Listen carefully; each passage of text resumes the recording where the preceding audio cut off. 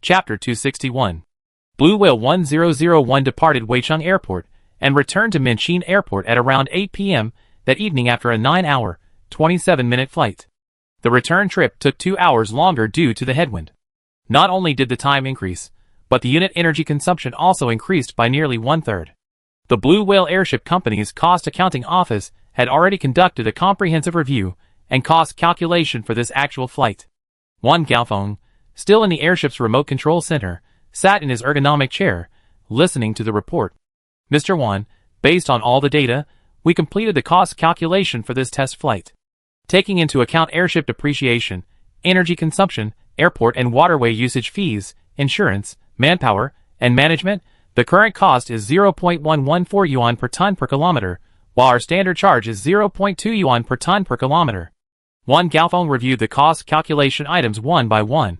6 containers, totaling 192 tons, transported from Weicheng Airport to Minchin Airport, cost a total of 32,640 yuan.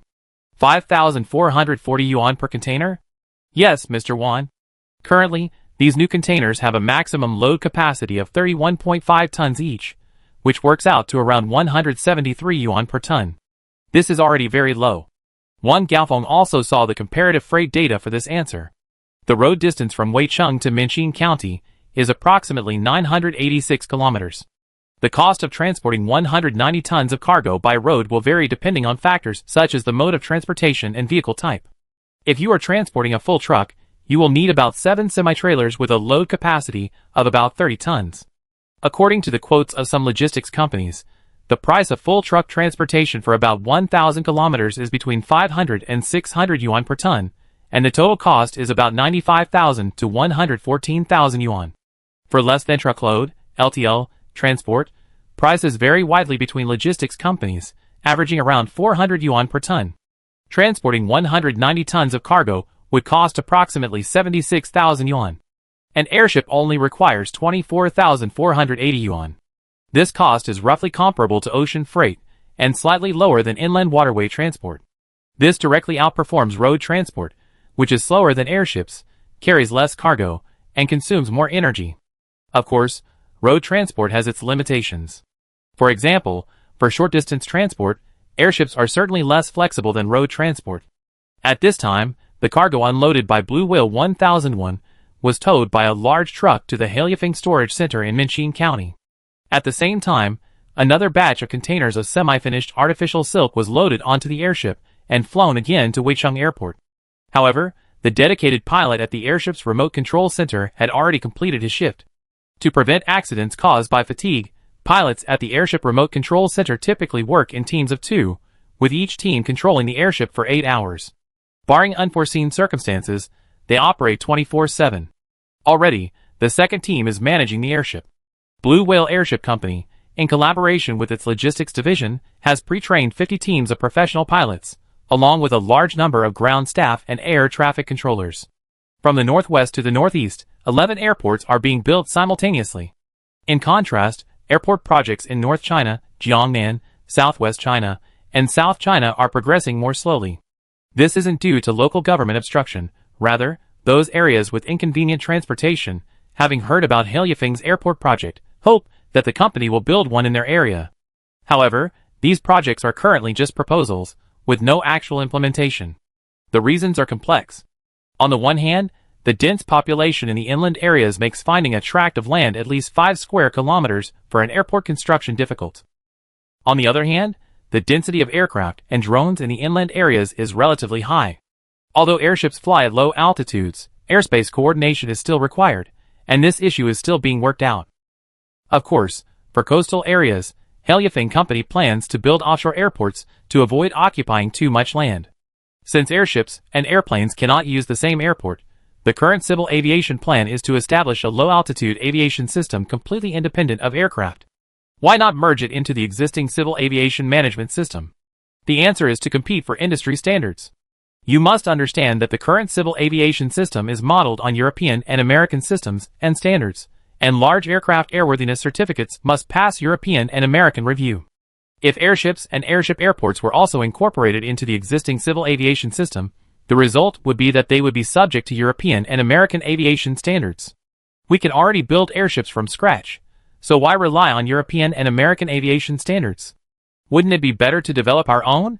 Airship airports and airplane airports can't be interchangeable anyway, so why not just go the extra mile and build an independent airship aviation system?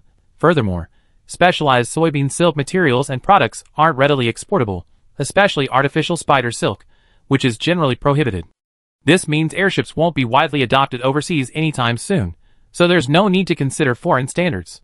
Once domestic airship aviation technology matures and a comprehensive system is established, foreign countries seeking to import it will have to adopt these standards. Regions with limited resources simply don't have the capacity to independently develop their own airship aviation systems. While the EU and GALE country have the capability to independently develop airship aviation systems, they face significant internal challenges and are fraught with uncertainty, making them key areas for airship technology regulation and therefore unnecessary for immediate consideration. Thus, at this stage, airship aviation will primarily be promoted domestically, while gradually establishing a set of management and operational standards. Of course, Hailefeng understands that with the efficient test flights of the Blue Whale airship, other companies will enter this transportation market. To build a comprehensive airship transportation system, Hailefeng has begun preparations for the establishment of the Universal Airport Group, intending to attract investment from various parties. This is an inevitable choice. After all, the large size of the new airships requires a vast airport area. Consequently, many regions will only be able to construct a single large airship airport, and even many eastern cities may only have one shared airship airport. Under these circumstances, Hailefeng alone will find it difficult to fully coordinate the interests of all parties. Furthermore, the government will not allow the airship transportation industry to be monopolized by a single company. Multiple airship transportation companies will undoubtedly exist in China in the future. Currently, the Northwest and Northeast regions have a clear first-mover advantage in developing the low-altitude transportation industry. This is primarily due to their vast expanses of wasteland and sparse population, making it easier to plan air routes and airports. In the Northwest, in particular, airship transportation holds an overwhelming advantage over road and rail transportation. After all, many cities there are extremely far apart. For example, Gansu province has an east-west distance of 1,659 kilometers, southern Mabei has an east-west distance of 2,400 kilometers, and the western regions has an east-west distance of 1,950 kilometers, with a north-south distance of 1,550 kilometers. Given these distances, the construction and maintenance costs of connecting each city with roads and railways are extremely high. This transportation difficulty has resulted in the cost of transporting agricultural products and mineral resources from the northwest to eastern cities being even higher than imports shipped by sea. This is the consequence of persistently high transportation costs. The new airship can fundamentally solve this problem. Breaking down geographical barriers will further integrate the Northwest's economic system into the Eastern economy. For the next week or so, Blue Whale 1001 airship flew daily between Minqin and Weicheng, each round trip taking approximately 16 to 17 hours. For 8 days, except for a factory visit on the third day for maintenance, the remaining time was spent in flight, totaling 11 round trips, and transporting a total of 4,180 tons of cargo. Minqin's exports primarily included boron bean silk, silicon bean silk, artificial silk, and silk fabric. Weicheng's exports primarily included high-purity borax, tropical fruits, daily necessities, precision instruments, and engineering equipment. Minqin in December. It was freezing cold. There had been a light snowfall, but it barely covered the ground, quickly cleared by the next day's strong winds and sunshine. Minqin County, however, was bustling with activity. Hailefeng's massive investment had boosted its population by nearly 60,000. Minqin County's population previously was just over 70,000, but now, with an influx of 60,000, it had nearly doubled. At the same time, people from surrounding rural areas were also moving into the city. Fortunately, the Minqin high-tech zone has sufficient housing. To ensure the industrial park supporting facilities are operational before winter, the contracted project, China Railway Construction Group, has deployed several thousand construction workers over the past 6 months. Currently, nearly 18,000 houses have been built within the industrial park, with an additional 6,800 temporary container homes. To minimize health risks during renovations, these houses feature a distinctly industrial style, whitewashed walls, tiled floors, and furniture that's either cast iron or reinforced concrete, or custom-made from a silicon beam component factory. Zhang Xiangnong, who came here from southern Hunan to work, brought his wife, children, and mother with him to facilitate his work. He had just returned from the textile factory and saw his wife, Su Xiaomei, laying something. "Xiaomei, did you buy flooring?" Zhang Xiangdong asked curiously as he placed a battered coat on the coat rack near the door. "Yes. I bought it with the money on your employee card. It's quite cheap, only 35 yuan per square meter after the discount." Su Xiaomei spread the albacore rugs on the floor and taped the corners shut with the included Velcro. Zhang Xiangdong took off his sneakers and stepped on them, realizing they were made of albacore fabric. "Isn't this the albacore fabric from Cheongzhou? They made this kind of product now? I saw so many people buying it, so I ordered some. It's perfect for decorating my living room, as it would otherwise be too monotonous." Su Xiaomei stood up. "Xiangdong, lift the sofa together. I hide the corners underneath." "Okay." The couple worked together to lift the sofa, and then laid the remaining carpet on top. This carpet was albacore, a wood grain imitation, with each piece measuring 1 square meter, making it easy for consumers to customize their room layout. Their small living room was only 16 square meters, which was exactly the right size for 16 carpets. After finishing the carpets and repositioning the sofa and other furniture, Su Xiaomei finally breathed a sigh of relief. "Huh. Have some fruit. I just bought some at the supermarket on the way home." Zhang Xiangdong, having washed the fruit, called out to his mother and son in the room, "Mom, little pig, come out and have some fruit." "Coming." His impetuous son, Zhang Xuanja, ran out, his phone in hand. Wang Hongxia, his mother, still napping, wiped her eyes and slowly emerged from the room, yawning as she walked. "Huh? Dongzi, you're back? How was work today?" "Same old as always." Zhang Xiangdong handed his mother a sliced navel orange. "So much fruit again. It's winter, and fruit isn't cheap." Wang Hongxia looked at the large plate with a hint of distress. "Mom, isn't life all about eating and drinking? Otherwise, what's the point of earning money? And fruit's been much cheaper lately." Zhang Xiangdong, disapproving of the older generation's consumer values, forked up a large piece of pineapple and began to eat. His wife, Su Xiaomei, remained silent. After all, she knew her mother-in-law's character well. As a daughter-in-law, arguing with her would only serve to displease her. As for 8-year-old Zhang Xuanja, he didn't care about the money. He devoured the mango with big mouthfuls, his eyes fixed on the pineapple, dragon fruit, and navel oranges on his plate. But Su Xiaomei was shrewd. She worried that her mother-in-law would get angry with her husband again and run back to their hometown in southern Hunan. Then she'd have to pick up her son from school and cook for him. So she quickly changed the subject. "Xiangdong, how much cheaper has fruit been lately? This red-fleshed pitaya is 3 yuan per pound, and the navel oranges seem to be." Zhang Xiangdong put down the orange peel and took out the receipt from his trouser pocket. "Navel oranges are 4 yuan per pound, star fruits are 4.5 yuan per pound, and mangoes are 4.5 yuan per pound. They're really much cheaper." Su Xiaomei, who often buys fruit, was surprised. A few days ago, a pound was 2 or 3 yuan more expensive than this. Why did the price suddenly drop? Zhang Xiangdong picked up another piece of star fruit. It must have something to do with the airship company's airship. It's been flying around the past few days, bringing in a lot of fruit from Weicheng. "Really? I did see an airship flying over from the south. It turns out it's used for transportation. I wonder if it can carry people." Zhang Xiangdong shook his head. "Probably not. The airship is full of hydrogen. An explosion would be terrible. No wonder my boss has been so happy these days." "It turns out the prices of fruits and vegetables have dropped," Su Xiaomei said, discussing her work. Wang Hongxia finally slowly finished a piece of navel orange and picked up a piece of red dragon fruit. "Xiaomei, how's business at your restaurant?" "It's pretty good. Hunan cuisine is definitely popular in this freezing weather." Zhang Xuanja mumbled as he ate his navel orange. "Mom, let's go get grilled fish. Didn't we have it a few days ago? Maybe later?" "No, I just want to eat it." "Huh?" Su Xiaomei glared. Zhang Xuanja was instantly suppressed. "Eat the fruit." Zhang Xiangdong, who hadn't showered in days, grabbed a change of clothes and went to the shower room. Turn on the music on his phone. A gentle melody slowly filled the shower room, echoing with the sound of dripping water.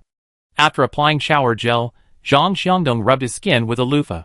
The shower water flowed through a floor drain into a dedicated pipe and into a specially constructed sewage tank beneath the residential complex. Then, the sewage was quickly extracted into purified water, which quickly entered a circulation pipe and became non-drinking water for the community's households. This method ensured that even with the population of Minchin County increasing by nearly 80,000, per capita water availability remained relatively sufficient. Currently, the recycling rate for non-drinking water in residential communities has reached approximately 95%. Even if each person used 1 cubic meter of non-drinking fresh water per day, with this high recycling rate, this only equates to a consumption of 0.05 cubic meters of fresh water. In other words, the actual freshwater consumption of these residents over the course of a year was only 18.25 cubic meters. The 80,000 new residents consume approximately 1.46 million cubic meters of fresh water annually. Additionally, the older residential areas have also begun gradual renovation. Before the technological transformation, Minchin County consumed approximately 12.45 million cubic meters of water annually for domestic and livestock use, supporting a population of 170,000. If the sewage treatment system and water pipelines are fully upgraded, and the use of drinking water for livestock is eliminated, Minchin County will only require approximately 5 million cubic meters of fresh water for domestic use, saving 7.45 million cubic meters. This saved fresh water will be used for industrial purposes within the Minchin High-Tech Industrial Park. This high-tech industrial park also fully utilizes water-saving technologies to ensure a 95% water recycling rate within the park. This allows 7.45 million cubic meters of fresh water to essentially produce the same effect as 149 million cubic meters of fresh water. After all, 1 cubic meter of fresh water needs to circulate about 20 times before it is essentially depleted. This equates to a roughly 20-fold increase in the region's available water resources. Of course, this technological increase in available water resources is limited to cities and industrial areas. Water used in agriculture, animal husbandry, and rural areas is difficult to recycle. After all, water used for irrigation, livestock drinking, and domestic use in small rural areas is either difficult to recycle or uneconomical to build a dedicated pipeline network and water purification system. However, as time goes on, other regions in Gansu province are following Minchin's lead. Starting next year, they plan to comprehensively renovate the water pipeline network in towns and industrial areas. This will ensure that, while maintaining the current level of water resources, the amount of domestic and industrial water used is reduced, allowing some of the excess to be used for agricultural and ecological replenishment. This will further enhance Gansu's agricultural potential, while also restoring the ecosystems of some rivers. Gansu province isn't the only province with such ambitious plans. Regions like Qin Monan, the western regions, and Shaanxi, all facing widespread water resource constraints and unable to obtain fresh water through desalination, have begun researching how to maximize their internal water recycling rates.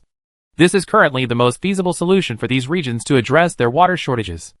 As for the idea of laying pipelines from the coast to inland areas, except for large, flat plains like the North China Plain, the idea of transporting water to inland, higher-lying, secondary terrace regions is largely unattainable. Even Helyafeng's proposed water transfer plan to the eastern Monan region is feasible only because it is so close to the Bohai Sea and has numerous natural rivers available. Regarding regions like the central and western Monan region, Shaanxi province, Qin, Gan, the Hatal region, and the western regions, the conditions for large-scale, long-distance water transfer are simply unavailable. Thus, maximizing local water recycling rates while increasing diversion of the Yellow River is the optimal solution at present. Chapter 262. While water system upgrades were in full swing in the northwest region, Shanmei also launched its first invasive alien species suppression operation. The urban area, as the central region, became the starting point for this suppression operation. A large number of staff from each street and town in the urban area cooperated with the fertilizer and agriculture division of Helyafeng Company. They sprayed pheromone repellent street by street, driving out the hidden American fire ants, and then carried out a concentrated extermination. Parks and green belts were particularly hard-hit areas for the red fire ants. In recent years, the American fire ant population in Lingnan and other areas has been growing, disrupting normal production and life. These red fire ants are not as harmless as local ants. They swarm in large numbers and carry venom. A bite from a red fire ant can cause a severe burning and painful sensation on the skin, which can last for several days. Some people who are allergic to the venom of red fire ants are prone to shock and swelling of the skin and limbs. Ordinary pesticides are completely ineffective against red fire ants. Even if they can kill them, they can't eradicate them. Their nests are deep underground, making it difficult for pesticides to penetrate them completely. Furthermore, they reproduce rapidly. If a single nest appears in one area, it can become widespread within a year or two. The Haileyfeng Company was determined to launch this eradication campaign because the red fire ants were impacting local tourism and plantations. After all, the Haileyfeng Company operates a tourist attraction in the local countryside, which is a particularly vulnerable area for red fire ants. Many tourists have been bitten by red fire ants while picking fruit. Plantations require the use of pesticides annually to exterminate the surrounding red fire ants, but the results have been ineffective. This situation not only increases costs, but also increases the risk of agricultural contamination of fruits and vegetables. Thus, several divisions of Haileyfeng Company came together to decide to use pheromone repellents to permanently address the local red fire ant infestation. The low temperatures and withering vegetation of winter facilitate this eradication campaign. To completely eradicate the red fire ants, the Fertilizer and Agriculture Division employed a two-pronged approach, using pheromone repellents to dislodge the ants, and using pheromone bait to attract them to a single area for concentrated extermination. Since early December, the red fire ant populations within the urban built-up areas have been completely eradicated. However, the challenge increases once the infestation reaches the suburbs and orchards and farmlands. To prevent any ants from slipping through the net and reduce workload, the temporary red fire ant eradication office has divided the entire Shanghai area into sections, specifically the upper reaches of the river, which will serve as the starting point for the first round of extermination. A large number of pesticide drones were deployed. Temporary pheromone repellent spray towers were also set up along the perimeters of areas where ant control had already been completed to prevent the ants from re-entering. The temporary ant eradication office, operating at a rate of 1 town per week, rapidly expanded in all directions. The ants along the way were completely eradicated. This provided a respite for the local native animals. The ants not only endangered production and livelihoods, but also damaged and disturbed the native ecosystem. If these ants are not eradicated, many local ants and small animals could become extinct in the future. However, regarding Shantou and May's recent red fire ant eradication campaign, online discussion has been intense. On Platform B, a local Shantou and May blogger posted a video about the issue and received numerous comments, many of which were skeptical. GX586. Cruel humans. What's wrong with the ants? This is sheer inhumanity. Eat 18 pounds of pineapple a day. This is horrific. With so much pesticide sprayed on the fields, Shantou and May's durian must be contaminated. Amalgamate eat 18 pounds of pineapple a day. Haha, you're here to criticize me again. This is Haileyfeng's patented pesticide, developed using pheromone and gene targeting technology. It's harmless to humans and other organisms, and specifically targets red fire ants. Steroid alien and amalgam. How are you sure it's non-toxic? If it works against red fire ants, it might work against other ants as well. Li Shizhen doesn't treat the brain dead at steroid alien. You taken too many steroids, your brain has been squeezed out by your muscles. The video clearly states that it's a repellent, not a poison. Donut number 9527, I don't believe it. Diode scientist, those who understand, I won't say more. Cat-loving electric mouse. Humans can't define the good or bad of a species based on their likes and dislikes. While red fire ants are harmful to humans, they're also part of the ecosystem. Kuntishiaha at cat-loving electric mouse, are you sick? Why don't you come to Guangxi province and try it? You're just making sarcastic remarks. Citrus professor, the red fire ant infestation in southern China is indeed very serious right now, severely impacting normal production and life. I applaud Shanmei for this action. Golden Toilet King, arrogant humans, the ants will never surrender. This incident quickly sparked widespread media coverage. The 17th Village channel even dedicated a video to the incident, providing in-depth coverage.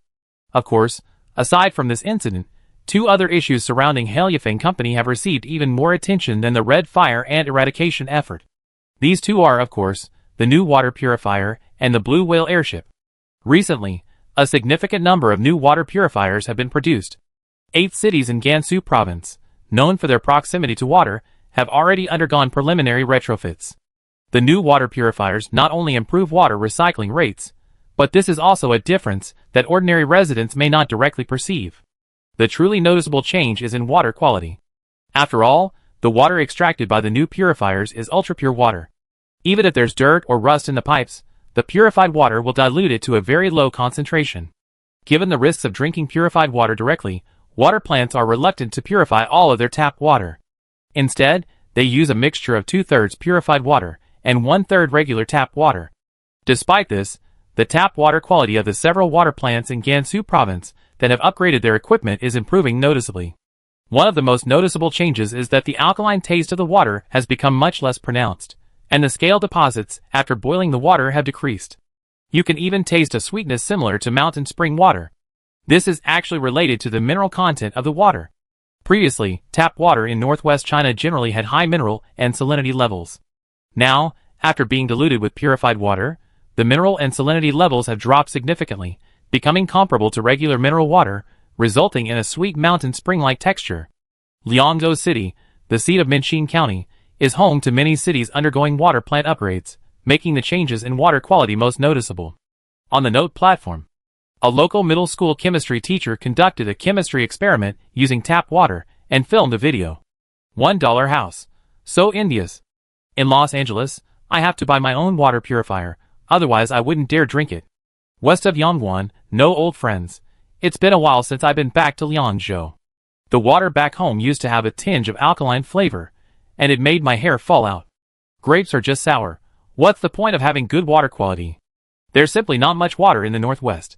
Camel Bellet grapes are just sour. I'm from the Minqin water plant, and let me tell you something. Residents in Minqin are now recycling every ton of water 20 times. Instead of worrying about running out of water, you should worry about taking too many showers and feeling unwell. Donkey meat hot bread at Camel Bell Dam. Bro, is this true? 1 ton of water has to be recycled 20 times? Does that mean shower and toilet water is recycled too? Camel Bell at Donkey meat hot bread, haha. So what?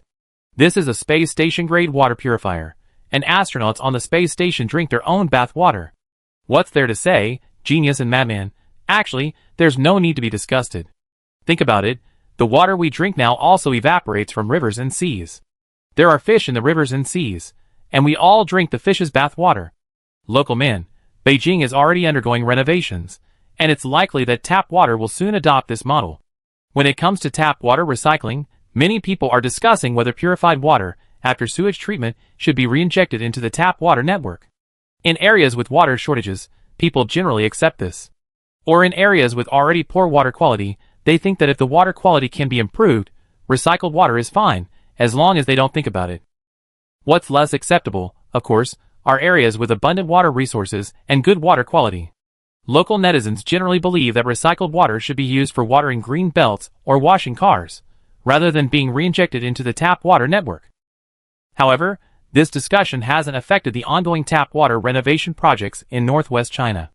After all, the northwest has been struggling with water shortages for far too long.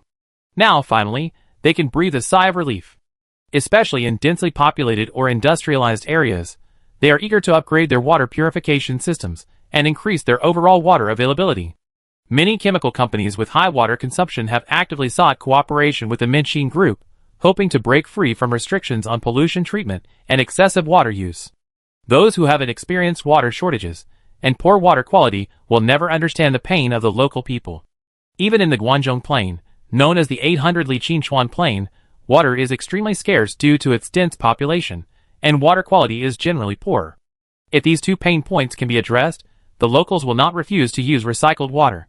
After all, rather than the psychological discomfort, the real problem is the development difficulties caused by a lack of water. Chapter 263. December 19th. At the same time as the second Blue Whale airship, number 1002, began its trial run, Jiang Miao and his wife also secretly left Beijing, though they did not take the same high-speed train. Blue Whale number 1002 also flew northeast from Minqin Airport, crossing the Tanger Desert, the Lus Plateau, and the Yanshan Mountains, arriving at Mulan Farm in Zelamu City. At Zelamu Airport, after replacing the battery boxes, it lifted 6 refrigerated containers loaded with 177 tons of frozen beef and mutton. From Zelamu Airport, number 1002 flew south, crossed the eastern Yanshan Mountains, and flew directly to the Bohai Sea. Then, it crossed the Jiaodong Peninsula, following the coastline, traversing the Yellow Sea, the East China Sea, and the Ryukyu Strait. After entering the South China Sea, it headed straight for Cheongzhou Island. Because it was winter and northerly winds prevailed in East Asia, airship number 1002, heading south, enjoyed a favorable tailwind throughout its journey, maintaining a speed of approximately 120 kilometers per hour. The total flight distance was approximately 3,189 kilometers. The total flight time was 26 hours and 33 minutes. The fee per container was 20,409.6 yuan. The average transportation cost per ton of chilled beef and mutton was approximately 691.8 yuan, equivalent to approximately 0.69 yuan per kilogram. The Cheongdong Coast Airport has not yet been officially completed, but this does not prevent its operation. This is another major advantage of airship transportation. It can accommodate docking and loading and unloading even in relatively simple conditions. The specific planning and construction of the airport was partly to plan the airship transportation system, and partly to reduce the airship's energy consumption. After all, for temporary mooring and loading and unloading in areas with inadequate supporting facilities, the airship must ascend to a height of approximately 20 meters above the ground for safety reasons, and the floating posture assistance control system must be fully operational. This is how airship number 1002 was forcibly moored in the open space of Cheongdong Coast Airport. The temporary fleet assisting with mooring and loading and unloading was also extremely nervous, as the wind was quite strong today. Thankfully, the airship is quite heavy, and the strong daytime sunlight in Cheongju shines on the silicon carbide photovoltaic panels on the upper half of the airship, generating a large amount of electricity, keeping the posture control system fully operational. As the shelves were unloaded, 6 refrigerated containers, along with the shelves, landed on the tractor platform. A specialized tractor pulled the shelves to the container loading and unloading yard a kilometer away, where a specialized container crane could quickly transfer the containers one by one to a standard tractor. In the small town near the airport, many people witnessed this massive object floating in the air. The black and blue airship could be seen just outside the entrance of a tobacco shop. The owner, cigarette in hand, watched the cargo racks and containers slowly descend from the airship's belly. He puffed lightly. Huh? This thing is so big, how come it's only carrying 6 containers? The owner of the lottery shop next door also came out. Yeah. It's a bit of a showpiece, but it's not practical. Old Lou, give me 100 yuan for the double-color ball lottery. Here are the numbers. The owner of the tobacco shop pulled an expired lottery ticket from his wallet. A taxi driver leaned against a nearby lamppost. You don't understand. This airship flew over from the south of the desert. Monin? That far? Old Lou from the lottery shop took the 100 yuan note. The taxi driver, filming with his phone, replied, I was watching the info live stream yesterday. The people from Heliafeng Company said it themselves. This is the second Blue Whale transport airship. Look at the number LJ1002, it means it's the second one. The tobacco shop owner handed the taxi driver a cigarette. Flying that far, and only transporting 6 containers, the cost is not cheap, right? Let me see. The taxi driver put the cigarette to his ear, then opened the info platform, and found the video introducing Heliafeng Company at Zelimo Airport yesterday. After a moment, he looked up. A container from Monan to Cheongju costs just over 20,000 yuan. The tobacco shop owner scratched his temples. Over 20,000? That's too much, isn't it? Not really. The taxi driver, who had previously driven a large truck, shook his head. A 20-foot container can hold 29.5 tons, which works out to just over 600 yuan per ton.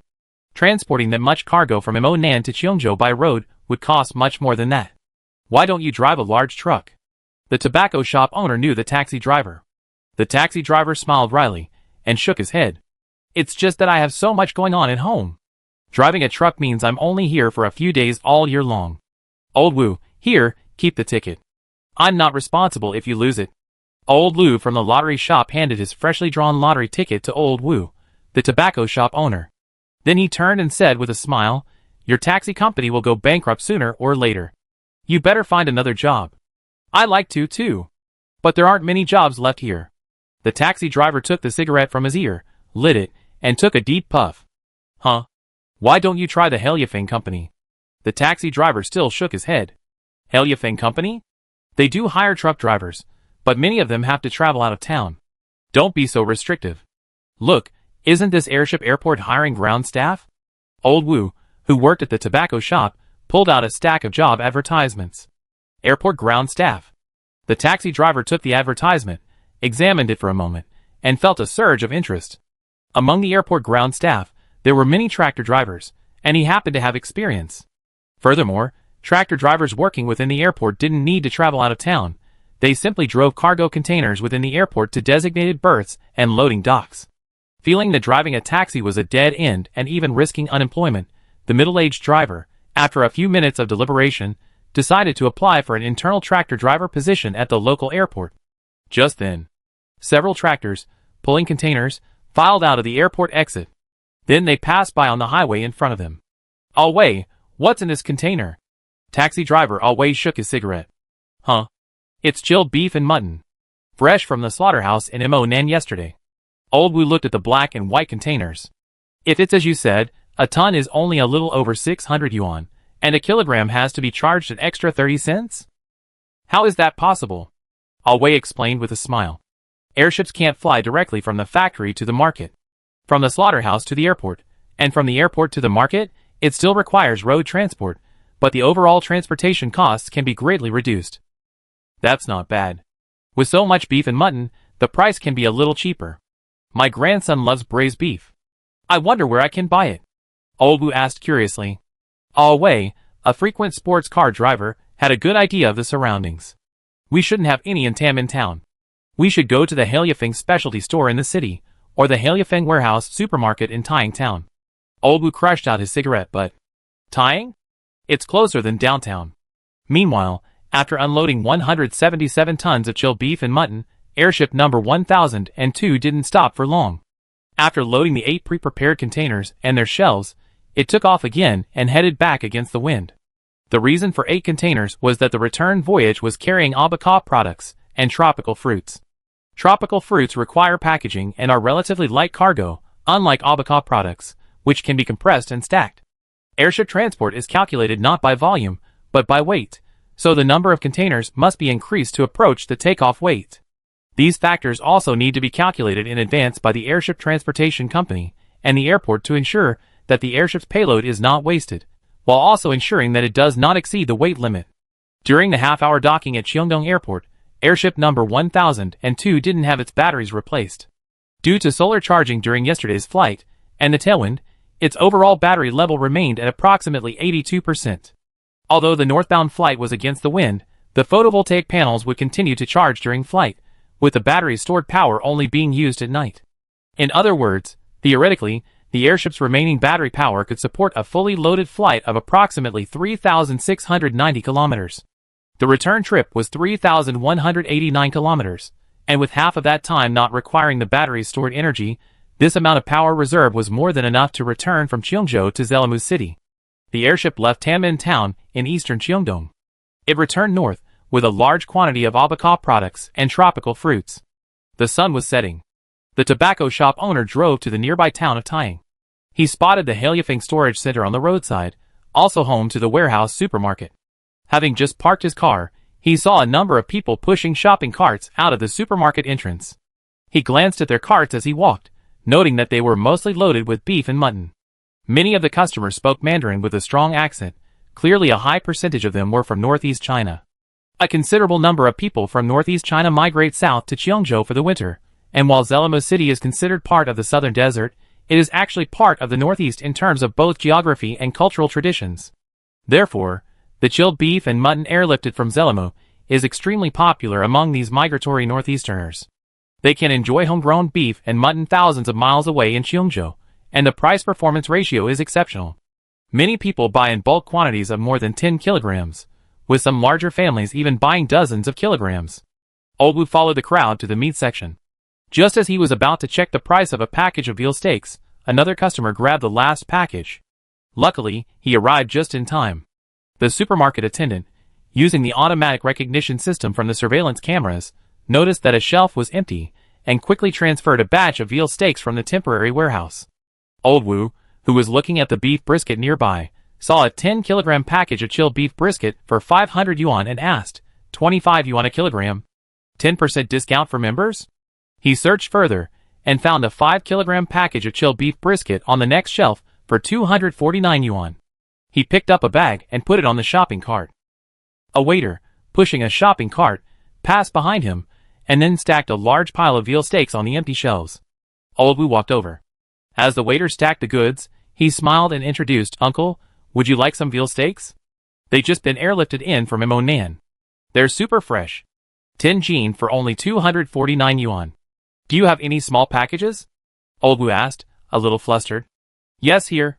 The waiter pointed to another empty shelf and pulled out several 2.5 kilograms packages of veal steaks from the bottom of the shopping cart. Thanks, beautiful girl. Old Wu took a 2.5 kilograms package of veal steaks, which cost 128 yuan. Remembering that his wife didn't eat beef, he quickly went to the lamb section and picked up a 2.5 kilograms package of lamb legs, which was even cheaper at 75 yuan. This price was much cheaper than local prices. In fact, with the resolution of domestic feed issues, especially in southern and northwestern regions, where forage production has soared, the cost of raising cattle and sheep has plummeted. Currently, the price of beef in its original production area is generally between 18 and 20 yuan per jin, while mutton is between 11 and 12 yuan per jin. In northern regions closer to the origins of cattle and sheep, prices generally increase by 2 or 3 yuan per jin. Leveraging cheap and fast airship transportation, the Hailifeng company has lowered the retail price of beef in Cheongzhou to 25 to 26 yuan per jin, and mutton to 15 to 16 yuan per jin. This price is roughly comparable to retail prices in northern China, and this price will soon spread throughout the southern market. With the advent of airship transportation, the restrictions that have plagued the southbound movement of beef and mutton from the northwest, northeast, and southern regions will be lifted. In fact, the cost of raising cattle and sheep in the southern livestock industry has also dropped significantly. However, the local livestock industry is primarily small scale, and their breeding technology is inferior to that of large-scale farming in the north. They will soon face fierce competition. Generally speaking, the future development trend of the domestic market is likely to be cattle, sheep, and soybeans moving south, seafood moving west, and tropical fruits moving north. Old Wu applied for another membership card and added the local Hailifeng Specialty Store's WeChat official account, which gave him a slightly cheaper price. Freshly baked dried snow peas. Just as he was about to pay, Old Wu stopped when he saw a waiter introducing a new product, offering free tastings. He squeezed over and grabbed a few green snow peas. Crunch, crunch. Huh? These are really snow peas. Aside from a slight saltiness, they have the sweetness of snow peas. A young man curiously asked, "Beautiful girl, how are these snow peas made?" The waitress smiled and explained, "Our snow peas are made using the latest room temperature drying technology, preserving all the nutrients and flavors of the fruits and vegetables, allowing you to enjoy their original flavor. We're having a sale right now, and a package of 200 small packages is only 20 yuan. Give me 3 packages.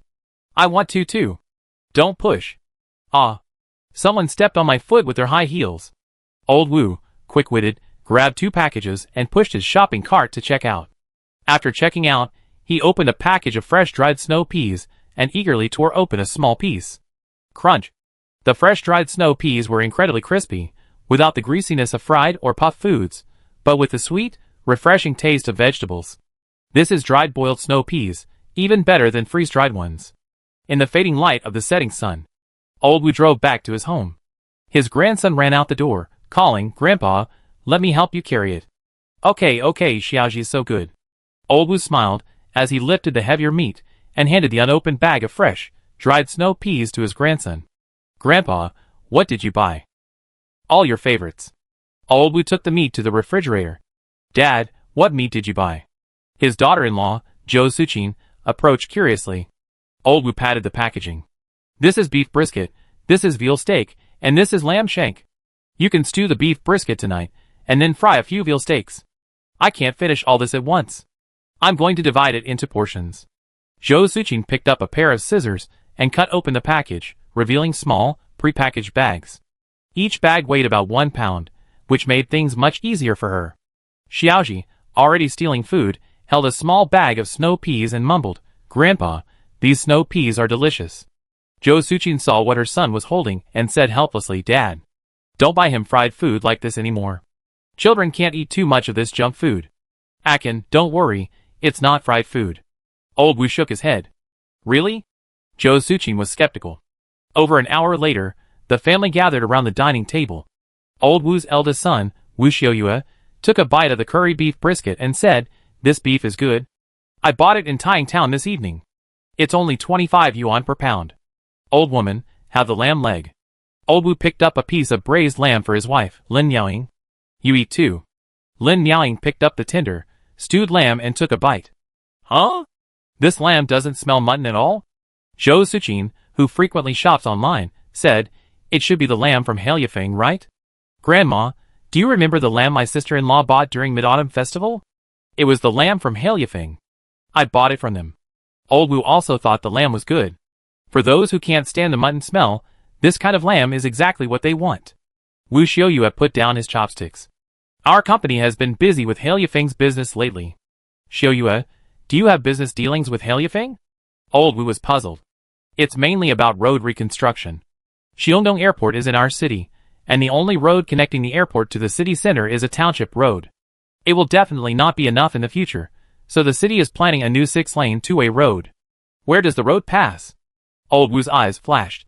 "It's just an upgrade based on the existing township road." Old Wu quickly asked, "Will our old house be expropriated?" "No, it's just down the lane from third uncle's house." "What a pity," Old Wu sighed, "just one lane away."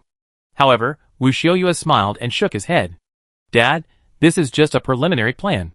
Don't forget there are some tough guys across the road from our old house. They might ask for exorbitant prices and force a change in the route." "Yes, there are some tough guys over there." Old Wu also felt there was still hope. "Please keep an eye on it. If the negotiations don't work out there, I suggest you move towards our old house." "Okay." The child, uninterested in adult matters, was busy eating. Chapter 264. With the second airship in operation, enthusiasm for airship airports has intensified across the country.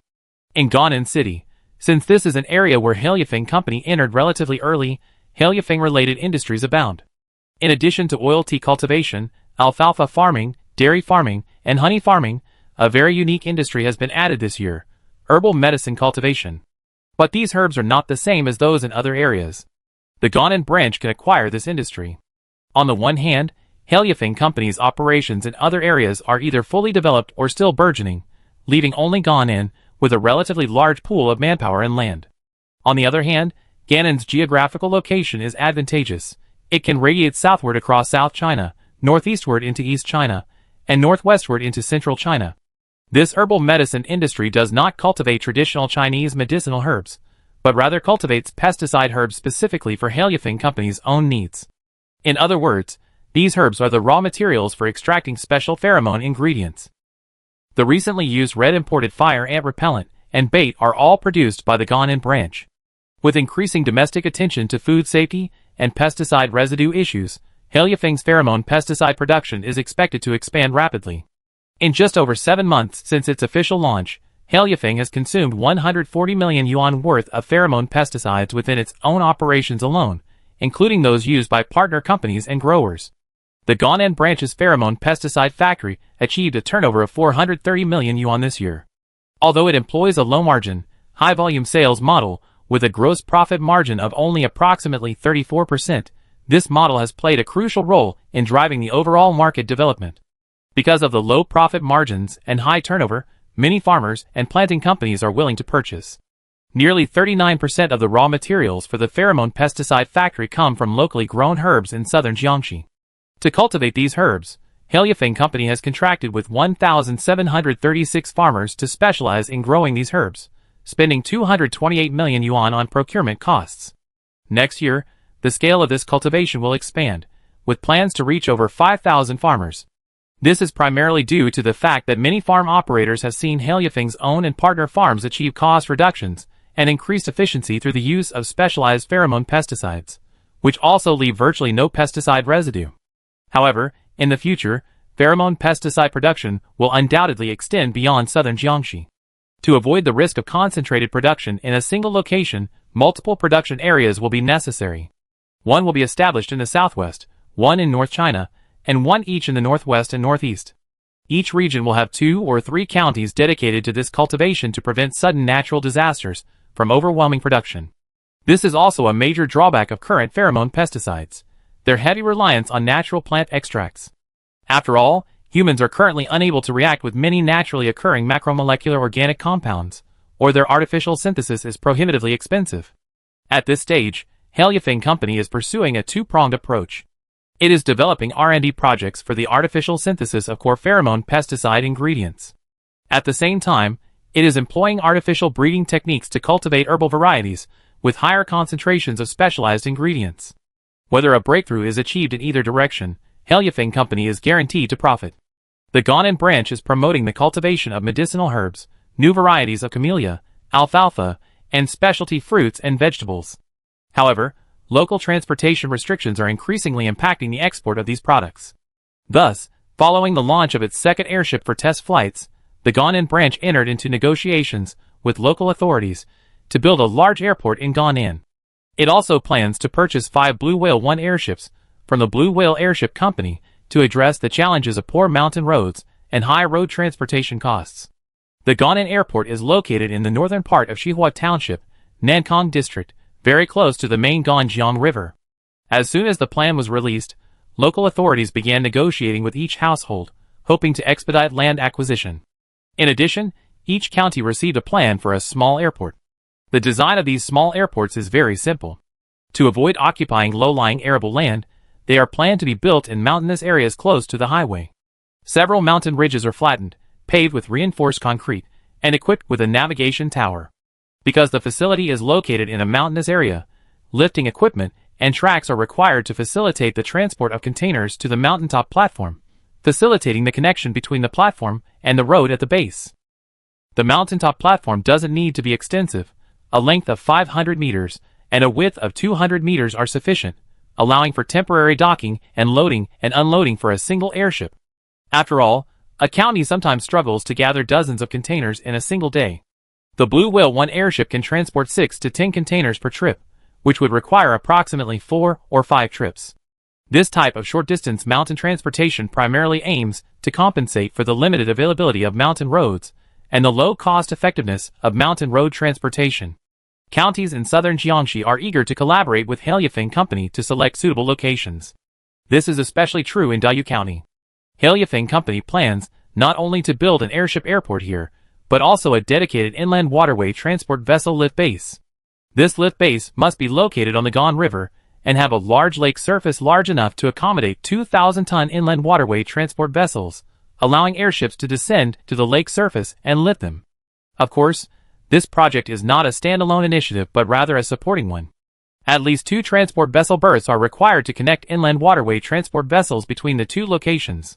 This project aims to alleviate the inefficient passage of the Guangdong-Jiangxi Canal. After all, ships must wait in queues at each stage of locks, sometimes for several days. Although inland waterway cargo typically consists of long-lasting coal, ore, building materials, and other such items, many shipowners are willing to adopt this option because it allows for faster passage at similar costs to locks. This allows ships to make more trips.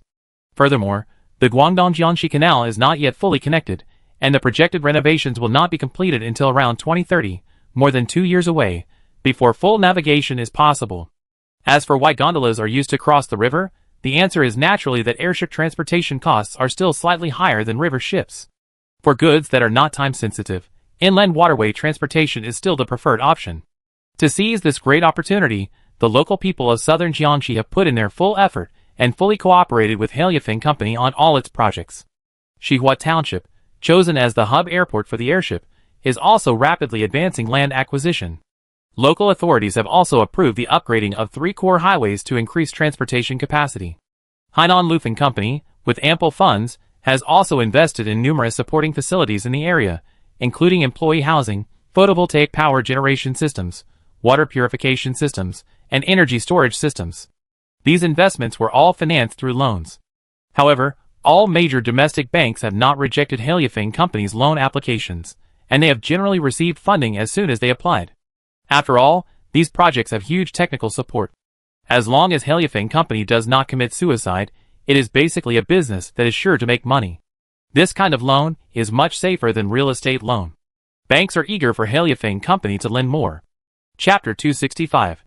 As time passed, December came to an end. Jiang Miao and his wife returned to Heliafeng's headquarters. Other managers, who had rotated through the branches, also returned to headquarters at the end of the month to begin their year-end summaries. In the chairman's office at headquarters, Jiang Miao, Zhang Xinqing, Jiang Xia, Jiang Haiba, Qin Hanning, LV Weibin, Yi Meijing, Wang Haochen, and others were present. Yi Meijing, the head of the finance department, was the first to speak. She stood up, walked to a small whiteboard, and picked up a marker. The company's financials are currently strong. While revenue from existing businesses has grown modestly, there are no serious issues overall. New businesses are continuing to develop. Jiang Miao flipped through the financial statements. This year, Heliafeng's various businesses have experienced growth.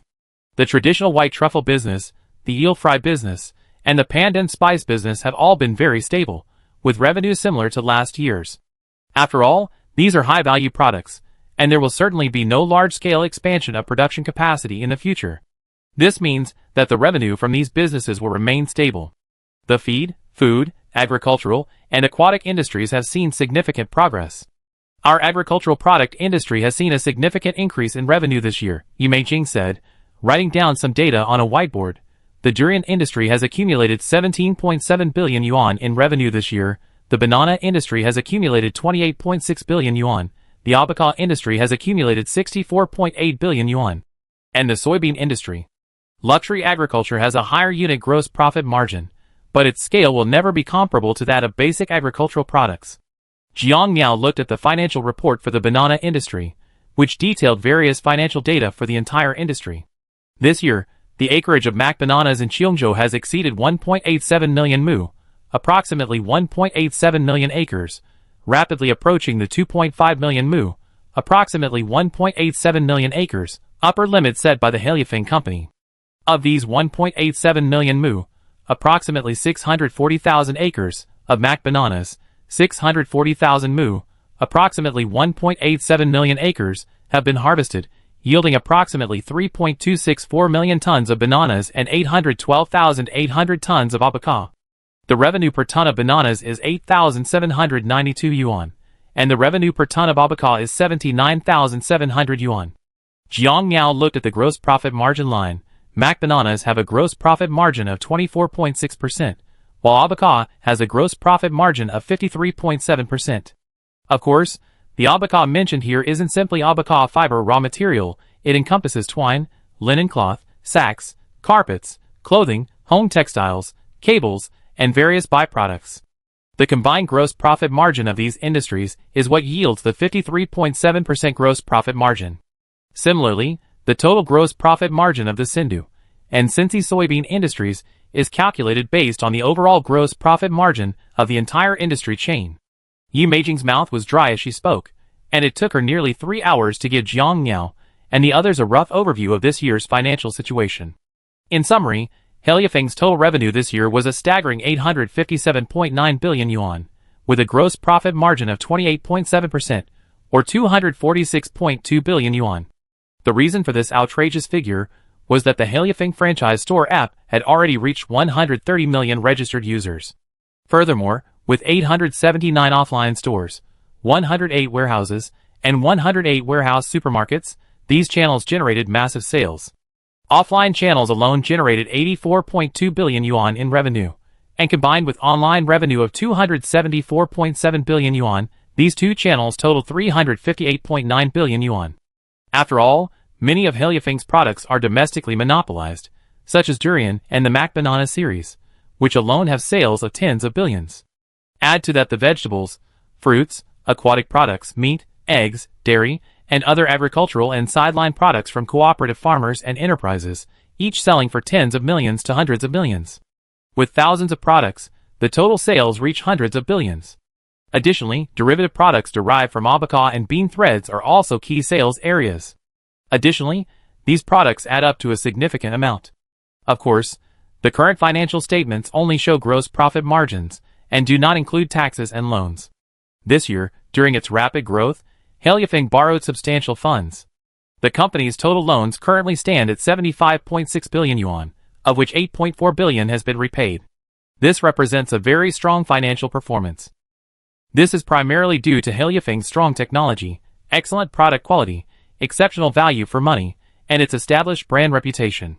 Although Heliafeng's franchise app may seem average compared to other e-commerce platforms, the differences in their business models create significant differences. According to analysis by Heliafeng's market research department, Ali, including Taobao annual revenue for the 2027 fiscal year is expected to be approximately 907.9 billion yuan, significantly less than the 1.074 trillion yuan in 2025, with net profit only around 75.1 billion yuan. Pink Six's annual revenue for 2027 will reach 227.4 billion yuan, nearly 90 billion yuan less than the 314.4 billion yuan in 2025, with a net profit of 57.9 billion yuan. Genome's revenue will remain at 987.4 billion yuan in 2027, the smallest decline among the three major e-commerce platforms. This may be related to the types of products it sells. Its main products, digital products and electrical appliances, were not significantly impacted by the Hailifeng incident. Its net profit was 20.6 billion yuan. Clearly, the Hailifeng store app's revenue didn't just pop out of nowhere. Instead, it was acquired from Taobao, Pink Sixy, and JD.com, combined with a user base cultivated in-house, resulting in such a massive sales volume. However, a deeper analysis of the operating models of these four e-commerce platforms reveals that the Hailifeng store app's net profit is not high, only around 10%. This is related to Hailifeng's business model. Each division of Hailifeng must calculate its own profit margin and cannot work for others for free. For example, when the planting division sells agricultural products to the sales division, the physical store division, and the e-commerce division, it certainly cannot supply at cost. Instead, it must calculate a reasonable internal profit margin. The other divisions operate similarly. Fees can be slightly lower than those offered by external providers, but not too much. Even close friends must maintain a clear account. This is the current situation within the company's various divisions. Even if prices are slightly lower than those offered by external providers, the accumulated costs of each link are still substantial. This system makes Hailifeng's products more competitive. JD.com clearly has its own logistics system and franchise stores, so why are their overall profits still relatively low? The answer is that they are merely a platform, operating in the service sector, not a manufacturing enterprise. Hailifeng is both a raw material producer and a deep processing enterprise, with transportation, warehousing, and sales capabilities, directly connecting the primary industry with the secondary and tertiary industries. This is the difference between the two. Without a deep understanding of every link in the industrial chain, one must consider market changes in all aspects. For example, if the factory price of a graphics card increases, what can JD.com do to address it? The answer is no. Because they don't have the ability to produce graphics cards themselves, they can only follow the market trends. At most, they can leverage their volume to get manufacturers to offer lower prices, but they have absolutely no way to control the market price of graphics cards. Hailifeng Company, on the other hand, is different. They either don't make products, or they control the supply chain. If a product isn't competitive, they try not to get involved, or they try to make it competitive. During lunch, the meeting continued, but everyone ate together and chatted about other things, not engaging in formal discussions. Jiang Miao picked up a stir-fried shallot with chopsticks and said, "This shallot is delicious. I tried it once in Minchin, and I felt it had potential."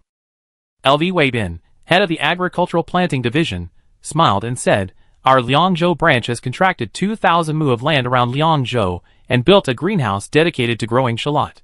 Using our new technology and airship transportation, this specialty vegetable will soon be available throughout China." Yi Meijing, who had been talking for over 3 hours, was no longer interested. She nodded and buried her head in her food. However, after trying the shallot, she was impressed, as she really enjoyed eating leek dumplings. Shallots are actually from the same family as leeks and taste very similar, but the texture is different. Leeks are soft and tender, while shallots are crisp and tender. Furthermore, shallots are less intense and don't leave a noticeable bad breath. Zhang Xinqing took a bite and said, "Are these shallots related to leeks?"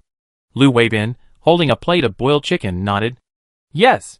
They're from the same family, and are very closely related. Even the harvesting method is the same. After cutting, as long as the roots are not damaged, a second crop will quickly grow. Actually, this winter mallow is also good. Jiang Xia prefers the slippery winter mallow." Yi Meijing also picked up a handful of stir-fried winter mallow with garlic. Zhang Chengdong, who is in charge of the research and development department, said as he ate, "Currently, alliums are mainly wild varieties.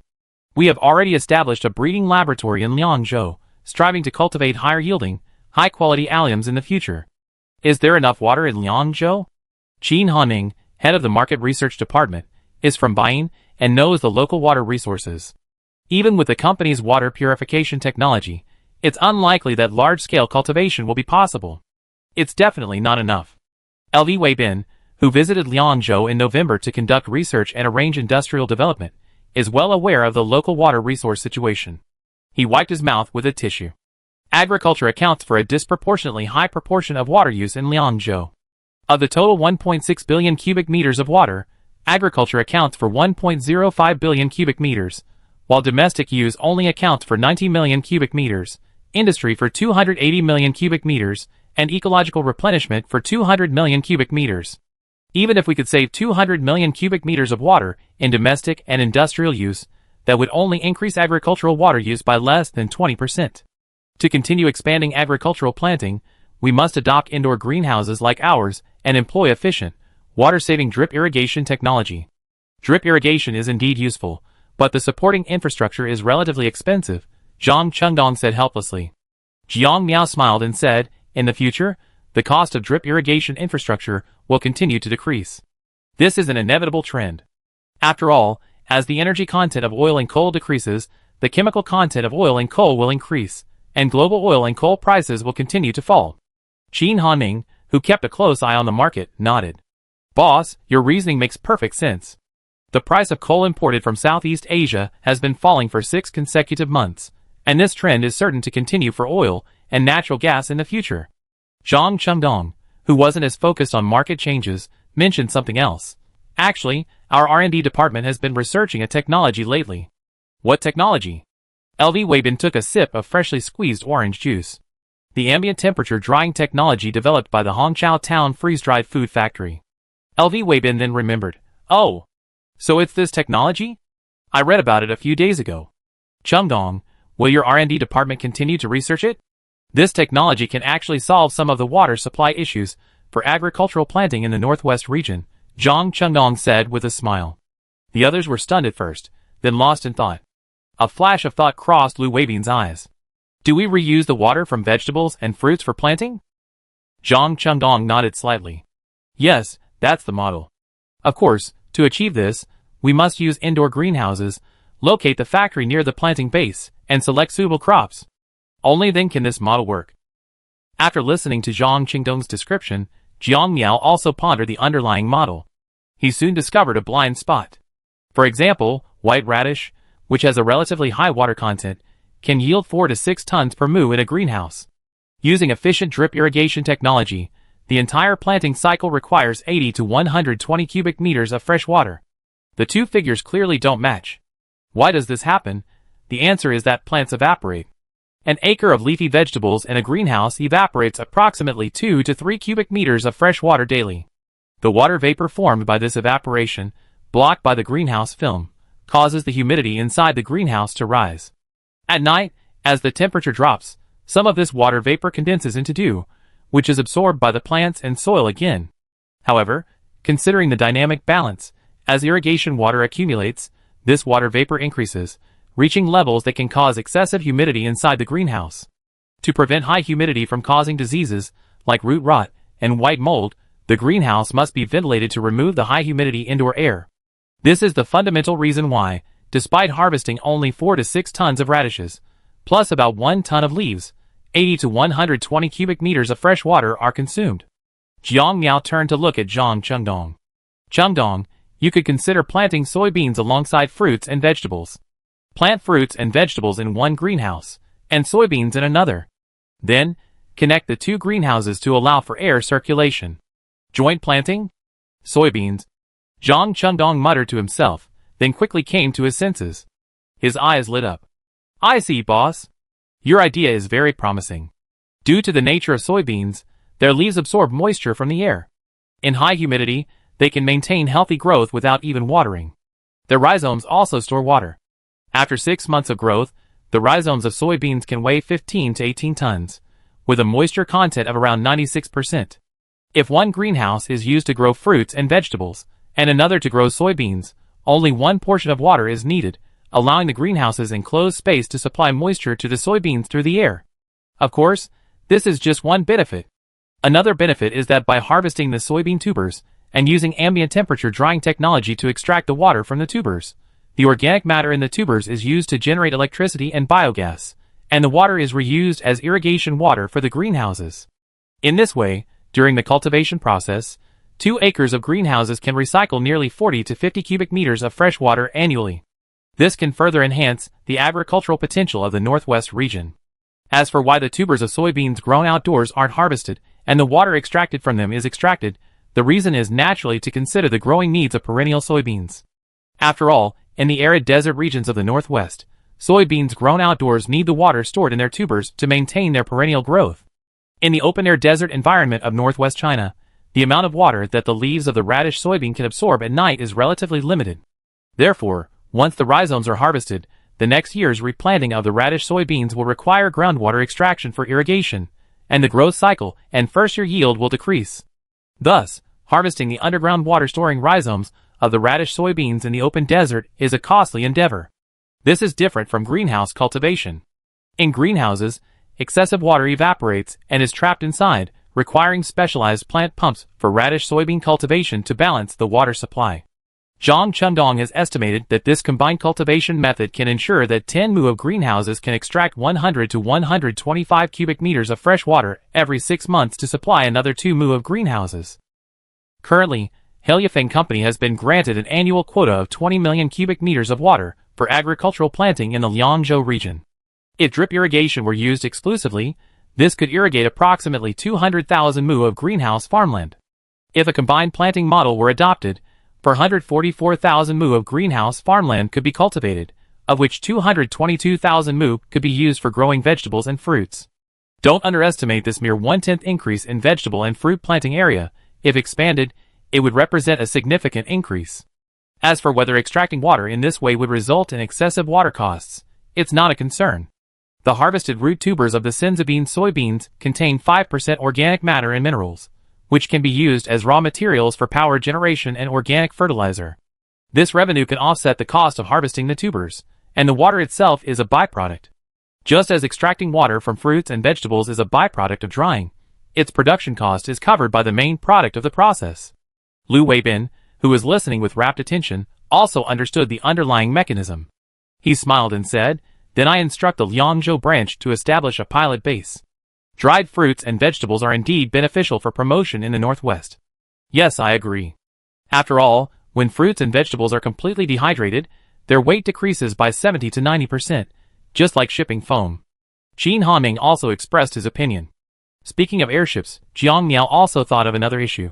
If it's like foam, I guess a specialized airship would be needed. After all, the cargo hold space in the belly of an airship is limited. For example, the Blue Whale one can only accommodate a maximum of 12 20-foot containers. Others also offered their own ideas. Chapter 266. After lunch, Jiang Miao and the others returned to the office to continue discussing today's financial issues. However, considering that Yi Meijing had already spoken for over 3 hours that morning, Deputy Finance Manager Song Yang took over. "Boss, after deducting the bank loan repayments, taxes, and other expenses, we have approximately 201.7 billion yuan in revenue this year." Jiang Miao tapped his fingers lightly on the desk, then turned to the new Human Resources Manager, Lu Mingli. "Mingli, how many employees does the company have now?"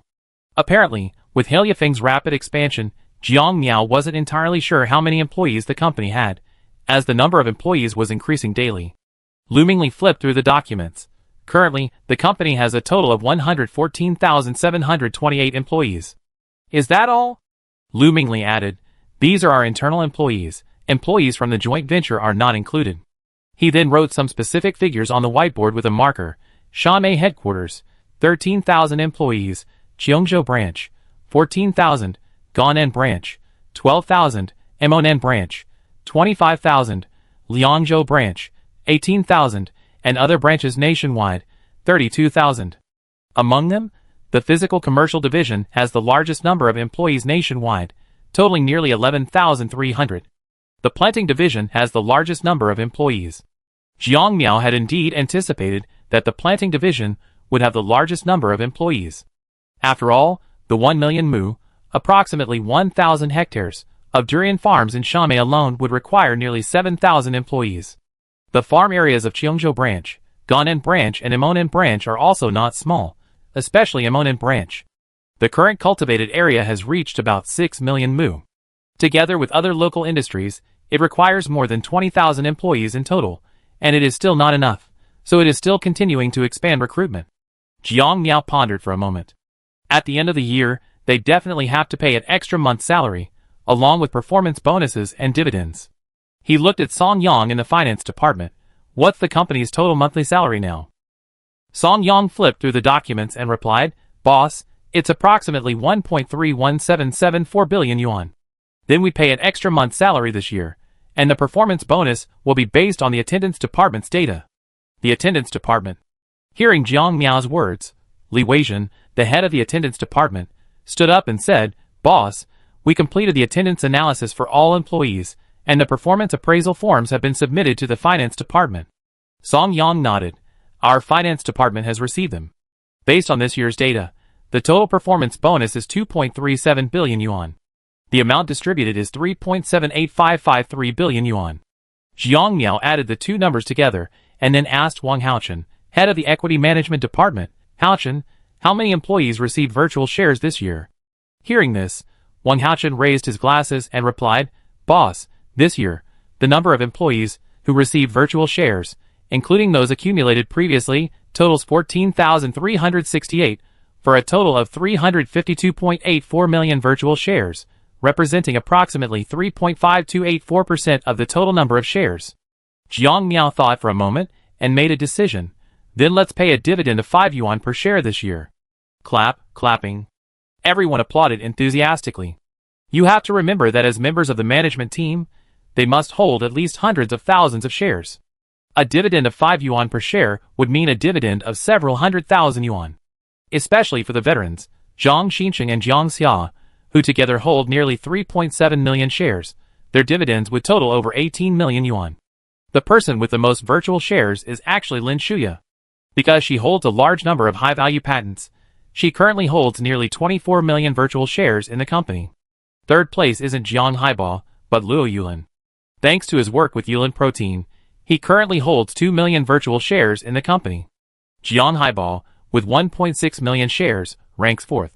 The average grassroots employee holds between 6,500 and 9,000 shares. The reason for not distributing more is primarily for future considerations. After all, next year, the number of employees with at least 1 year of service will reach 115,000, and these individuals will collectively hold approximately 13% of the company's shares. If this year's per share dividend is too high, and we still calculate the dividend at 5 yuan per share next year, we have to pay out 6.5 billion yuan in dividends. Furthermore, Heliafeng's employee count will continue to expand next year. Once the number of employees exceeds 500,000, there won't be enough virtual shares to distribute. After all, Jiang Miao has set a cap on virtual shares that can be distributed at 60% of the total shares. To address this situation, a share expansion is necessary. Jiang Miao said, to cope with the future expansion of the employee base and the resulting shortage of virtual shares, I plan to split the total number of shares. Of course, your current shares will also be split simultaneously. Everyone breathed a sigh of relief upon hearing this news. Thankfully, the splits were simultaneous, meaning their interests were not harmed. Wang Haochen from the equity management department had known about this news for a while, but he had kept it secret. He then stood up and said, the company will increase the total number of shares from 10 billion to 100 billion. This plan will officially take effect next year, so it will not affect this year's dividends. He then continued, according to the plan, employees currently holding virtual shares will be able to split their shares at the same ratio, meaning 1 share for 10. Jiang Miao is still very considerate of veteran employees. They haven't suffered any setbacks. New employees, on the other hand, have no choice but to accept this change. Jiang Miao added, to avoid impacting existing employees, the number of shares distributed next year will remain the same as this year, with 10 shares for every 1 share. For employees joining next year, the number will be doubled. Effectively, employees who joined this year will receive 10 times the original number of shares, while those joining next year will receive double the original number. This represents a reduction to 1/5 of the original number. This adjustment is necessary because the 60 billion virtual shares available for distribution can be distributed to approximately 2.5 million people. With the company's workforce constantly expanding, this is the only way to ensure that every employee receives virtual shares. In fact, 2.5 million employees is almost the limit for Heliafeng. After all, the domestic market is limited, and maintaining 2.5 million employees without significant international expansion is already extremely difficult. This employee size is practically the ceiling for many companies. Currently, only 4 companies worldwide have over 1 million employees. Walmart, with 2.1 million employees worldwide. Amazon, with 1.525 million employees. State Grid, with 1.361 million employees. And PetroChina, with 1.026 million employees. Clearly, 2.5 million employees is a difficult ceiling to reach. After all, there aren't that many industries, and even those that do exist face potential replacement by machines and AI. However, as an agricultural group also involved in logistics, transportation, and retail, Heliafeng has the potential to surpass 2 million employees. Jiang Miao didn't dwell too much on the future. After deciding on dividends and share dilution, he instructed management to prepare. Management moved swiftly, following his instructions, and relaying the boss's instructions to lower and middle-level employees. While this was bad news for employees joining next year, those already on board were jubilant. This is especially true for employees who will receive dividends this year. After all, at a dividend of 5 yuan per share, even the lowest level employees, with the smallest allocation, would have approximately 6,500 shares, equivalent to 32,500 yuan in dividends. Many people don't really care much about next year. However, Heliafeng's massive dividend this year, combined with bonuses and performance-based benefits, has resulted in many lower-level employees receiving a lump sum of 50,000 to 60,000 yuan. This matter quickly sparked heated discussion online. Chapter 267. Damn! A surprised cry echoed from a student dormitory at Lion Mountain Agricultural University. What's going on? The student, who made the noise, wrapped in a blanket, held up his phone and said, Heliafeng Company's dividend this year is 5 yuan per share. I'm so envious of the seniors, who already been hired. Why do we have to graduate next year? 5 yuan per share? That's not much. Another student wearing glasses, playing a game, said nonchalantly. A student sipping hot water from a thermos shook his head. You have a farm waiting to be inherited, so naturally you'd be disdainful. The student playing the game scoffed and cursed. Bullshit. My family's farm only makes a few 100,000 yuan a year, and my parents do most of the work. I mean, ordinary employees at Heliafeng don't have many shares. They only get a few thousand yuan in dividends at most. Old Lu, you definitely don't know the share distribution at Heliafeng. Even entry-level employees get around 6,500 shares at the very least, the student holding the thermos explained. Shit? Is this true? Lu Mingyan suddenly stopped playing. The student wrapped in the blanket replied, Of course it's true. Old Lu, you didn't bother to find out because you weren't looking for a job. I asked a few seniors, and they got Heliafeng Company hiring at our Lion Mountain Agricultural University. If you're going to work as an agricultural technician on a farm in the northwest or southern desert, you basically start at C1. C1? Gene Z, what does that mean? Lu Mingyan wasn't very familiar with the subject. Gene Jikai explained, these are the employee levels at Heliafeng Company. They're divided into 5 major levels, DCBS, and then further subdivided into 20 smaller levels. C1 is the 5th. I see. So what are the benefits like for C1 positions? Sitting up, Gene Jikai continued, the base salary for C1 positions is 8,500 yuan. Going to the branches in the south and northwest of the desert gets an additional 1,000 yuan in subsidies. I heard this from a few of my seniors who went to Liangzhou. Are there social insurances and a housing fund? Of course. The student holding the thermos exhaled. Huh? After a year of working as AC1, you can get stocks worth around 10,000 yuan, which means a year-end dividend of around 50,000 yuan. Lu Mingyan calculated silently. That's pretty good. Adding the salary, that's around 150,000 yuan a year, right? More than that. Gene Jikai shook his head, pulling out a bag of dried black pearl tomatoes from the bedside table. Lu Mingyan's plan to return home and inherit the farm began to waver. He pressed, more than that? Is there any other income? Of course. There's a senior fellow in Minchin, Lanzhou. He said he's opening a new desert farm. They offer summer high-temperature subsidies, winter low-temperature subsidies, and year-round sandstorm subsidies. Plus, there's performance-based salary and a year-end bonus. He said all in all, this year, it's around 230,000 yuan. Amazing. It makes me want to work for the Heliafeng Company. Lu Mingyan had some ideas at this point. We're just unlucky. The student holding the thermos shook his head. Lu Mingyan looked perplexed. Huh? What's going on? Is Heliafeng no longer hiring? No, Heliafeng is adjusting its virtual shares starting next year. Are they not distributing them? Crunch, crunch. Jin Jikai ate a few crispy sun-dried tomatoes. No, it's share dilution. Previously, Heliafeng had 10 billion virtual shares, but next year it will be 100 billion. That's a tenfold dilution. Do the old employees have any objections? Lu Mingyan stood up, took a small sun-dried tomato from the bag, and crunched it. This sun-dried tomato is quite delicious. Because old employees can get a tenfold increase in their stock. That's equivalent to no dilution, while employees joining next year will only get a twofold increase, which means they only get 1/5 of their original stock. Lu Mingyan's face was filled with regret. Is that so? That's a shame, but we won't graduate until next year, so we're definitely too late. Yes. The student with the thermos cup looked at his laptop. Jinzi, Lao Lu, Heliafeng Company's 2027 financial report is out. Oh! The two of them leaned over. Ah! Revenue of 857.9 billion yuan? A year-on-year increase of 3,075%? Damn! Awesome!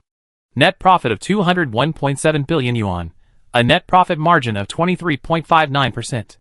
That's insane! Creaky. The door slowly opened. A student returned carrying a large pile of lunch boxes. Brother Long, you're back? Jin Jikai handed over the dried tomatoes. Here, eat some. What are you looking at? It's not. Fang Yulong smirked, putting his lunch box on the table beside him and hurried over. What are we having for dinner today? Fang Yulong replied, looking around. Chicken chop rice and pork chop rice. TSK, so you're looking at this. I was just having lunch with my class teacher, and he was talking about this too. Jin Jikai rummaged through the bag. Pork chop rice? Which one is pork chop rice? Find it yourself. Fang Yulong took the dried tomatoes and began to eat them on the bed beside him. After reading the financial report, Lu Mingyan was shocked. Did Heliafeng use hormones this year? Revenue has skyrocketed over 30-fold. That's outrageous. Haha, you're surprised by something you haven't seen before. Fang Yulong, a native of southern Jiangxi, had specifically researched Heliafeng Company's investments.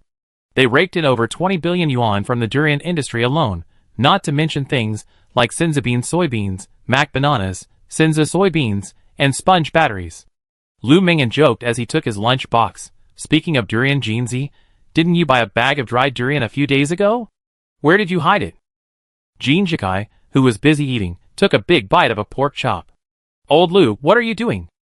Good things should be shared with the brothers. You're not thinking of eating all by yourself, are you? Haha, haven't you heard that eating alone makes you lose weight? To maintain my figure, I'm reluctantly eating alone, Jin Jikai joked. Lu Mingyan turned and asked, Brother Long, are you going to intern at Heliafeng Company next year? Have you decided which branch? Gaonan Branch, my hometown. Gaonan Branch? What kind of job? Herb cultivation technician. Herbs? Heliafeng Company also deals in Chinese medicinal herbs. Lu Mingyan ate a few mouthfuls of food. No, it's pesticide herbs, used to extract pheromone pesticides. Jin Jikai interrupted. Oh, I know. It's the red fire ant repellent that's all the rage in Lingnan lately, right? Yes. How much is the internship salary? Lu Mingyan asked curiously. Fang Yulong crossed his legs. Of course, it's the minimum wage, 3,500 yuan a month, with food and lodging provided. It's a 4-month internship. If you want to stay, you have to perform well. Is becoming a regular employee AC1? Crack. Brother Long, does the old class teacher still have internship spots? Lu Mingyan asked. Of course there are. Don't you want to go back and inherit the farm? Why do you want to do an internship? If you want to go, just tell the old class teacher. You have to report to the internship position after next spring festival. Is that so? Then I talked to the old class teacher this afternoon. Jin Jikai, taking a swig of water from his water bottle, asked in surprise, No, old Lu, do you really want to go? Let's go and see. My parents are managing our farm now anyway. Fang Yulong nodded. I agree with old Lu. Give it a try while you're still young. If it doesn't work out, I can just go back and inherit the family business. Jin Jikai, picking up his lunchbox again, said helplessly, Well, I can't. We only have less than an acre of land at home, and we rented it out to people in the village. Even if I go back and farm, I don't have much land. Xiao Jin, why don't you ask the old class teacher for an internship spot? Lu Mingyan asked with a look of surprise. Jin Jikai complained, My dad used his connections to give me an internship at a tea plantation in our town. Tea plantation? As a technician? Fang Yulong was also surprised. I'm just an ordinary employee. A relative owns the tea plantation. Jean Jikai complained, but he didn't actually tell his classmates the truth. The tea plantation was owned by his uncle. The others didn't know what to say about this situation. After all, there are pros and cons to working for relatives. If you have a good relative, you can be a great help. If you have a weird relative, you probably be exploited. Meanwhile, with the release of He Yifeng's annual financial report, the annual reports of other companies also followed suit.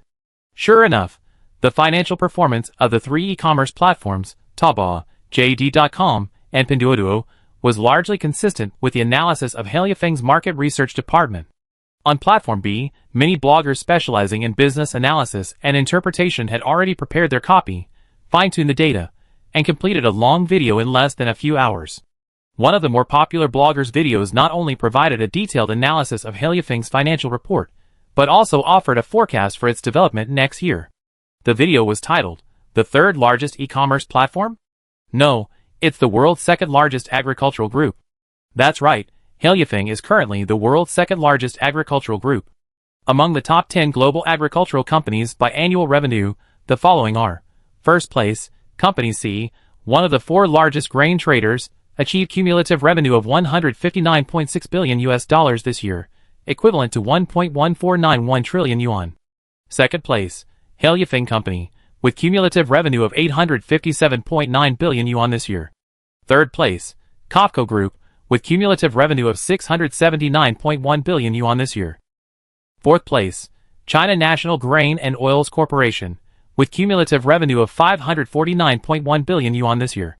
Fifth place, Company B, one of the four major grain traders, with cumulative revenue of 58.8 billion this year, equivalent to 423.8 billion yuan in Chinese yuan. Sixth place, Company A, one of the four major grain traders, with cumulative revenue of 53.5 billion this year, equivalent to 385.3 billion yuan in Chinese yuan. Seventh place, Bayer AG, with cumulative revenue of 52.1 billion this year, equivalent to 375.7 billion yuan in Chinese yuan. In eighth place, New Hope Group achieved cumulative revenue of 340.9 billion yuan this year. In ninth place, John Deere and Company achieved cumulative revenue of 38.1 billion equivalent to 273.6 billion yuan. In 10th place, Beidawin Group achieved cumulative revenue of 254.4 billion yuan this year. Company D, one of the four major grain traders, previously ranked relatively low, only achieved cumulative revenue of 28.2 billion this year, equivalent to 203.1 billion yuan, dropping to 11th place.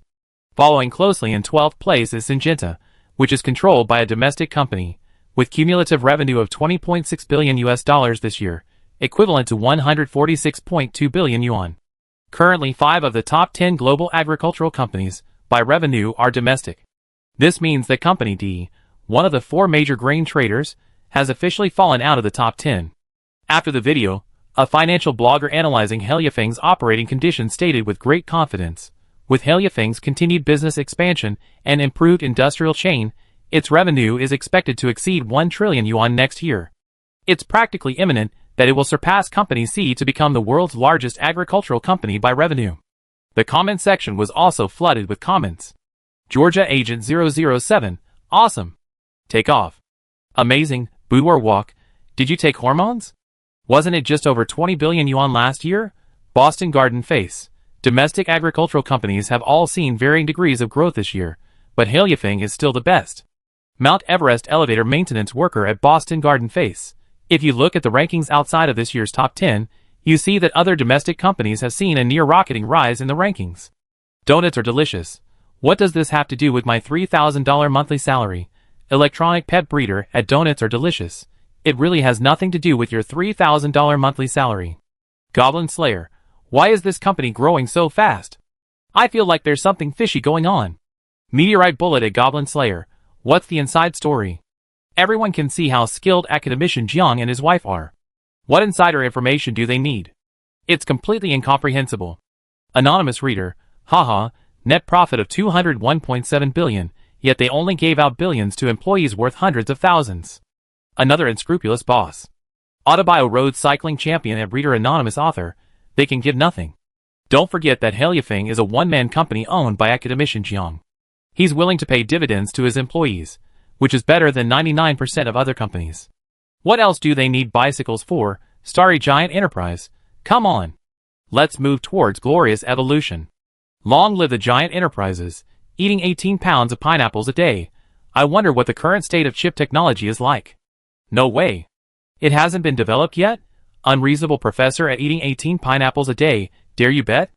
Let's come back to this comment before 2035, and see if you can still laugh. Eating 18 pineapples a day at unreasonable professor, come on. Who's afraid of who, you running dog, black monkey player? I just signed a cooperation agreement with Heliafeng Company. From now on, I'd be supplying them exclusively with apples. Flash sponge. Why did I come to Edinburgh to study abroad? Durian in China is so cheap. Fruit here is too expensive. Slacking immortal. Hee, you're so jealous. I successfully got a job at Heliafeng Company. Deliver men Shiafei at fish slacking immortal. Ah. So envious. But if I start working now, how will the virtual shares be allocated next year? Moyoxianren at Deliver men Shiafei, of course, the calculations are based on this year's figures. While online discussions were still ongoing about Heliafeng's financial report, the relevant domestic authorities also quietly released GDP statistics for the fourth quarter of this year. Many financial bloggers discovered this within hours, quickly skimmed the content, used AI to extract the core insights, and quickly edited videos and articles. Official media outlets were more prepared, such as CCTV News, Wanchio.com, and Xinhua News Agency, which published related reports immediately. This news instantly caused a huge stir, because China's GDP growth reached 8.7% in the fourth quarter. Combined with the GDP growth in the first 3 quarters, this year's GDP growth is 6.6% year-on-year, reaching 151.23 trillion yuan. In 2025 and 2026, the year-on-year GDP growth rates are expected to be 5.2% and 5.8%, respectively, and this year it has even broken through 6.6%. Based on this trend, GDP growth next year is expected to exceed 7.5%. 151.23 trillion yuan is roughly equivalent to 21 trillion US dollars. However, the US dollar's currency value is already significantly inflated. After all, Gale country's GDP reached 30.85 trillion US dollars this year. However, if calculated based on actual purchasing power, Gale country's GDP would need to be cut by approximately 50% to reach a more reasonable level. Especially with the advent of Sinza beans and sponge batteries, the purchasing power of the Chinese dollar has skyrocketed. In other words, the current US dollar to Chinese dollar exchange rate is already significantly distorted. But there's no way around it, Gale country is still clinging on. As soon as this financial report came out, while domestic netizens weren't yet shocked, overseas ones were already exclaiming in astonishment. A European and American financial blogger on YouTube immediately reposted a relatively comprehensive video report. The comment section of the video was filled with howling. Kevin, are you kidding? Serbia's GDP is $21 trillion? Haha, that's not funny at all. Powell Smith, 7.2 exchange rate? Man, stop kidding. You should adjust the exchange rate to 3, that's more reasonable. Peter Lee, a place that still eats tree bark and bugs has a GDP of $21 trillion? Fake news. Andrew's cabinet Peter Lee, you're the one making the fake news. It's you guys who keep making all this fake news. Do you really think I haven't been to Ceres? Klein Juliet. OMG, if we calculate based on an exchange rate of 3, then Ceres' GDP would be $50.41 trillion? Imaginative Ma Cha Gong. Yes, my friends, if we calculate based on an exchange rate of 3, then what you think is absurd becomes reasonable. Ron Howard, an unimaginable world. Eat grapes without spitting. I don't understand why everyone is saying. Arkham psychologist, fake. It's all fake. Cromwell Edward, denominated in US dollars? The US dollar is currently heavily inflated, which makes Ceres' economic data look smaller, yet their real economy is incredibly strong. How can a financial empire defeat an industrial empire? This is simply a talk show. Mindels P. at Cromwell Edward, man, this world is a stage play, and a hilarious one at that. Both protagonists are acting. A muscular man constantly putting on clothes to hide his explosive muscles, and a fat man constantly pouring cola to make himself look even bigger. Yamada Ichiro, here we go again. The annual disguise competition has begun. Truck driver, great, Gale Nation wins again. That's the magic of statistics. Clearly, many Europeans and Americans have come to their senses. They no longer trust so-called statistics, but instead seek real data from various channels. For example, online account reconciliation, which has become increasingly popular in recent years, has become the primary channel for many open-minded Europeans and Americans to understand the true situation in Ceres and Gale Nation. As for the various European and American media outlets of the past, these people have directly put them on the list of untrustworthy. Chapter 268. Gan Province, Northern China. On the south bank of the Yangtze River, the rising sun cast a shimmering golden glow across the surging waters. Amidst the chilly wind, the Jiangxin shipyard in Hukou County began a new day of activity. On a dock production line previously used to build fiberglass-reinforced plastic vessels, a 2,000-ton inland transport vessel had completed construction. Li Guangjian, the ship's designer, and Duan Guohua, the construction team leader, chatted quietly at the side of the dock. "Old Duan, are all the supporting components installed?" "Yes." Looking at the gray-white hull before him, Li Guangjian's eyes tinged with worry. "Have the strength tests of all parts met the standards?" Duan Guohua remained calm. "Don't worry, designer Li. These are new ships for testing new materials, and the money is being paid for by Heliafeng. We can relax." Because Heliafeng had ordered 5 ships at once for the experiment. Because it uses a composite material based on silicon bean silk, it is extremely light and has very high overall strength, thus achieving overall lightweighting. Generally speaking, inland transport vessels can be divided into 5 systems: hull structure, power system, electrical system, outfitting system, and ballast water system.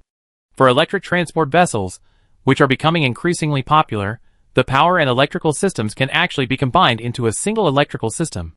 The 4 systems of an electric transport vessel each contribute to the vessel's weight: hull structure 55%, electrical system 30%, outfitting system 8%, and ballast water system 7%. Using new materials, the hull structure, outfitting, and ballast water systems can all be reduced to varying degrees. The 5 experimental transport ships they're currently building utilize 5 different weight reduction strategies. Strategy 1. 52% overall weight reduction. Strategy 2. 45% overall weight reduction. Strategy 3. 42% overall weight reduction. Strategy 4. 37% overall weight reduction. Strategy 5. 34% overall weight reduction. Strategy 1 is clearly an extreme weight reduction strategy, minimizing weight-reducing components. The ship built with this strategy is the one Li Guangjian sees before him. According to their current estimates, the experimental ship under Plan 1 weighs approximately 360 tons and, fully loaded, can carry 2,390 tons of cargo, approximately 390 tons more payload than an ordinary electric transport ship. "Old Duan, I know the company won't incur losses from building these experimental ships, but I'm worried they won't pass the tests," Li Guangjian said, feeling uneasy. Duan Guohua patted him on the shoulder and soothed him. "There's no point in overthinking it here. Let's launch these 5 experimental transport ships as soon as possible. The airship will be arriving tomorrow." "Okay. I hope everything goes well." As the two watched, the 5 experimental transport ships completed their launching ceremonies one after another. Since they were experimental transport ships, the shipyard didn't hold a big fanfare. After launching, testers began checking for leaks. The ballast water system test then began. The tests lasted from morning until sunset. Every system was operating smoothly. This was perfectly normal, as Jiangxin Shipyard had built 17 electric inland transport ships over the past 6 months, accumulating considerable experience. Various problematic supporting systems were gradually improved. The electrical systems of electric transport vessels are now very mature, and with such a relatively mature supporting system, major problems are unlikely. Looking at the preliminary test report in his hand, Li Guangjian breathed a sigh of relief. Ship number 1 is fully loaded at 2,390 tons, and there's no deformation of the frame or hull. I can sleep well tonight. Duan Guohua smiled and reassured. "I told you there weren't any major problems. Designer Li, don't worry." "Old Duan, let's go eat first. We have a lot to do tomorrow." "Okay." The rest of the night was silent. Early in the morning, at the crack of dawn, a fine snowflake began to fall from the shipyard. After breakfast, Duan Guohua, Li Guangjian, and the others stood on the dock near the dock, gazing northwest. Dark clouds loomed, and snowflakes drifted occasionally. "Huh?" Duan Guohua exhaled, rubbing his red, frozen palms. "The weather changes so quickly. Duan, have a bag of hot soy milk." An employee carried an insulated foam box containing a large number of small packages of hot soy milk and tea eggs. Duan Guohua didn't hesitate. He took 2 bags, one to warm his hands, and the other he bit open with his teeth, gulping down without spilling a drop. Huh? Hot soy milk is so comfortable in this weather. Li Guangjian, who was eating tea eggs and drinking hot soy milk at the same time, suddenly stuffed the tea egg into his mouth and swallowed it whole with the hot soy milk. Burp! Here it comes! Here it comes? Duan Guohua raised his head and gazed northwest. In the distant dark clouds, a blue dot slowly flew towards them. He quickly downed the soy milk in his hand and took a look through the telescope. Yeah, we're there, but we're still a bit far. Although they could see the blue dot now, that was because the airship was enormous. The Blue Whale 3, capable of lifting 3,200 tons of cargo, was 583 meters long, 98.6 meters in diameter, and held 2.7 million cubic meters of hydrogen.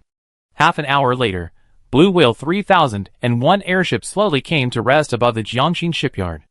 Standing beneath the airship was a truly awe-inspiring and depressing experience. The sky suddenly darkened, as if the sun was eclipsing the heavens. The Blue Whale Airship Company had already dispatched personnel a few days ago, bringing a communications vehicle, a signal guidance vehicle, and a drone shielding vehicle. The airship itself was actually equipped with a built-in drone shielding system.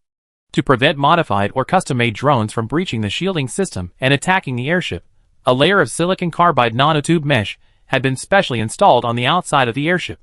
The lines of these nets are made of high-strength, high-hardness silicon carbide nanotubes, 140 nanometers in diameter.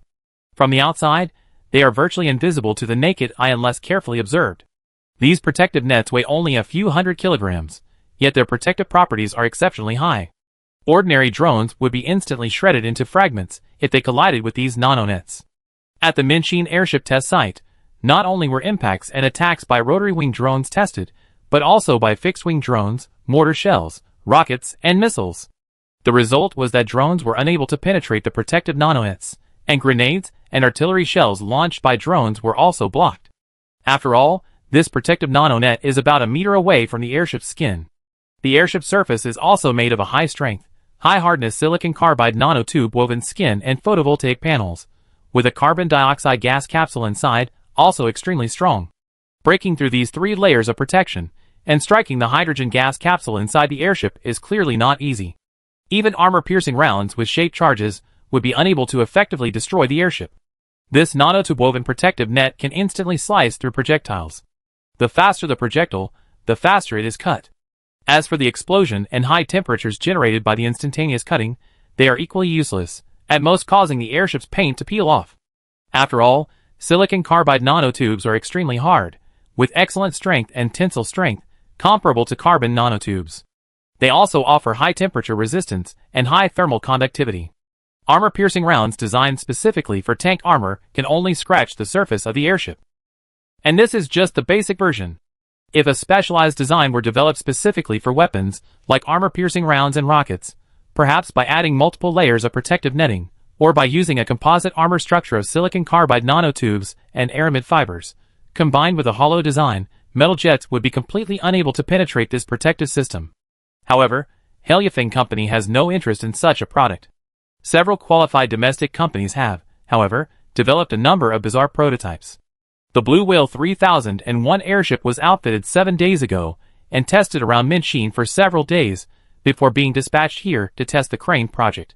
The dispatch team leader, Hu Renbo, along with 2 temporary pilots, successfully took control of the airship from the remote control center.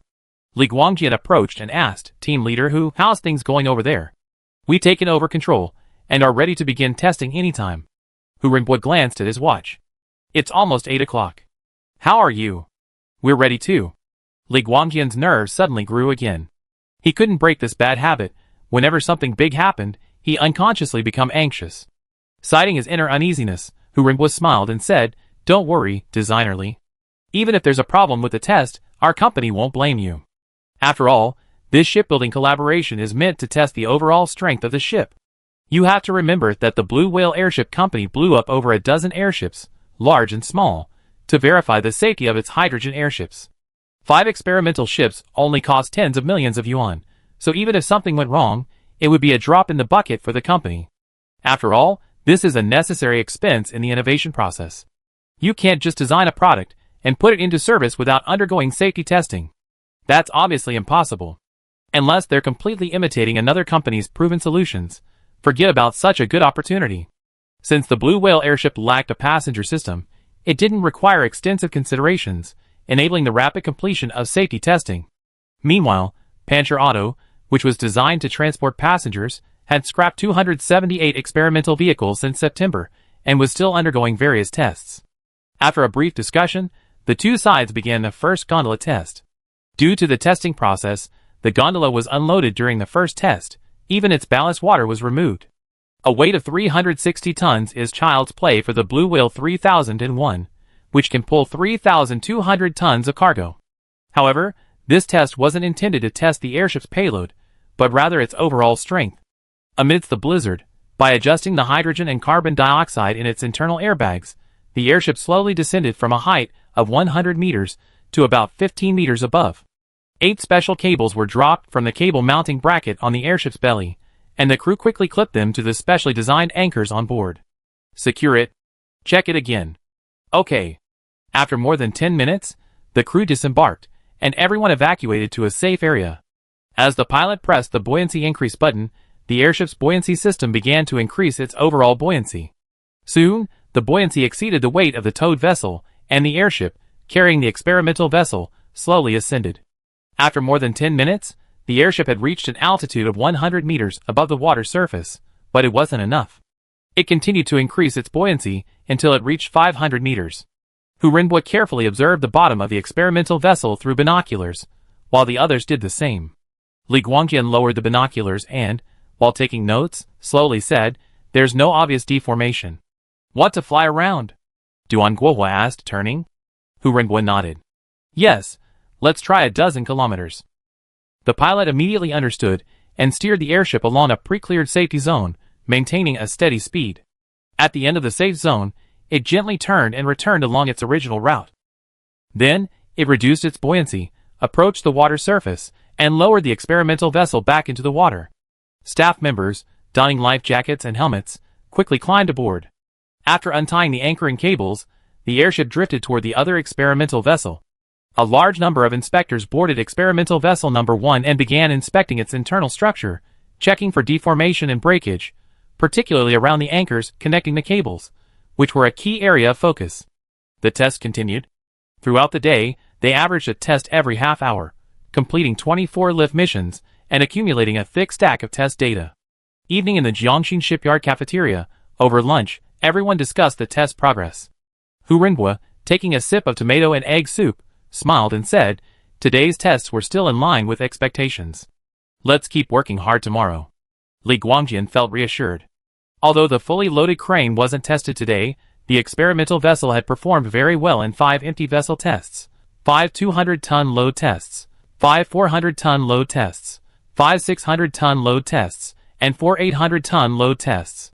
Despite experimental ship number 1's purported maximum weight reduction, the overall frame and hull strength still have approximately 40% redundancy. Compared to an ordinary transport ship, its strength is about 1.3 times that of an ordinary transport ship. Experimental ship number 5 has the highest strength redundancy, reaching approximately 137%, more than twice that of an ordinary inland transport ship. If the tests are satisfactory, Li Guangjian naturally hopes that option number 1 will pass, as it offers the lowest cost and the highest payload. Duan Guohua picked up a bowl of soup and toasted Hu Renbo, saying, "Team leader Hu, we still have work to do tomorrow, so we won't be drinking. I offer this soup instead, wishing you all the best in your upcoming work." Good. After their meal, everyone didn't rest, but instead began compiling today's test data and preparing to compile it into a test report. For the next 5 days, airship number 3001 flew back and forth near the Jiangxin shipyard. And the test results were finally in. In his office, Hu Renbo reviewed the test data, a smile on his face. "It seems your company's test vessels are very strong overall. Even the lightest vessel, number 1, withstood both the full load and overload tests. Congratulations, everyone." Li Guang was finally relieved. Duan Guohua was also amazed at the performance of the new material. "Yes. I didn't expect the new ship to be so strong. Even at 500 tons overweight, it can still quickly rebound after slight deformation. Li Guangjian warned. However, overloading is definitely not advisable. I don't recommend overloading. Not only will it increase power consumption, but it will also repeatedly distort the hull structure, causing material fatigue and weakening the hull. I understand. I make a note of this. Hu Renbo didn't want to be implicated. If some desperate shipowner overloaded the transport ship, weakening it, and eventually causing an accident during the lifting process, he could be implicated. Thus, such incidents must be reported, forcing shipowners to comply with the standard load for transport vessels. While Heliafeng's own transport vessels certainly abide by the rules, whether other transport vessel operators will follow suit remains an open question. After all, overloading is a serious problem in the domestic transportation industry, especially in road transport, where it is commonplace. Inland waterway transport also experiences overloading. After all, compared to the stringent requirements of sea transport, the calm waters of river transport often lead many shipowners to take a chance, believing that a little overloading is not a problem. However, inland waterway transport vessels, which can be lifted and lifted overhead, are strictly prohibited from overloading. Doing so could cause the hull structure to collapse, potentially creating safety hazards. Li Guangjian flipped through the test report. Team leader Hu, are we going to continue testing? Hu Renbo nodded. Of course we will, but not at the factory. The company has already arranged to conduct a test of the crane between the Ganjiang and Beijiang rivers in a week. This time, it will be fully loaded with cargo. Do we need to send someone there? It would be best to send some technicians. If there are any emergencies, we need to perform repairs and adjustments on site. Li Guangjian also felt it necessary to send someone along. No problem. I talked to the general manager, and we send 10 relevant technicians. Okay. After they compiled all the materials, they sent them to the company. In fact, Jiang Miao, Wan Gaofeng, and others had been keeping an eye on this matter for the past few days. After receiving the internal test report for this test, Jiang Miao carefully reviewed it, and found that the overall operation of the new crane and the airship was quite good. If the lift is carried out at low altitude and over short distances, within 10 kilometers, the total cost per lift is approximately 300 to 500 yuan, and each trip takes about half an hour. A maximum of 48 lifts can be made per day. This is much faster than using a ship lock. After all, many ship locks take about an hour to pass through. Chapter 269. January 3, 2028. Just after New Year's Day, the cold wave had barely subsided. Amidst the clear skies of southern Jiangxi, an airship sailed southward along the Ganjiang River. Airport New District near Shihua Township. Over the busy construction site, the sky suddenly darkened. Huh? Old Zhou, a construction worker tying rebar, instinctively looked up. Then, stunned, he said, "What is that?" "An airship." Old Huang, a worker next door, also tying rebar, stood up and stretched his stiff back and legs. "Wow, this thing is fucking huge." As the construction workers watched, airship number 3001 slowly docked nearby and unloaded 2,700 tons of rebar into an open space.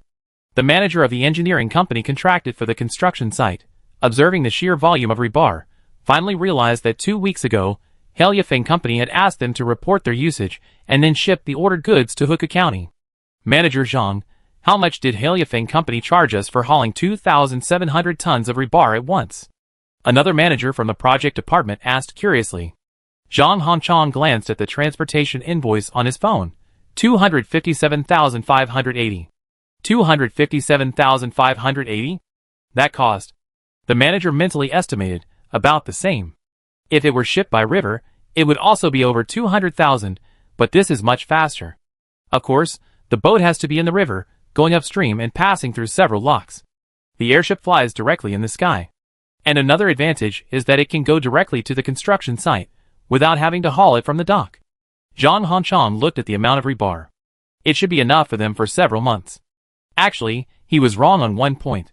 Although the airship could fly directly to the construction site, that was because the site was very large, and the cargo was simply steel bars, no other miscellaneous items. If it were ordinary general cargo containers, they would definitely need to be unloaded at a dedicated airport and then transported by truck to the user. In fact, of the 4 Blue Whale 1 airships currently in production at Blue Whale Airship Company, 3 are used for ordinary container transport, while the 4th is for specialized transport, specifically for transporting large items. For example, the blades of giant wind turbines, which can now be hundreds of meters long, can be transported by transport ships for offshore wind power projects. However, for land-based wind power projects or inland factories, the transportation process is extremely complex. Not only are transportation costs extremely high, but escort vehicles, tanker trucks, and safety officers are also required. Transportation applications must be submitted a month in advance, and the route must be surveyed and planned in advance. Contacting Blue Whale Airship Company's Special Transport Division can save about half the cost. Of course, transporting large items individually is not cost-effective. Generally, 200 tons of cargo are gathered together and airlifted together, saving approximately 65% of the overall cost. For this reason, after the Blue Whale Airship launched its specialized transportation service, it was immediately contracted by PowerChina. PowerChina, currently constructing the Medog hydropower station, needed to transport large equipment to MT County. However, the Medog Highway has limited carrying capacity, particularly the presence of tunnels, which restrict the passage of many equipment and parts.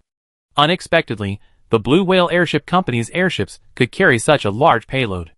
They partnered with the company and successfully transported a large piece of equipment directly from western Yunnan across the Hengguan Mountains to the construction site. After successfully doing so, the interest quickly grew. These days, Blue Whale Airship 1004 has been stationed in western Yunnan, continuously transporting large equipment and materials to the Medog hydropower station. Compared to mountainous road transport, airship transportation reduces transportation costs by nearly 80%, while also offering exceptionally high efficiency. Airship 1004 can make one trip daily, and unless there's no cargo to carry on its return trip, PowerChina can save on return trip fees. PowerChina has established several specialized storage centers in the southwest for steel, cement, and equipment, and uses airships to continuously transport these raw materials. This specialized transportation isn't limited to the Medog hydropower station. Other hydropower stations and infrastructure projects located in the mountainous areas bordering the snow-covered plateau can also utilize airships. Therefore, the several airships currently under construction by the Blue Whale Airship Company are intended for special transport. Conventional transport can be slower due to the lack of adequate airport infrastructure. Special transport, however, does not require an airport, as it often requires direct delivery to the destination, preventing loading and unloading at the airport. Although an airship cannot be fully loaded when crossing the Hengguan Mountains, and can only transport approximately 150 tons at most, transporting 150 tons at a time is a significant improvement given the inherent transportation difficulties of the Hengguan Mountains and the snowy plateau. Furthermore, the Blue Whale Airship Company is already building the Blue Whale 2, with a payload of 500 tons, and has already conducted trial runs of the Blue Whale 3, with a payload of 2,700 tons. Therefore, Power Construction Corporation of China no longer has to worry about transporting equipment and raw materials. Other companies, which were slower, are also urging Blue Whale Airship to expedite its airship construction. Many domestic companies require this type of transport, which is not restricted by road dimensions. This applies not only to large hydropower station construction companies, but also to mining companies extracting minerals in remote areas, large equipment for specialized factories, wind power projects, and large bridge construction. Thus, even though only a few airships have been built, Blue Whale Airship has already received over 300 orders for specialized transport. These specialized transport orders alone are worth over $1 billion. After unloading the rebar, Blue Whale 3001 flew towards Dayuling, the watershed between the Ganjiang and Beijiang rivers. Dayu County. Construction is also underway near the county seat, as it houses a special hub airport. In fact, the nearby Dayuling Hub Station is currently under planning and construction, and is currently the last water transport hub on the Guangdong-Jiangxi Canal. Because the hub station is not yet completed, inland waterway transport vessels can only stop near Dayu County, and have no way to travel directly to the upper reaches of the Beijiang River in the Pearl River system. However, today this situation will be changed. 2 days ago, experimental ship number 1 arrived at the Dayu County Airport construction site, carrying 2,390 tons of rebar. After unloading the rebar, experimental ship number 1 loaded it into a specially secured container and quietly awaited the arrival of the airship. After the airship arrived, experimental ship number 1 sailed upstream again, bringing it very close to the watershed. From here, it could see the Dayuling Hub Station site, where construction was raging in the distance. Under the astonished gaze of the Dayuling Hub Station construction workers, Blue Whale 3001 tied up experimental ship number 1 and slowly ascended, pulling its 2,750-ton load. When the airship reached a safe height to cross Dayuling, it effortlessly flew over. Half an hour later, it lowered experimental ship number 1 into the calm, open waters of the upper Beijiang River. A ship is flying over here? The pilot and owner of a nearby transport ship hauling building materials stared in astonishment at the scene. Brother, what's flying over here? Another young man approached from behind, also stunned, his expression uncontrollable as he exclaimed, Damn! An airship is coming from the north of Dayuling Mountain? As the two brothers stared in shock, experimental ship number 1, towing 73 containers, slowly passed by their ship. A glance at experimental ship number 1's draft told the brothers that it was fully loaded. Chapter 270. Dayuling, the canal hub. Located at the junction of Dayu County, Gan Province, and Xiongzhou, Lingnan, it forms the watershed between the Zhongshui River of the Ganjiang River System and the Jinshui River of the Pearl River System. The Dayuling Canal Hub is planned to be built here to connect the Ganjiang and Beijiang River systems, with navigation planned for 2030.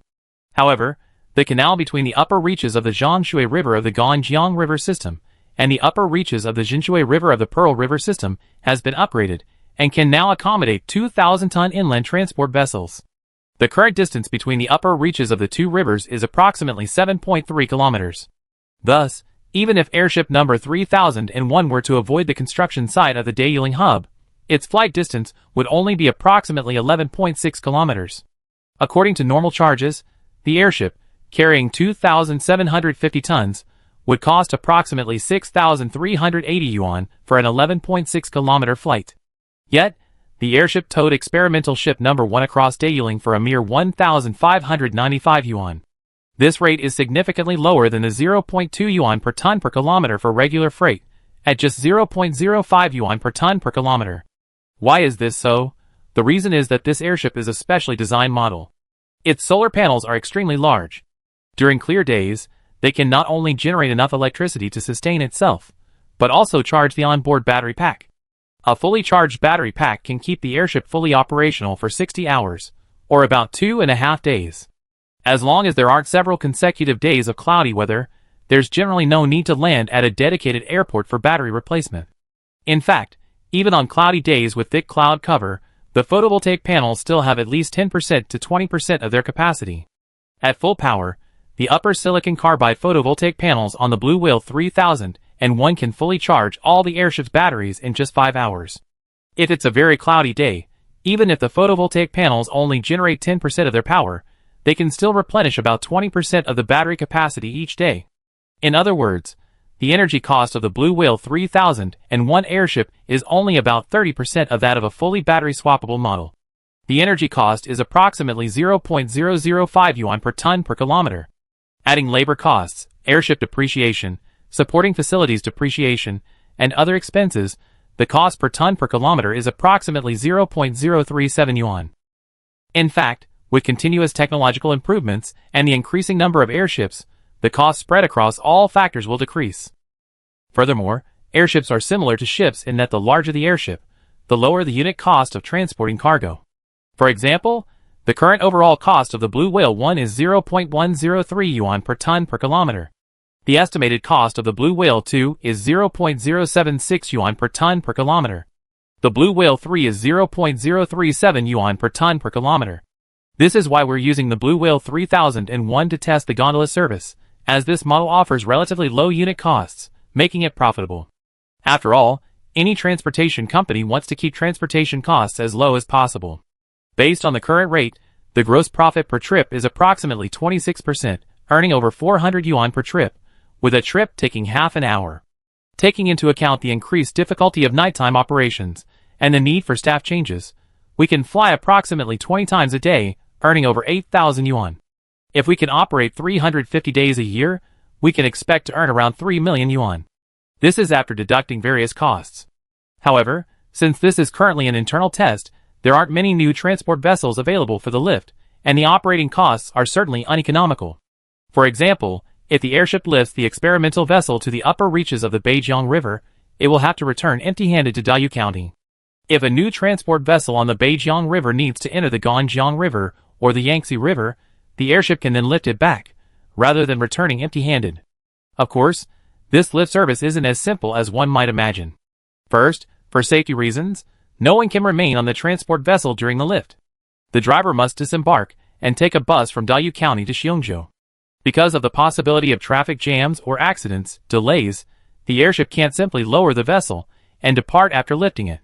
Instead, a nearby water service station and a team of specialized pilots will need to be built. These pilots can then drive the vessel to the water service station and wait for the owner to arrive to receive it.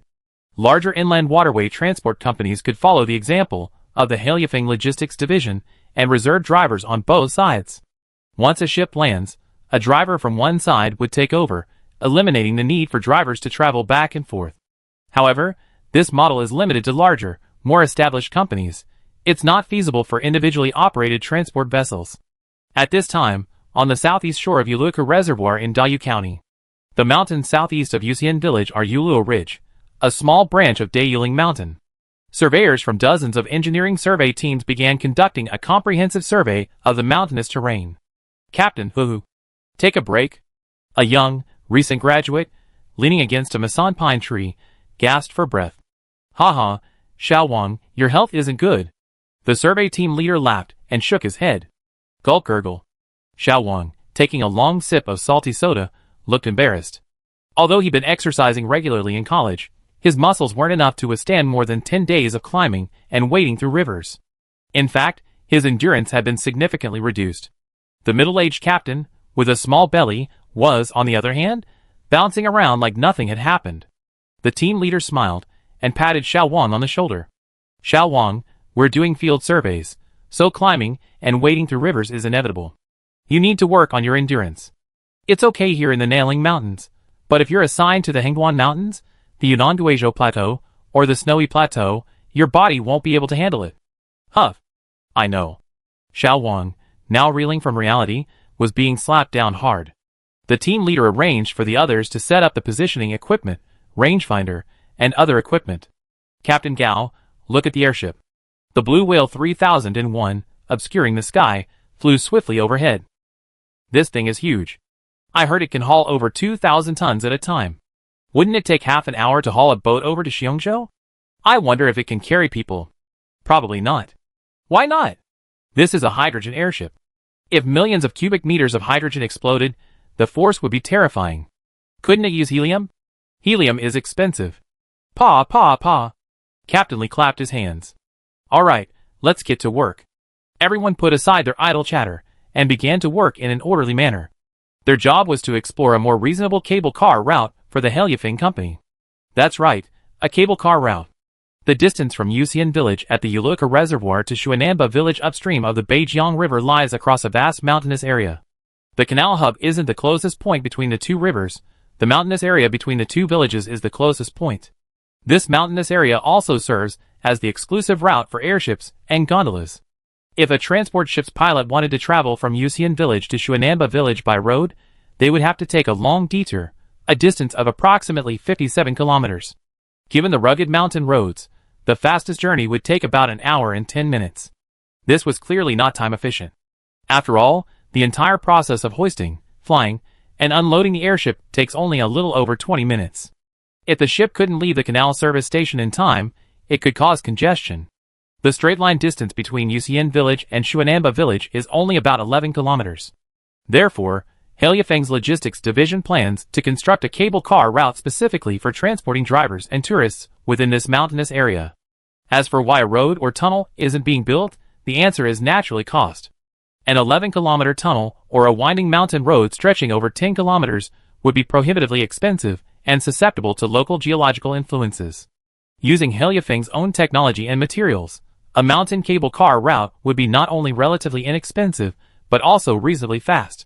The high-strength, lightweight materials allow the cable car to maintain a speed of approximately 36 kilometers per hour.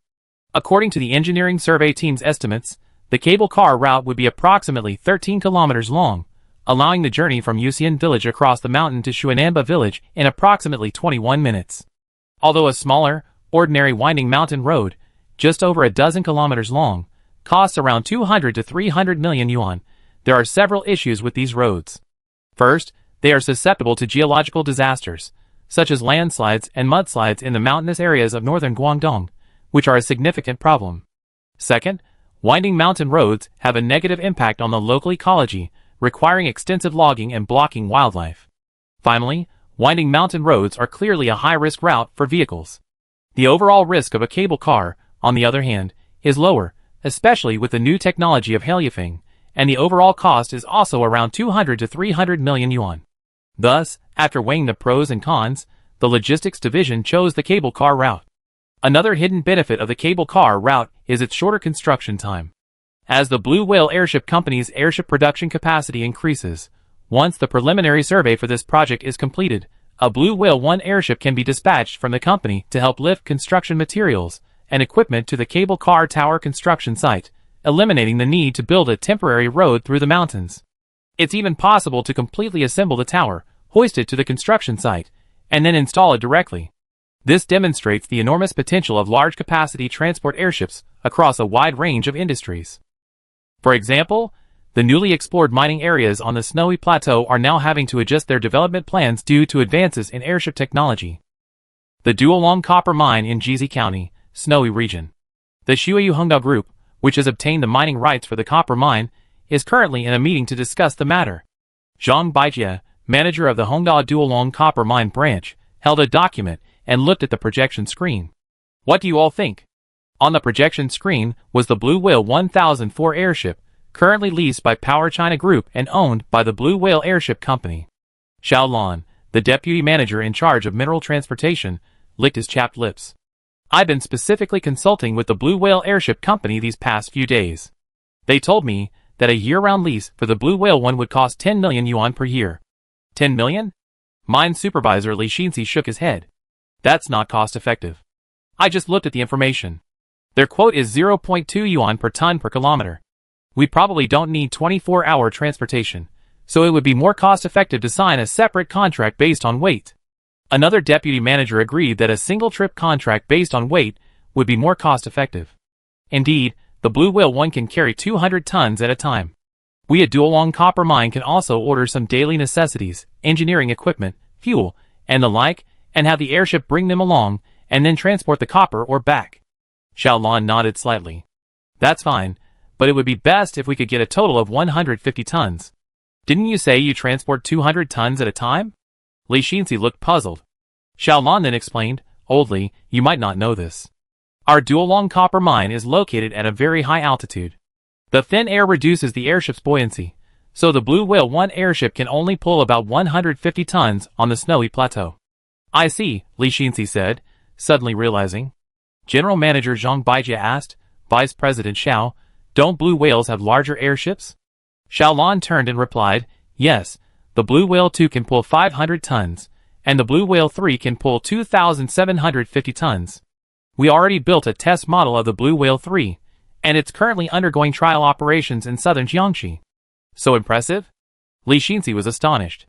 He'd been in the mining area for the past few years, and wasn't familiar with much of the news from the mainland. Zhang Baijie explained, Blue Whale is a subsidiary of Heliofeng Company, a hot new high-tech enterprise in China. Heliofeng Company? Aren't they in the agricultural sector? Li Xinxi asked uncertainly.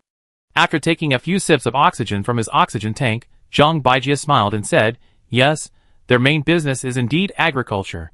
Li Xinxi exclaimed, Impressive. This company looks like it's about to take off. With a large transport airship like this, it has numerous uses in western China. Zhang Baijie shook his head, Haha, don't be surprised.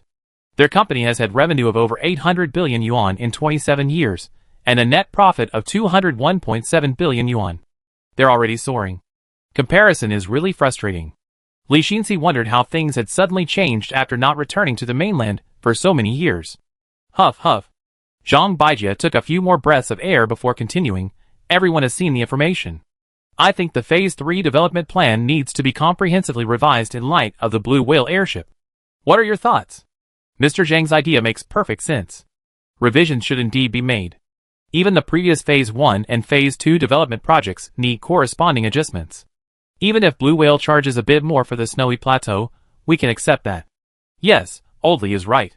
Based on the price Blue Whale paid to Power Construction, it's 0.3 yuan per ton per kilometer, plus a 0.1 yuan per ton per kilometer compensation for the return trip without load. That's about 0.4 yuan per ton per kilometer. That's an acceptable price. I have no objection. After a half-hour lively discussion, everyone finally confirmed the initial cooperation plan.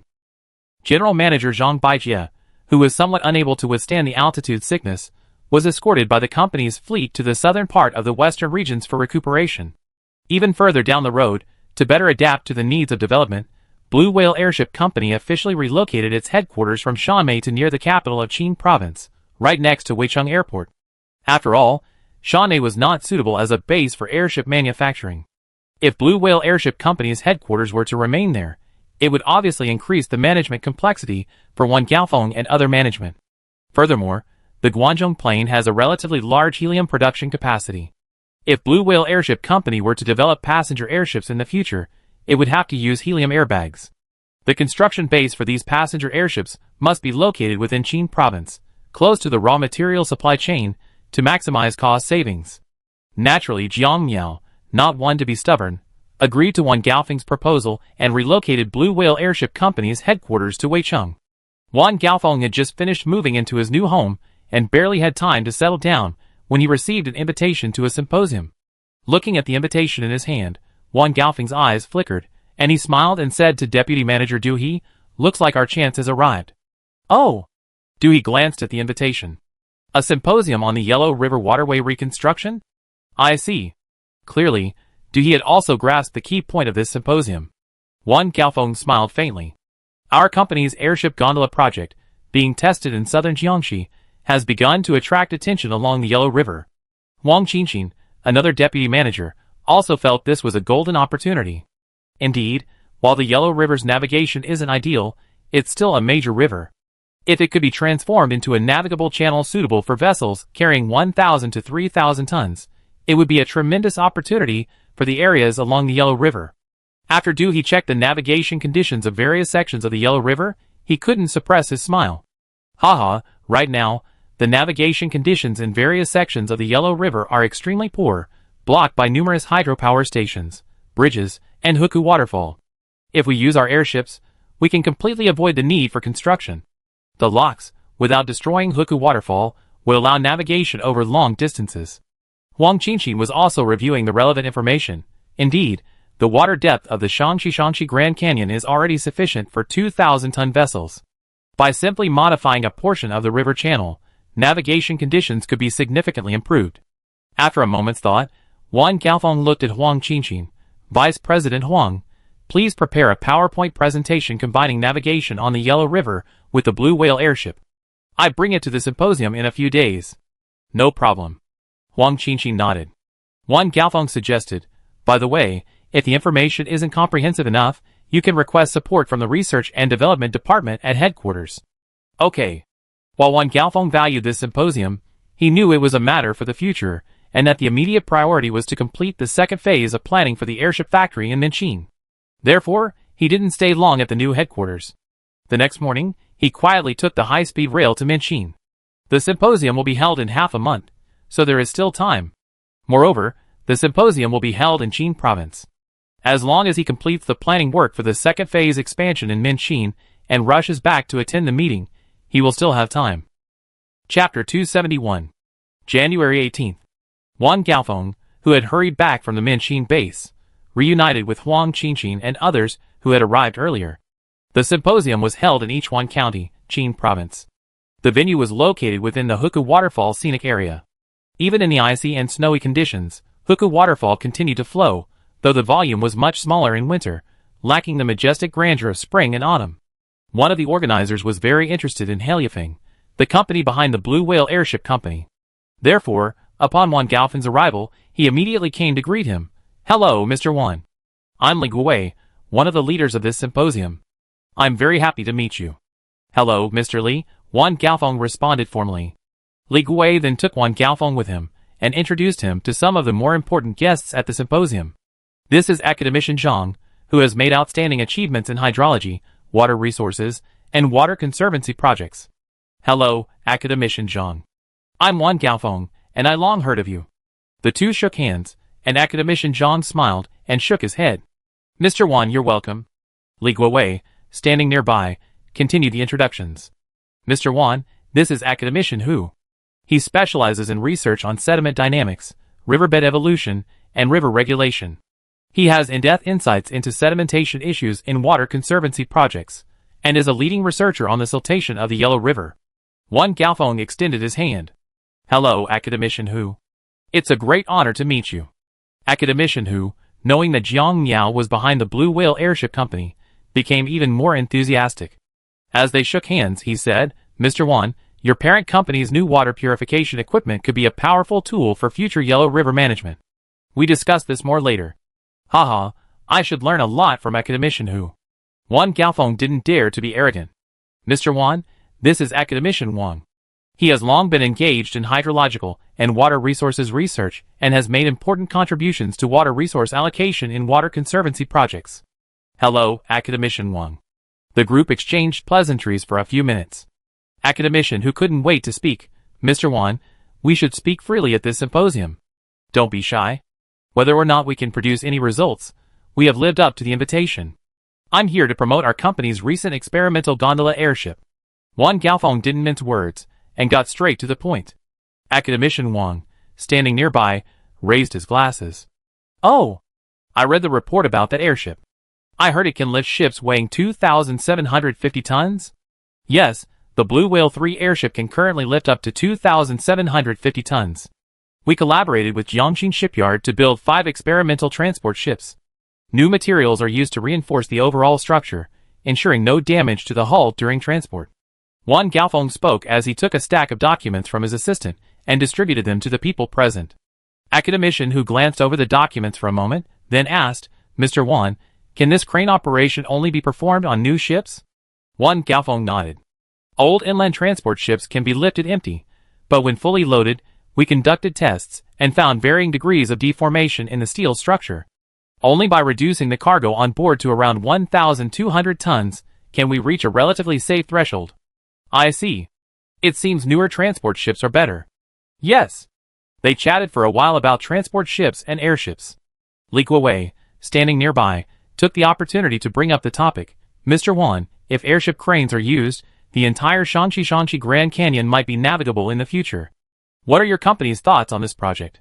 Yes, Wan Gaofeng paused, then pointed to Huku Waterfall in the distance. Although airships can overcome some natural and man-made obstacles, there's still not enough water in the Yellow River.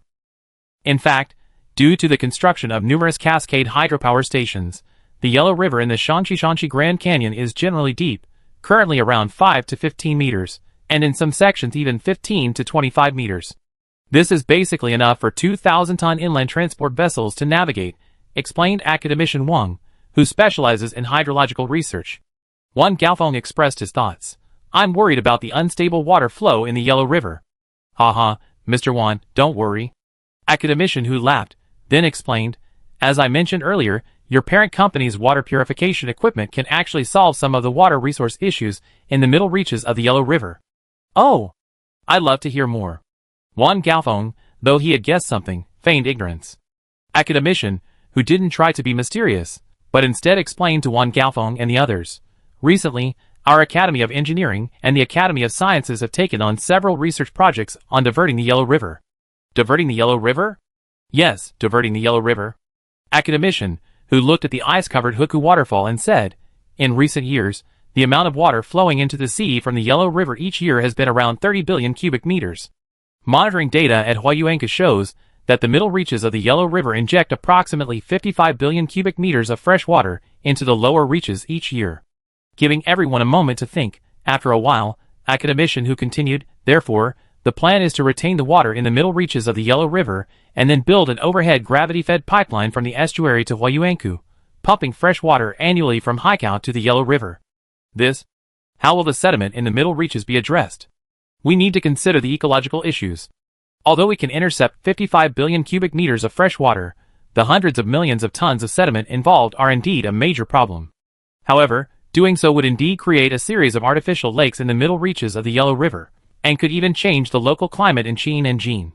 The ecological risks are enormous. We need to consider them carefully. The discussion erupted into a heated discussion. Some believe the benefits outweigh the risks, while others believe the risks outweigh the benefits. The two most critical issues are siltation and ecological issues. After all, If the middle reaches don't pump water downstream, sediment will quickly settle in the river. The construction of the Senmengxia hydropower station served as a lesson for us. When the Senmengxia hydropower station was originally designed, the rate of sediment accumulation in the Yellow River was underestimated, leading to continuous sediment accumulation in the reservoir area. This not only raises water levels, but also increases numerous risks. Although the Lusk Plateau is now well managed, significantly reducing the sediment load in the middle reaches of the Yellow River, the middle and upper reaches of the river still discharge a large amount of sediment downstream annually. For example, the Senmengxia Reservoir discharges approximately 230 million tons of sediment downstream annually.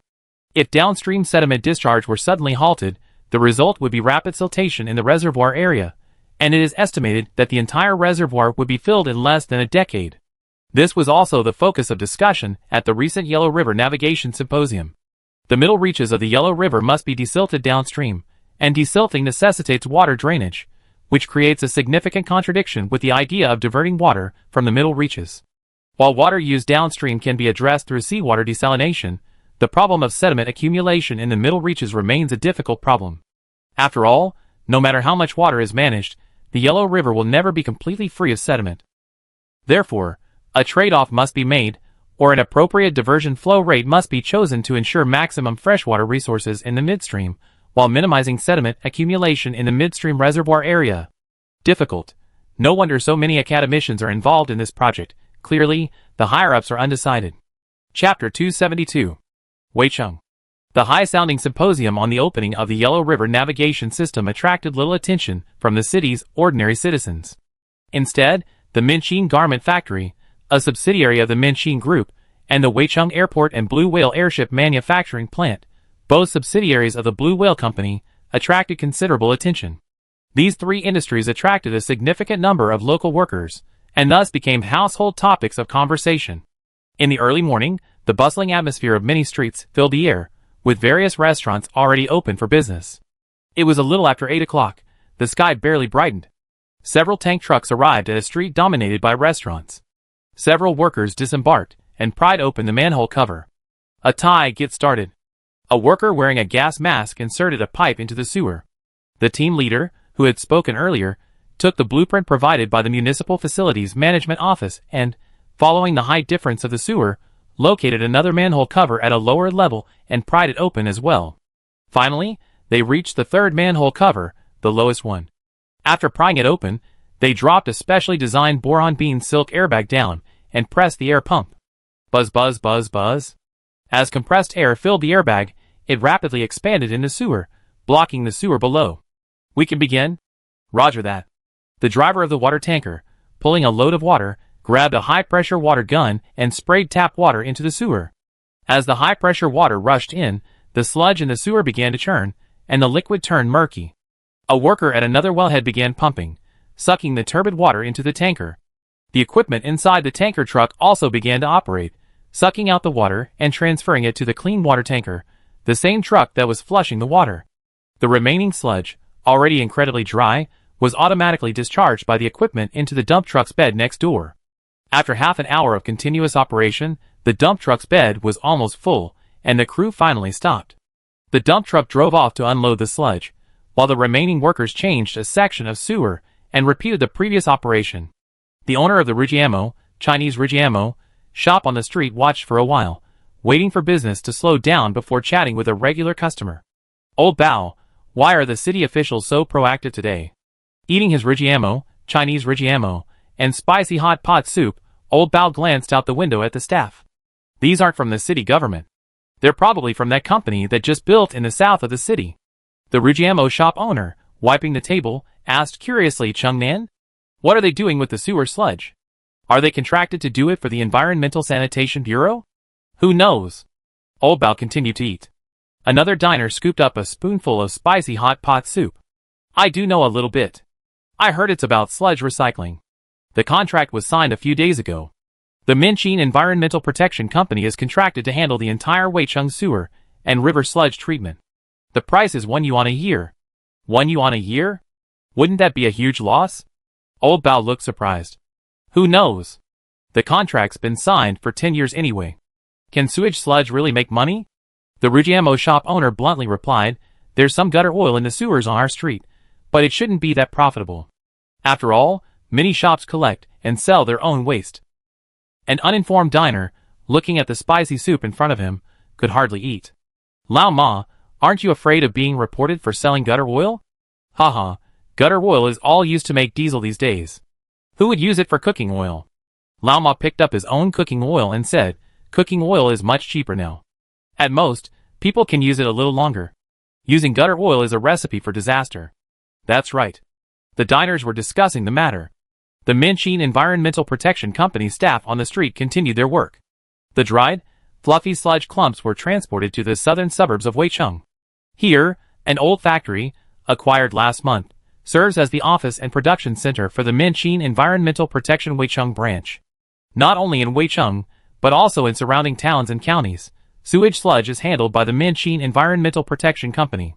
Once the sludge is brought back, it is rehydrated and then subjected to a first step of coarse separation to separate oil and soluble inorganic salts. The remaining sludge is then sent to a microbial power plant for biomass power generation. After biomass power generation, the sludge can then be fermented for biogas. Finally, the biogas liquid and residue are sent to a bacterial farm, where bacteria are used to enrich the heavy metal pollutants in the sludge. These bacteria are classified and can concentrate elements such as gold, silver, copper, mercury, lead, cadmium, chromium, zinc, and nickel in the sludge. After the bacteria have enriched these heavy metals, they are collected and inactivated, then dried to form a special mineral sludge. Because the Guangdong Plain is a region with a relatively developed heavy industry and relatively low rainfall, the heavy metal content in local urban sewage sludge and river sludge is relatively high. 1 ton of dried sludge can yield approximately 1.3 kilograms of copper, with the copper content in dry sludge being around 0.13%. Chromium is also around 0.12%, zinc 0.4%, and lead 0.05%. Sludge recovered from heavy industrial areas, in particular, can sometimes contain dozens of times more heavy metals than ordinary municipal sludge, and also contain significant quantities of precious metals such as gold, silver, and platinum. As for why traditional industries don't recycle these precious metals, it's primarily because it's uneconomical. Unless they possess Heliofeng's biomining technology, they can't expect to efficiently and cost-effectively recycle these materials from waste. Minchin Environmental Protection Company, having obtained technology licenses from its parent company, leverages various technologies to achieve internal water and electricity independence, enabling it to profit from sludge. This is essentially equivalent to mining. While the mineral content of municipal and industrial sludge is significantly lower than that of naturally occurring rich ores, it doesn't mean it has no value. Through the multiple layers of processing performed by the Minchin Environmental Protection Company, this sludge generates significant amounts of electricity, methane, heavy metals, and clean organic fertilizer after heavy metal adsorption. Since Weicheng is adjacent to Chang'an City, the entire Chang'an sewer system is also contracted by the Minchin Environmental Protection Company. Various heavy metal sludge lumps are stored in the company's temporary warehouse.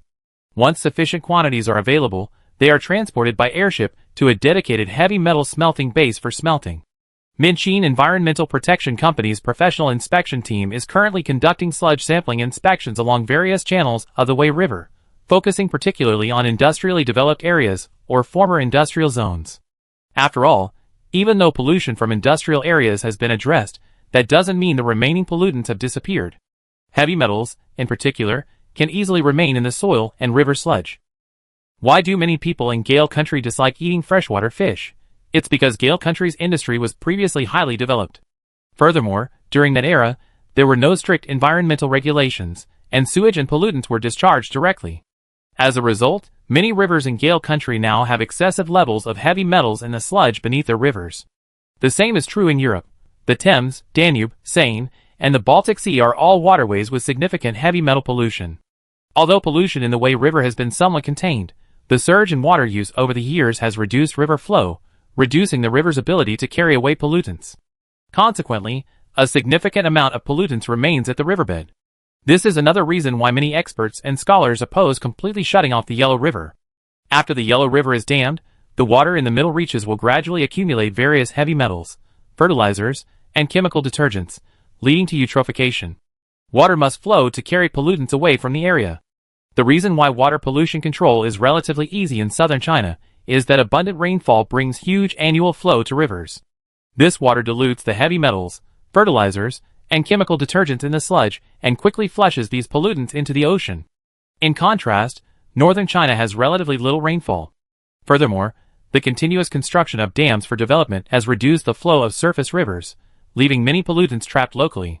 In the economic and technological development zone in the northern suburbs of Chang'an, inside the Shaanxi heavy-duty automobile factory, Yi Shui, one of the company's vice presidents, took Mo Tianqing, the general manager of Minqin Environmental Protection Company, for a tour of the factory. "Mr. Mo, this is our factory's sewage treatment plant. How much does it cost?" Mo Tianqing asked with a smile. Yi Shui replied helplessly, "Haha, I won't hide it from you, Mr. Mo. The treatment costs are very high. It's mainly due to the use of various chemical neutralizers, and some filter cartridges need to be replaced every few months." "Then, Mr. Yi, do you think we can cooperate?" Yi Shui's head was like a chicken pecking at rice. "Yes, I'm willing to do it. After all, it can reduce costs and increase efficiency. Even if it doesn't make sense, it's worth considering.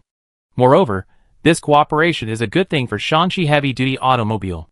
According to the Minqin Environmental Protection Company's quotation and technical standards, their sewage treatment costs can be reduced by approximately 70%, and the water recycling rate can reach 95%. These two factors combined can save the factory a significant amount of money each year." Hailifeng is also one of Shaanxi heavy-duty automobile's key partners. Hailifeng's specially customized biodiesel trucks are produced by Shaanxi Heavy-Duty Automobile, FAW Jiefeng, and China National Heavy-Duty Truck Group. Currently, Hailifeng offers three types of trucks: conventional fuel trucks, battery-powered trucks, and biodiesel trucks. Conventional fuel trucks are no longer purchased, with battery-powered and biodiesel trucks becoming the primary focus. Shaanxi Heavy-Duty Automobile primarily supplies biodiesel trucks. In addition, Weichai Power, Shaanxi Heavy-Duty Automobile's parent company, is also a core partner of Hailifeng. Hailifeng requires that companies providing it with construction vehicles and agricultural equipment use either electric power or biodiesel power. Conventionally powered equipment is not purchased. After all, conventional diesel and gasoline are destined to be phased out. Previously, they purchased related equipment out of necessity, but now that alternatives are available, Hailifeng will naturally stop purchasing. In addition, for those already purchased conventional diesel and gasoline equipment, manufacturers are being asked to provide improvement plans, converting the engines to biodiesel-compatible equipment. Companies like Zoomlion and Sany Heavy Industry have been very cooperative, for they have foreseen the future trend in China. Biodiesel and electric power will inevitably become the core power sources for their equipment.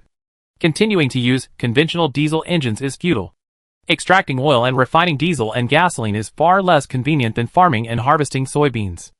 Oil is depletable, and once an oil field is depleted, a city built on mining will face decline. The industry of farming and harvesting soybeans and then refining biodiesel creates a nearly endless supply of biofuel, which can support the long-term and stable development of a city. As a result, many domestic automakers are either switching to biodiesel engines or adopting electric vehicles. Hailifeng Company owns extensive soybean fields, allowing it to produce a massive amount of soybean oil annually. A small portion of this oil is processed into edible oil, while the rest is used for sponge battery fluid and biodiesel extraction. Since the two parties already have a partnership, Yi Shui certainly had to give him a favor. Mo Tianqing targeted the wastewater from automobile manufacturers like Shaanxi Heavy-Duty Automobile because it contains large amounts of heavy metal pollutants. Electroplating and electrophoretic coating processes, for example, generate significant amounts of heavy metals and chemicals. Traditional treatment methods primarily involve adsorption and sedimentation through a cooperative neutralization reaction, after which the sludge is handed over to specialized treatment companies or purchased in-house equipment. Minqin Environmental Protection Technology was drawn to these heavy metals, not to mention the profit it could make from selling the equipment. The company could then periodically bring sludge back from the factory for refining. Not only would the factory not receive any payment for this sludge, but it would also have to pay Minqin Environmental Protection Company a portion of the cost. This was because, in the past, this type of sludge had to be processed by other companies, so Minqin Environmental Protection naturally wouldn't pay back. However, the factory's fees were significantly lower than before, which was a key reason companies like Shaanxi Heavy-Duty Automobile were willing to cooperate. As for Minqin Environmental Protection's ability to profit from this, that's their own skill, and there's nothing to argue about it. If they felt they could profit from it, they could simply build a sludge recycling plant. Minxin Environmental Protection Company currently has a large presence in industrially developed regions of China, particularly those with concentrated industries such as machinery manufacturing, electronic processing, precision instruments, and chemical electroplating. For example, Shanmei established a subsidiary specifically in Meilong Town, Haifeng County, Helyafeng Company's headquarters. The reason for establishing a subsidiary here is, of course, due to the numerous gold and silver processing plants that once existed in the area, which resulted in the accumulation of significant amounts of gold, silver, zinc, copper, chromium, mercury, and other elements in the local soil and river sludge. Simply by pumping sludge from the Meilong Town River, this sludge treatment plant recovered 8.6 kilograms of gold and 74 kilograms of silver in less than a week. This is comparable to mining gold. Next, Minxin Environmental Protection plans to expand into Shuibei, Pengcheng, and Panyu, Guangzhou. These two areas are also well-known gold and silver processing and production areas in China. In areas where gold and silver are processed, sewage and river sludge contain high concentrations of elements such as gold, silver, copper, and mercury, which facilitate bacterial enrichment. Furthermore, Guizhou Province, as China's core mercury mineralization belt and mining area, is also a major area of mercury pollution. Therefore, Minxin Environmental Protection Company also plans to enter this region and conduct sludge and waste recycling in areas with a high concentration of mercury mines. The goal is to extract mercury from the local soil, sludge, and waste. Although Helyafeng Company's mercury silicon nanotube room temperature superconductor is currently under high confidentiality, this does not mean it has no applications. Many institutions and laboratories, which can maintain strict confidentiality, are already conducting related application development and principal research. Even the government is getting involved, quietly searching for mercury mines around the world and building a strategic mercury reserve. As the world's first material capable of maintaining superconductivity at room temperature, mercury silicon nanotubes are certain to see large-scale application in the future. Therefore, mercury reserves are essential for the development of the superconducting industry. Helyafeng Company knows that mining abroad is difficult, and European and American capitalists harbor a deep hatred for Helyafeng and Jiangmiao. Therefore, once Helyafeng enters the international market, it will face various forms of suppression and underhanded tactics. Jiangmiao has no interest in foreign mining, in particular. Rather than mining abroad, it would be better to collaborate with domestic aerospace companies to promote outer space mining. After all, on Earth, European and American capitalists can covertly obstruct Helyafeng's mineral acquisition. However, in outer space, a completely new environment where power and technology are paramount, Helyafeng Company will not be afraid of him. Asteroids and the moon in outer space are rich in precious and heavy metal minerals, and there are even asteroids entirely composed of these metals. As long as these precious metals and certain rare elements can be mined and brought back to Earth, even the highest costs are acceptable. Furthermore, Helyafeng currently collaborates with domestic aerospace companies in various areas. For example, they are developing silicon carbide nanotube materials for use in launch vehicles, using the Blue Whale airship to transport launch vehicles to the Cheongzhou launch base, and developing efficient and low-cost hydrogen storage systems. These projects are closely related to Helyafeng.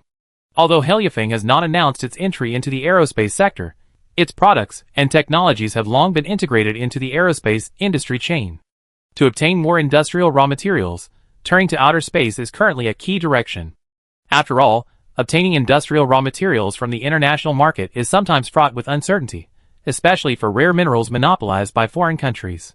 Once imports increase, prices can skyrocket.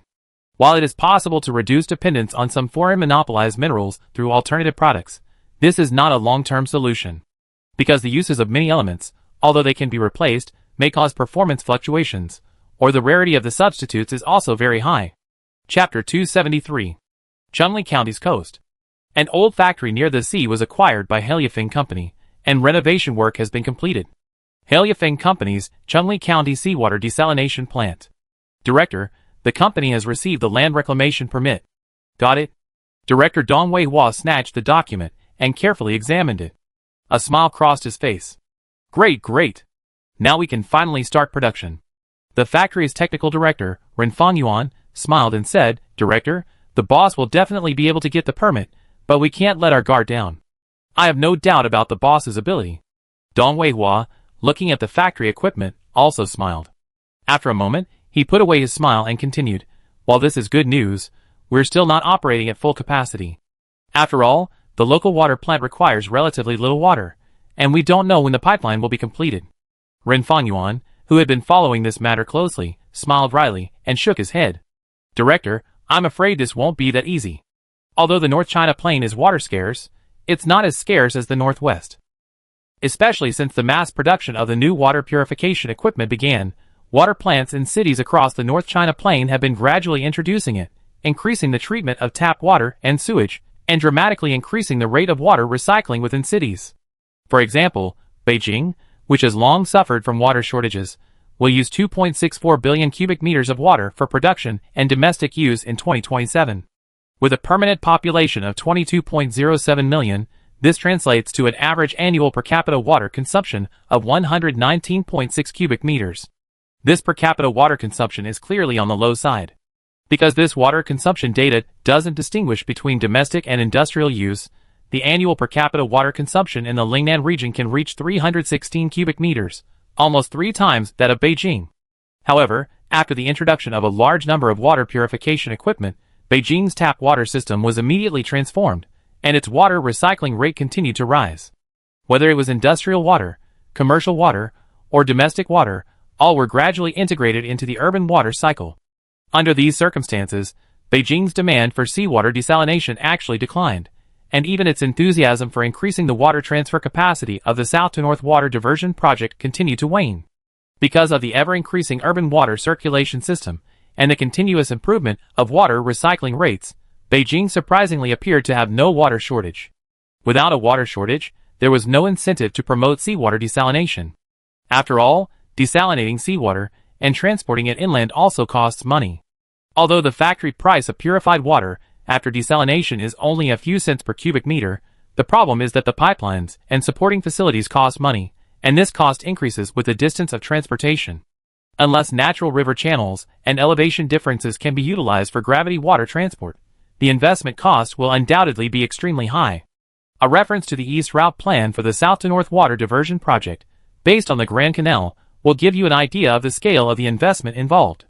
And both involve large-scale desalination, which many experts and scholars harbor doubts about. A major point of contention is the byproduct of large-scale desalination, crude salt. Every cubic meter of seawater desalinated produces approximately 35 kilograms of crude salt. Desalting 100 million cubic meters of seawater annually produces 3.5 million tons of crude salt, a significant amount that is difficult to process. The chemical industry might be able to handle 10 to 20 million tons of crude salt, but if desalination were to scale to billions of cubic meters per year, that would amount to hundreds of millions of tons annually, a level the chemical industry simply cannot handle. Compared to the slow pace of the Chengli County desalination plant, the desalination plants in Cheongzhou's Gannan City are booming. This is especially true after obtaining land reclamation approval. Why apply for land reclamation? The answer is to process the coarse salt. Using coarse salt for land reclamation? Yes, but not entirely. Currently, Heliafeng Company's coarse salt reclamation method uses a silicon bean yarn fabric as an inner layer, then pours concrete, using large amounts of silicon bean yarn instead of steel bars, to create large salt storage tanks.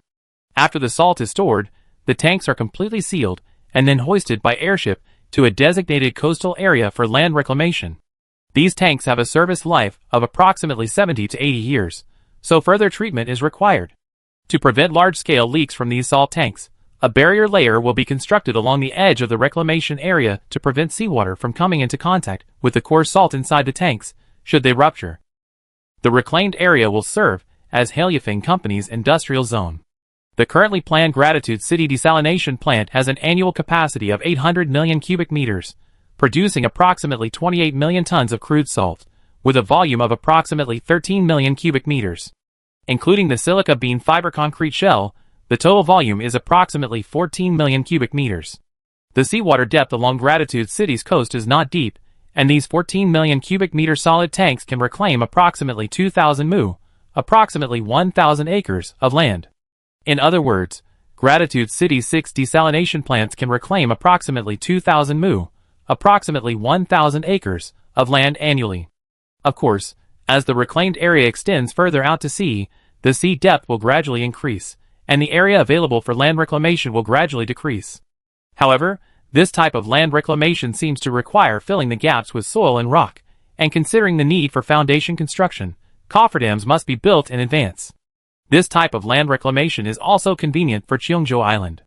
Land reclamation within the Bohai Bay, an inland sea, is highly uneconomical, primarily reducing the area of the inland sea and impacting the Bohai Sea's ecological environment.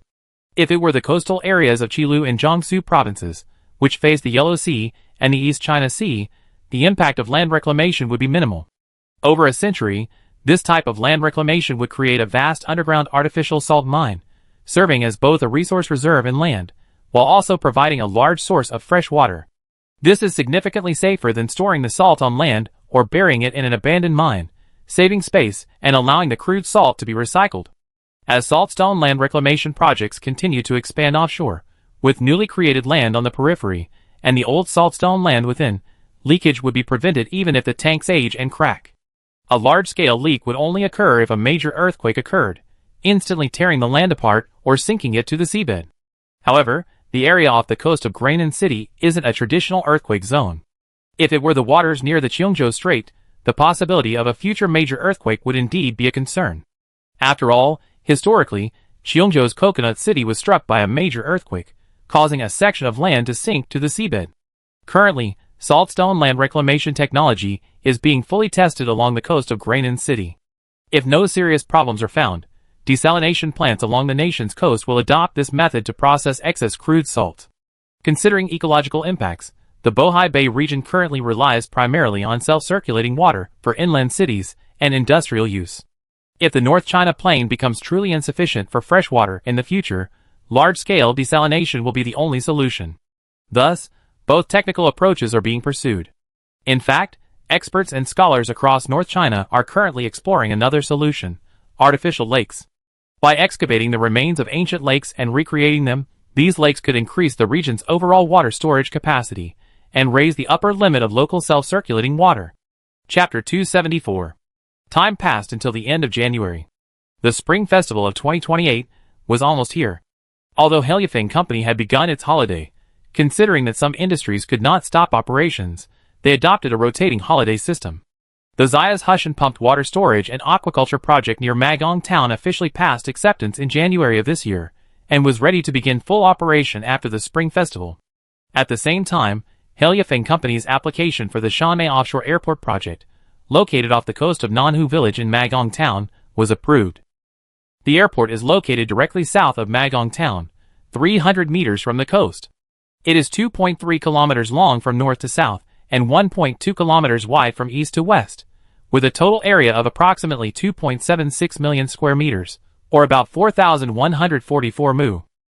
The airport was not built in the Pearl River Delta because the region is too densely populated with airports and ports, and the airship airport would require a very large area. Both land acquisition and demolition, as well as land reclamation, are complex undertakings. Furthermore, although the government has established a dedicated department to manage low and medium altitude airspace nationwide to facilitate the development of the airship industry, obtaining approval for airships to fly over major cities remains a significant challenge. The main obstacle lies in the dense populations and high buildings of large cities, which has led many to remain skeptical of hydrogen airships. Therefore, current plans dictate that airship routes should minimize overlap with aircraft routes. Specifically, airships are prohibited from approaching within 10 kilometers of airports, and the straight-line distance between airship and aircraft airports must be at least 50 kilometers. It also stipulates that the construction of airship airports should be avoided as much as possible along busy air routes. These regulations are intended to prevent the two aviation systems from intersecting too closely, which would complicate management. As a result, regions like the Pearl River Delta, the Yangtze River Delta, and the Beijing-Tianjin region are unable to develop airports, at least not in the short term. In contrast, airship airports can be developed around these core economic zones. After all, airship transportation costs are very low. Although it still requires road transport, this option is feasible for many businesses requiring transportation services. For example, industrial products from Pengcheng, Eching, and Dongguan could be transported by road to Shantou and Meishan, and then transported from Shantou and Meishan's Magong Airport to other airports across the country, saving significant transportation costs. Of course, Another purpose for Haliafang Company to build Magong Airport on the sea is to facilitate logistics traffic from some maritime ports. After all, transporting cargo from ports in the Pearl River Delta to Shantou Magong Airport is actually quite fast. This planning approach is intended to mitigate road congestion, given the lack of time to build new roads and the inability of airships to enter the Pearl River Delta. Therefore, offshore shipping must be considered. For an airport built on the sea, by prioritizing the airport and seaport areas during planning and design, the two transportation systems can be seamlessly integrated. In line with the principle of maximizing the land's value, this airport, in addition to its integrated air and seaport functions, also houses a large-scale indoor aquaculture base underground. That's right, this artificial island for the airport is hollow. Compared to the high requirements for runways at takeoff airports, airports themselves don't need to accommodate aircraft takeoffs and landings, so their overall strength doesn't need to be as high. This hollow design is intended, on the one hand, to reduce the amount of earthwork required for land reclamation, and on the other hand, to fully utilize land resources. After all, this is a 144 mu site. While embankments and supporting columns will need to be constructed underneath, at least 3,500 mu of aquaculture area will be available. Located within the airship manufacturing base in the Minchin County High-Tech Industrial Park, Blue Whale Airship is collaborating with Minchin Group to develop a special, ultra-large airship. Because this airship structure differs from that of the Blue Whale, it cannot be built in the Blue Whale 1 and 2 airship construction docks. It can only be built in the Blue Whale 3 airship construction dock. Blue Whale Airship Company's Technical Executive Officer, Ho Xian, is discussing this new airship with the project's technical director, Li Yupeng. Currently, Blue Whale Airship Company has a total of 10 docks in Minchin, divided into 3 types based on size. There are 2 docks capable of building the Blue Whale 3 airship, and the 2 men are currently in one of them. Ho Xian looked at the nearly spherical new airship and asked, Director Li, is this airship ready for a test flight? Li Yupeng, wearing glasses, pushed them up and said, Experimental airship number 1 is ready for testing. I plan to conduct tests within the next 2 days. Aren't you planning to go back home? Ho Xian asked curiously. Li Yupeng shook his head. My parents are dead, and I don't have much contact with my other relatives. It doesn't matter whether I go back or not. I'd rather stay at the company. I still have many colleagues here. Ho Xian patted him on the shoulder and said, Director Li, you're alone, so you need someone to accompany you in your daily life. Our company doesn't object to employees dating, getting married, and having children during this time. If you're interested, I can introduce you to someone, but to avoid suspicion, I can only introduce you to female employees from other branches. Haha, thanks, but don't bother. I've been alone for so many years. Li Yupeng politely declined Ho Xian's offer. Okay. Ho Xian casually mentioned it, not pursuing the topic further. The two chatted for a while, and Ho Xian explained other matters.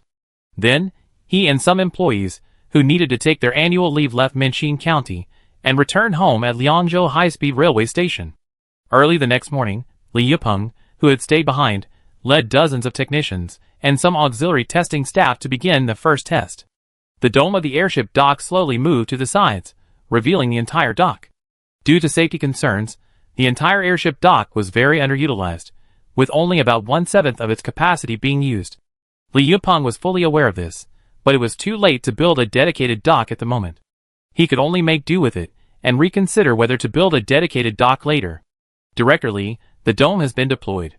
Recovering from his trance, Li Yupeng checked the time and ordered, all departments, take your positions. Begin the first flight test. Roger. Everyone held their breath, carefully following the procedures agreed upon yesterday, maneuvering the airship into the air. The design of this airship was completely different from the Blue Whale. It was completely spherical, requiring minimal internal airbag and skin material, and the skeleton was also very minimal. The spherical airship, with a diameter of 85 meters, has an internal airbag volume of 300,000 cubic meters, and a total weight of 33 tons. Half an hour later, the airship rapidly ascended to the stratosphere at an altitude of 18,000 meters. It also flew over the nearby airship test site. Through the airship's onboard surveillance cameras, Li Yupeng could clearly see the ground and the sun in the southeast. Adjust the position of the photovoltaic panels. Yes. The airship's movable center of gravity, where the hydrogen storage tanks and other equipment are located, is completely enclosed in an airbag enveloped by hydrogen gas, effectively a small airbag within a large one. By moving this small airbag, the spherical airship center of gravity can be altered, allowing the airship's flight posture to be adjusted, ensuring that the solar panels are always facing the sunlight. Approximately one-third of the airship's surface is covered with silicon carbide nanotube photovoltaic panels, covering approximately 7,500 square meters. Position adjustment complete. The photovoltaic panels are now facing the sunlight. Activate the automatic sunlight tracking system. Yes. Li Yupeng continued, begin cable docking. Roger that.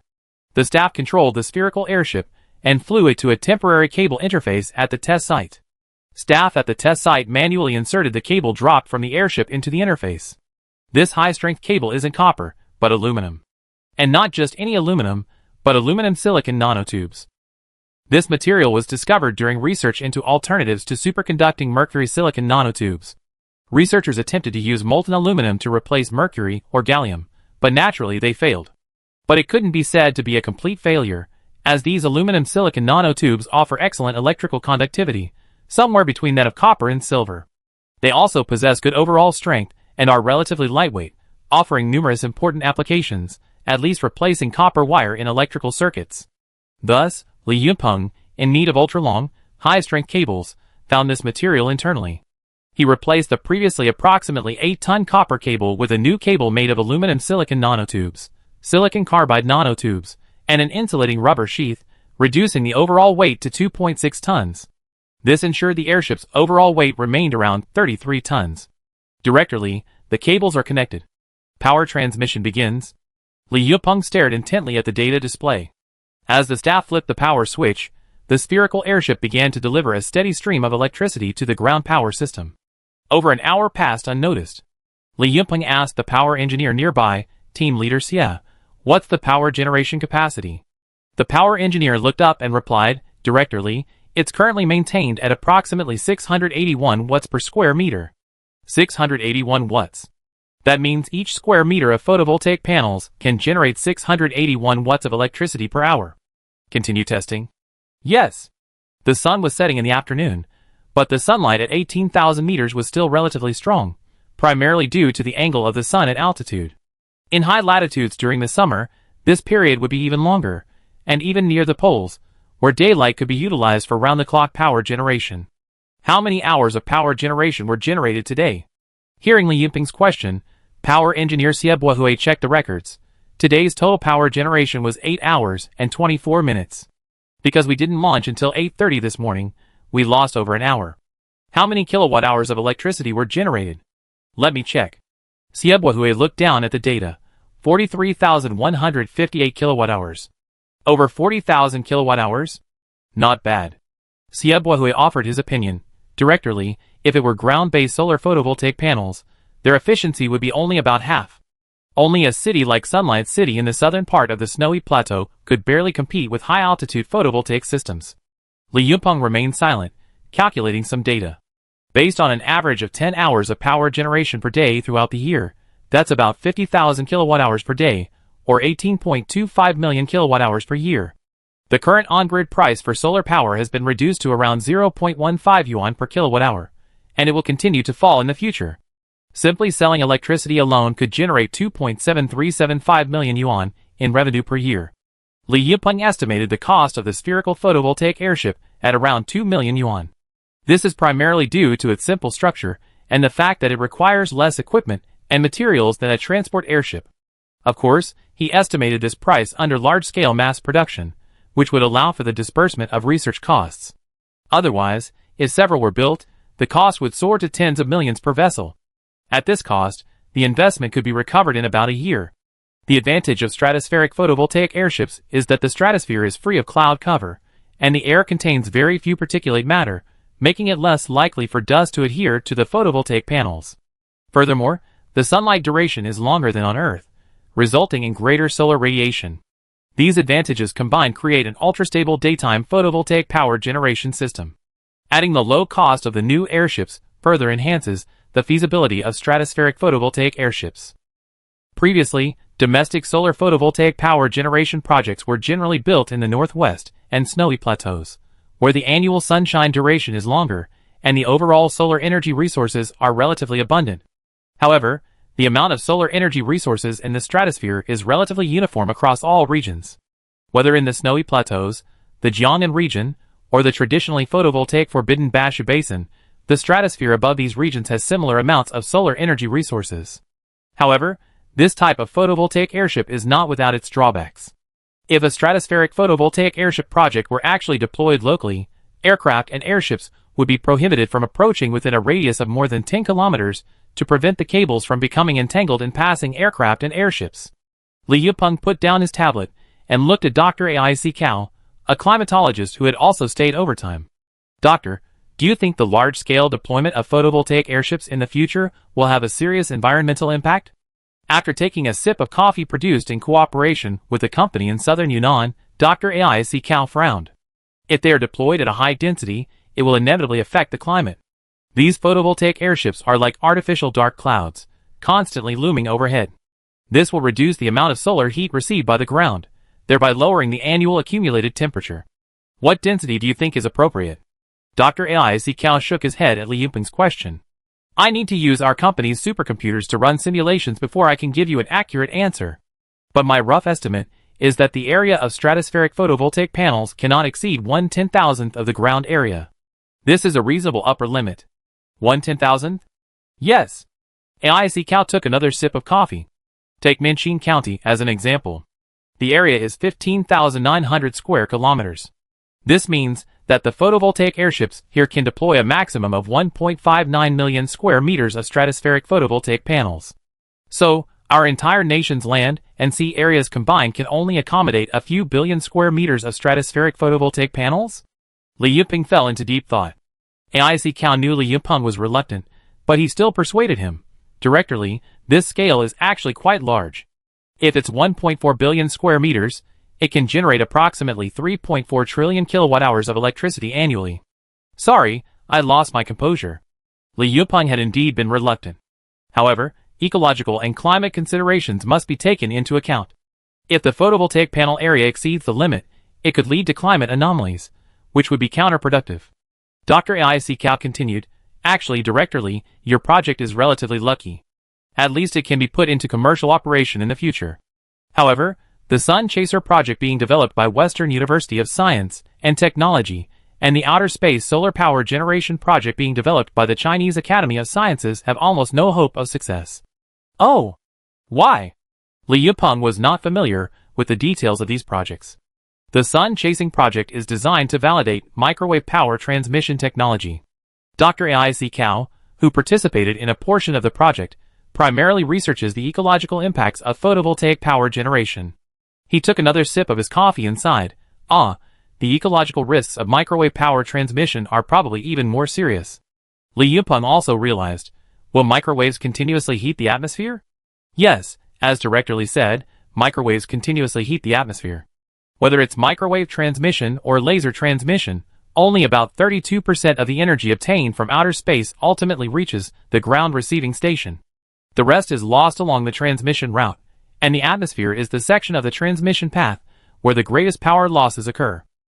Upon hearing this, Li Yupeng, combined with his own knowledge, understood Dr. Aic Cao's concerns.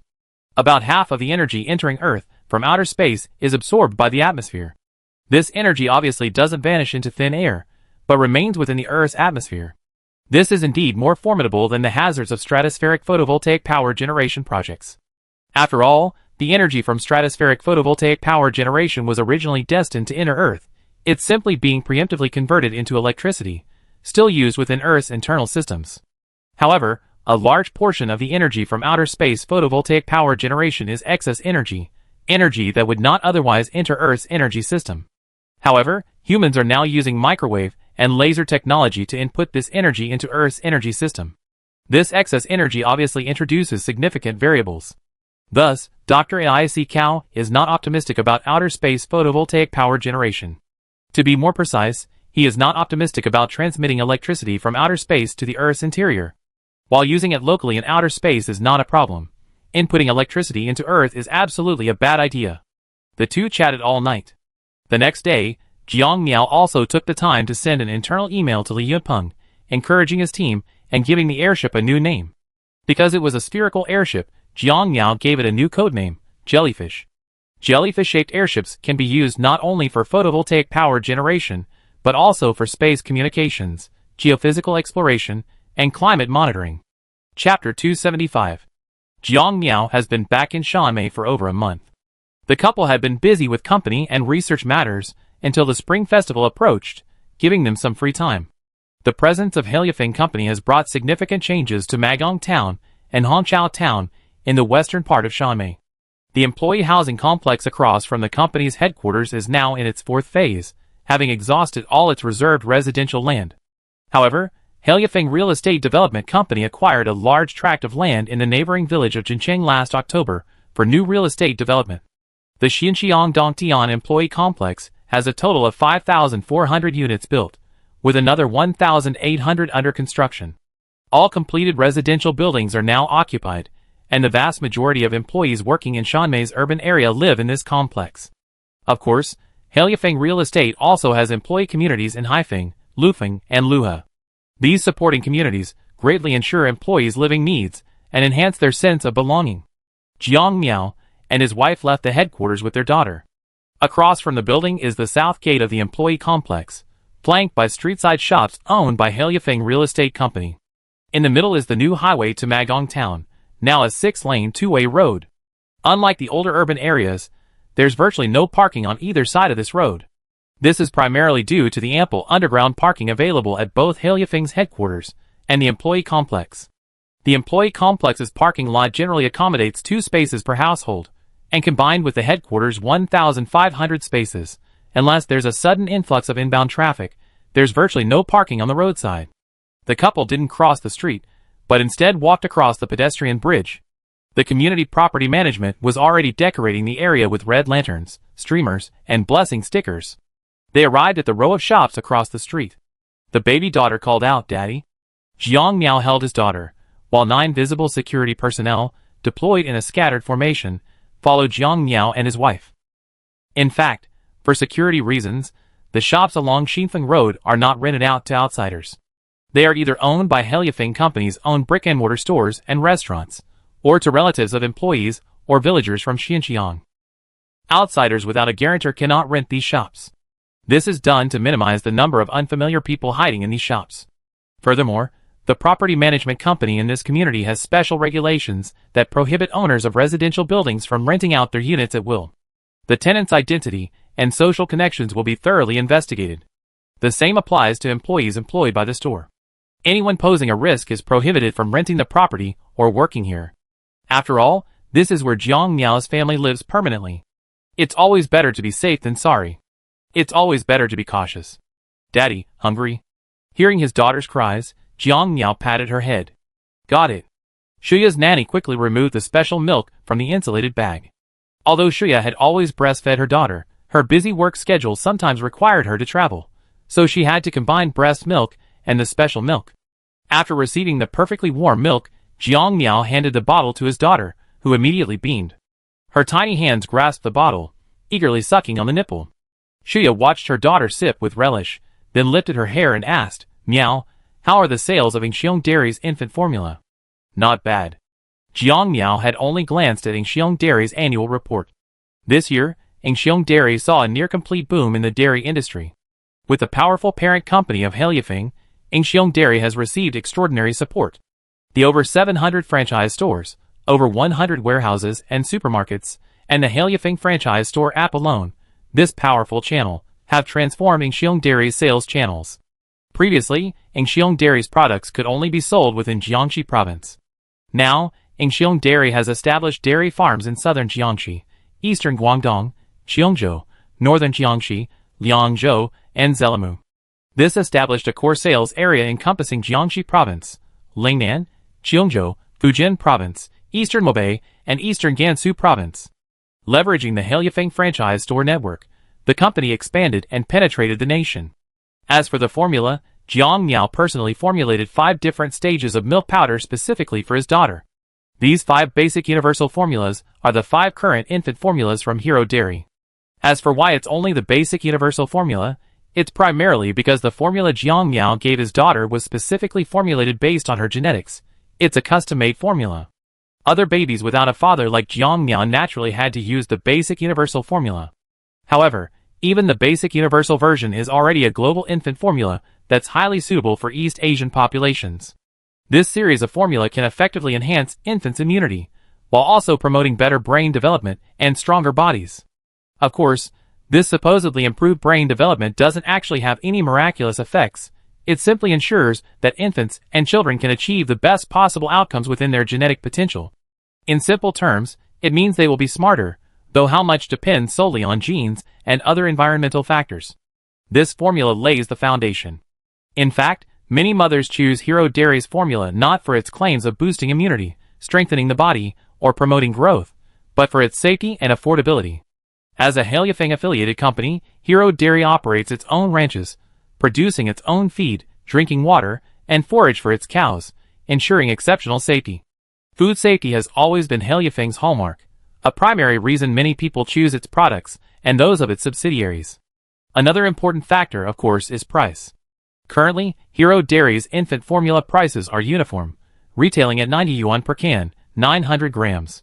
A newborn baby consumes 4 to 5 cans of formula per month, costing around 360 to 450 yuan. Compared to imported formula, which can cost 2 to 300 yuan per can, Hero Dairy's prices are already the lowest in China.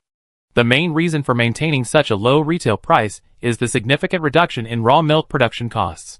Currently, Hero Dairy's raw milk cost is approximately 1.6 yuan per kilogram.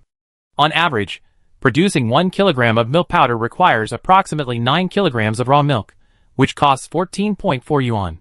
Adding the costs of auxiliary materials, packaging, depreciation of site equipment, research and development expenses, and other miscellaneous expenses, the total production cost of a can of milk powder is approximately 46 yuan. Hero Dairy's wholesale price to specialty stores and other distributors is 75 yuan per can, with a standard retail price of 90 yuan. With its high quality, low price, and guaranteed safety, sales are naturally strong.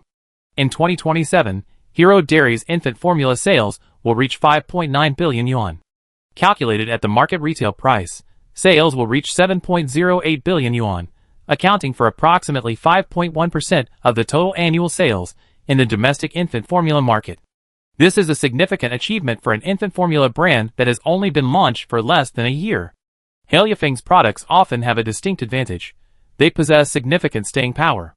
As long as word of mouth builds, sales will snowball. Faced with the impact of Yingxiong Dairy, all domestic infant formula companies have been forced to cut prices to maintain sales. Overall, the retail price of domestic infant formula currently ranges from 90 to 120 yuan per can, while imported milk powder is losing ground. A key factor in this is the emergence of Sinza soybeans. Many farmlands in northeast China and the North China Plain, originally intended for soybean cultivation, have begun to adopt a mixed sowing method, planting various forage grasses for use in blending soybean meal with high-protein legume feeds such as alfalfa. This has led to a sharp drop in feed costs for dairy cows. The raw milk production costs of many large domestic dairy farms are now approaching the 1.6 to 2.2 yuan per kilogram range.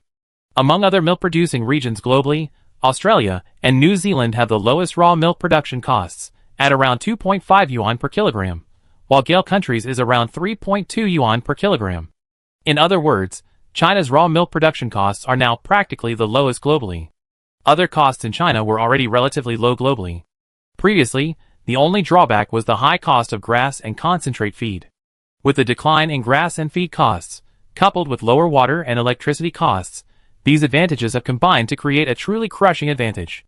In particular, Hero Dairy previously used traditional processes to refine milk powder. However, starting in January of this year, they began experimenting with a completely new process. Using negative pressure vacuum evaporation technology using silicon carbide nanotubes, they maximize energy savings while reducing production time by approximately 1/5. These process improvements will contribute to a reduction in overall production costs. Domestic companies are in a better position, at least able to reap the benefits of Hailifeng's technological development. However, foreign companies are now caught in a dilemma. This is primarily due to Hailifeng's strict technology control policy, which keeps a tight lid on foreign companies. Unless these companies establish ranches, farms, and production bases, it's difficult for them to reap the benefits of Hailifeng's technological development. However, foreign companies already face strict restrictions on establishing large ranches and farms in China, making these companies' current situation very difficult. Although many families still harbor the old-fashioned mindset of admiring foreign products, believing that foreign milk powder is inherently superior, the number of such users has been steadily decreasing in recent years. Especially since the start of the major reconciliation, many people have begun to lose their allure to Europe and the United States. With one side gaining, while the other loses, no wonder European and American companies are anxious as ants on a hot pan. Jiang Miao and Shuya strolled along the sidewalk, holding their daughter. The kapok trees on the sidewalk were already in bloom. Many of the kapok blossoms were blown down by the wind, landing on the sidewalk. Shuya, hands in her pockets, suddenly stopped and looked at a nearby hamburger and fried chicken restaurant. She turned and asked with a smile, "Do we have a hamburger restaurant?" Jiang Miao, who was teasing his daughter, looked up at the question and immediately spotted a shop about 5 or 6 meters away. The shop was decorated entirely in black with blue accents, and the sign above read, "Western Fast Food." Jiang Miao wasn't aware of such a project in the physical retail division. "I don't know either. Maybe it was just my sister's idea." This was understandable. Given the current size of Heliafeng Company, Jiang Miao typically waited for the pilot results to reveal the specifics of these experimental small businesses. This was precisely because the fast food restaurant was located right outside the company headquarters. Otherwise, he would have likely waited months to learn about such a small project. "Let's go in and take a look," Jiang Miao suggested, holding his daughter. "Okay," Shuya agreed. The interior of West Fast Food was similar in style to KFC and McDonald's, both of which were Western-style fast food chains. The customers were primarily company employees, their relatives, and young people from the surrounding villages. Because it was close to the Lunar New Year, business at the fast food restaurant was average. Only 6 or 7 people sat scattered across the 15 tables. However, after Jiang Miao's family and security personnel arrived, the place seemed to burst with activity. A waiter, who knew Jiang Miao and his wife, approached awkwardly. Boss lady, what can I do for you? Where's the manager?" "I'm you," the waiter replied, flustered. Shuya didn't bother her. She flipped open the menu, looked at it for a moment, then glanced at the 9 security personnel, the nanny, and the others. "Give us a family bucket, and the rest of you can order whatever you like." "Okay." The security personnel quickly ordered their own meals, too, opting for a drink and a burger for easy carryout. A short while later, the waiter brought the family bucket over. Jiang Miao checked the fast food restaurant's ingredients on the inspection panel, and found them generally quite good. The meat, vegetables, drinks, and cooking oil were all produced in-house. The shortening used in the fried chicken also had a very short lifespan. It wasn't just because he came that the clerk changed the oil. He observed other customers eating French fries, fried chicken, and other items, and they all used better shortening. With one free hand, he picked up a chicken wing and took a bite. "It tastes okay, just like regular fried chicken. What else do you expect? Fried chicken all tastes pretty much the same." Shuya smiled and shook her head. Wearing gloves, she picked up a small piece of cheese chicken and took a sip. Jiang Miao took a sip of his Coke. He smiled and said, "This Coke is also one of our company's brands." "Is that the Tianfu Cola we acquired last year?" "Yes." In fact, Heliafeng Company has also been expanding rapidly in beverages, snacks, and other products. If they can acquire a brand, they directly acquire it. If not, they build their own. Currently, the physical business division is not only developing a Chinese fast food chain, Jianghai Restaurant, and a Chinese cold food chain, Magon Cold Food, but is also exploring the development of a Western fast food chain, West Fast Food. Jianghai Restaurant has the most comprehensive and mature operations and management, currently operating 157 locations in South China and the middle and lower reaches of the Yangtze River. Because Magon Cold Food is a mid-range restaurant, it currently has only 11 locations nationwide. Jiang Xia felt that Heliafeng Company couldn't just focus on Chinese cuisine, it also needed to develop Western cuisine. So, last October, she began planning a Western fast food chain and a mid-range Western restaurant. This was the origin of West Fast Food and Teowashi Restaurant. Food is paramount to people. As a large agricultural group, Heliafeng Company must not only cultivate agricultural raw materials, but also expand into the deep processing of agricultural products and the catering industry. In fact, Heliafeng Company also has a strong foundation for operating a Western restaurant. After all, the company produces high-end ingredients such as white truffles, glass eels, cheese, marbled beef, lobster, king crab, Arctic sweet shrimp, and oysters. With this foundation, as long as the management team is smart and manages well, profitability is a sure thing. Jiang Miao came over to eat on a whim. He ate a piece of popcorn chicken and looked at the anxious store manager. How long do we usually use shortening in our restaurant? The store manager replied cautiously, Boss, we change it daily. Yes, that's a good frequency. Jiang Miao knew full well that the average fast food restaurant uses shortening for 3 or 4 days, or even a week. What do you do with the shortening after use? We temporarily store it in a dedicated freezer, and the company regularly sends people to collect it. This is the confidence behind West Fast Food's daily shortening change. Because the parent company owns an oil refining business, the shortening collected from these restaurants is collectively processed into biodiesel. The company's partner restaurants and individual restaurant operators all have the same requirements, and their waste cooking oil is collected by Heliafing's biodiesel division. Currently, the standard price for shortening provided by Heliafing to its partner restaurants, individual operators, and its own subsidiaries is 6 yuan per kilogram, while the recycling price for waste shortening is 2 yuan per kilogram. The core raw materials for this shortening are soybean oil, palm oil, tea seed oil, sheep fat, and other ingredients. Heliafing's main product, soybean oil, costs around 3,500 yuan per ton. Using it directly as a biodiesel raw material would be significantly more expensive. However, after food processing, the cost of soybean oil, which becomes waste, drops to just over 2,000 yuan, making its use in biodiesel refining much more profitable. The food processing industry also gains access to inexpensive raw materials. Thus, Heliafing's various food subsidiaries regularly replace their soybean oil-based shortening, practically daily. This improves product quality and ensures long-term stable operation of the biodiesel production line. Other fast food chains lack a supporting industrial chain, making it difficult to emulate Heliafing's model. Of course, another option is to partner with Heliafing and join its industrial chain. Heliafing also welcomes other companies to join its industrial chain. Currently, many domestic restaurant chains have various business relationships with Heliafing, and these businesses and individual businesses form Heliafing's vast ecosystem. To accelerate their expansion, Jiang Miao has approved the company's establishment of biodiesel refineries in various eastern provinces, facilitating the local recycling of waste cooking oil. Minxin Environmental Protection, a subsidiary of the Minxin Group, also handles a significant amount of waste oil daily. After all, they pump waste from urban sewage systems, making waste oil readily available, and the price of this waste oil is over 2,000 yuan per ton. Chapter 276. After Jiang Miao and his wife finished their family bucket, they saw a drone fly in from the second-floor balcony of West Fast Food and then take off with a package. He looked up. He saw the drone was painted with the Fengmei Takeout logo, and the package it had just taken away was a takeout. Is this Fengmei's delivery drone? Li Zixuan, standing nearby, immediately replied, Yes, boss. This is the delivery drone Fengmei Takeout has recently been testing. A caged drone? Jiang Miao pondered. After a moment, he saw that the drone didn't fly over the highway, but instead flew to the rooftop above the street-facing shops, then quickly flew towards its destination.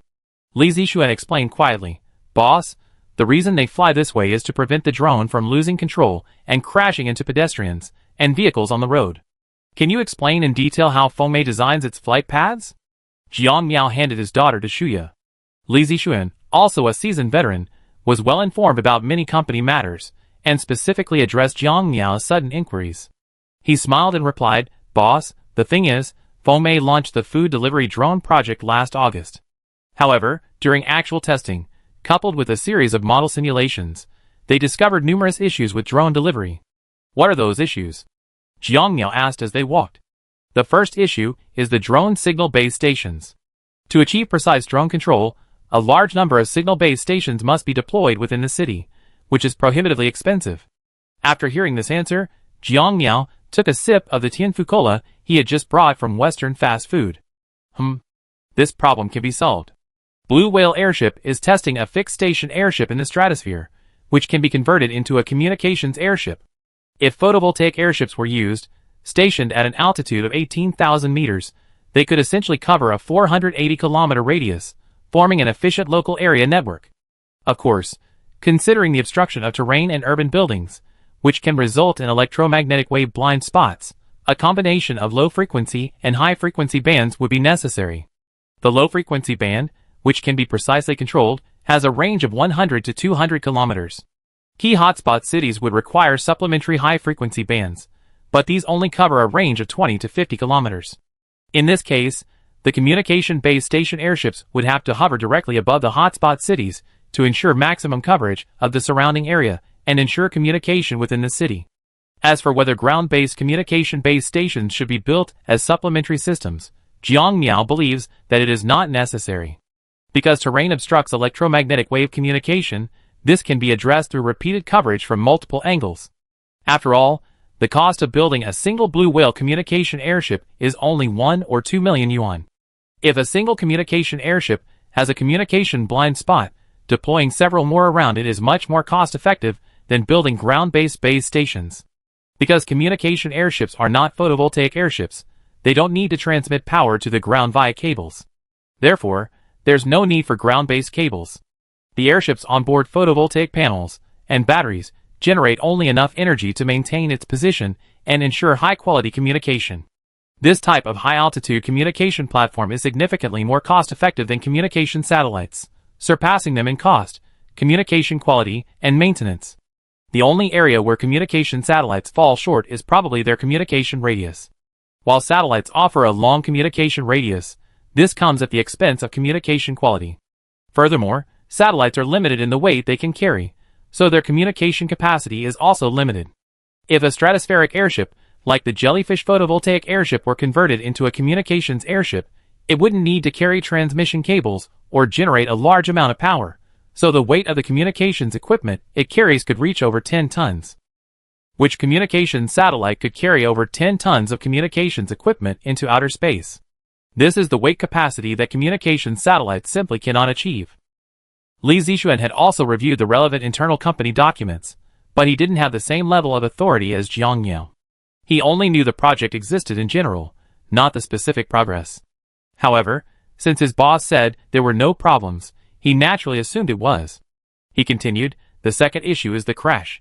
Even with a relatively accurate drone signal control base station, there's still a risk of a drone crash during flight.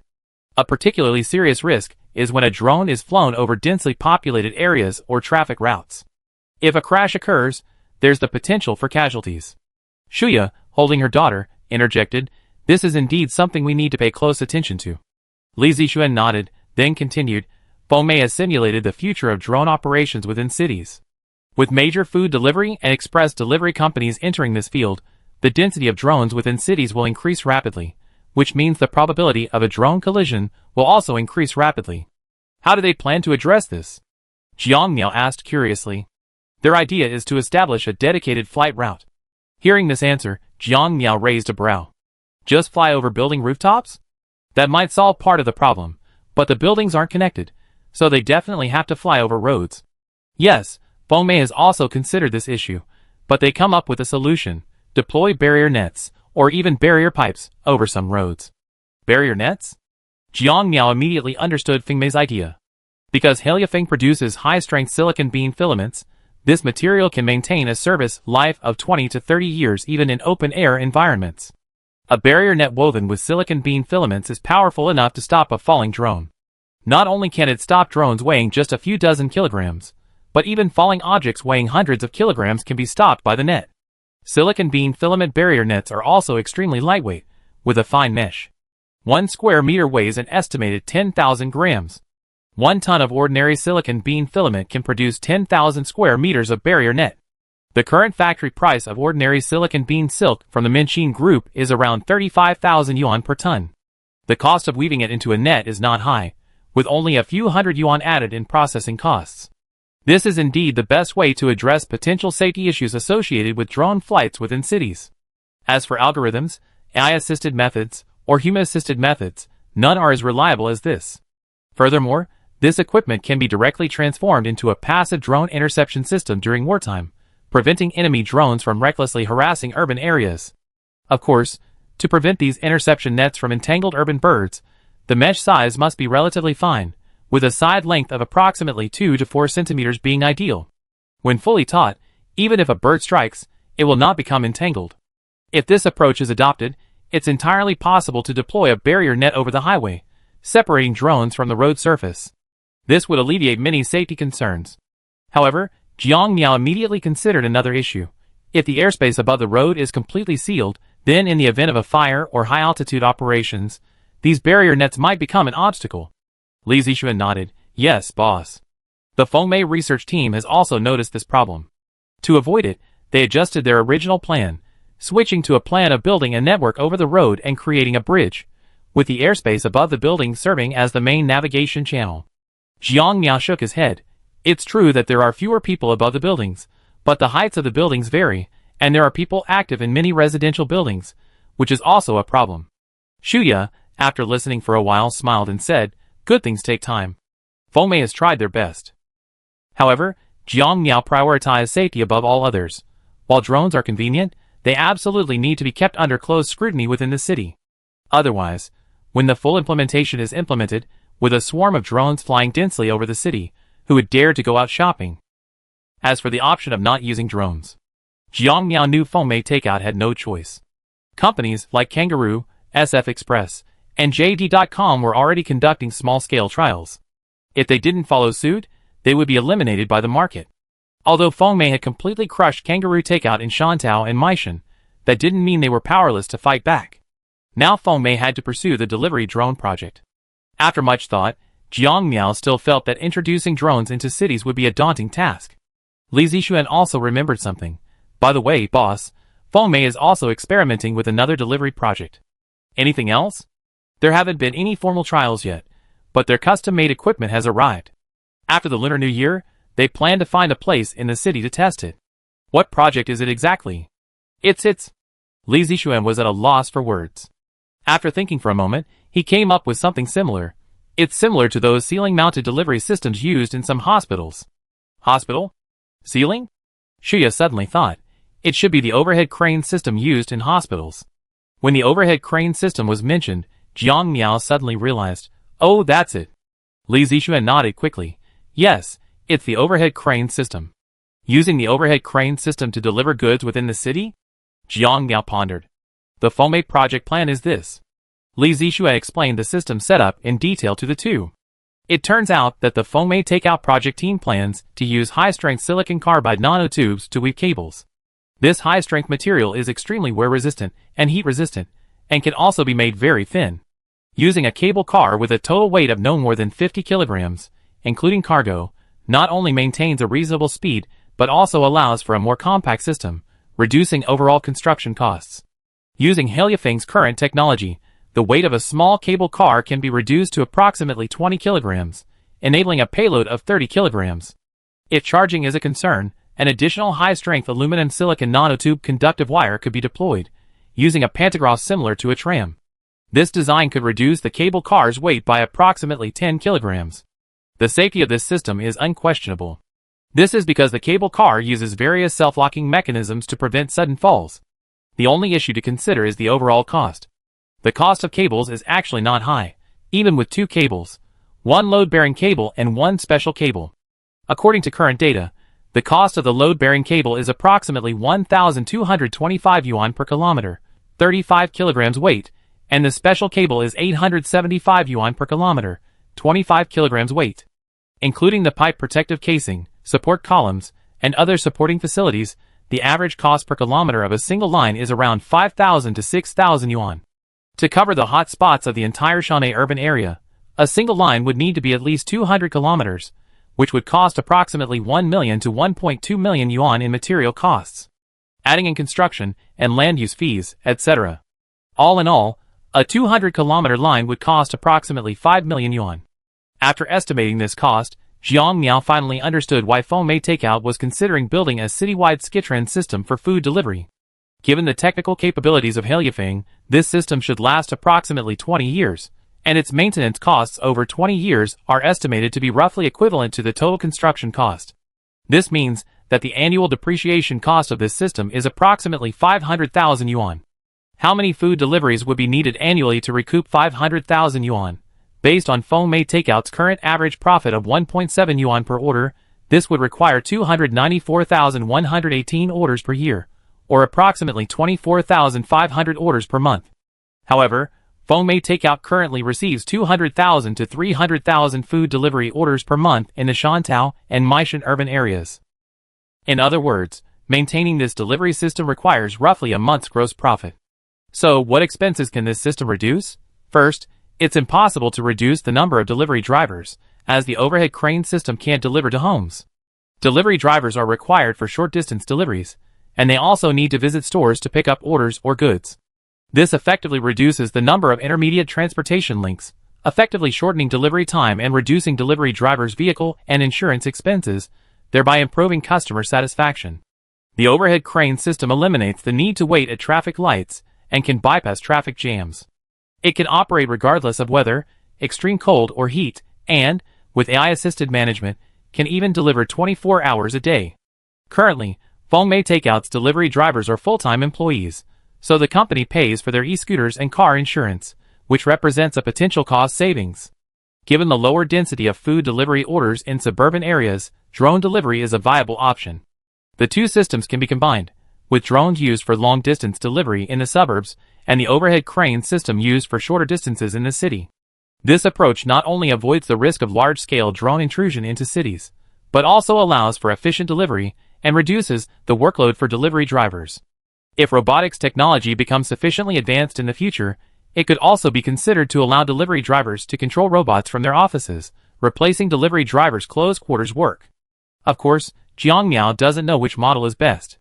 In any case, Heliafeng Company currently has substantial financial reserves, and the experimental testing of Fengmei Takeout only costs a few million yuan, a drop in the bucket for Heliafeng Company. The cost difference between delivery drones and delivery overhead cranes is actually quite similar. Don't think of delivery drones as just flying around. The supporting costs behind them are substantial, such as communication base stations, remote control personnel, and a control center. These supporting facilities must keep pace. The advantage of an overhead crane system is that it doesn't require base stations or numerous remote control personnel. To put it in perspective, drones are like cars on the road, while overhead crane systems are like trains on the railway. Unmanned automated driving is easy for freight trains on dedicated routes, but achieving unmanned automated driving for cars on the road is much more difficult. This is because the variables in these two systems are different. Transportation systems with fixed, dedicated right-of-way have very few internal variables. Transportation systems without fixed right-of-way have a very large internal variable, and are also subject to many external intrusive variables. Drones and cars are examples of transportation systems without fixed right-of-way. High-speed rail, subways, light rail, and overhead cranes are examples of transportation systems with fixed right-of-way. Despite all the hype surrounding so-called self-driving cars, accidents still occur when they're put on real roads. This is because roads cannot be closed off or restricted from pedestrians, animals, or vehicles. No matter how sophisticated the algorithms of an autonomous driving system are, it can't fully assess every road situation. As long as a human is behind the wheel, the possibilities are endless. Whether it's fatigue driving, drunk driving, road rage, new driver killers, female drivers, intentional cutting, speeding, or natural disasters, in any of these situations, artificial intelligence can never respond with complete certainty. Ultimately, human intervention is necessary. But manual intervention takes time. Sometimes, a serious traffic accident leaves drivers with only seconds. Can a remote operator who has just initiated forced manual intervention assess the entire situation within a few seconds? The answer is self-evident. Clearly impossible.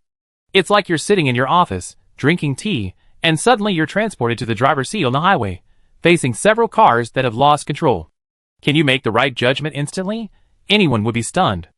As for relying on AI to identify and process the situation, by the time the AI has finished calculating, it's likely too late. The computing power of many onboard computers is simply insufficient, and must be supplemented by the computing power of the control center. Data transmission takes time, and calculating a better strategy also takes time, which can take several seconds, or even more than 10 seconds. But sometimes, traffic accidents don't even give you seconds, they happen almost instantly.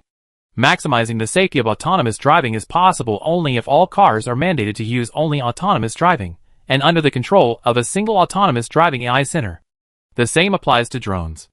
Unmanned drones are currently impossible to achieve. They require remote control by professionals.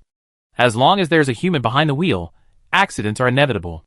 Although Jiang Miao was optimistic about the overhead crane system, he didn't stop Fengmei Takeout from testing its delivery drone system. After all, who can predict the future?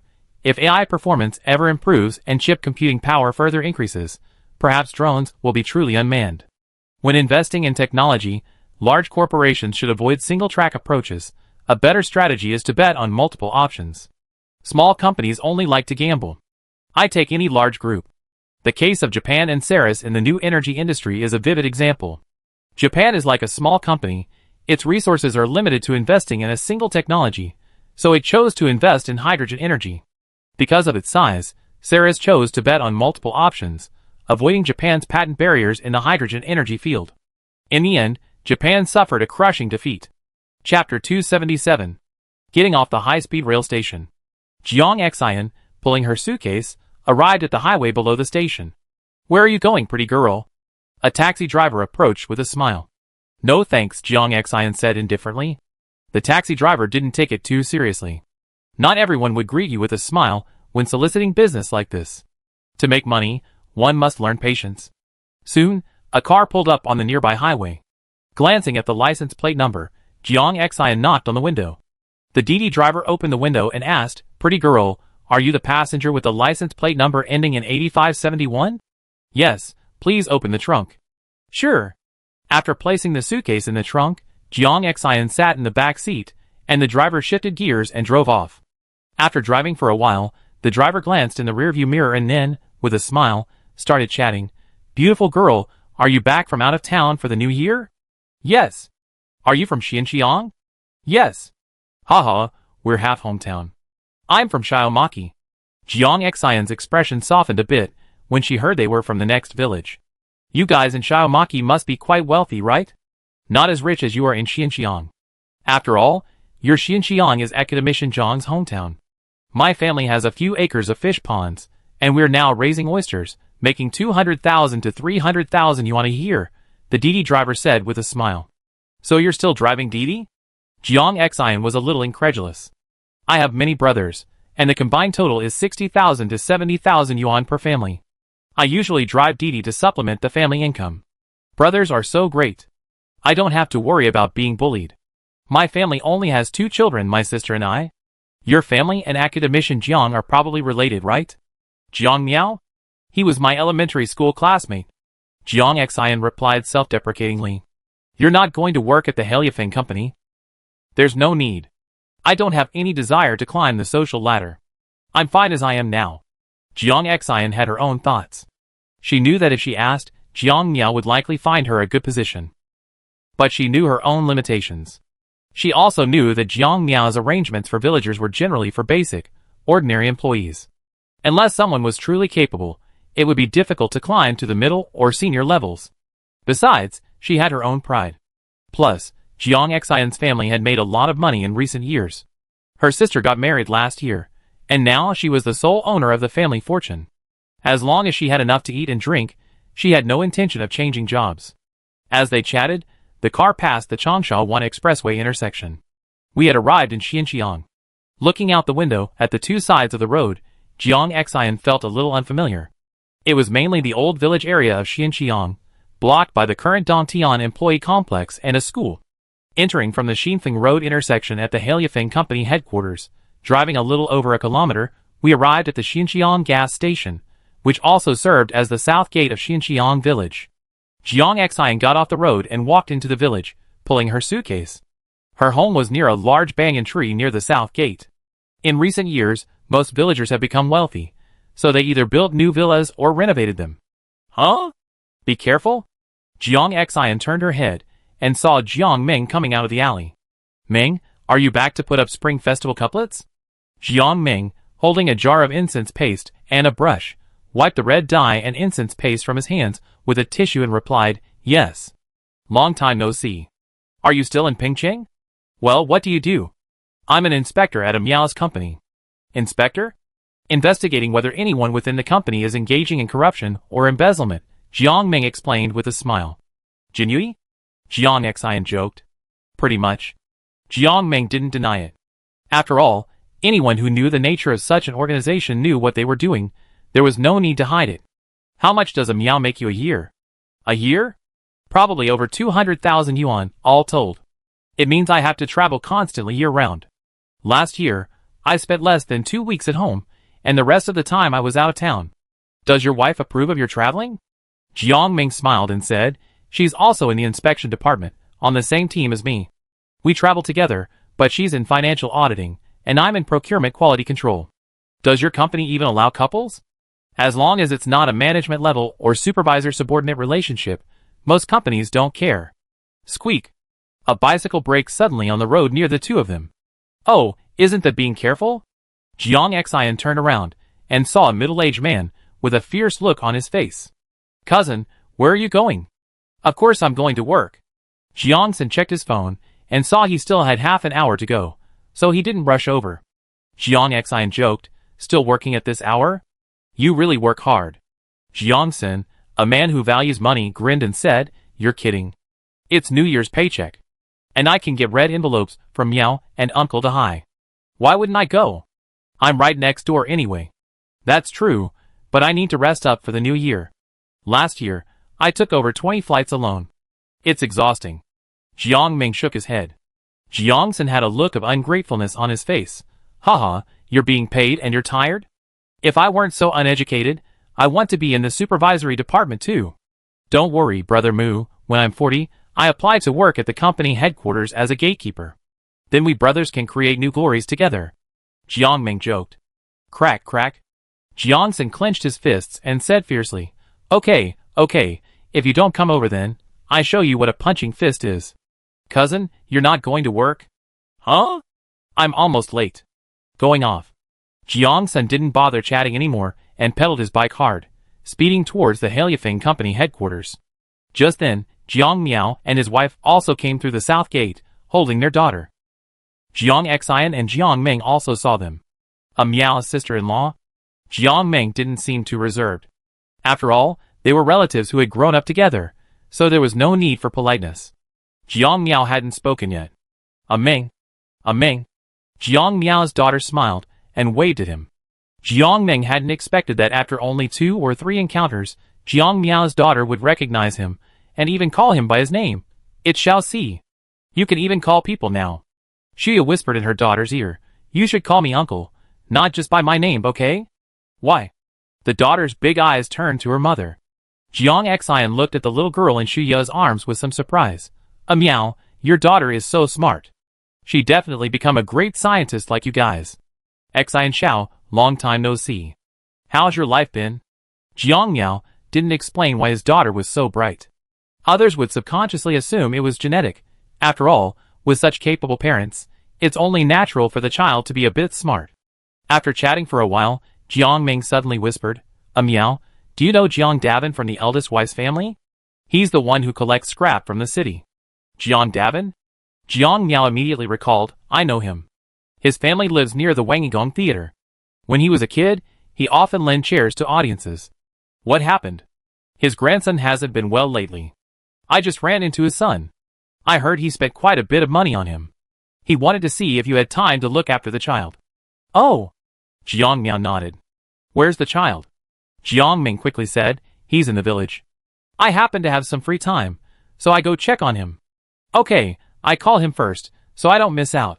After saying goodbye to Jiang Xian, Jiang Ming also made a phone call, and the group arrived at an old house with a crumbling exterior wall next to the Wangigong temple in the village.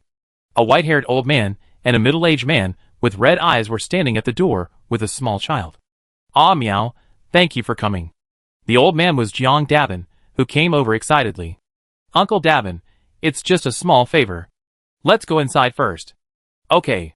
They entered the house. Jiang Miao took a look at the child's condition, frowned, and took his pulse for a moment. Do you have a medical record? Yes. The middle-aged man was Jiang Yong, a member of Jiang Miao's generation, but from another household. After a while, Jiang Yong emerged with a medical record. Without even looking at it, Jiang Miao asked, Did the hospital say this is hereditary long QE syndrome? Jiang Yong's eyes were filled with anticipation. Yes, that's what the hospital's attending physician said. After looking through the medical records for a while, Jiang Miao looked up and asked, The hospital recommended a pacemaker. Why didn't you choose it? We're mainly worried about the child. Jiang Miao shook his head. That's not a good attitude. You're going to the Shenzhen Shantao branch. The doctors there offer more sound advice. Jiang Davin has many of the older generation's weaknesses, stubbornness, and a distrust of hospital and doctor advice. We like to hear your opinion, Miao. I just looked at the medical records. You went to. I've been to 3 hospitals, and they all gave you similar advice. I think the same thing. This disease is hereditary, a genetic problem. Sometimes medication isn't effective, and surgical intervention is the better treatment. Jiang Miao added, the location of your house isn't good either. The child has heart problems and can't be exposed to stress. It's right next to a temple and a stage. The sound of firecrackers could trigger a heart attack. Move to a new location immediately. It'd be best if we could find a soundproof place for the child. Okay, I find one right away. Jiang Yang's head pounded. What about the treatment plan? Jiang Miao put down the medical records, examined the child's body carefully, and took his pulse again. Based on the medical records and observations, the child's current hospitalization is characterized by poor response to medication and a high-risk history of cardiac arrest. The hospital recommended implanting an inverter defibrillator, ICD, which can effectively identify and terminate malignant arrhythmias and is a reasonable treatment option. However, Jiang Miao had a new discovery. The child's malignant arrhythmia was closely related to abnormalities in the left sympathetic nerves, suggesting that left sympathectomy could be considered. Left sympathectomy involves removing the lower portion of the left stellate ganglion and the first -4 sympathetic ganglion, reducing the sympathetic nerve's influence on the heart and thus correcting the heart rhythm. After some thought, he concluded that simple resection was not an option. After all, the hospital's refusal to consider this procedure was primarily due to the child's immature organs and relatively poor surgical tolerance. The procedure would likely be more difficult, requiring the surgeon to possess superior skills and extensive experience, precise manipulation to minimize damage to surrounding tissues, and fully considering the impact of the surgery on the child's heart and other organ growth and development. Jiang Miao quickly came up with a new plan. He took a ballpoint pen and notebook from Li Zixuan and began planning the surgical plan. Traditional left sympathectomy would require surgery, and even minimally invasive procedures typically involve 2 or 3 small incisions. However, thoracic surgery on children is extremely complex. Unless one can enlist the services of several renowned surgeons from Shenzhen, even Jiang Miao's own surgery alone cannot guarantee a smooth, flawless operation. So, he sought a different approach. Recently, Gao Shuyuan's team at China PBC University collaborated with Heliafeng to develop not only a set of nanoneedle sensors, but also a nanoneedle scalpel. In animal experiments, this novel nanoscalpel mechanism proved highly effective. It exploited the water-absorbing properties of silicon carbide nanotubes to drain water from cells, disrupting their structure and causing cell death. Especially for delicate structures, like sympathetic nerve removal, the nanoscalpel can precisely destroy tiny cells locally. Due to the body's autophagy, these tiny sympathetic nerve cells, even if not removed, can be absorbed naturally. The nanoscalpel leaves virtually no incisions, eliminating the risk of external bacterial infection. Furthermore, the procedure is extremely fast, minimizing the patient's radiation exposure. Jiang Miao quickly developed a plan based on the child's condition. By destroying the portion of the sympathetic nerves that were disrupting the child's heart rhythm, the child could return to a relatively normal state, at least without affecting their normal life and work. As long as they avoided swimming or other strenuous exercise, there would be few problems. However, he didn't rely solely on one plan, he had a backup plan. If the sympathetic nerve removal surgery wasn't successful, he could only use the backup plan of implanting a pacemaker. He explained the situation to Jiang Yong and his son. Jiang Dabin had a natural trust in the academician's status. Miao, we trust you. Let's follow your plan. We're all family, and I be frank, surgery always carries risks. You must understand that. Jiang Miao didn't make a direct promise. I know. Even if the surgery isn't successful, we accept it, Jiang Dabin said bitterly. Jiang Miao called the director of Heliafeng Hospital, briefly explained the situation, and told Jiang Yong to go directly to Heliafeng Hospital after the Lunar New Year to complete the admission procedures. Leaving Jiang Yong's house. Perhaps reminiscent of the scene, Shia suddenly said, Miao, why don't we set up a charitable foundation? Charitable foundation? Jiang Miao thought for a moment, and nodded slightly. Sure, but what kind of charitable project do you plan to launch? Shia suggested, how about a charitable foundation specifically for serious childhood illnesses and rare diseases? Jiang Miao also thought this was a good idea. Serious childhood illnesses and rare diseases? Well, this area really needs social support. The reason why serious childhood illnesses and rare diseases often lead to financial hardship for affected families is largely related to these two diseases. After all, a child with a serious illness means that at least one young adult in the family must be sacrificed to care for the child, which reduces family income. Coupled with the human, material, and financial resources required for treatment, it's easy for ordinary families to fall back into poverty. The negative impact of rare diseases primarily stems from the lack of established treatment options, or the high cost of treatment, which requires the use of some very expensive imported medications.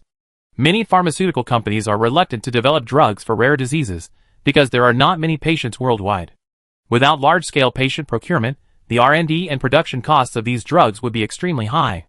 Many of the drugs abroad that cost tens of thousands, hundreds of thousands, or even millions of dollars per course of treatment are specifically designed to treat rare diseases. Jiang Miao smiled and said, "We will establish a private charitable foundation, but it won't just be for charitable purposes. We can also provide funding to domestic laboratories or research institutions conducting research on rare diseases." That makes sense. Many rare diseases are still incurable, and domestic research laboratories lack the scale and resources to support them. We could provide some funding. Shuya asked, "What do you plan to name this foundation?" "A name?" Jiang Miao thought for a moment. "How about calling it the Family Charity Foundation? What do you think?" "The Family Charity Foundation? That's fine." Shuya agreed. "At least it's catchy, and the meaning is simple and clear." Jiang Miao took her sleeping daughter from Shuya's arms. "Mom and Dad don't have much else to do anyway, so let them both be the foundation sponsors and let Dad manage it. After all, we're not meant to be in public often."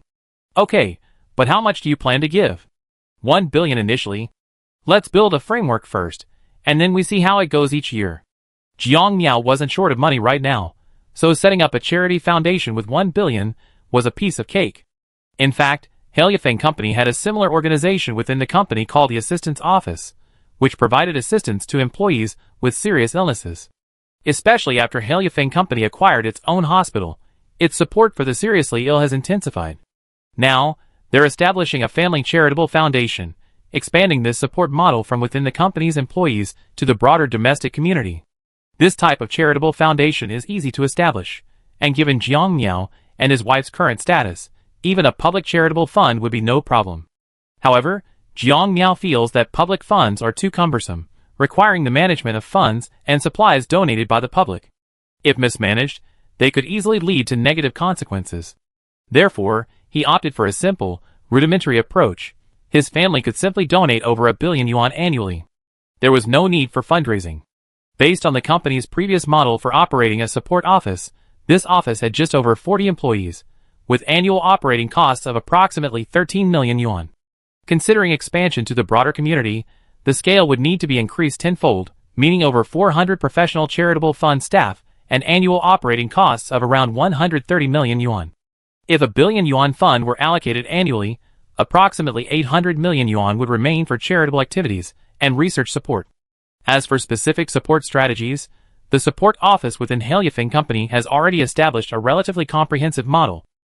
The support office rarely directly disperses funds to those in need, as patients sometimes lack control over these funds, and they risk being siphoned off by relatives or deliberately inflated expenses.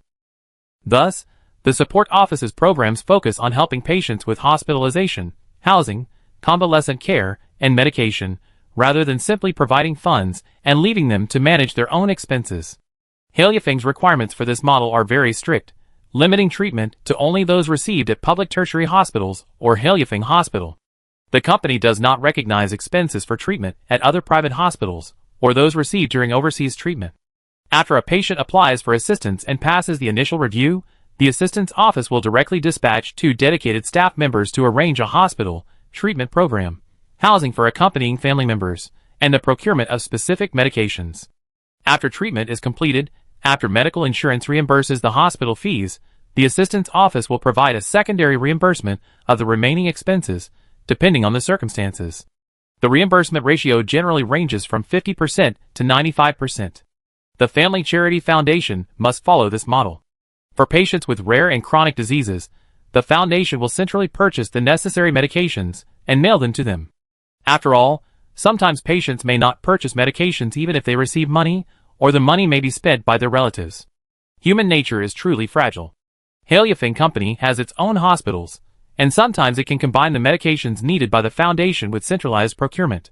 This can be much cheaper and ensure quality. Over 800 million yuan invested in charity each year is actually a significant amount. Split 50/50. with half going to patients and the other half to laboratories and research institutions specializing in rare disease research. If each patient requires approximately 100,000 yuan, over 400 million yuan can help approximately 4,000 people. This is particularly effective when funds are used efficiently. Many domestic charitable foundations are not well managed. More precisely, their fund utilization rate is extremely low. This is like the weapons and equipment of the Gale Kingdom and Ceres. If Gale Nation's military investment were directed to Ceres, the results would be 5 to 10 times greater. Many charitable foundations today are like Gale Nation's military industry: inflated procurement prices, unclear accounting, and numerous internal management issues. Jiang Yao approaches his charitable work with a business model, and since the funding comes from his own family, he would resolutely forbid anyone from falsifying his credentials. Unknowingly, the couple had wandered around the village. As the sky grew darker, he prepared to return to the rooftop villa at headquarters. Ling'an was still a bit chilly in late January. Arriving at the village's south gate, a Hong Kong brand Land Rover was parked next to the gas station. A meow. Jiang Miao stopped at the call. A familiar figure opened the door of the Land Rover and called out, "A meow. It's my uncle. Are you coming back to the mainland for the new year this year?" Jiang Miao hadn't realized it was his uncle Jiang Dai, because he hadn't driven a Land Rover before. The uncle trotted over and said with an awkward smile, "Yes.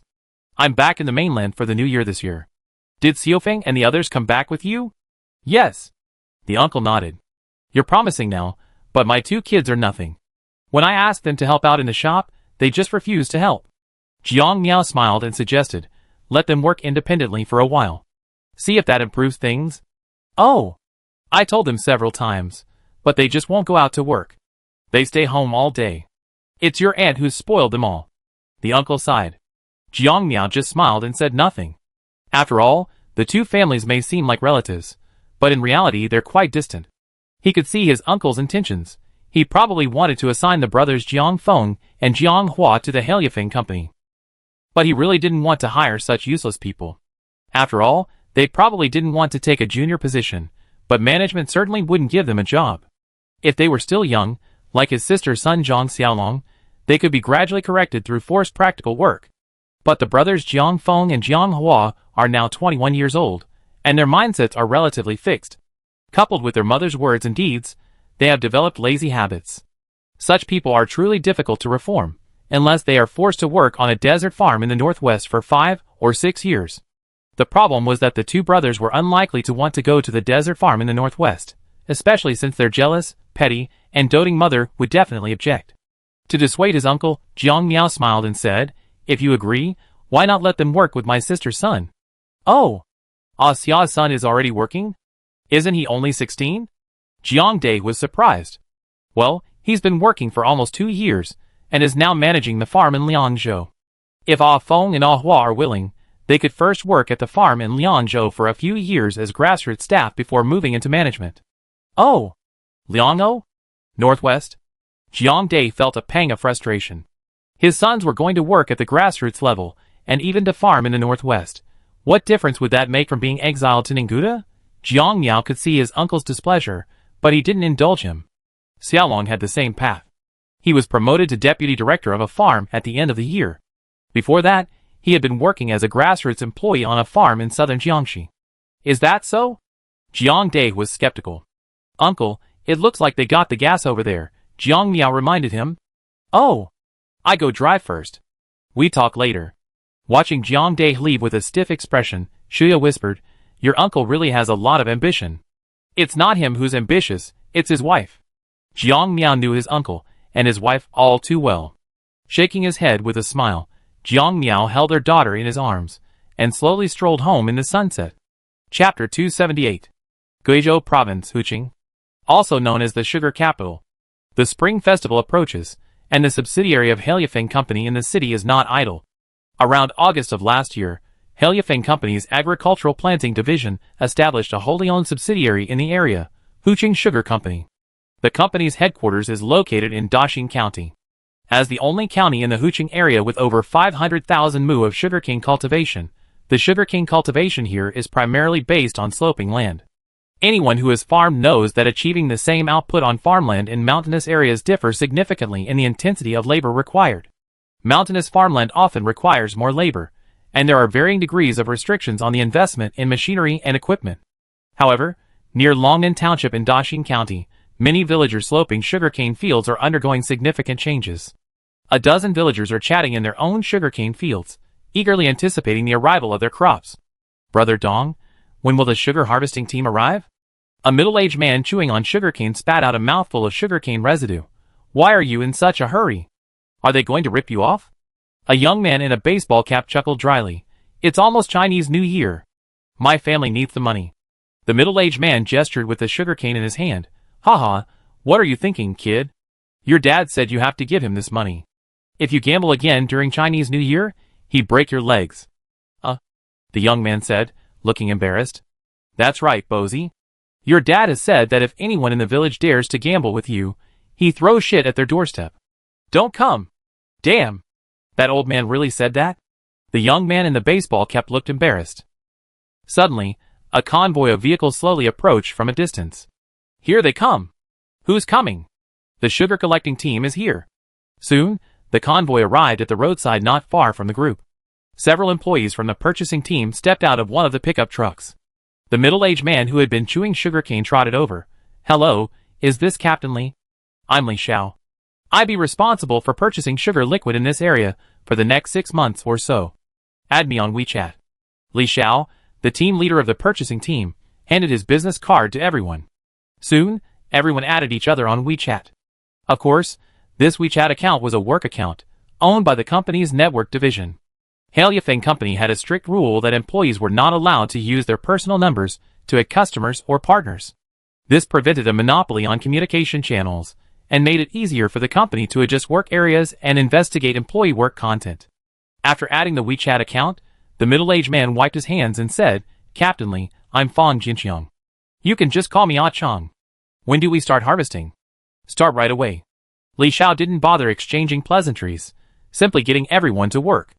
A thin plastic hose was pulled into the sugarcane forest. The connector was attached directly to the underside of the main cane stems, which had been nailed in place about 20 centimeters from the ground. This was the lower limit for extracting the sugar sap. If all the sugar sap was drained from the cane, its disease and drought resistance would be reduced.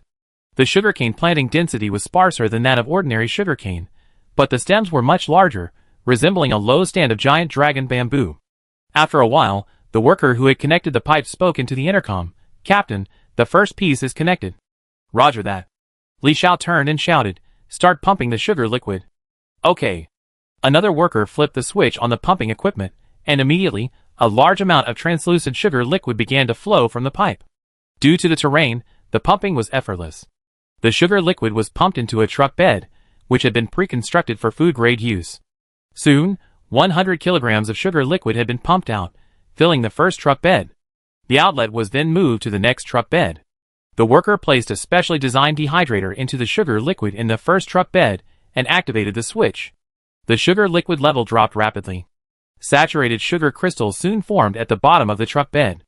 As the last drop of water was drained, the sugar blocks, now approximately 99% dry, appeared at the bottom. The worker lifted the dehydrator. Li Xiao pressed the control switch on the truck bed, and the bed immediately tilted downward. A stainless steel bucket was already placed beside it. He picked up a sand shovel and inserted it into the bottom of the bed. Chunks of cracked, translucent, pale yellow sugar clumps clattered down into the bucket. The sugarcane field owner, an elderly man smoking a pipe, asked, Is this straight rock sugar? Fang Jinqiang took a piece from the bucket and put it in his mouth for a moment. It's rock sugar, old rock sugar. Li Xiao also took a piece and chewed it. It's old rock sugar now. It has a lot of impurities left over from the sugarcane. After we bring it back to the factory, we have to clean it again and granulate it. Captain Lee, how many kilograms are in this bucket? The old man stared intently at his sugar.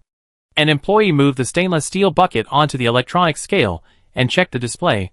After peeling, it's 25.3 kilograms, which is 50.6 kilograms.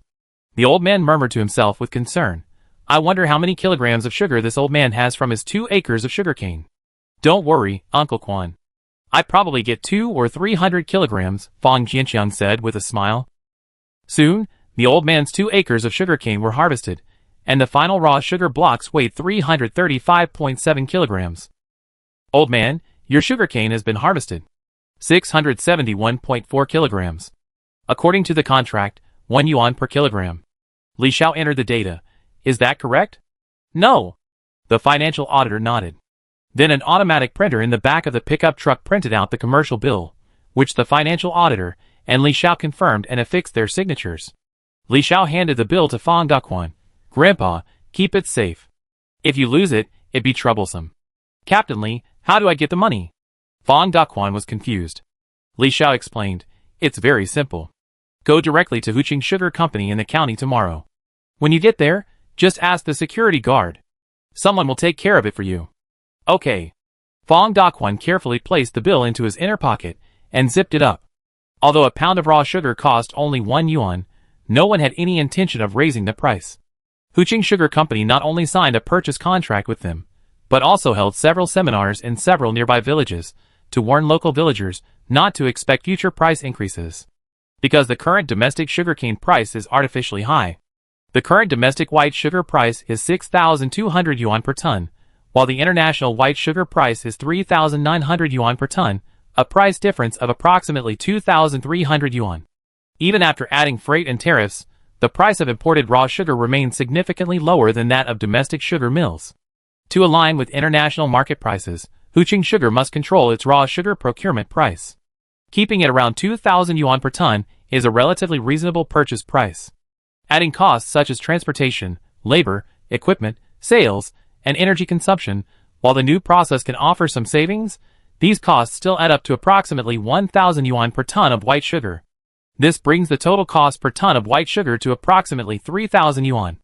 If fully aligned with international white sugar prices, a profit of 900 yuan per ton would be possible. Previously, domestic white sugar production costs were significantly higher, as the raw material procurement costs hindered the entire sugar industry from achieving a virtuous cycle. Previously, the cost of sugarcane raw materials to produce 1 ton of white sugar in China was approximately 4,000 yuan, plus 1,000 yuan in other costs, bringing the total to 5,000 yuan. Furthermore, domestic sugar mills face a critical problem: seasonal production, preventing them from operating year-round. This forces mills to carry over losses from other seasons into the sugar-making season, further raising the price to around 5,900 to 6,100 yuan per ton. In addition, China has implemented a special subsidy policy that requires a secondary settlement. When the sugar sales price exceeds 6,300 yuan per ton, sugarcane farmers receive a linked subsidy, further increasing mill operating costs. Under pressure from both sides, it's doubtful the domestic sugar industry can even be profitable. To change this situation, Helyafeng Company must lower the price of raw sugar to revitalize the entire sugar industry. Many people may think that earning just over 600 yuan from 2 mu of sugarcane is too little, but don't forget, this is monthly income. Furthermore, the sugar syrup production capacity of the sugarcane will increase annually. By the 4th year, the yield per mu of sugarcane will reach 450 kilograms of raw sugar per month, which translates to a monthly income of around 900 yuan per mu, or approximately 10,800 yuan per mu annually. For example, in the village currently harvesting the syrup, sugarcane farmers typically cultivate around 5 to 15 mu of land, with some reaching dozens or even hundreds of mu. Fang Daquan's 2 mu planting is relatively rare, primarily because he's alone and has traditionally cultivated only 2 mu, as he couldn't manage more. Fang Jianqiang's family owns 12 mu, approximately 16 acres, of sugarcane forest, and they earn nearly 4,000 yuan from this harvest alone. Seeing that everyone else had received several thousand yuan, Fang Daquan quickly asked, Captain Li, I'd like to plant a few more acres. Is that possible? Li Xiao didn't give a clear answer. You can ask about this when you go to collect your payment tomorrow. There's a special office over there that handles planting quotas. Uncle Quan, you want to plant more? Can you handle it? A young man joked. Fang Daquan waved his hand. Go away. I'm in good health. If I were younger, I could plant 10 acres of this kind of forest by myself. In reality, he was helpless. He had no children, was already in his 60s, and had saved only a little over 300,000 yuan. He felt that this might not be enough for his retirement, so he planned to open up a few more acres of mountain land to plant sugarcane.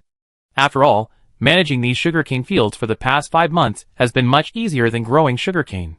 Now, there's no need to cut or transport the cane. The purchasing team comes directly to harvest it, so he can still manage the daily management work. And if he really can't work anymore, he can just rent the sugarcane fields to other villagers, earning 2 to 300 yuan per acre per month, which is a good way to stay afloat. 5 purchasing teams have harvested over 3,000 acres of sugarcane in this village. During this time, the trucks responsible for transporting raw sugar have made several consecutive trips, delivering 537 tons of raw sugar to the Daxing County Sugar Refinery of Huqing Sugar Industry. Currently, of the 530,000 acres of sugarcane fields in Daxing County, approximately 210,000 acres have been converted to sugarcane fields, while the remaining acres are still planted with traditional sugarcane. However, since January, Huqing Sugar Industry has been harvesting liquid sugar, shocking many traditional sugarcane farmers. Fang Jianqiang has just returned home. A middle-aged man with a missing finger suddenly jumped up from his sofa. "Daqiang, how much did the sugar solution sell for today?" Fang Jianqiang, who had just opened the door, was startled. "Damn! You're scaring me to death. When did you become so timid? If you have something to say it quickly. If you have to fart quickly." Fang Jianqiang picked up the teapot filled with mango leaves and gulped down a few sips. The middle-aged man rubbed his hands together, grinning lewdly. "Hey, Daqiang, how much did you sell for today? Tell me." Fang Jianqiang looked impatient. "Your brother also grows sugarcane. Aren't you going to ask him?" "Daqiang, don't mention him. You're just teasing me, aren't you? You know how we're related." The middle-aged man's face suddenly turned unhappy at the mention of his elder brother. "Uh-huh." Putting down the teapot, Fang Jianqiang said, "It's about 300 yuan per mu. If you want to plant, go register with Huqing Sugar Industry in the county. If you don't want to, forget it. Only 300 yuan? That's too little, isn't it? Erdu, you're already complaining before you even start planting?" Fang Jianqiang was speechless. Fang Shuangde then expressed his doubts. "Didn't they say you could earn 800 or 900 yuan per mu?" Hearing this, Fang Jianqiang was speechless. "Haha, when you were in school, you slept in class, and you only listened to half of the seminar. They clearly stated that it's only in the 4th year that you can earn 800 or 900 yuan per month, and that requires proper maintenance. If you still have this attitude, I advise you not to plant." "No, Daqiang, I really want to plant. Cutting sugarcane every year is too tiring. If the purchase price wasn't so low, I would have planted it long ago," Fang Shuangde said in self-excuse. "Still low? Are you kidding me? They're paying 1 yuan per gene, approximately 100 g, already, and that's pretty good. Think about it.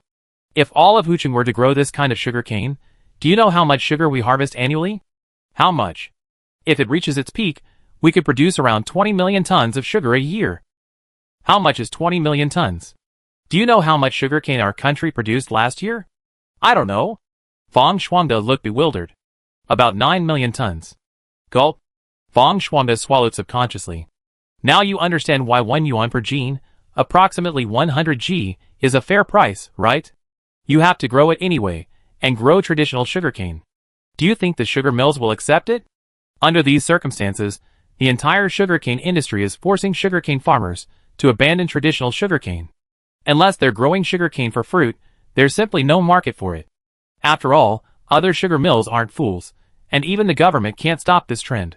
Currently, the raw material cost for pressing sugar from traditional sugarcane is 4,000 yuan per ton, while the raw material cost for producing sugar from wood cane slurry is only 2,000 yuan per ton. Any sane sugar company would know which to choose. Since this technological innovation originated domestically, the government can't just say that wood cane slurry is too cheap and impose a purchase price. Even if a relatively high purchase price were adopted, it wouldn't last for more than a few years. As the sugarcane planting area in Guangxi and Lingnan continues to expand, it will soon exceed the domestic demand ceiling, forcing market prices down. It's important to note that the 3 sugar subsidiaries of Hailifeng Company have already promoted the planting of 840,000 mu of sugarcane in Guangxi and the Lijiu Peninsula in Lingnan. Even though this is the first year of harvest, the average yield per mu is only around 168 kilograms per month, which is still a very scary figure. This means that Hailifeng Company's sugarcane production capacity this year will reach 1.7 million tons, equivalent to approximately 18.9% of last year's national production capacity. Furthermore, the response from sugarcane farmers already planting sugarcane in Daxing County shows that they all hope to expand their planting area. Even if Hailifeng Company controls planting quotas and limits the cultivated area to around 3 million mu, at peak production, the annual sugarcane production capacity will still be nearly 15 million tons. This production capacity is roughly equivalent to the current annual sugarcane consumption in China. Once the domestic market is saturated and production costs decline, sugar prices will inevitably converge with international prices. Furthermore, with the surge in domestic sugar production capacity, the already depressed international sugar prices will fall further. After all, China will import approximately 6 million tons less sugar, a formidable surplus that other regions cannot easily absorb. In fact, international white sugar futures prices have been declining steadily for more than 6 months, but because sugarcane production has not yet reached a substantial scale, the physical market has not directly reflected this trend. Now, January's international white sugar futures prices have plummeted, reaching their lowest level in decades. The futures market price per ton is currently $423, equivalent to 3,045 yuan. Of course, this sudden drop is not a reflection of the actual physical market price. The market will adjust itself, eliminating some of the excess sugarcane planting area, and eventually returning to a relatively reasonable price. However, it will take 1 or 2 years of market volatility for the price to fully adjust.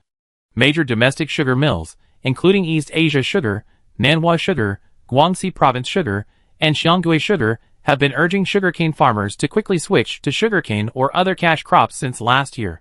The current sugarcane planting quota allocated by Helyafeng Company only totals 3.5 million mu, approximately 1.5 million hectares.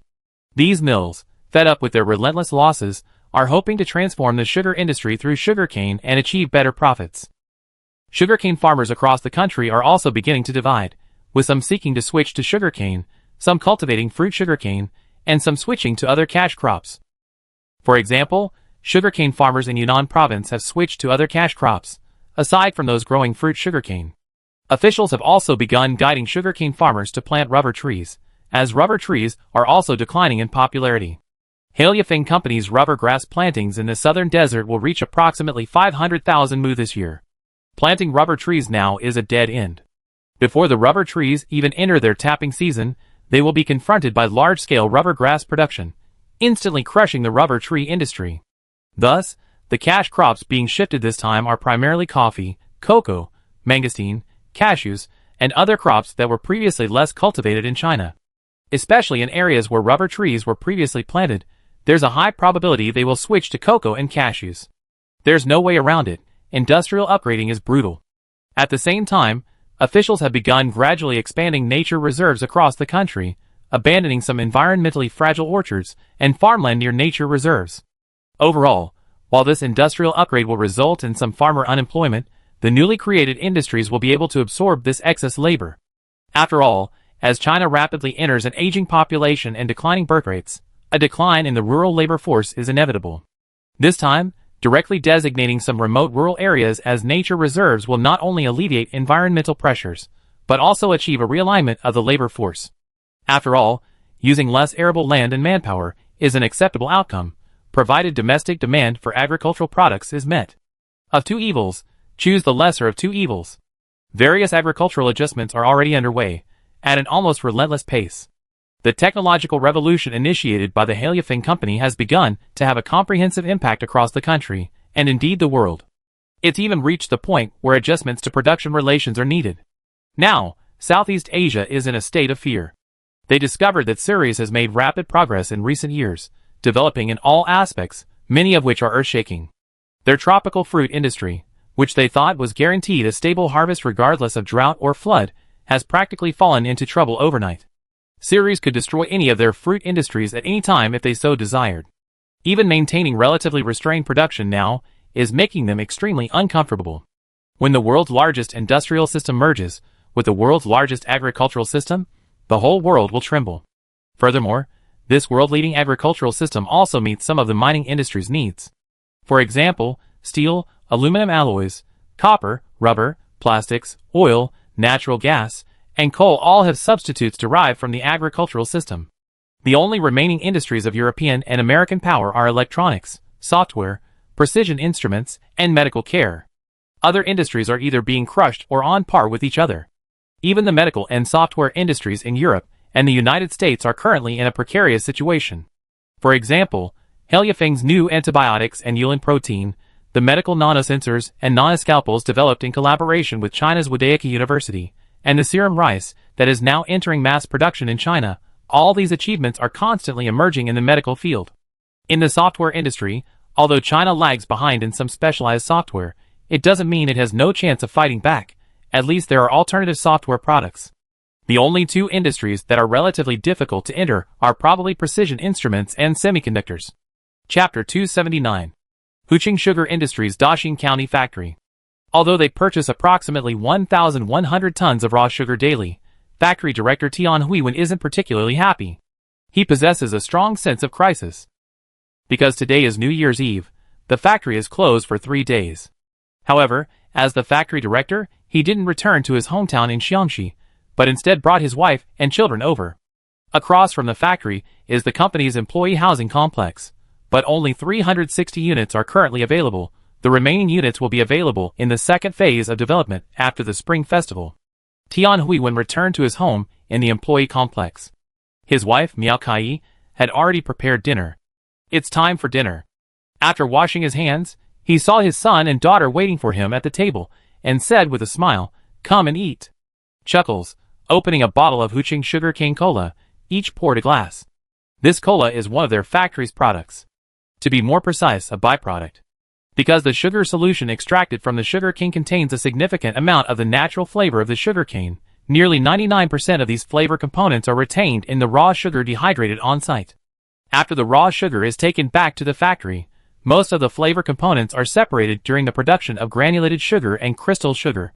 The Huqing factory's sucrose separation process, known as the heat-free saturation separation method, involves continuously dehydrating the raw sugar solution to concentrate its sucrose content to above 67%. This concentration is the upper limit of sucrose solution saturation at room temperature and pressure.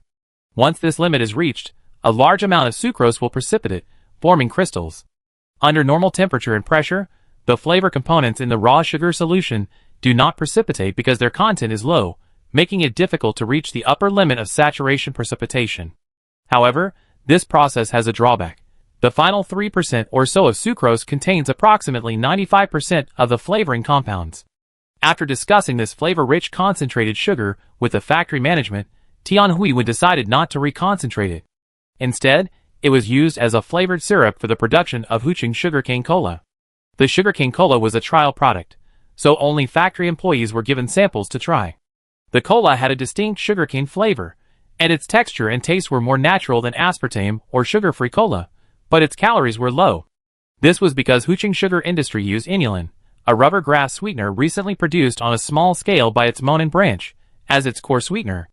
Inulin extracted from rubber grass is a natural sweetener, but humans cannot digest it because the human digestive system lacks the specific mechanisms to break it down. This makes cane cola a low-sugar beverage, with a sucrose content of 5.5% per 100 milliliters. The rest is inulin, which provides the majority of the sweetness. Sucrose, a sugarcane flavoring, and inulin contribute to a relatively refreshing taste, without the harsh aftertaste and pungent aftertaste of synthetic sweeteners. After taking a sip of Coke, Tian Huiwen turned on the TV. Miao Kai came over with a steamboat. "Honey, light the alcohol cube." "Okay." Tian Huiwen took out a candle-like solid alcohol and placed it in the alcohol stove to ignite. The already boiling hot pot broth began to simmer again under the alcohol flame. The son put down his Coke, picked up a hot pot meatball, and eagerly put it in his mouth. "Woohoo! Hot! Whoosh! Why are you in such a hurry? Eat slowly. Eating something too hot isn't good for you." Tian Huiwen said a few words, then picked up a morel and blew on it. "Hoo-hoo! Daddy, I want some lobster," his daughter cried. "Okay, I heat it up for you." Tian Huiwen picked up a piece of fresh, shelled lobster meat, placed it in a colander, and boiled it in a clear broth. Miao Kai placed some sliced marbling beef in another colander and dipped it into the sour soup on the other side, blanching it for about 10 seconds. "Try it. This sour soup is made by your company's Guizhou branch." "Oh!" Tian Huiwen quickly ate a piece and nodded. "Not bad. It tastes very authentic, comparable to the sour soup hot pot back home. It's made right there in my hometown," Miao Kai said with a smile. She then took a sip of Coke. This Coke is good. It's much more natural than other colas. When will it be released? We're still adjusting the flavors. We have 5 options currently, and we need to choose the best one, Tian Huiwen said, picking up a piece of chrysanthemum to simmer in the hot pot. "How much do you plan to sell it for per bottle?" Coke isn't worth much. The problem is transportation. Doesn't your company have an airship? Miao Kai boiled a piece of sour soup shrimp for her daughter. Airships can indeed significantly reduce transportation costs, but transportation still requires road distribution. Tian Huiwen is well aware that transportation is the core factor in beverage production.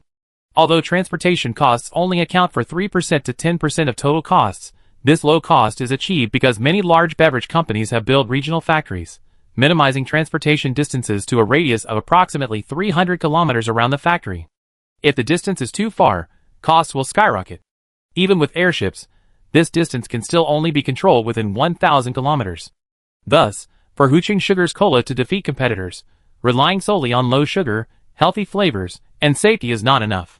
It must compete on value for money, and capture the market through low prices. To achieve low prices, it must find room for price reductions in all aspects of costs. Fundamentally, Huqing Sugar has a cost advantage in raw materials, and electricity and water costs can also be reduced. Regarding transportation costs, by keeping road distances to within 300 kilometers, it can undercut other beverage companies with its low prices. Of course, other beverage companies will not sit idly by.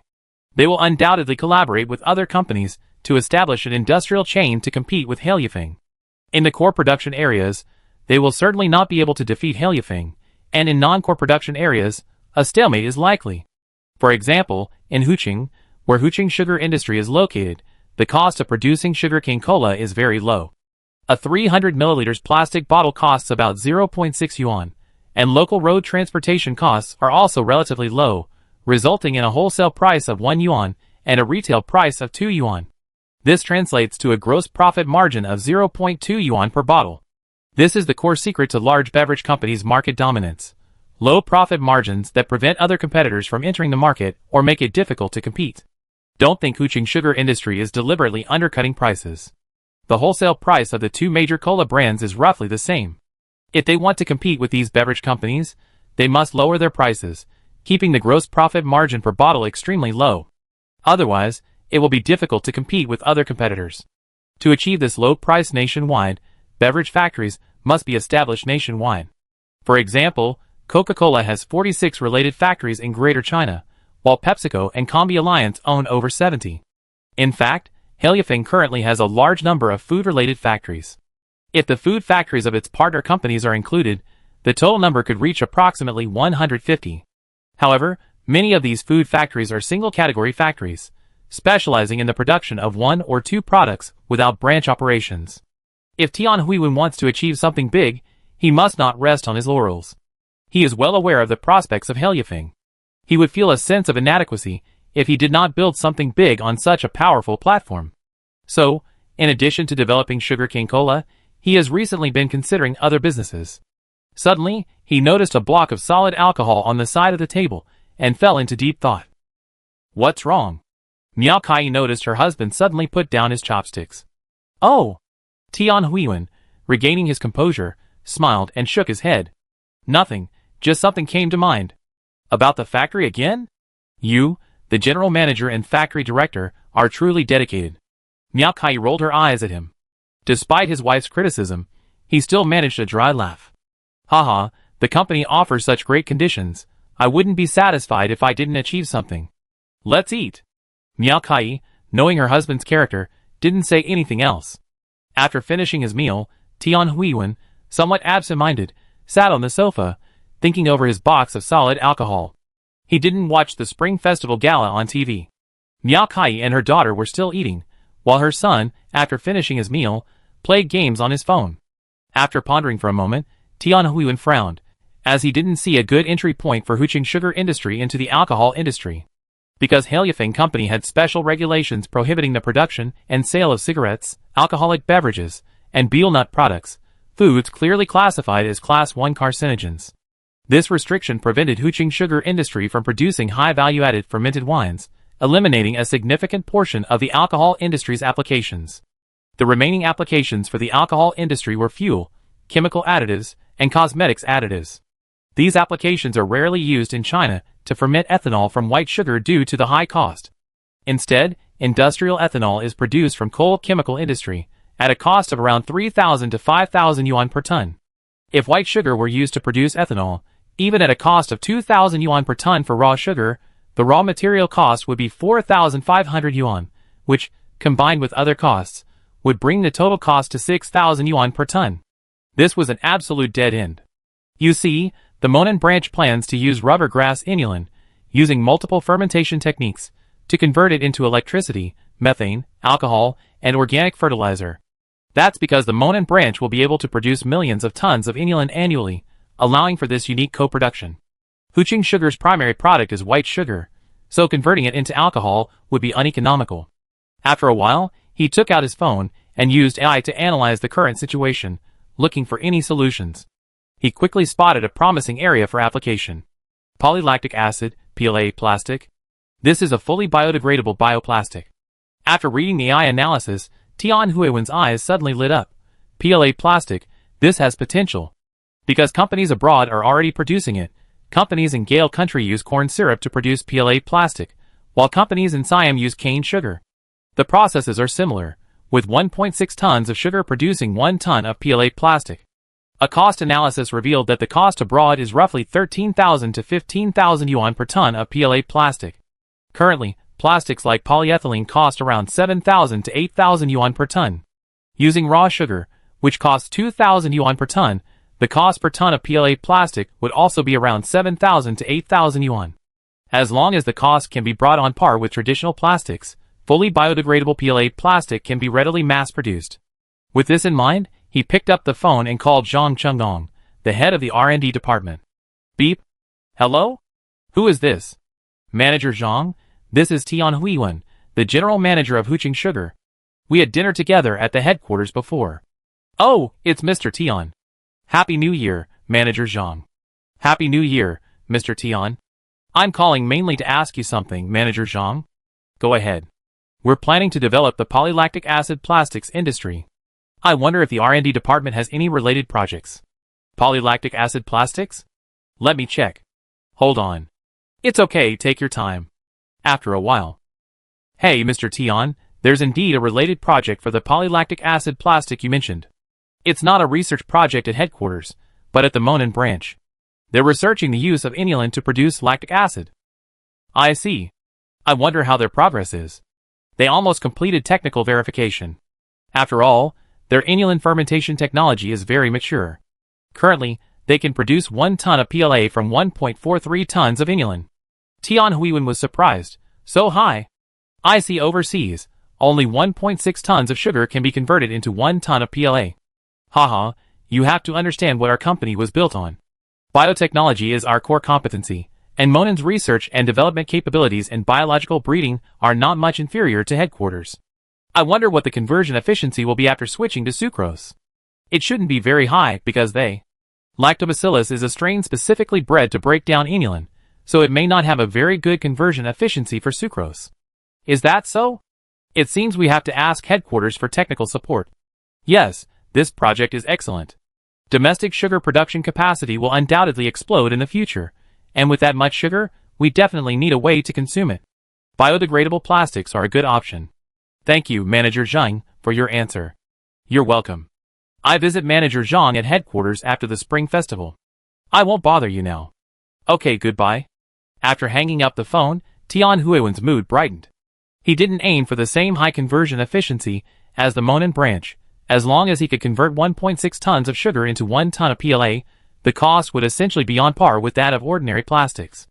Inulin produced by the Monin branch is a byproduct of rubber production, while sugar is the core product of Huqing Sugar industry. Expanding production capacity for the two is challenging in different ways. Increasing inulin production capacity requires expanding rubber production capacity, which means that the Monin branch's inulin-producing polylactic acid plastic can only be a byproduct, not a primary product. Increasing sugar production capacity, on the other hand, is much easier. Now, if we can develop a large-scale use for sugar in China, we can produce tens of millions of tons, not just millions. This is similar to the applications of soybean oil and soy protein. As long as you find an application, you don't have to worry about raw materials. Compared to traditional plastics that are difficult to degrade, polylactic acid plastic is completely degradable, and the degradation rate is very fast. It is a tailor-made derivative industry for sugar. After all, Its rapid degradation means that items made from this material have a very short lifespan. You won't end up using a plastic bag for years. This will increase customer repurchase rates and ensure stable production for the entire industry. Sugar is a renewable resource, unlike oil, natural gas, and coal, which are difficult to regenerate quickly after use. Neither the Western theory of biological generation nor Lucia's theory of underground inorganic generation can account for the rapid regeneration of oil, natural gas, and coal. Underground oil, natural gas, and coal will inevitably be depleted. After all, human consumption is so large that even if they were renewable, their rate of generation would undoubtedly outpace human consumption. It's important to note that many oil fields in China have been exploited to depths exceeding 5,000 meters, with some even reaching depths of 10,000 meters. This makes extraction increasingly costly and difficult. Rather than exploiting non-renewable resources, it's better to develop alternatives like biofuels, bioplastics, and natural rubber. Currently, the production cost of biodiesel in China is generally lower than that of regular diesel. While polylactic acid plastic has its flaws and can't replace all types of plastic, it can at least replace a significant portion of single-use plastic products, which are also a major source of microplastic pollution. In fact, microplastic pollution in China isn't serious. Because China's waste recycling industry is relatively comprehensive, recyclable plastic products are already recycled. Many of the non-recyclable single-use plastics are burned along with other waste in waste-to-energy plants to generate electricity. Microplastic pollution abroad is truly serious. Especially since China banned the import of foreign waste, much of the waste in Europe and the United States is piled up. Previously exported, waste is now consumed domestically or secretly transported to underdeveloped areas and dumped in the ocean. Tianhui then considered the agricultural mulch film issue, which was a major headache for the company. Traditional plastic mulch films leave microplastics in the soil after use. Therefore, for safety reasons, the company forbids its own farms and cooperative growers from using traditional mulch films. This requirement can be somewhat addressed south of the Qinling Mountains and the Huaihe River through other means. However, in the North China Plain, Northeast China, and Northwest China, it encountered significant difficulties and resistance. If polylactic acid plastic film could be fully adopted as agricultural mulch film, many problems could be avoided. As for the plastic film used in greenhouses, it could actually be replaced with another product produced by Heliofeng, a single-layer woven film made of silicon carbide nanotubes. This film is light transmissive and has a lifespan of approximately 20 to 30 years. The unique hollow nanostructure gives it exceptional thermal insulation properties. Of course, to prevent the excellent thermal conductivity of the silicon carbide nanotubes from conducting heat away from the greenhouse, a thermal insulation coating would be necessary. Although silicon carbide nanotubes are relatively expensive, they can be woven into a single-layer film, which requires relatively little material.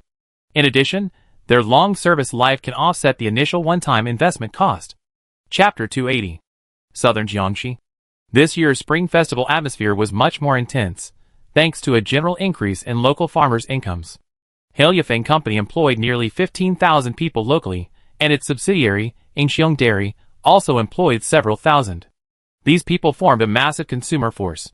At the same time, Heliofeng Company's local procurement and construction activities also stimulated the growth of many related businesses and self-employed individuals. However, like Tianhui of Huqing Sugar, Kong KG, who had been in charge of the branch for nearly 3 years, was one of the few management personnel who had not been transferred by the company. He also stayed at the branch for Spring Festival this year. During the first day of the Lunar New Year, he video called his parents, siblings, and relatives and friends back home, sending out thousands of yuan in red envelopes. Then, he devoted his energy to his work. From the 2nd to the 5th day of the Lunar New Year, he visited the employees, who remained on duty on behalf of the company, and distributed red envelopes to everyone on behalf of Jiang Yao. Arriving in the Hongdu area of southern Jiangxi, Kong KG met with local management, technical staff, and employees. Heliofeng Company's industries in Hongdu aren't manufacturing or agriculture, but rather scientific research. Of the 15 laboratories under the branch, 8 are located in Hongdu. Heliofeng Company's laboratories are under dual management. Logistics and technology industrialization are managed by the local branch, while R&D and technical personnel are managed by the Scientific Research Division. Heliofeng Company's laboratories in various regions can be identified by their numbering. Laboratories in Lingnan begin with 1, those in Gan Province with 2, those in Monan with 3, those in Cheongzhou with 4, and those in Gan Province with 5. Laboratories in other areas will also be numbered based on the time of entry and size. The location of Laboratory 206. This is a laboratory converted from an old factory, covering an area of approximately 150 mu. After receiving the red envelope, Kong Keiji was about to leave when Shihao, the laboratory's technical team leader, stopped him and said, "Manager Kong, our project has yielded some results. If it's convenient for you, we can come and see them." Results? Kong Keiji checked the time. It was almost 11:30 a.m. He nodded and said, "Okay." Led by Shihao, the group arrived at the factory building that had been converted into a laboratory. This was a biological laboratory. To be more precise, a large fungal material laboratory. Shihao had originally wanted to take him into the core area of the laboratory, but Kong Keiji declined, believing that entering the core area would require wearing protective clothing and undergoing thorough disinfection, which was too troublesome. He then instructed Shihao to give him an introduction to the laboratory's outer areas. Inside a warehouse where materials were stored, there were piles of various woods inside. These are the semi-artificial wood we produce using fungal cultivation technology. Shihao patted one of the pieces of wood. What about the various indicators? Kong Keiji didn't care about how the technology was achieved. He was very self-aware. He knew he wasn't a technician, so he didn't need to delve too deeply into the details of how the technology was implemented. We've gone through 17 technology iterations in total. This is the first generation. Shihao didn't know what Kong Keiji was thinking, so he carefully explained the entire technology development process. The technical principle of this project is to rapidly dehydrate bamboo, abundant in southern Jiangxi, and then crush its overall structure to transform it into bamboo fibers composed of cellulose, hemicellulose, and lignin. After producing the dried bamboo fibers, they are placed in a specialized culture container, where nutrient solution and specialized fungi are added. These modified fungi have lost the ability to decompose lignin, cellulose, and hemicellulose, and are instead only able to absorb nutrients such as glucose and lactic acid. After approximately 3 months of cultivation, the fungi will fill the entire container. The cellulose, hemicellulose, and chitin formed during fungal growth will firmly bind to the bamboo fibers, forming a single organic whole. Initially, Shihao's team struggled to cultivate a suitable strain. It wasn't until November of last year that a promising strain emerged from their 17th generation of strains. This strain neither decomposes other lignins, cellulose, and hemicelluloses, nor does it synthesize large amounts of cellulose, hemicellulose, and chitin. Furthermore, the resulting cells readily bind to other celluloses, hemicelluloses, and lignins. After 3 months of cultivation, they have now grown dozens of artificial wood. This artificial wood, after being deactivated and dried, has properties almost identical to those of ordinary wood. Kong Keiji looked at the white-grained wood before him, weighing it in his hand. "It's quite light. Isn't the density high?" Shihao nodded. "It's indeed not high. It's even lower than bamboo, at around 0.67 grams per cubic centimeter." Another researcher explained, "Essentially, our project uses fungal cells to replace chemical glues, avoiding the formaldehyde and harmful substances released by synthetic wood. It also enhances the overall strength and lifespan of the artificial wood." "Will this wood swell if soaked in water?" Kong Keiji asked curiously. "If soaked in water for a long time, it will definitely swell, but if it's only exposed to water for a few hours, it generally won't swell noticeably. This is because after the fungus is inactivated, the pores in its cell structure are fixed and filled with air." Shihao added, "We also perform wax infusion, injecting coconut oil wax to improve the water resistance of the artificial wood. Furthermore, since artificial wood has numerous tiny pores, filling these pores with wax not only makes it hydrophobic, but also self-lubricating. No waxing is required, just scrubbing will create a noticeable wax film." A researcher handed over a piece of wood. "Manager Kong, this is the injected wood. Artificial wood after waxing." Kong Keiji took it and stroked the cut surface. It was indeed very smooth, with a wax sheen. However, when he lifted it, he noticed it was a bit heavy. "How much has it increased in weight?" Shihao held out another piece of wood. "If it's fully injected, the density is around 0.82 grams per cubic centimeter. If it's semi-injected, the density is around 0.75 grams per cubic centimeter. This is artificial wood from the semi-injected process." Kong Keiji took it and weighed it. Sure enough, this piece of wood was lighter. He touched the wax coating. "Will the addition of oil and wax increase the flammability of this wood?" Shihao made no attempt to conceal this. Manager Kong's concerns are valid. Currently, wax-injected artificial wood is quite flammable, similar to eucalyptus. "Do you have an axe?" Axe? Yes. Bring a few more pieces of natural wood and bamboo. If you have any synthetic wood, bring some as well. Hearing this instruction, Sure Hao understood that Kong Keiji wanted to test the strength and hardness of these woods, and immediately made arrangements. 20 minutes later, the axe and materials were ready. Kong Keiji picked up the axe and a piece of artificial wood and chopped it open. Crack! The sharp axe penetrated the artificial wood several centimeters, but instead of tearing the wood along the grain like natural wood, the axe became lodged in it. He stepped on the artificial wood and pulled the axe up. He looked at the piece of wood labeled natural pine and struck again. Crack! This time, he followed the grain of the wood, quickly splitting the pine. Turning around, he adjusted the piece of artificial wood and found the side covered in dense dots. These dense dots represented the cross-section of bamboo fibers, making this side similar to the cross-section of wood. Raising his hand, the axe came down. Crack! Huh? Kong Keiji finally discovered an advantage of artificial wood. Its cross-section bond strength was excellent. Unlike natural wood, it wouldn't be torn apart by a sharp object. It possessed both the lateral strength of natural wood and the longitudinal strength that natural wood lacked. After chopping the wood for a while, Kong Keiji could roughly determine the strength and hardness of this artificial wood.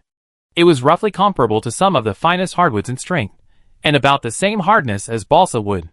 Seeing that it was almost time for lunch, Sure Hao suggested, Manager Kong, it's time for lunch. Let's all go to the cafeteria for a quick bite. Huh? Okay. Kong Keiji put down his axe, unbuttoned 2 buttons on his shirt, and took his assistant's suit jacket. They arrived at Hongdu's cafeteria, which was also Jianhai restaurant.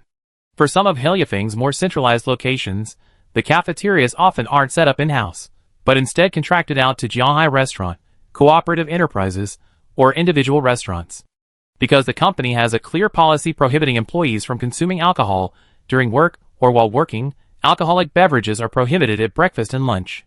They can drink on their own in the evening, but alcohol isn't allowed at internal employee gatherings or banquets for partners. Furthermore, Jianhai restaurant and other Heliafeng-affiliated restaurants don't sell alcohol. Kong Keiji wasn't a smoker or drinker, so Sure Hao and the others, seeing he hadn't asked to drink, naturally decided not to go against the grain. After all, drinking at noon could easily lead to reports from other employees to the supervisory department.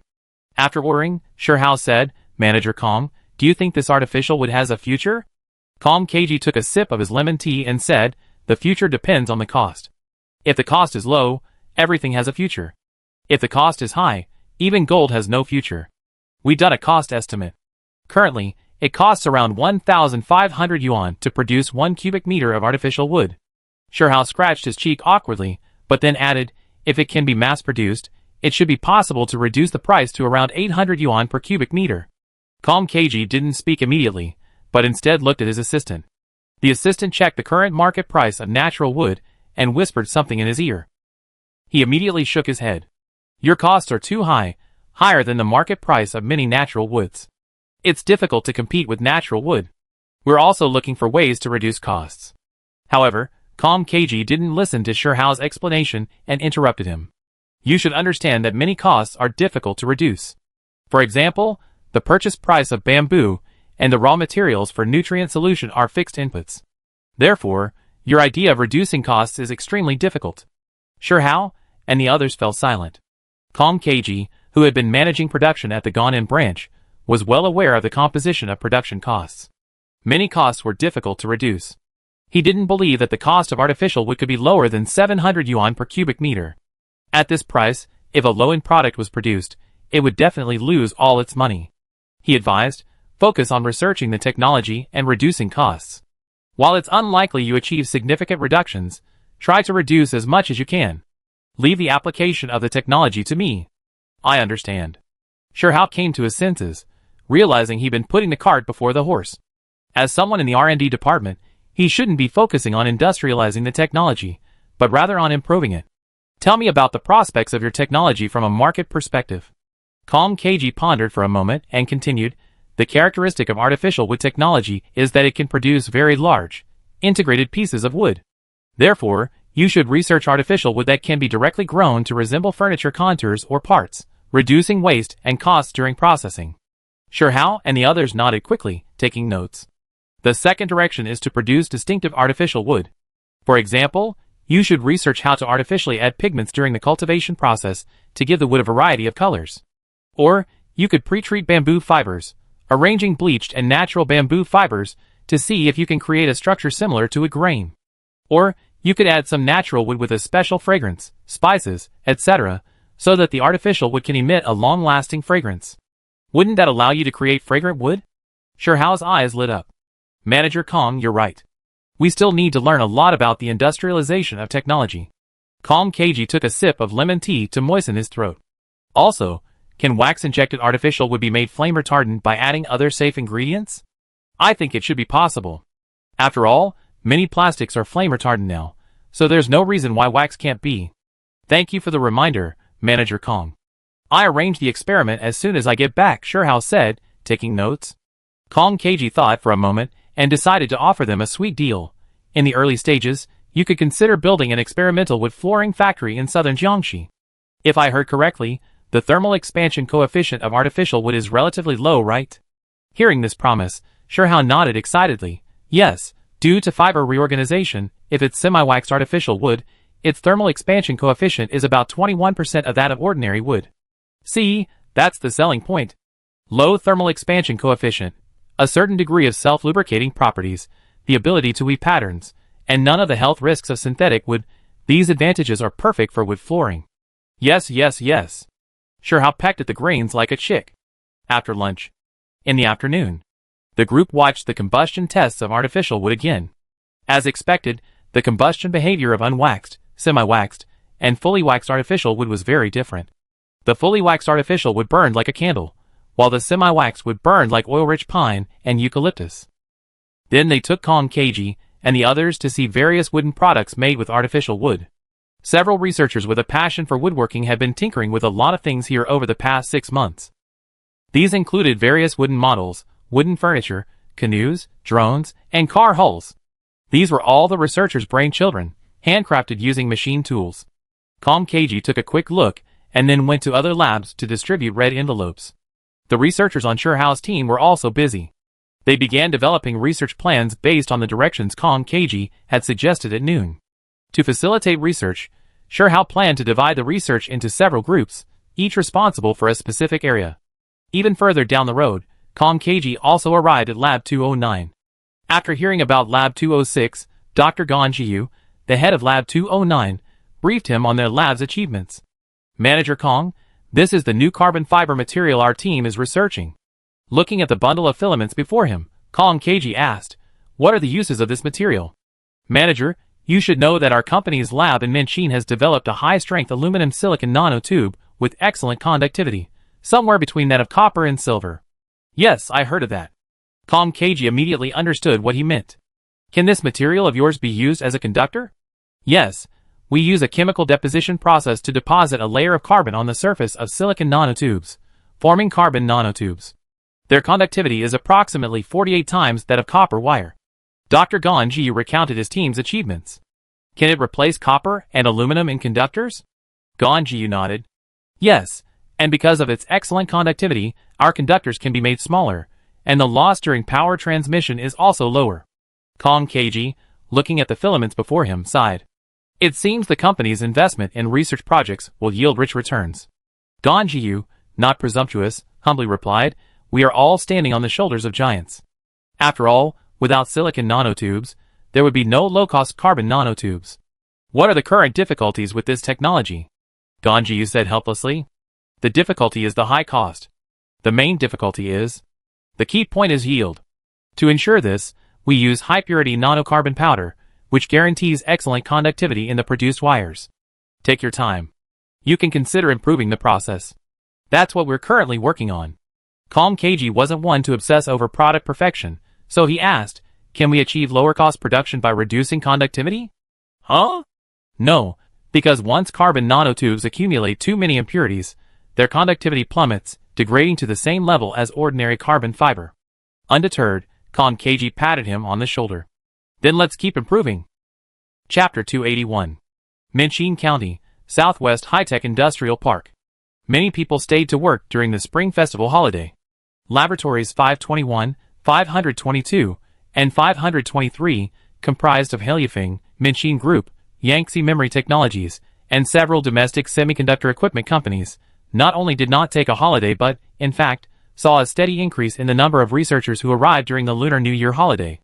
These three joint laboratories currently have 493 researchers and 244 administrative and support staff. Inside Laboratory 521, using cryo-electron microscopy and other atomic scanning equipment, several researchers have finally combined densely packed silver-coated silicon nanotubes with some solid silicon carbide nanotubes. These tiny silver-coated silicon nanotubes are separated by the solid silicon carbide nanotubes into distinctive patterns. These patterns form part of the single-layer chip structure, the part that doesn't require photolithography. In essence, the photolithography process involves using extreme ultraviolet light to dissolve and destroy the portion of the photoresist that needs to be removed. Cleaning then removes the damaged photoresist. Finally, etching, deposition, and other processes are used to repurpose the recessed areas. Of course, in practice, these processes are extremely complex, requiring repeated photolithography, etching, deposition, and scrubbing cycles dozens, if not hundreds or even thousands of times. The researchers' goal at this point was to address China's persistent struggle to catch up with cutting-edge Western photolithography technology by using silver-plated silicon nanotubes. How's that going? The developing equipment, which visualizes atomic arrangements, was displaying a vast image of the structure. The researcher in charge looked up and said, "Team leader, this glue stamp has been inspected, and no errors have been found." Team leader Yi Jin immediately ordered, "Send it for cutting." Okay.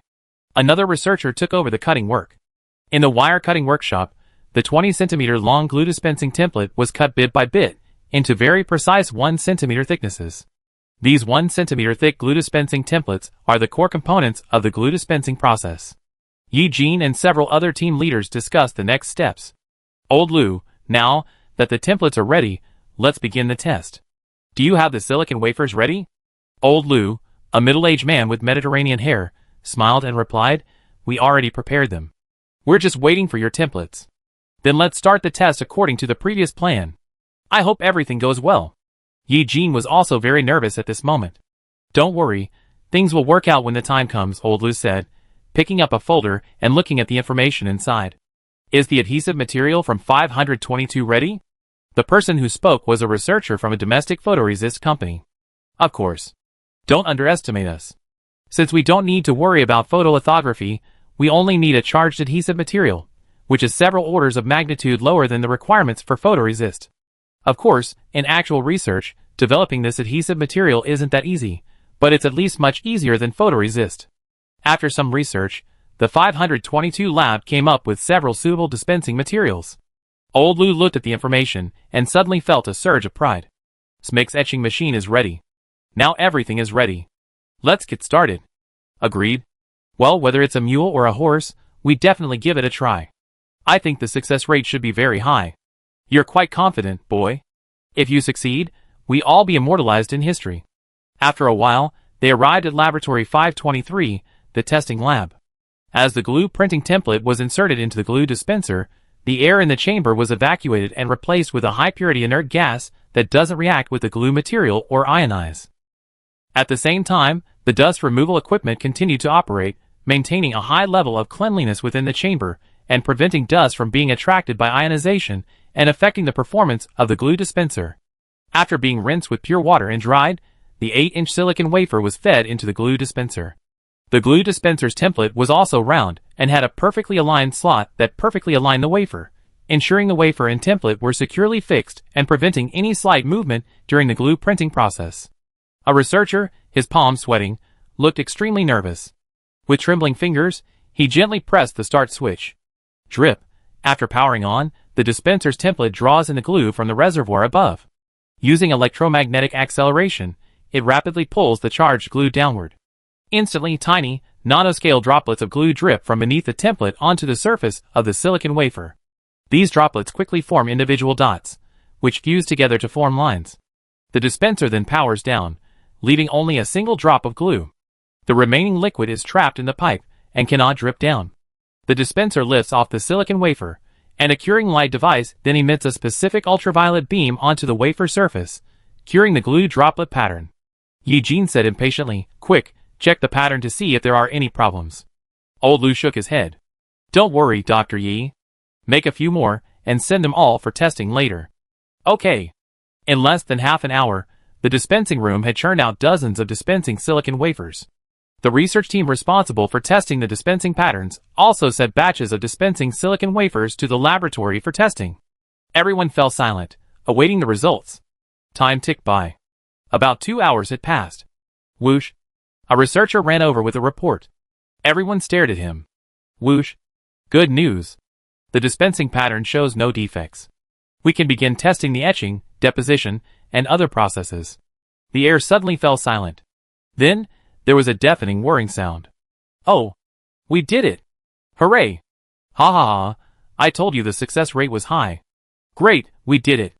The roar of excitement was almost deafening, and everyone was unable to calm down, expressing their excitement to their colleagues. Pa pa pa. After more than 10 minutes, the older Lao Lu clapped his hands. We've taken the first step towards success. Now's no time to relax. Let's all work harder, and strive to complete the entire process innovation. Don't worry, Lao Lu. I'm brimming with energy right now. I'm more energetic than after drinking 100 cans of Red Bull, said a researcher, also in his 40s, with a radiant face. Lao Lu quickly reminded them, no, no, no, no. Although the work is very important, I don't want anyone to overwork themselves to death. After all, you don't want to miss your chance to receive your award on stage, do you? You know, balance work and rest. But working 10 hours a day shouldn't be a problem. When I was at TSMC, I often pulled all-nighters. Yi Jin was also excited at this moment. Old Lu is right. See you at the celebration party. See you at the celebration party. After the excitement, everyone began to calm down. Soon, they used the lab equipment to repeat the process of dispensing, etching, deposition, grinding, cleaning, and ion implantation. The first batch of memory chips produced in the lab was produced in half a month. The main reason for this speed was that the dispensing process replaced the photolithography process, significantly improving overall speed. The chips produced in the lab were based on design models from Yangtze Memory Technologies, YMTC, so they could only produce memory chips. Not only the peripheral logic units of the memory, but also the internal memory units, were manufactured using the same 10 nanometers process. At this time, several YMTC executives had already arrived in Minqing County. YMTC Chairman Chen Nanxian, Vice Chairman Yang Shining, Director Lu Xiaoquan, and others were staring at the memory chips before them, their eyes almost shining. Even after a lifetime of experience in the semiconductor industry, Yang Shining couldn't help but exclaim, 100 gigabytes of storage density per square millimeter? So terrifying. Chen Nanxian was also stunned. Yes. This is equivalent to a roughly 5-fold increase in unit storage density, a 36% decrease in energy consumption, a 33% increase in read speed, and a 41% decrease in cost. This is truly a groundbreaking product. Mr. Chen, I think we should enter the semiconductor foundry industry, Lu Xiaoquan suggested. Semiconductor foundry? Chen Nanxian nodded. Indeed, we can't miss this opportunity. After the epoxy process replaced the photolithography process, the overall chip production cost dropped by approximately 30% to 40%. This is equivalent to us directly mastering the 10 nanometers process. Not entering the semiconductor foundry industry at this time would be a waste of our previous investment and layout. Yang Shining reminded him, Mr. Chen, what does academician Jiang say? Hearing this, Chen Nanxian realized that this matter couldn't be avoided involving Jiang Miao and Heliafeng Company, so he picked up the phone and called. Beep. Hello, Mr. Chen, what's up? Academician Jiang, the project we're collaborating on has achieved initial success. I'd like to ask what Heliafeng's next plans are? Jiang Miao, on the other end of the line, had naturally received the relevant news, but he had no intention of entering the semiconductor industry, so he replied, Mr. Chen, are you planning to enter other semiconductor sectors? Indeed. I wonder if academician Jiang is interested in investing? Sure. Heliafeng will invest 20 billion yuan. We make a financial investment, and the equity percentage will be calculated based on the respective capital contributions. No problem. Chen Nanxian knew full well that if Heliafeng was willing, they could easily provide hundreds of billions of yuan in working capital. However, it didn't seem like Jiang Miao intended to take control of the semiconductor foundry. It was simply a financial investment. After all, for the semiconductor industry, 20 billion yuan would barely build a small wafer fab. Although the outside world hadn't received news of this technological breakthrough, the official authorities were certainly aware. Therefore, The bulk of the investment will undoubtedly come from the National Semiconductor Industry Fund and the state-owned investment corporation. Yangtze Memory Technologies, as the operating and management entity, will also undoubtedly receive a stake. He estimated that the 20 billion yuan from Hailifeng would only represent approximately 10% of the company's shares. Of course, this doesn't mean Hailifeng is losing money, as Machine Precision Instruments owns 51% of the company's shares. Of the remaining 49% of the company's shares, Yangtze Semiconductor holds only 7%, Liangzhou State-Owned Investment Corporation 10%, AMEC 8%, and several other contributing partners hold 24%. In the future, within the domestic semiconductor industry chain, the epoxy coating process, which will replace photolithography, will be dominated by Machine Precision Instruments. After chatting for a while, Chen Nanxian hung up the phone. Academician Jiang said, they can just be an equipment supplier and plan to invest 20 billion yuan in our semiconductor foundry. This is a purely financial investment, not a move into semiconductor production. Yang Shining breathed a sigh of relief. Fortunately, Hailifeng didn't have any plans, otherwise it would have been troublesome. After all, Hailifeng holds a very special position in China. Especially for a state-owned enterprise like Yangtze Memory Technologies, they certainly wouldn't want to offend Jiang Yao, the man behind Hailifeng. Lu Xiaoquan narrowed his eyes and said, Mr. Chen, I don't think we should announce our technological breakthrough right away. Chen Nanxian immediately understood his intention. Are you planning to gather some equipment before launching a full-scale attack? Well, the outside world doesn't know we succeeded yet. I don't think there's any need to announce it right away. After all, announcing it now would be of no benefit at all. Instead, it would trigger a reaction from Western powers, who would surely become desperate and intensify the ban on other equipment. Yang Shining nodded. I agree with Xiaoquan. Now that we reached match point, we should calm down and not reveal our cards too soon. After a moment's reflection, Chen Nanxian decided against acting rashly. Okay, I contact Hailifeng later. They should probably cooperate. One more thing. I think we should contact HiSilicon now, Lu Xiaoquan said, hinting. HiSilicon? Chen Nanxian nodded immediately. Okay, contact them secretly, but don't share any key information. Ask them to send their core management team over so we can discuss cooperation. The reason for inviting HiSilicon Semiconductor was that Yangtze Memory Technologies lacked the design capabilities for other logic chips. The advent of the epoxy deposition process instantly advanced Yangtze Memory Technologies' chip manufacturing process to the 10 nanometers level. This level of chip manufacturing is already internationally advanced.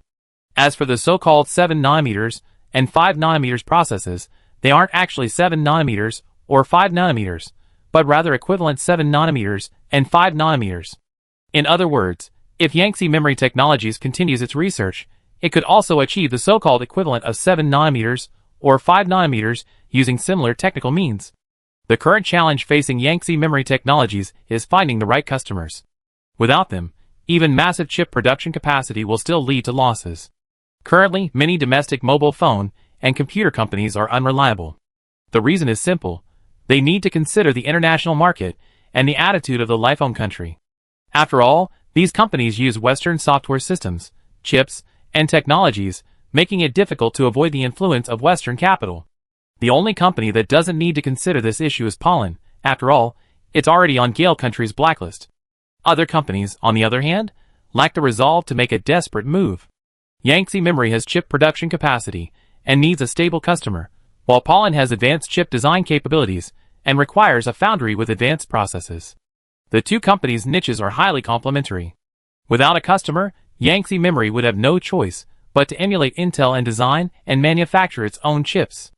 As for the chips needed by state-owned enterprises, the vast majority of this market doesn't actually require 10 nanometers process technology. For example, for chips needed for power grids and automobiles, many products with 20 nanometers to 40 nanometers processes are generally sufficient. 10 nanometers chips are generally used in computers, mobile phones, and servers. This is essentially the difference between industrial-grade and consumer-grade chips. Consumer-grade chips require high performance, power consumption, and high added value, so they can naturally afford 10 nanometers chips. However, industrial-grade chips often don't require such high-quality chips. For example, if automotive chips lack computing power, they can simply add more chips. Cars are spacious and have built-in heat sinks. After all, advanced process chips are also very expensive. Yangtze Memory could also consider using low-price promotions, replacing lower-end chips with advanced process chips. After all, switching to a glue-based process would reduce overall chip production costs by 30% to 40%. Using its high performance, low-cost advantages, it could capture the low and mid-range markets. China imports a large number of low and mid-end industrial chips every year. However, Yangtze Memory Technologies, YMTC, faces significant challenges in capturing the low and mid-end chip market. This is because, from the outset, it has not been a professional logic chip design company. Without strong logic chip design capabilities, they have to start from scratch. This is much more difficult than foundry manufacturing. Furthermore, many specialized chips require more than just a few hundred engineers to design, such as automotive chips. Why are there still chip companies in Europe? They possess significant specialized chip design capabilities. STMicroelectronics and Infineon, for example, are leaders in specialized chip manufacturing. If necessary, Yangtze Memory Technologies, YMTC, intends to replace TSMC's niche rather than become a full-service semiconductor company like Intel. At the same time, domestic companies like SMIC already have considerable capabilities in the low and mid-end chip market. YMTC does not need to focus solely on these chips, but rather on advancing advanced processes. After all, from a process perspective, the epoxy process is easier to implement than photolithography in the development of 7 nanometers and 5 nanometers equivalent chips. Because light diffracts, numerous precision lenses are required, requiring extremely high control accuracy. The dispensing process is different. The challenge lies in creating a flawless dispensing template. Once the template is created, the subsequent processes are straightforward. Furthermore, the dispensing process is less demanding on the dispensing material than photoresist, and even unique designs can be achieved using different dispensing materials. Chen Nanxian and the others couldn't help but sigh that materials are the cornerstone of modern technology. The three of them didn't all leave Minxin. Instead, one person remained to coordinate the work, while the other two returned to Yangtze Memory Technologies headquarters. While secretly deploying personnel, they were developing a presence in the semiconductor foundry industry. At the same time, they were negotiating partnerships with numerous semiconductor processing equipment suppliers, demanding that domestic equipment suppliers accelerate technological development while also offering increased payments to foreign equipment suppliers for faster delivery. Chapter 282. Magic City. With the Spring Festival over, the temperature along the Huangpu River has begun to rise. And the number of foreign tourists is also increasing. In particular, people from Japan and Dhaka, who love visiting Magic City, have taken advantage of the 72-hour visa-free policy after the Spring Festival and flown directly to Magic City for tourism. Of course, whether these are genuine tourism trips or just sham ones is unclear. In recent years, flights between Ceres, Japan, and Dhaka have been plagued by middlemen operating like ants. For example, some people are shipping rice to Japan and Dhaka in suitcases. This is primarily due to the increasingly difficult economic situation in Gale country in recent years, which has led to increased pressure on Japan and Dhaka, causing significant economic losses in both regions. Another factor is, of course, the rapid industrial development in Ceres, which has had a significant impact on Japan and Dhaka in various industries. Amidst internal and external difficulties, the lives of ordinary people were inevitably affected, leading to various rice, vegetable, and oil shortages. After all, in these two areas, once comfortable, the prices of vegetables, fruits, and many other agricultural products were notoriously high. The local agricultural cooperatives still did not allow large-scale imports of cheap agricultural products from abroad. In the past few years, the Japanese agricultural cooperatives had suffered significant investment losses and had no choice but to raise rice prices to offset their losses in the financial market, further increasing the price of rice. As the saying goes, life will find its own way. Since local agricultural products are expensive, why not go abroad to buy cheaper ones? Choosing Spring Airlines, a round-trip ticket between Osaka, Japan, and Shanghai, China, costs only around 700 yuan. Japanese customs exempt passengers from bringing in goods duty-free, as long as their value does not exceed 200,000 yen. This value is calculated not based on local Japanese prices, but on prices at the country of origin. The regulations in Dhaka are similar. As a result, many people fly here to buy agricultural products and food to take home, primarily rice, dried kelp, kimchi, compressed dried vegetables, and compressed dried fruit. Of course, the biggest profit in this area isn't actually Shanghai, but Qingdao in Qilu province.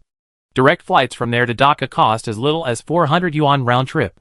So many Dhaka residents come for a couple of days on weekends, then buy a ton of stuff and fly back. The Heliafeng Company's warehouse supermarket in Shanghai. A dozen Dhaka residents walked in, their voices smectic. "Hello, how can I help you?" A waiter approached, carrying simultaneous interpretation headphones and a microphone. "Hello, Smekta, I'd like to buy some fruit." A Dhaka girl who spoke Mandarin said haltingly. I pressed the start button on the simultaneous interpretation equipment, which I had ordered for my Flytech, and it sprang into action. It was better to order this kind of equipment than to hire waiters who knew foreign languages. To cater to foreign tourists, the Physical Commerce Division has equipped all of its outlets in port cities with this kind of simultaneous interpretation equipment, especially in international metropolises like Shanghai.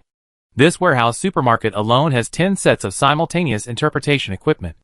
Just now, when the waiter heard the smekta coming from the door, he knew they were from Dhaka and asked a colleague equipped with simultaneous interpretation equipment to guide them in. "Hello, you want to buy some fruit?" The Dhaka language, transmitted through the translation device, was clearly and accurately conveyed to the Dhaka residents. This new device, incorporating AI technology, boasted exceptional accuracy. A middle-aged Dhaka resident explained with a dramatic expression, "Oh? Is this a translator? Amazing. What do you need, guests?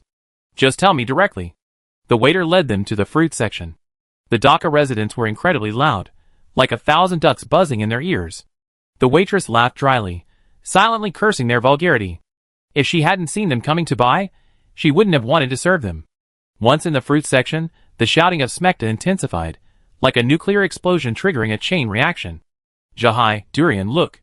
Smekta, so many durians, how much are they? Let me see. 15 won for 500 grams? 15 won? 3,000 won?" An old woman muttered to herself, "It seems 500 grams in China costs about 10,000 won. Really?" Her husband, Kim Dae-moon, stared. The old woman said confidently, "Of course. I go to the market often. Durian in China has gotten cheaper lately. 500 grams used to cost 12,500 won. Kim Dae-moon looked skeptical. "Why are durians so cheap here in Ceres?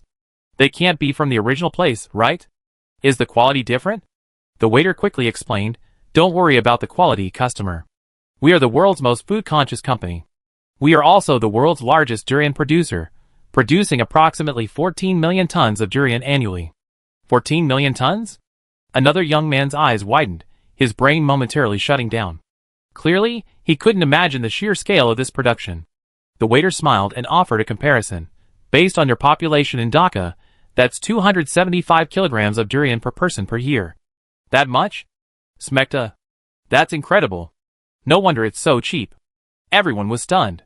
Judging by their shocked expressions, it was clear that the Dhaka media deliberately avoided reporting on this matter to avoid causing public unrest.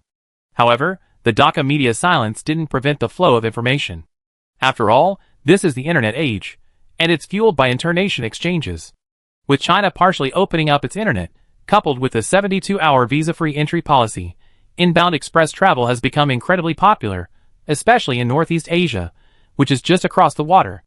The number of foreign tourists visiting the region has been steadily increasing in recent years.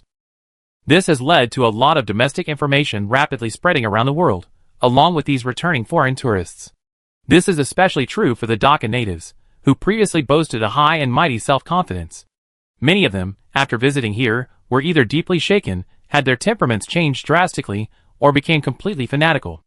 After all, within their own borders, and in Western media, Serbia has always been portrayed as backward and poor. However, upon actually arriving in this land, they discovered that their previous perceptions were wrong, and completely misguided. The immense sense of disappointment instantly shattered their artificial self-confidence, revealing their underlying inferiority complex.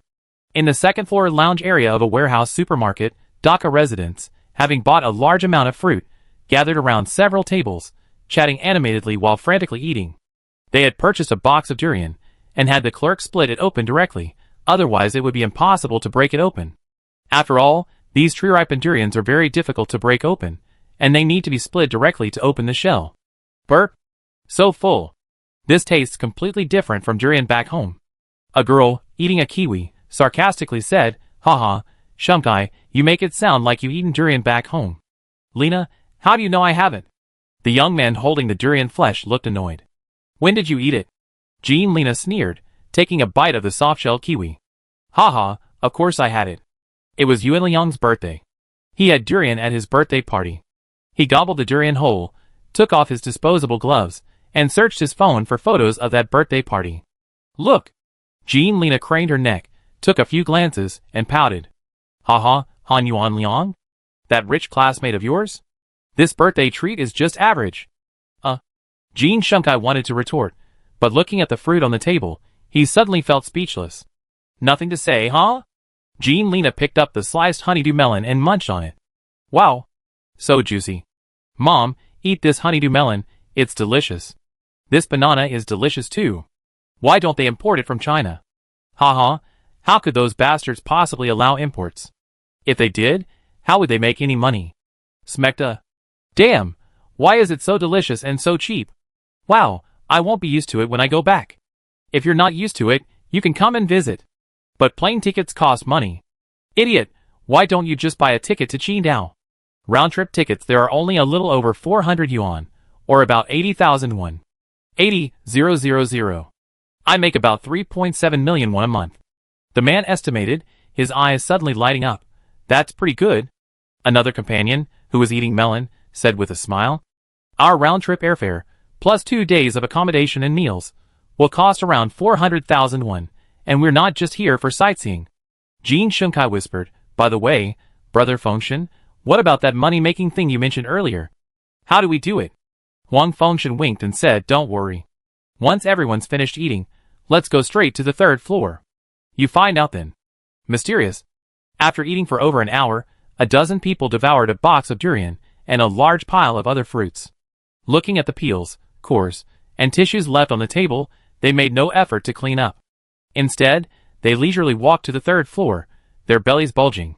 The cleaning lady saw the mess and cursed the Dhaka residents for their lack of manners. But she didn't curse. After all, the company paid her well, so she cleaned up quickly. The Dhaka residents then went to the 3rd floor. They looked at the clothes and home textiles on the shelves. Brother Fengshen? Is this what you call a money-making method? Jean Shunkai looked puzzled. Hee, do you know how much this dress of mine costs? Huang Fengshen didn't answer Jean Shinkai's question first, but instead asked, pinching his own shirt. This? Jean Shunkai instinctively touched his shirt and asked uncertainly, is this silk? That's right, to be precise, it's artificial silk. Huang Fengshen led Jean Shunkai and Jean Lena to a shelf and said, let's check out the prices. Jean Shunkai glanced at the label on the shelf. 576 yuan? 12 pieces? That's about 9,600 Korean won each? Smecta. Such a bargain. Jean Lena's eyes lit up. She had previously bought a set of silk pajamas from a regular fast-selling brand, and the price was 4 times what these pajamas were worth. Sister, how much do silk clothes cost in China? Jean Shunkai really didn't know about this. It's 4 times as much back home. Really? Why would I lie to you? Suddenly Jean Shunkai frowned, then whispered, can we take the items we buy back home? Will they check? Don't worry. As long as the total value doesn't exceed $600, or about 860,000 Korean won, there won't be any problems. So after buying something, keep the invoice and throw away all the old clothes we brought from back home. That way, we can take plenty of clothes back home. Huang Fengshen, clearly a seasoned veteran, was very adept at this operation. As long as they peeled off the labels, and put the items on themselves or stuffed them in their suitcases, customs wouldn't be able to stop them. After returning home, they established a chain of businesses, rewashing, ironing, and relabeling these garments. They then sell them directly to those in need online at double or triple the price per piece. If all goes well, a single trip could net them $500 to $600. The profit margins created by this price difference naturally attract the attention of middlemen. But there's no way around it. Silk clothing imported through legitimate channels into Dhaka has a minimum retail price of around 150 yuan, and the quality is often quite poor. On the other hand, low-end, inexpensive, high-quality synthetic silk clothing in Serbia typically costs between 40 and 60 yuan per piece. The price and quality disparity between the two is enough to tempt people to take risks. Furthermore, this type of clothing purchasing by proxy is difficult to investigate. Many Dhaka residents traveling to Serbia typically own dozens of silk garments. Only by completely banning flights between the two countries, or by increasing flight prices several-fold, can this smuggling, like ants moving houses, be curbed. However, banning flights between both sides is essentially impossible. Raising airfares is equally difficult, as airlines, seeing their flights constantly packed, don't care about passengers bringing clothing. After all, clothing isn't prohibited, it's a passenger's personal belonging. You can't demand that passengers can't wear silk clothing on board, right? That would be laughable. As a result, a significant amount of synthetic silk clothing has recently flowed from Serbia into Dhaka and Japan. Economy class passengers are each carrying over 20 pieces of synthetic silk clothing. Furthermore, they operate in a coordinated manner, distributing the clothing to everyone, so it's unlikely that one person will buy dozens of the same item. For example, the family tour group centered around Huang Fengshan, with more than a dozen members working together to distribute a dozen pieces of clothing to all members, purchased over 20 dozen silk garments using the same method. After making the purchases, they kept the invoices and calculated the value of all the items to avoid exceeding the $600 limit upon entry. Despite the fact that each of them was carrying over 20 pieces of clothing, their value was actually only around $200, leaving them with plenty of room for other purchases. So, they also purchased a variety of compressed vegetables and fruits. These are new products launched by Heliafing Company after the Lunar New Year. Compressed vegetables are completely sterilized and dehydrated vegetables, compressed into blocks for use in vegetable soups. For example, compressed tomato blocks, compressed carrot blocks, compressed onion blocks, compressed cabbage blocks, and compressed kelp blocks. These have already been added with salt, MSG, and other ingredients. A small block can make a large bowl of soup, and the nutrients are highly retained, essentially indistinguishable from fresh vegetables. Especially when used as a seasoning, due to the complete dehydration and compression process, it quickly disintegrates when cooked. Tomatoes and onions are the most popular. Adding a small piece of compressed tomato and an egg creates a generous bowl of tomato and egg soup, even more flavorful than tomato paste. After all, tomato paste still contains water, and the pre-processing process has lost some of the tomato flavor. Heliafing Company's tomato plantation in Gansu province doesn't use traditional tomato varieties, but instead uses varieties with a very high tomato flavor concentration that are less resistant to transportation. Since they will all be dehydrated and compressed in the end, transport resistance is irrelevant. This product isn't just popular with Dhaka residents, many busy office workers back home also enjoy it. Particularly small packages of tomato, onion, and mushroom chunks are easy to store and use, while retaining nearly 99% of their nutrients and a certain amount of fiber. This represents the next generation of healthy food. When making instant noodles, simply discard the powder packet and use these vegetable chunks instead. Dhaka residents are known instant noodle enthusiasts, buying these chunks and using them directly in instant noodles or lo mein. Of course, this kind of business won't last long. After all, the Dhaka and Japanese authorities aren't fools, and will certainly take measures to curb this smuggling. In addition to middlemen, there are also many genuine tourists who come here for tourism. While these people may bring back items, their carry-ons are generally small. In short, distinguishing between tourists and middlemen can be extremely difficult, especially given the significant price gap between the two regions. This abnormal smuggling is certain to persist. Unless Dhaka or Japan announce large-scale imports of cheap agricultural products and clothing from Serbia someday, the huge price difference will create a niche for middlemen. In recent years, the sharp decline in domestic prices has led to even greater price disparities across East Asia, resulting in a series of bizarre phenomena. For example, in order to attract tourists from Dhaka, Qingdao offers low-priced aviation fuel to several domestic airlines serving this route. This biodiesel-based aviation fuel costs only 4,500 yuan per ton. This low-priced fuel allows flights on this route to maintain a round-trip ticket price of 400 yuan for a long time. In fact, domestic aviation fuel prices will gradually decline. After all, the production capacity of biodiesel produced from soybean oil and waste cooking oil is rapidly increasing. It is estimated that within 2 to 3 years, the domestic price of biodiesel will fall to around 4,500 yuan per ton. With large-scale raw materials, one can indeed be so capricious. Especially in the northern regions where large-scale cultivation of Senzu and Sensi soybeans is taking place, biodiesel production capacity will inevitably increase, and prices will fall accordingly. Chapter 283. Summer all year round, clouds and rain all year round. This is the lungs of the earth, the Amazon rainforest. A small town that seems unremarkable on a map. To the west of Balek, near the river, stands a cluster of striking buildings. Judging by their appearance, It's clearly a rather unusual scientific research facility. Several speedboats, from another nearby town with a road, were rapidly approaching this location via the river. Hearing the roar of an engine not far away, a security guard at the research base used binoculars to peer through and see that it was the boss behind the scenes. He quickly woke his colleagues. "Hook, the boss is coming. Hurry up." "What?" Hook rubbed his eyes, bleary-eyed. "Hurry up. The boss is coming." The security guard, holding binoculars, plucked a hair from Hook's arm. Oh. Hook snapped out of his reverie. "Shh. Old Ryan, what are you doing?"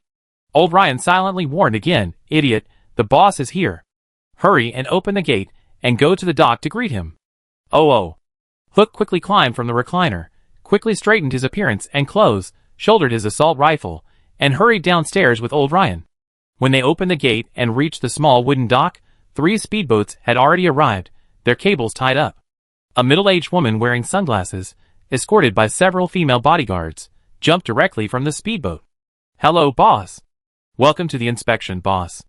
The middle-aged woman in sunglasses looked at the 2 men with a look of disdain and disgust, her face etched with indifference.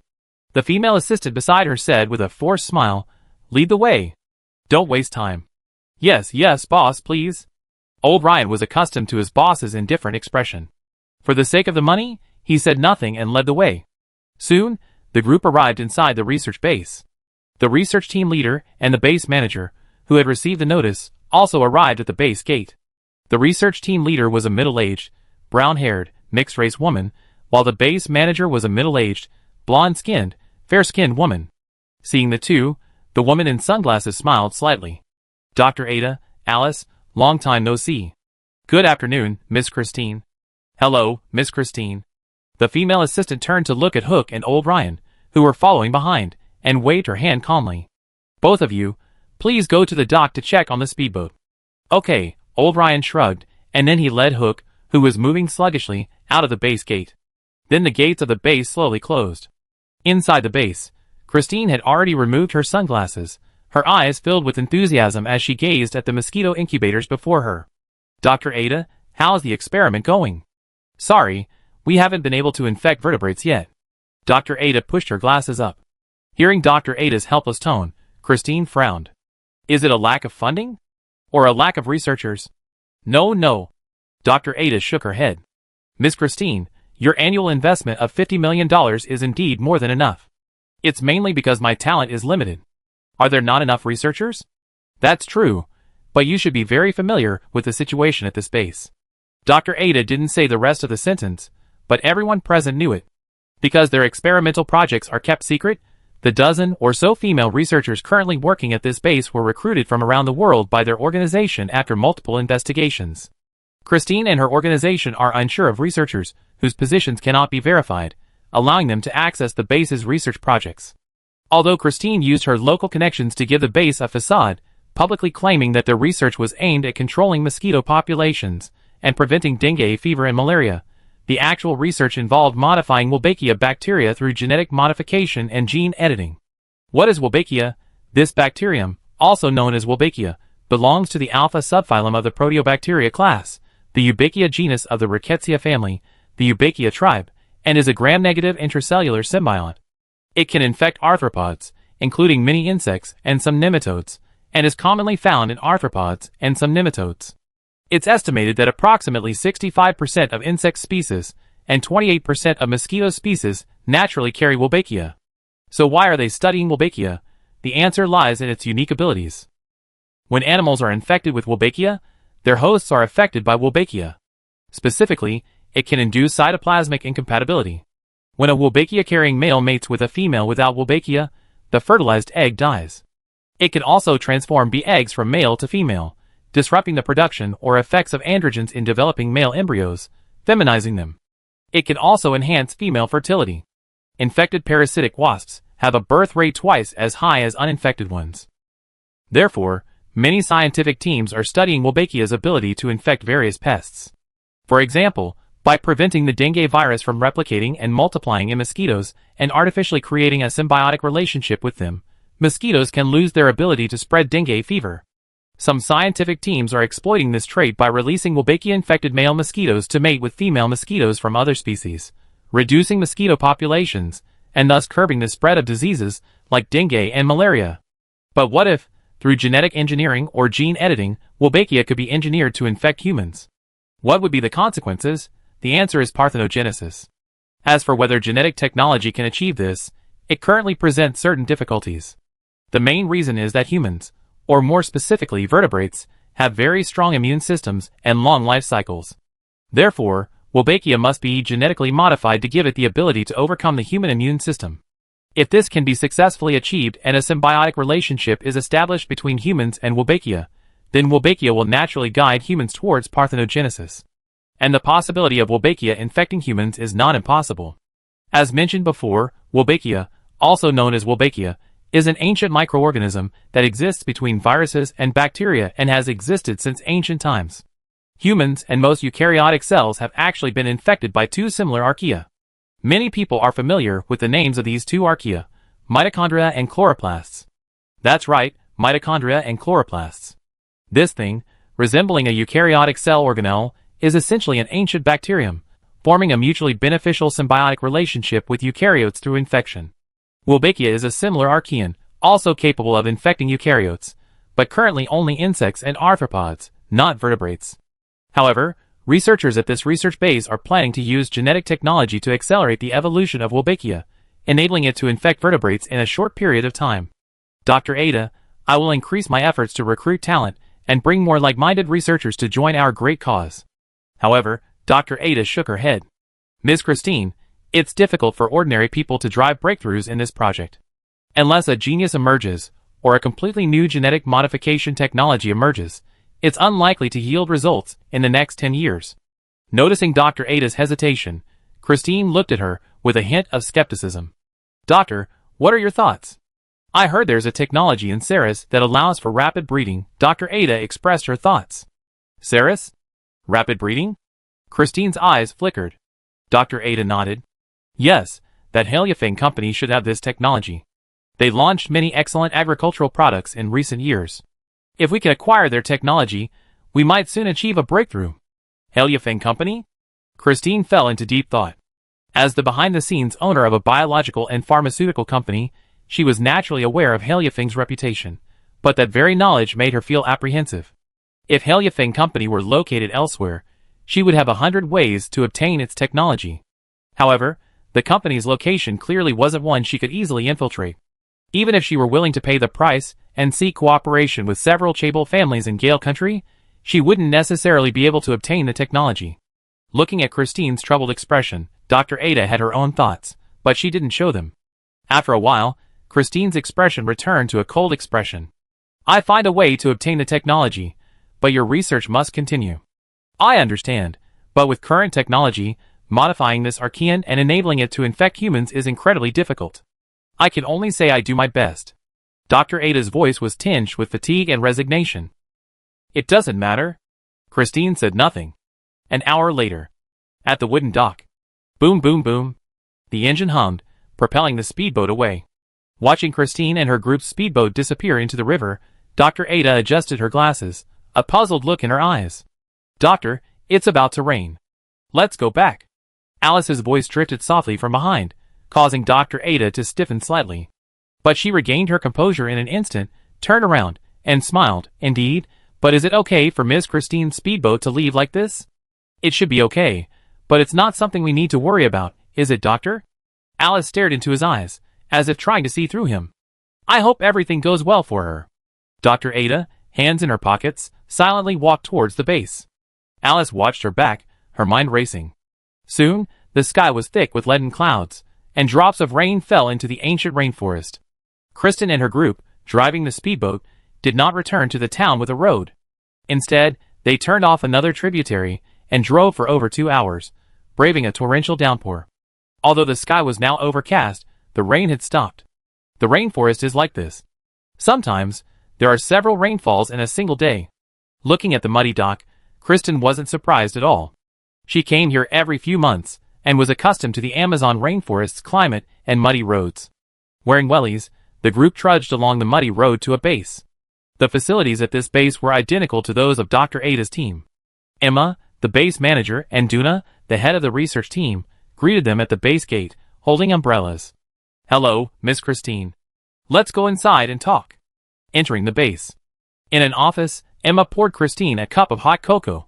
After taking a sip of the sweet hot cocoa, Christine's face was filled with thought. Then she slowly asked, "Do you think Ada can be trusted?" "Ada?" Dr. Duna, a black-haired, mixed-race female doctor with a ponytail, gently stirred her caramel coffee with a coffee spoon between her fingers. "There's nothing wrong with her research. At least I don't see any. As for other questions, you should ask Alice, not me." Christine didn't ask any more questions, but changed the subject.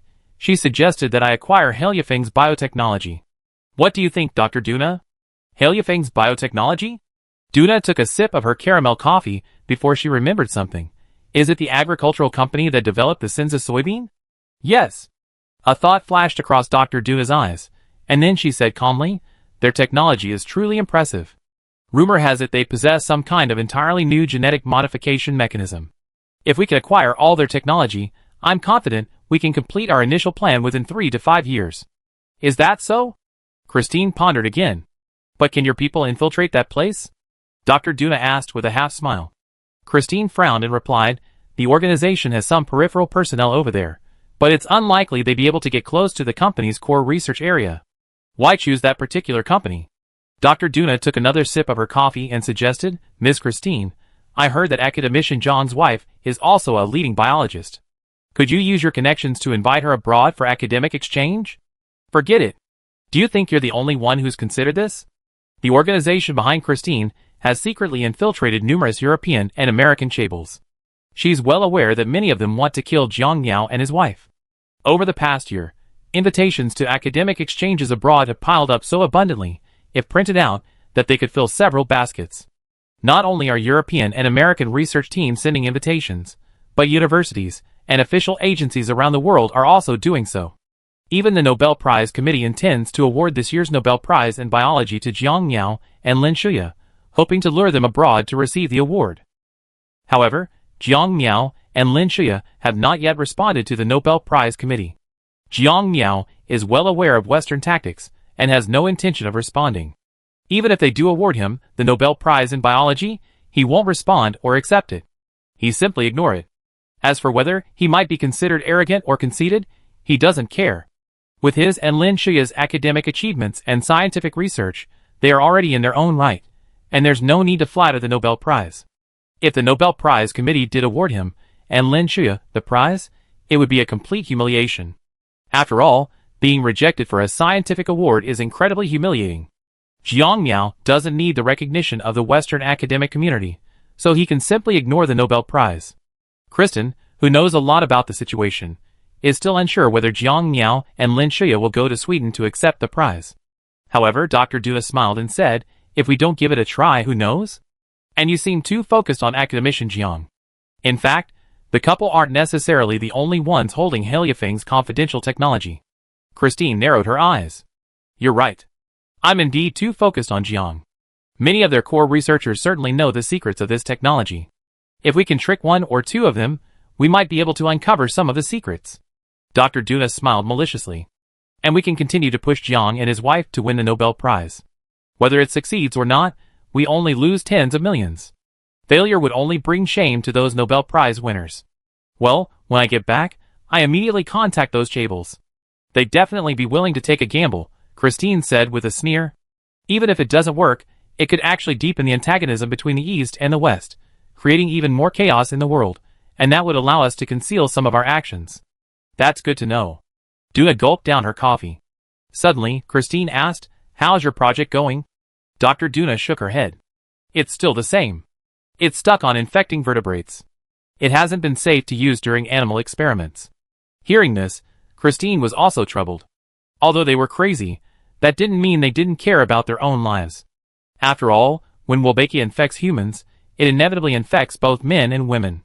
Therefore, during their experiments, they had to ensure that these genetically modified Wolbachia wouldn't be life-threatening, otherwise they wouldn't dare spread it. And producing this highly safe genetically modified Wolbachia was obviously extremely difficult. The next day, early in the morning, taking advantage of the unpredictable rainforest weather, which had just begun to clear, Christine and her group quietly returned by speedboat. That same day, she contacted several leaders of the organization via the internet to discuss how to lure them into a trap. She also focused her efforts on investigating Haliafeng's researchers, hoping to find suitable targets to lure them out and obtain the company's biotechnology secrets. However, they were unaware that their investigation of Haliafeng and its biological researchers had automatically triggered a keyword program hidden throughout the global internet. Especially given their recent intensive searches, they had directly triggered a level 1 alert set by someone across the ocean at Haliafeng's headquarters. Jiang Miao looked at the information on his laptop, a hint of surprise and sarcasm on his face. Chapter 284. Jiang Miao didn't pay much attention to these clowns. Of course, saying he didn't care didn't mean he let down his guard, but he didn't need to be directly involved in such matters. There were actually a multitude of such organizations around the world, and even some wealthy European and American individuals were secretly supporting them, researching various taboo biotechnologies. For example, gene-edited babies. Although there had been a case of illegal gene-edited babies in China, such cases were actually far more common abroad. However, overseas regulations were plagued by loopholes and blind spots, and some tycoons and wealthy individuals secretly assisted and controlled the media, preventing such incidents from being exposed. For example, European and American forces had secretly established various biological laboratories in Africa and the Caribbean, conducting numerous experiments on gene-edited babies. Jiang Miao had gained some understanding of these matters through internet hacking. He had even unearthed hundreds of reports on human gene editing experiments from the internal databases of several biological gene therapy companies in Gale country, some of which were at a very advanced stage. Therefore, directly attacking these organizations was meaningless. As long as the unification of the human world cannot be achieved, these taboo experiments hidden in dark corners will continue. After all, the wealthy and powerful in Europe and America will certainly not be content to die of old age. Therefore, they continue to invest in various genetic, biological, and medical technologies with the goal of prolonging life, even aspiring to achieve immortality. This is also the inherent motivation behind the huge financial support that has always been provided to European and American pharmaceutical companies. Investment is driven by demand. The European and American legal systems treat these conglomerates and wealthy individuals like mere figurines. Furthermore, they exploit chaotic third-party jurisdictions to conceal easily exposed projects and control the media, making these matters largely unknown to the general public. The conglomerates of Gale country, in particular, are the primary financial backers of these biological projects. After all, Gale country's population only accounts for approximately 4.22% of the world's total, yet its blood products hold a staggering share of the global market. For example, in terms of plasma collection, Gale country contributes over 70% of the world's plasma and holds 94% of the global paid plasma market. As for the blood product trade, Gale country's blood product exports reached $47.2 billion in 2027, ranking 6th among Gale country's exports and accounting for 3.3% of its total exports. Even Count Dracula would be awed by this. A country that uses its own civilians as blood scavengers is bound to conduct even more inhumane and unscrupulous biological experiments in third-party jurisdictions. Therefore, Jiang Miao didn't directly confront these bizarre organizations, as this would only treat the symptoms, not the root cause, and he had no desire to be a savior. As for whether these bizarre organizations might develop apocalyptic biological weapons, Jiang Miao wasn't actually worried. It wasn't that he looked down on these individuals or organizations, but rather that he had immense confidence in himself. He also hoped that the European and American forces would self-destruct. After all, if these biological laboratories truly caused major trouble, the European and American forces would undoubtedly be the first to suffer. And by the time these problems spread to East Asia, he would have a response plan. He was basically handling the current situation with ease. And even if he took covert action, it wouldn't actually change anything fundamentally.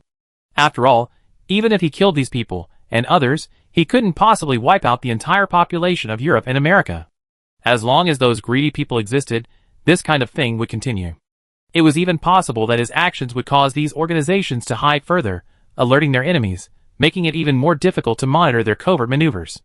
So, he implanted numerous surveillance trojans within these organizations, including within the programs of their members' phones, computers, and some laboratory equipment. He would regularly review the research data of these organizations to check for any high-value research materials, and he could also keep tabs on the progress of their projects. What are you thinking about? Shuya placed a cup of honey lemon tea on his desk. Jiang Miao hid the data in a secret, indecipherable software, then took a sip of his honey lemon tea. I'm wondering if human biotechnology will get out of control in the future. Biotechnology out of control? Shuya pondered for a moment, her gaze grave. It's certainly possible. Furthermore, as human technology becomes increasingly advanced, genetic modification becomes increasingly easier, and the potential for biochemical crises in the future is also increasing. But why did you suddenly bring this up? I'm thinking about this. I propose a proposal to the higher-ups soon. The need to establish a comprehensive biotechnology management system in China to prevent its abuse. At the same time, the sale of these technologies and related equipment and products to foreign powers should be prohibited to prevent them from becoming a threat.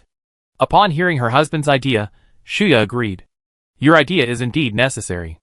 After all, the gene-edited baby case from 10 years ago had a detrimental impact on the domestic biological and medical fields. Our joint proposal should be able to promote the implementation of specific management plans. Jiang Miao expressed his inner thoughts. Although there hasn't been a serious biohazard crisis at this stage, in addition to strengthening management, I think it's extremely necessary to establish a comprehensive safety emergency plan. Safety emergency plan? Yes, establish a crisis response office specifically to deal with various technological crises, and develop various emergency plans. While they may not be needed, it's good to be prepared. Jiang Miao didn't intend to fight an unprepared battle. Who do you want to be in charge of this department?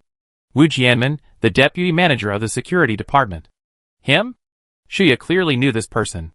After all, he wasn't a Heliafeng employee, but rather one of the individuals assigned by a special department specifically to protect Jiang Miao and his wife.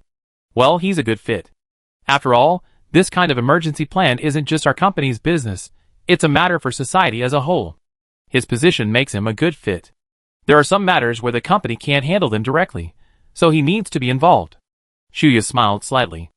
I naturally have no objection to your decision, but your deputy should be someone with professional skills. Of course. Jiang Miao knew full well that Wu Jianmen was an administrative manager. Although he graduated from Harbin Institute of Technology with a degree in mechanical engineering, over a decade of administrative work had long since eroded his professional skills. Therefore, the Crisis Response Office must be staffed with several technically competent deputies, especially experts and scholars in biotechnology. The next day, early in the morning, Wu Jianmen, who had just arrived at work, saw Kuyong, the head of the security department, approaching. Knowing that Kuyong wouldn't come to see him unless he had something important to do, he spoke first. Manager Ku, what's going on? Old Wu, the boss wants to see you. Now? Yes, the boss is waiting for you in the top floor office. Okay, I'll be right there. The two took the elevator to the top floor. Knock knock. Kuyong knocked on the door. Come in. Boss, Deputy Manager Wu is here. Boss, good morning. Take a seat. Jiang Miao put down his pen and handed the Crisis Response Office framework and some ideas he had written last night to the two men. Take a look at both. The two men silently accepted the documents and began to carefully read them. Wu Jianmen was shocked upon opening the document and seeing the contents of the first page, but he didn't speak immediately, continuing to scan it carefully. 20 minutes later, he looked up and gave Jiang Miao a curious look. Boss, is there something wrong with the company's lab? This department. Jiang Miao shook his head. No, I'm just preparing for a rainy day. If we wait until something happens before we start preparing, it will be too late. What about my job in the security department? You will hand over the responsibilities of the security department. Of course, you will nominate the successor. Hearing this instruction, Wu Jianmen knew Jiang Miao was determined, and that the establishment of this so-called crisis response office was unstoppable. I obey. Jiang Miao nodded slightly. I'm glad you understand. This matter is extremely important. Biotechnology is advancing rapidly across the globe, but the potential dangers are also increasing. We must prepare. Wu Jianmen grew increasingly nervous at Jiang Miao's worried description. If Jiang Miao were an ordinary person, Wu Jianmen might have dismissed his words as alarmist. But this man, a member of the Chinese Academy of Engineering for his expertise in biotechnology, and not yet 30, clearly spoke with a tone that could not be taken lightly. He couldn't help but ask, Boss, have you discovered anything? Old Wu, do you think Europe and the United States are secretly developing biological weapons? Wu Jianmen suddenly realized. Given his previous work experience, he was well aware of the inhumane practices of European and American forces. Jiang Miao said pointedly, domestic biological and agricultural technology has advanced rapidly in recent years. To compete with us, Europe and the United States will inevitably increase their investment in biotechnology research and development. I'm not afraid of them researching agricultural products, but I'm afraid they use biotechnology for illicit purposes. After all, we should always be cautious. Wu Jianmin, feeling a chill in his heart, knew Jiang Miao's concerns were well-founded. He asked, "Boss, besides developing various response plans, what else do our department need to do?" "You also need to plan projects similar to civil air defense projects. For example, for a farm or a factory, you must develop a rapid transformation plan. If a crisis occurs, you can ensure that the factory or farm can be transformed into the project we need in the shortest possible time." "I understand." In addition, existing and planned projects must incorporate support systems that can be used in the event of future crisis. Even if equipment isn't installed yet, space must be reserved for modification and installation. Your department will also be responsible for crisis response training for all employees. At least 2 professional training sessions and 1 emergency drill must be conducted annually. Wu Jianmin was very familiar with these arrangements, but he still warned, "Boss, if we want to complete these arrangements, it will probably require a considerable amount of funding to maintain this department each year." Jiang Miao waved his hand. "That's okay. When you return, I arrange with the finance and other departments to develop a professional budget for your department. A few $100 million per year is still affordable for the company." "Yes." Since Jiang Miao, the boss, had no objection, Wu Jianmin naturally didn't. The reason Jiang Miao didn't mind the few $100 million was mainly because these investments might be useful in the future. After all, humans are sometimes gifted at courting disaster. With the increasing advancement of various biotechnologies and the widespread application of AI in biological research, who knows what terrifying creatures might emerge one day. If it's a genetically modified product like an animal or plant, the problem isn't too serious. At most, hydrogen bombs could be used for large-scale extermination as a last resort. However, if it's a microbial or insect-based genetically modified organism, once it spreads, complete eradication becomes extremely difficult. For example, several biological laboratories hidden deep in the Amazon rainforest are researching Wolbachia, and their plan is to infect mosquitoes as an intermediate host, then have them bite humans, thereby achieving large-scale infection. There are no fewer than thousands of similar biological laboratories around the world. Although the research capabilities of many of these labs are mediocre, practically swindling funding, there's no guarantee that someone will stumble upon something unexpected. After all, biological possibilities are endless, and the evolution of many organisms is often fraught with surprises. Currently, humans, in their biological research, often use various methods to increase the probability of mutations. A look at the crops cultivated by humans reveals the formidable state of current biotechnology. In ancient times, cultivating crops like wheat and rice often required thousands of years to identify superior varieties. In modern times, the adoption of hybrid breeding and other techniques has shortened this time frame to a few decades, enabling the production of superior varieties. In the 21st century, the emergence of genetic modification and gene editing technologies has shortened the breeding process to just a few years, enabling the production of superior varieties. Haliafeng's technology has further shortened this time frame to mere months. Such rapid technological development also means that the risks associated with it are increasing. Jiang Miao had to be wary of future technological disruptions. While he could rely on the identification panel to find ways to combat new species, that didn't guarantee a 100% success rate. This was especially true for microorganisms that mutated rapidly, which were prone to developing drug resistance. For example, penicillin, invented during World War II, initially only required tens of thousands of units to demonstrate its effectiveness. Now, without millions of units, it's embarrassing to use it, and it might not even be effective. Jiang Miao's concerns were well-founded. He discussed with Wu Jianmin and the others for over an hour, finally arranging some key matters. After the 2 men left, Jiang Miao took out a notebook and wrote something in a language only he could understand. Technological crises can actually be solved with technology. Many microbial infections actually have various limitations.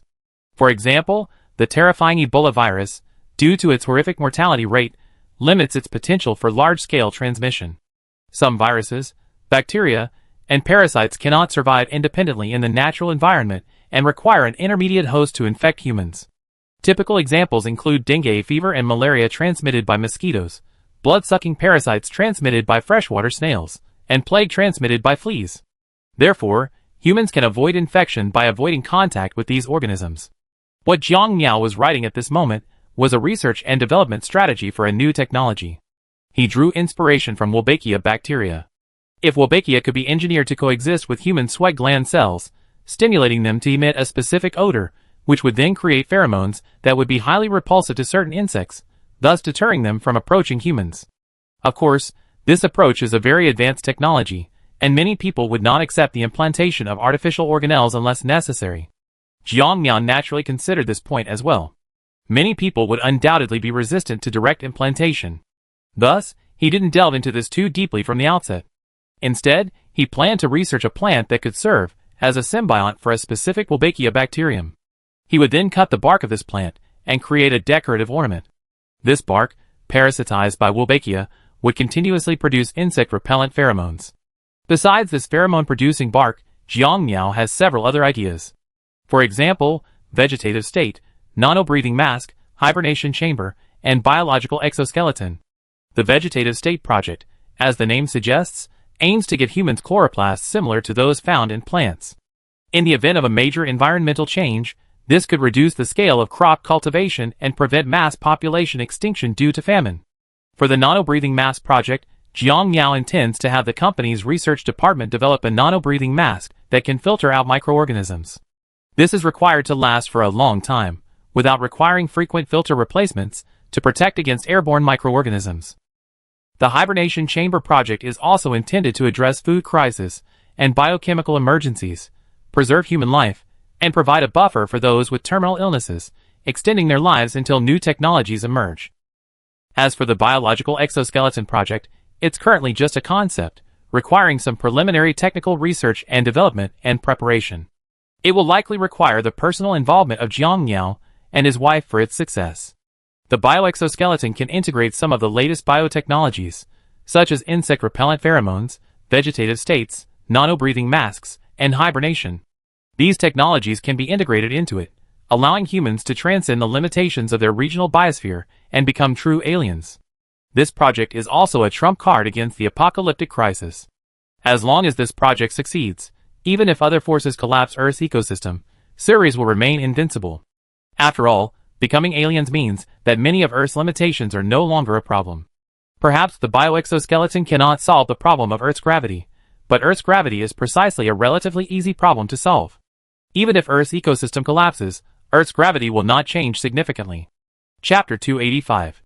It was March, the month of melting snow and ice, on the North China Plain. On the coast near the Xingli oil field, an abandoned refinery had, after several months of renovation, been transformed into a massive desalination plant with a designed annual production capacity of 10 billion cubic meters of fresh water. However, such a massive capacity naturally couldn't be put into operation all at once. After all, the local area couldn't handle tens of billions of cubic meters of fresh water annually. At that moment, a heated debate was unfolding in one of the factory's offices. A bespectacled old professor frowned. "Old Huang, I oppose your proposal. Rashly altering groundwater reserves could have unpredictable consequences." Professor Huang, looking confident, retorted, "Haha, old Lin, do you know how much your plan of using an above-ground pipeline for water transportation would cost? Furthermore, the land acquisition and construction along the pipeline route would take at least a decade. It's better not to build it at all. But my plan is at least safe." Professor Lin didn't believe there was anything wrong with it. Safe? Then why is my plan unsafe? Professor Huang stood up. Zhang Lingjun, who was in charge of convening this technical discussion meeting, coughed lightly. "Ahem, both of you. Please observe the meeting rules." Professor Lin, unwilling to be outdone, said, "Team leader Zhang, don't listen to old Huang's nonsense. His Kara's plan is simply unrealistic. Underground structures aren't static, they change over time. Maintenance deep underground is extremely difficult. Who will be held responsible if something goes wrong?" "I'm responsible for my plan," Professor Huang retorted firmly. Professor Lin pushed his glasses up and sneered, "Haha, you're responsible? What are you responsible for? Will they shoot you? Or send you to make soap?" The two men were arguing furiously. Zhang Lingjun, observing this, frowned. He sternly rebuked, "You two, today we're discussing science and technology, not buying vegetables at the market. Please explain the situation scientifically." Faced with Zhang Lingjun's rebuke, the two men and their team members suddenly quieted down. After a while, Professor Lin was the first to speak. "I'm sorry, I got carried away." "I was wrong too," Professor Huang said, taking advantage of the situation.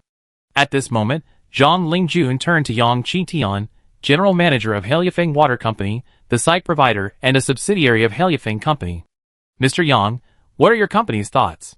Yang Qitian, who had been largely invisible, smiled and raised his head. What the professors say makes sense. The main issues with Professor Lin's team's plan are the engineering difficulty, high investment cost, and long construction period. The main issues with Professor Huang's team's plan are geological instability, high ecological risks, and difficult maintenance. Mr. Yang's summary is very accurate. What insights do you have? Zhang Lingjun asked with a smile. Yang Qitian smiled and replied, I'm not confident in my opinions, but our boss has some ideas. Seeing Yang Qitian bring up Jiang Miao, Professors Lin, Huang, and others, who were about to speak, instantly suppressed their thoughts and waited for the next step. Zhang Lingjun breathed a sigh of relief when the experts and scholars finally quieted down. He then said flatteringly, since this is Academician Zhang's idea, I'm also very interested. Mr. Yang, please describe it to us. No problem. Yang Qitian stood up. His assistant quickly played the PowerPoint presentation they had prepared in advance, and a pattern instantly appeared on the conference room's projection screen. Yang Qitian stood up and took out a white foam brick. This is our company's new product, a silica foam brick. Silica foam brick? What's it used for? The others in the conference room murmured. Yang Qitian handed the silica foam brick to Zhang Lingjun on his left and explained, this is a new material made by modifying silk protein. The production process for this foam brick is similar to that for diatomaceous or silk. To be precise, the two processes are similar. The silica foam brick process involves fully emulsifying the soy protein during the soy protein production phase, turning it into a foam-like state, and then adding diatomaceous earth and other chemical additives for modification. This modified process creates foam bricks that are extremely light, yet extremely strong and capable of being very large. The unit density is approximately 2.1 times heavier than air. The density of air near the ground at normal temperature and pressure is approximately 1.2 kilograms per cubic meter, while the density of this silica foam brick is 2.52 kilograms per cubic meter. 1 ton of silica filament material can produce approximately 396 cubic meters of foam bricks. Looking at the light silica foam brick in his hand, Zhang Lingjun turned and asked, Mr. Yang, can I break it apart? Yang Qitian's face changed, and he quickly reminded him, Team Leader Zhang, you must wear puncture-proof gloves. This material is very fine. If you apply too much force, it will pierce your flesh. Zhang Lingjun quickly put the object on the table. Although the filaments of this material aren't nanometer scale, they are still micrometer scale. Certain cuts shouldn't be touched casually, as they could easily pierce the body, Yang Qitian explained again. The others also carefully took the material, their first feeling being its lightness. After a while, a staff member arrived with several sets of special stab-proof gloves. After donning the gloves, Zhang Lingjun attempted to break the foam brick. However, even with all his strength, his face flushed red. He still couldn't break it. The others also tried, but were equally unable to break it. Zhang Lingjun, removing his gloves, asked in confusion, Mr. Yang, your company's material is excellent, but what does it have to do with our topic?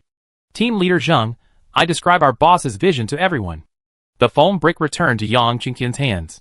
He smiled and said, everyone has a basic understanding of this material's properties, but you may not know its production cost. Currently, the price of this foam brick is around 50,000 yuan per ton, which is approximately 396 cubic meters. So cheap? About 135 yuan per cubic meter? Is this material intended to replace reinforced concrete? Not impossible. After all, it's very strong. I just don't know how long it will last. Yang Qitian's lips curled slightly. I'm sure you already guessed part of the point.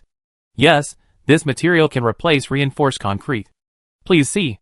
The assistant understood and immediately played the PowerPoint presentation. Since silicone foam bricks are extremely lightweight and can be formed in one piece in the factory, we can directly produce large components, then transport them to the construction site using large airships for immediate installation. The material's outdoor service life is approximately 30 to 40 years. Everyone was stunned by the animation on the PowerPoint presentation, which showed the entire arch bridge structure being transported by airship to the construction site and then installed directly. Professor Lin pushed his glasses up. Mr. Yang, are you planning to build an overhead water transmission bridge? Yang Qitian nodded. Yes, that's a relatively easy solution at the moment. We plan to build water transmission towers at an altitude of no less than 60 meters in the coastal areas, and then transport water inland via drop. The entire North China Plain is generally at an altitude of around 20 to 50 meters, so we can fully utilize the drop to achieve natural water transmission. Many members of Professor Lin's team became excited. They actually supported the water pipeline project, but their proposal called for a step-by-step pressurization method to transport fresh water inland. Yang Qitian also mentioned the problems with this approach: high engineering and transportation costs, and a lengthy construction period. The solution Yang Qitian developed on behalf of Heliafeng Company was an improved version of Professor Lin's team's proposal. After all, reinforced concrete costs approximately 800 to 1,200 yuan per cubic meter, while silicone foam costs around 135 yuan per cubic meter. The cost difference between the two is approximately 6 to 9 times. The cost of reinforced concrete typically accounts for approximately 50% to 70% of the total cost of this type of special project. In other words, if the reinforced concrete is replaced with silicone foam, the overall cost can be reduced to approximately 40% to 60%. Furthermore, because silicone foam can be formed in one piece, it significantly reduces labor and maintenance costs. Overall, the project cost can be reduced by nearly half. Of course, the cost reduction is a minor issue. The key is the extremely fast construction speed. According to the presentation, as long as the foundation is laid in advance, the remaining main bridge components can be mass-produced directly in a factory and then transported by airship. It's not impossible to lift a kilometer-long bridge at a time. Furthermore, because silicone foam is extremely light and strong, bridges built with this material can have very large spans, further reducing the amount of reinforced concrete required for the foundation. Components made with silicone foam don't have to consider the heat release and thermal expansion and contraction of concrete, allowing for subsequent engineering modifications almost the same day they are laid. For areas with water scarcity, this also has the benefit of reducing the amount of water used for curing and mixing concrete. A researcher slowly said, from the outset, we could adopt high-altitude water transfer, allowing the water to flow naturally by gravity. This would indeed reduce some of the costs involved in the transfer process. Another round-faced researcher, who specializes in water transfer cost research, chimed in, raising water from an altitude of 60 meters would require approximately 0.15 kilowatt-hours of electricity per cubic meter. Considering current electricity costs, the electricity cost per cubic meter is around 0.06 yuan. For 10 billion cubic meters, that would be 600 million yuan, which is still acceptable. It's certainly something we can consider. Professor Huang's team abandoned the idea of transferring water from the groundwater layer, and instead joined the discussion of the water bridge. Besides the discussions at the North China Plain Water Transfer Seminar, China Railway Engineering Group, responsible for the high-speed rail construction, was also in a meeting. Compared to the North China Plain Water Transfer Project, which had barely begun, China Railway Engineering Group was already secretly conducting experiments. Once the laboratory test data came back, they would quickly convene a management meeting. Lei Wu, the new chairman of China Railway Engineering Group, said ambitiously, "Everyone has read it. Now, please share your opinions." A vice president in charge of cost management spoke up. Currently, domestic high-speed rail operations are generally operating at a loss. While some hot lines in the east can barely turn a profit, high-speed rail operations in remote areas, like the northwest, southwest, and northeast are generally operating at a loss. Although the economy has eased this year, that doesn't mean we can rest easy. Vice President Li has a point. Generally speaking, most of the profitable high-speed rail lines in China have been built. Now there are only a few tough nuts to crack. We can't continue with the old model. Another vice president's face was filled with worry. I think silicone foam is a must. It will not only reduce costs, but also increase the enthusiasm of the China Railway Corporation for continued investment. I agree. I think so too. They clearly knew that domestic railway construction had entered its later stages. This is also an inevitable process after major infrastructure construction. Railway construction in many areas has gradually reached saturation. Under this circumstance, the scale of railway-related project starts will decline year by year, and then maintain a relatively low update scale, or even stop. This situation can sometimes have a devastating impact on railway-related industries. For example, why China's high-speed rail technology has been able to catch up is because of the support of its vast domestic market. The reason why Gale country hasn't developed a high-speed rail industry is that they already passed the era of large-scale infrastructure construction. Railway construction has long been saturated. Furthermore, due to internecine disputes among states, private railway operators are reluctant to upgrade. Without domestic demand, the high-speed rail industry naturally cannot develop. China is now facing the same situation.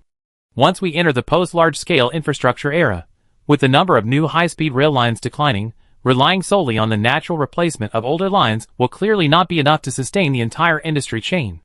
As for exporting high-speed rail, while the idea is excellent, the reality is bleak. These infrastructure projects, which require several years to build, carry enormous risks. If unrest or unscrupulous forces emerge in the region, the result is a complete loss. For example, if you invest in high-speed rail in Tianzhu, you're unlikely to receive payment. Many areas are extremely poor and lack talent, making them simply unable to afford high-speed rail. In recent years, China has only built a few high-speed rail lines in the Indochina Peninsula of Southeast Asia, with little progress in other regions.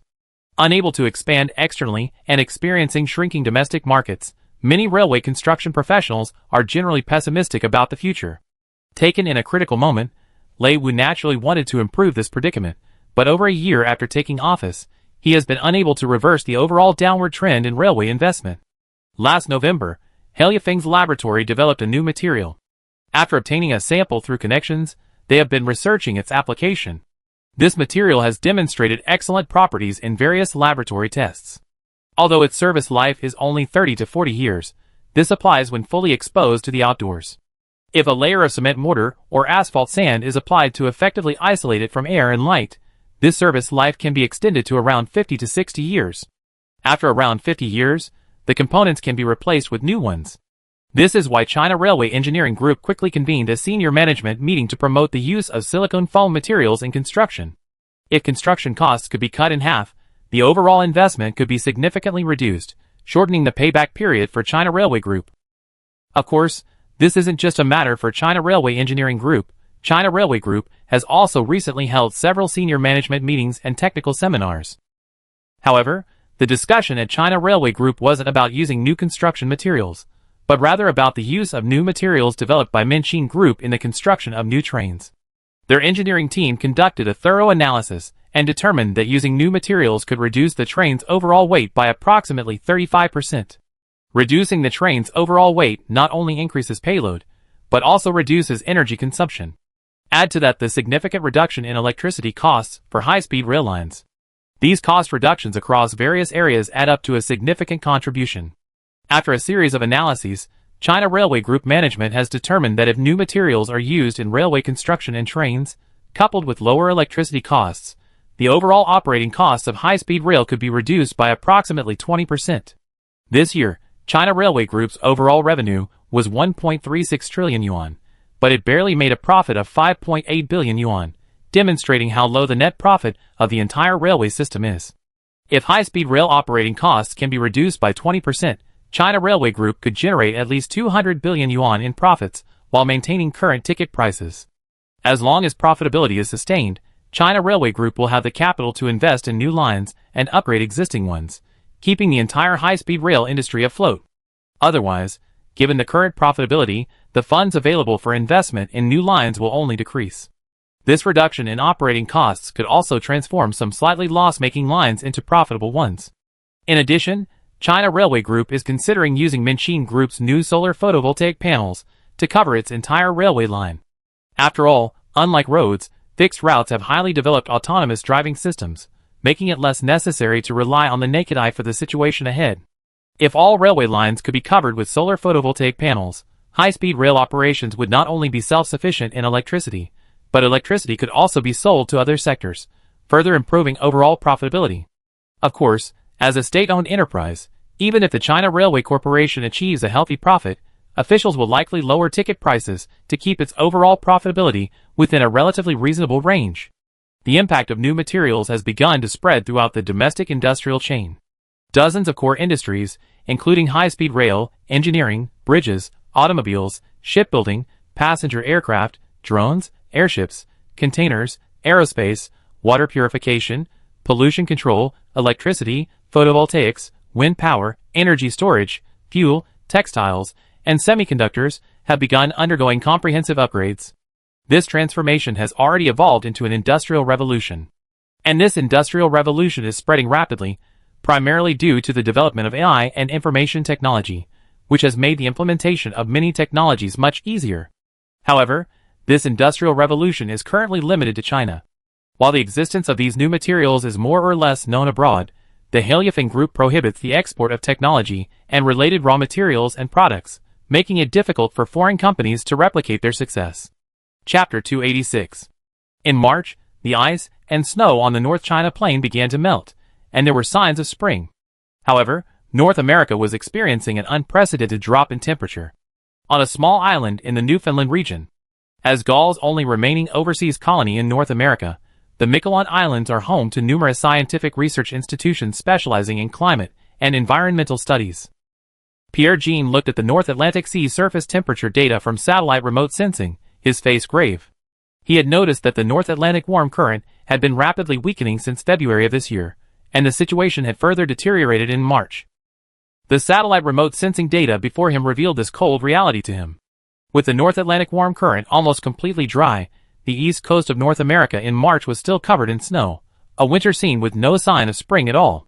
His assistant was equally worried. "Doctor, the data from mainland China has arrived. Is the situation very bad?" Dr. Pierre-Jean asked as he took the document. After studying it for a moment, he sighed weakly. "Alas! Humanity is still so insignificant in the face of nature." According to the report, the temperature in mainland Gaul was also nearly 5 degrees Celsius lower than in previous years. The entire Baltic Sea was completely frozen over. The Barents Sea, navigable year-round for nearly a decade, was now also covered by the Arctic ice cap. The Arctic shipping routes, so popular in recent years, were suddenly dealt a heavy blow by the relentless forces of nature. Western Europe's temperate maritime climate is entirely due to the North Atlantic current. Otherwise, its climate would be similar to that of northeastern Serbia, given that the two regions are at similar latitudes. The consequences of this drastic climate change are colder winters and hotter summers, with increasingly frequent extreme high temperatures at low latitudes and equally frequent extreme low temperatures at high latitudes. The collapse, or rather, restructuring, of the North Atlantic warm current is highly likely to bring about a major global climate shift.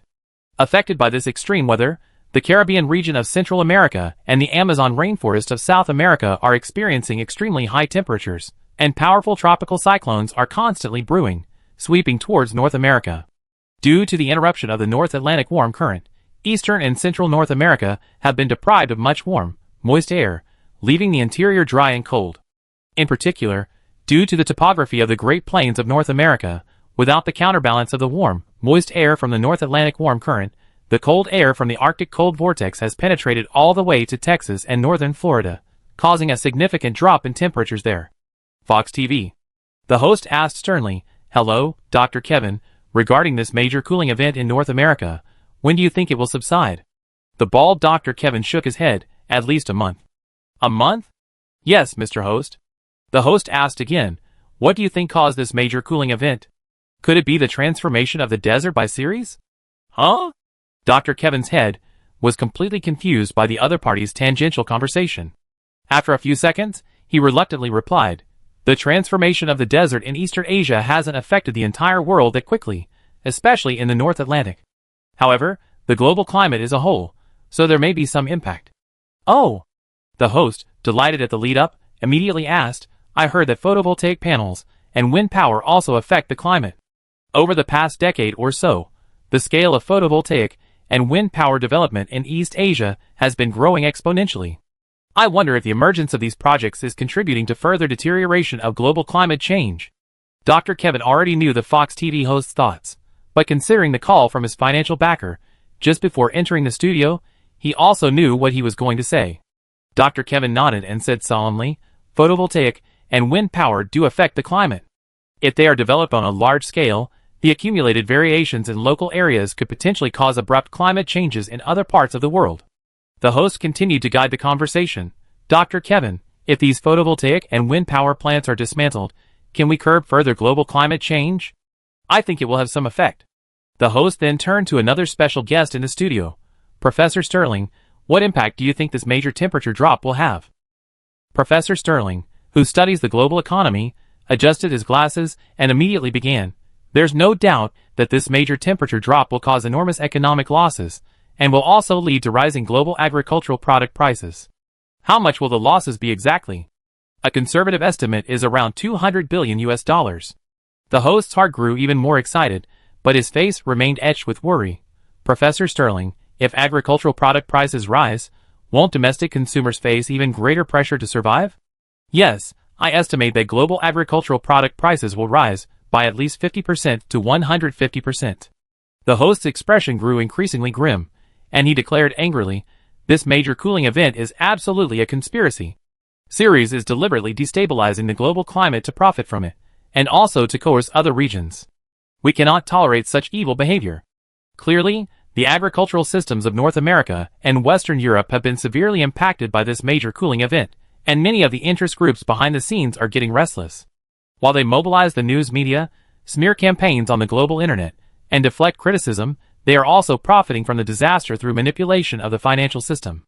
After this overwhelming news broke, while Ceres products faced some boycotts, the real impact was that many ordinary people began rushing to supermarkets and stores to buy food. However, the four major grain traders and other European and American agricultural and food companies have not attempted to stabilize food prices. Instead, they are fueling the situation, deliberately limiting sales and artificially creating a demand gap. Soon, agricultural markets, supermarkets, and stores in Europe and the United States were packed with throngs of panicked consumers, as if it were a holiday. Shelves were stripped bare of all kinds of food. The prices of these foods had nearly doubled compared to the previous month. As the shelves were cleared, the panic spread and intensified. This caused prices of wheat, corn, soybeans, oats, rice, cassava, and sugar to skyrocket on the international market. Not only were prices in the futures market soaring, but prices in the physical market were also soaring. However, this price fluctuation was significantly suppressed in East Asia. Magic City. LV Weibin, representing Heliafing, held a food security symposium with major domestic agricultural companies including COFCO, Sinagrain, Beidawang Group, Shonong Group, and New Hope Group. He Jiakong, who also took office as chairman of Sinagrain, calmly stated, "Domestic grain reserves are sufficient. Don't worry too much. We naturally trust Sinagrain's reserves." The audience consisted of domestic agricultural giants, and they were well aware of the country's grain reserves. COFCO chairman Wang Yafu smiled and said, "This year, the planting area of Xiando soybeans in southern China has increased by nearly 60 million mu. However, these soybean varieties in southern China are all Xiando No. 4, which Heliafing just launched this year. Xiando No. 4 differs from the previous three Xiando varieties in that it is low in protein, low in fat, and high in starch. Yes, this variety is a high-starch Xiando soybean. Jiang Miao actually developed this variety a long time ago, but he didn't pay much attention to it until he discovered overcapacity in plant protein and vegetable oil production in China. He then recognized its existence and began promoting it. Mature, dried soybeans of Xiando No. 4 contain 9.4% protein, 5.5% oil, 3% water, and 14% cellulose and hemicellulose. The remaining residue is starch, polysaccharides, oligosaccharides, and other minerals. The average yield per mu can reach approximately 420 kilograms. Currently 60 million mu, approximately 166 acres, of soybeans have been cultivated in southern China. This soybean variety has been modified, but it has lost many of its typical characteristics. For example, eating too much soybeans can easily cause intestinal bloating, but this variety does not. Thus, this soybean variety can be eaten directly as a grain. Due to its high starch content, it tastes similar to chickpeas. However, its fat and protein content is still relatively high, making it a good dietary supplement for rice, providing a more balanced nutritional profile and, when necessary, replacing some animal protein and fat intake. Of course, Xiando No. 4 is actually a very comprehensive food crop. In an emergency, it can completely meet daily needs by relying solely on this single crop, eliminating vegetables, fruits, meat, eggs, dairy, and grains. Thus, Xiando No. 4 can serve not only as a supplemental food for humans, but also as a feed ingredient for livestock and poultry. Currently, many mountain terraces in southern China, including the Huaihe River Basin, are the primary cultivation areas for Xiando No. 4. The area of Sinza beans cultivated in the Huaihe River Basin is enormous, currently reaching 42.7 million mu, approximately 1.5 million hectares. This primarily occurs on farmland previously planted with winter wheat and summer corn. This is the specialty of the Sinza bean series, intercropping with other crops or rotating them. In the meeting room, everyone discussed their respective planting areas, crop varieties, and agricultural product reserves, conducting a comprehensive reconciliation. Although data from small and foreign-funded enterprises was not included, the data they hold already plays a decisive role. Wang Yafu of COFCO Group shared internally collected data with everyone, based on feedback from North America, Western Europe, Eastern Europe, and South America. While extreme weather has caused significant losses, global production capacity for grain, sugar, and other products remains relatively sufficient. Lu Weibin sneered. Natural disasters are minor issues, man-made disasters are the real problem. European and American agricultural and financial capital are the primary culprits behind this surge in global agricultural product prices. He then turned to Shui Hua, chairman of Haida Group. Mr. Shui, how are your company's soybean and corn imports doing? We've purchased from COFCO's branch in South America. Prices are similar to domestic prices and haven't increased much. Shui Hua was clearly wary of the big four grain traders. The chairman of another agricultural company frowned and asked, should we release our production capacity globally now? Wang Yafu shook his head. It's useless. European and American interest groups won't allow our agricultural products into their markets. However, we can consider reaching out to food-scarce regions, such as West Asia and North Africa. If they're willing to sell their mineral resources, we can sell them some of our grain reserves at a low price. Direct barter? What else? Are you planning to accept a green card? You're kidding. I don't want to accept a green card. What if Life's own country goes crazy and freezes our funds? That would be the end of us. The vice president of an agricultural company looked distressed. Barter isn't a long-term solution. How is the internationalization of the Huayuan going? It's not bad. It currently accounts for 11.6% of global payment currencies, ranking third globally. That's not enough. This time, we also contribute a bit, expanding the scale of mineral for grain exchanges and requiring these regions to use the Huayuan for settlement. No problem. As the world's largest producer of grain, oilseeds, feed, and sugar, they have the confidence to say so. As the world's largest industrial system, it also requires vast amounts of mineral resources. While alternative materials can be used or domestic resources can be mined to reduce external dependence, many mineral resources are non-renewable, making it more cost-effective to import whenever possible. Beep. COFCO chairman He Jiakong felt a little embarrassed, but he stood up and went to the adjacent hall to answer the phone. After a while, he returned with a smile. Mr. He, what good news did you have? He Jiakong didn't hide anything. It's indeed good news. A trading company in Saudi Arabia just asked if we could sell them a batch of flour wheat. Oh! It seems they're looking for a very large quantity. Wang Yafu immediately guessed the purchase might be substantial. After all, if the purchase was small, he wouldn't have the authority to inform management at He Jiakong's level. They plan to sign a long-term agreement to purchase 1 million tons of high-quality milling wheat annually. What are Mr. He's plans? He Jiakong expressed his thoughts. We can consider selling at a low price, but only if they accept Huayuan settlement and export natural gas and oil to us. Wang Yafu suggested, since everyone is here today, we can discuss establishing an international trade liaison meeting. Mr. Wang's suggestion is excellent. Indeed, if we go it alone, we will not only suffer internal friction, but also be easily defeated one by one. I agree. LV Weibin nodded. Although Heliafeng's international trade primarily focuses on luxury goods, he had no reason to refuse such an opportunity. This liaison meeting exists to provide a platform for rapid communication, preventing everyone from working independently. While domestic agricultural giants were holding closed-door meetings, the international bulk agricultural futures market and the physical trade market were also experiencing turbulent and dramatic changes. Traditional grain importing regions, like West Asia and North Africa, seeing grain futures prices nearly double, clearly weren't going to sit idly by. At the Cairo headquarters of the Egyptian grain trading company responsible for grain procurement, the atmosphere was unusually tense. General Manager Ahmed rubbed his temples and put down the analysis report. Omar, what do you think? Deputy General Manager Omar, a bearded man with a sharp gaze, said, there's no shortage of food in the international market. The conflict in Eastern Europe has subsided for over a year, and food supplies are gradually recovering. It's clear that the four major grain traders are manipulating the market. Then should we buy directly from Russia or Kievan Rus? Ali, another vice president, asked. Omar shook his head. No, the Russians are greedy polar bears. They see the soaring international prices, and definitely won't sell to us cheaply. Ali looked dejected. Are there other grain suppliers in the international market? Yes, And they're very powerful, Omar said with a beaming smile. Huh? Ahmed suddenly realized. From Ceres? Omar nodded. Yes, their agricultural technology has advanced dramatically in recent years. If we're willing to come and buy from them, we can probably get a shipment of grain at a low price. But aren't they the world's largest grain importer? How can they export grain to us? Ali asked, puzzled. Omar's eyes darkened. Ali, you underestimate the Orientals. They import grain to maintain a trade balance. Look at the data from international traders in East Asia. The prices they export to Serbia remain the same.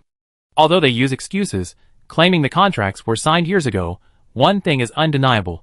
Serbia, the world's largest market, is not something they can manipulate. But why are they selling grain to us so cheaply? Omar threw out a bombshell idea. Of course, it's for profit. What if we settle in the Hawaii yuan, bypassing the US dollar and the euro? What else? Ahmed, who had been silent until then, finally spoke. I report this to the higher-ups. I hope they approve our plan to expand Hawaii yuan settlement. This is also for future consideration. Please, Mr. Ahmed. It's my responsibility. 2 days later, Omar and his group flew directly from Cairo to Shanghai. They had already completed internal discussions, and the outcome was to find a way to obtain low-priced Serbian wheat, ideally signing a long-term purchase agreement. Besides the Egyptian Grain Trading Company, other West Asian and North African countries in need of grain imports also dispatched relevant grain procurement teams. Clearly, they didn't want to be ripped off by the big four grain traders. The only place left that could provide large quantities of cheap grain was Ceres. In fact, it wasn't just these West Asian and North African countries. Even Japan and Dhaka were caught in a dilemma. They wanted to purchase cheap grain, but they didn't want to offend the big four grain traders and Gale Nation. At the same time, their domestic agricultural associations opposed grain imports. But with global grain prices soaring, their domestic food self-sufficiency rates were only over 30%, leaving a huge gap requiring imports.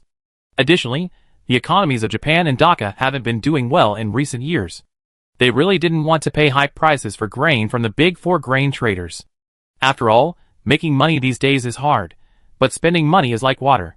Chapter 287. Magic City, Hangzhou Airport. An Airbus slowly landed. Omar, Ali, and their group emerged from the airport, stunned by the bustling international metropolis before them. Omar, regaining his composure, turned to the middle-aged translator beside him and said, Suman, haven't you been to Magic City? Take us to the hotel first. No problem, Manager Omar. Suman smiled and nodded. He hadn't imagined that his study abroad experience in Ceres, over a decade ago, would make him so sought after. Suman had come to study abroad in 2012, also in Magic City. After graduation, he returned to Egypt and continued working as a translator, though his business remained tepid. The reason for this tepid growth was simple. For one thing, Chinese isn't the core language of international business communication. Companies in Ceres primarily use English when conducting foreign trade, primarily to accommodate their clients. On the other hand, the emergence of various translation software and AI has also replaced a significant portion of translation work. The changes that have occurred in the past 2 years are primarily due to Ceres's monopoly on many high-value technologies and products. Furthermore, Heliafeng's proactive export policy has made it extremely difficult for many foreign companies and foreign forces to obtain these products, essentially forcing them to negotiate in person. Heliafeng doesn't proactively make door-to-door sales calls, and its conditions are extremely stringent. For example, many countries in West Asia and North Africa have sent representatives to negotiate for water purifier technology, but not only did they fail to obtain the technology, they couldn't even obtain the product. Of course, Machine Group didn't outright declare the project a failure. Rather, it said the technology was immature, the costs were still relatively high, and further research was needed. Machine Group didn't deceive them on this point. However, Machine Group's research focus wasn't on reducing costs and increasing efficiency, but on reducing the lifespan of the silicon nanotubes used in core components. They were also studying how to quickly destroy the nanotubes to prevent anyone from obtaining them. This research has yielded numerous results. One of the more convenient lifespan reduction methods involves continuous X-ray radiation combined with high-temperature treatment. Within half an hour, the lifespan of the nanotubes can be reduced to just 5 to 6 years. The rapid destruction method, however, is more complex. While hydrofluoric acid combined with nitric acid or hydrogen peroxide can quickly destroy the nanotube structure, these chemicals are highly corrosive and cannot be stored for long periods. They are prone to leakage, potentially causing significant problems if they contaminate surrounding water bodies. Of course, Minxin Group has already developed a relatively rapid self-destruction method, using a destruction method inspired by thermite reaction. If anyone were to damage the protective outer casing of the water purifier, the thermite reagent hidden within would instantly ignite, generating temperatures exceeding 2000 degrees Celsius and instantly destroying the silicon nanotubes. However, this device must not be used in domestic water purifiers. If someone were to remove the protective outer casing, it could easily cause a catastrophic fire. Water purifiers with protective outer casings are primarily exported internationally. In addition, the Minxin Group is planning to partner with several state-owned enterprises with experience in overseas infrastructure construction to build these specialized desalination plants in areas of need, such as West Asia and North Africa. Not only will they be responsible for the construction and supply of core equipment, but they will also be responsible for the management of these desalination plants. As for whether the other party is willing to accept such conditions, you're kidding. This is world-exclusive technology. If they don't want it, forget it. Minxin Group has no intention of conceding on such matters. The core equipment in these desalination plants is protected by specialized casings. If the other party dares to resort to force, Minxin Group will naturally not fight to the bitter end. They will simply hand the plants over to the enemy, blacklist the region, and withhold follow-up services. Within a few years, the plants will be crippled. This is a key means of countering the enemy. To control the water resources in these areas, Minxin Group doesn't mind adopting a strategy of small profits, but quick turnover, cultivating new habits of high water consumption. As long as they rely heavily on fresh water from the desalination plants, they will become increasingly cautious and hesitant to act rashly. Suman's situation has actually improved over the past 2 years thanks to Ceres's rapid technological advancements. Since many regions now need Ceres for their support, Ceres naturally doesn't dare to act arrogantly. As the weaker party negotiating, if they didn't bring an interpreter with them, could they expect the host country to provide one? This has led to many foreigners who speak Chinese becoming highly sought after. Even those with average Chinese proficiency can easily find work as Chinese translators or teachers, and some have even opened Chinese language training courses. Suman runs a Chinese language training center in Cairo and currently has over 50 students. If Omar hadn't been a friend of his father's, he wouldn't have come here to work as an interpreter. After all, he earns a good monthly income from the training course and can stay home with his wife and children, eliminating the need for frequent flights. Led by Suman, Omar and his group arrived at a hotel that accommodated foreigners. The hotel, across the river, offered a view of the Oriental Pearl Tower. Since Omar and his group had already contacted Kafko through official Egyptian channels, they only had to wait patiently for further notification. Until they received any further notification, they decided to explore Shanghai. Although Suman had studied in Shanghai for over a decade, some areas had changed considerably over the years. Fortunately, he had registered for social media on Ceres and maintained regular contact with classmates and teachers, allowing him to adapt to the city's changes. Omar, Ali, and the others, however, were new to the city and seemed somewhat overwhelmed. After a stroll through the city, they unknowingly arrived at the Yangtze River estuary in Pudong area. Standing on the sidewalk, they could gaze out at Hingsha Island in the distance. What is that?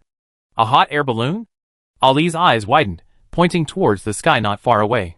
Everyone looked in the direction of Ali's finger, and spotted a massive object floating in midair. Suman took a quick look and explained, "That's probably Ceres's unique transport airship." Airship? Although the Pudong New area coastline was at least 10 kilometers from Hingsha Island, the airship's massive size made its outline clearly visible. The locals passing by were already accustomed to it, and calmly went about their business. Currently, the Blue Whale Airship Company can produce 10 Blue Whale I airships, 5 Blue Whale 2 airships, and 2 Blue Whale 3 airships per month. The original plan for Hingsha Island in Shanghai was to develop a super deepwater port. Therefore, they proactively sought cooperation with the Blue Whale Airship Company to build a combined sea and air port. The airship in front of us is the Blue Whale Special Transport Company's engineering transport airship, specialized in transporting various large-scale equipment, building materials, and land reclamation earth and rock for the Hingsha Island project. In addition, the Hingsha Island Pudong Cross River Bridge project is also under construction simultaneously. However, this cross-river bridge is not designed as a traditional bridge, but instead plans to utilize silicone foam. Due to the low cost and excellent performance of this material, the bridge's clearance height, pier span, and load-bearing capacity far exceed those of other bridges. The bridge is a cable-stayed bridge, with cables made of high-strength braided silicon carbide nanotubes, a bridge frame constructed of silicone foam, piers below the waterline constructed of special reinforced concrete, and a bridge deck constructed of asphalt sand. Because silicone foam is incredibly lightweight, the bridge structure of this cable-stayed bridge is not an open-air design like traditional ones, but rather a fully enclosed structure, equivalent to an overhead tunnel. However, unlike a tunnel, the silicone foam is not covered with other materials and is inherently breathable. Thus, the interior of the bridge will be paved with asphalt sand, while photovoltaic panels will be installed on the exterior for power generation. The sides of the bridge will be left exposed as a breathable layer. This design primarily addresses the wind and wave conditions in the Yangtze River estuary, particularly the Yangtze River Delta region, which is prone to typhoons and severe storms. The bridge's primary purpose is to support logistics and transportation between Hingsha Island seaports and airports, so it cannot be easily shut down.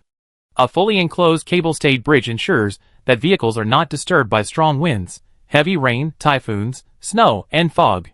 Su Man and the others arrived early. If they had arrived a few months later, they would have seen the construction cofferdams for the bridge piers. After Shanghai and Heliafeng Company reached a cooperation agreement last year, they immediately dispatched surveyors to conduct a comprehensive geological survey of the Yangtze River estuary between Pudong New area and Hingsha Island, searching for a suitable location for a cross-river bridge.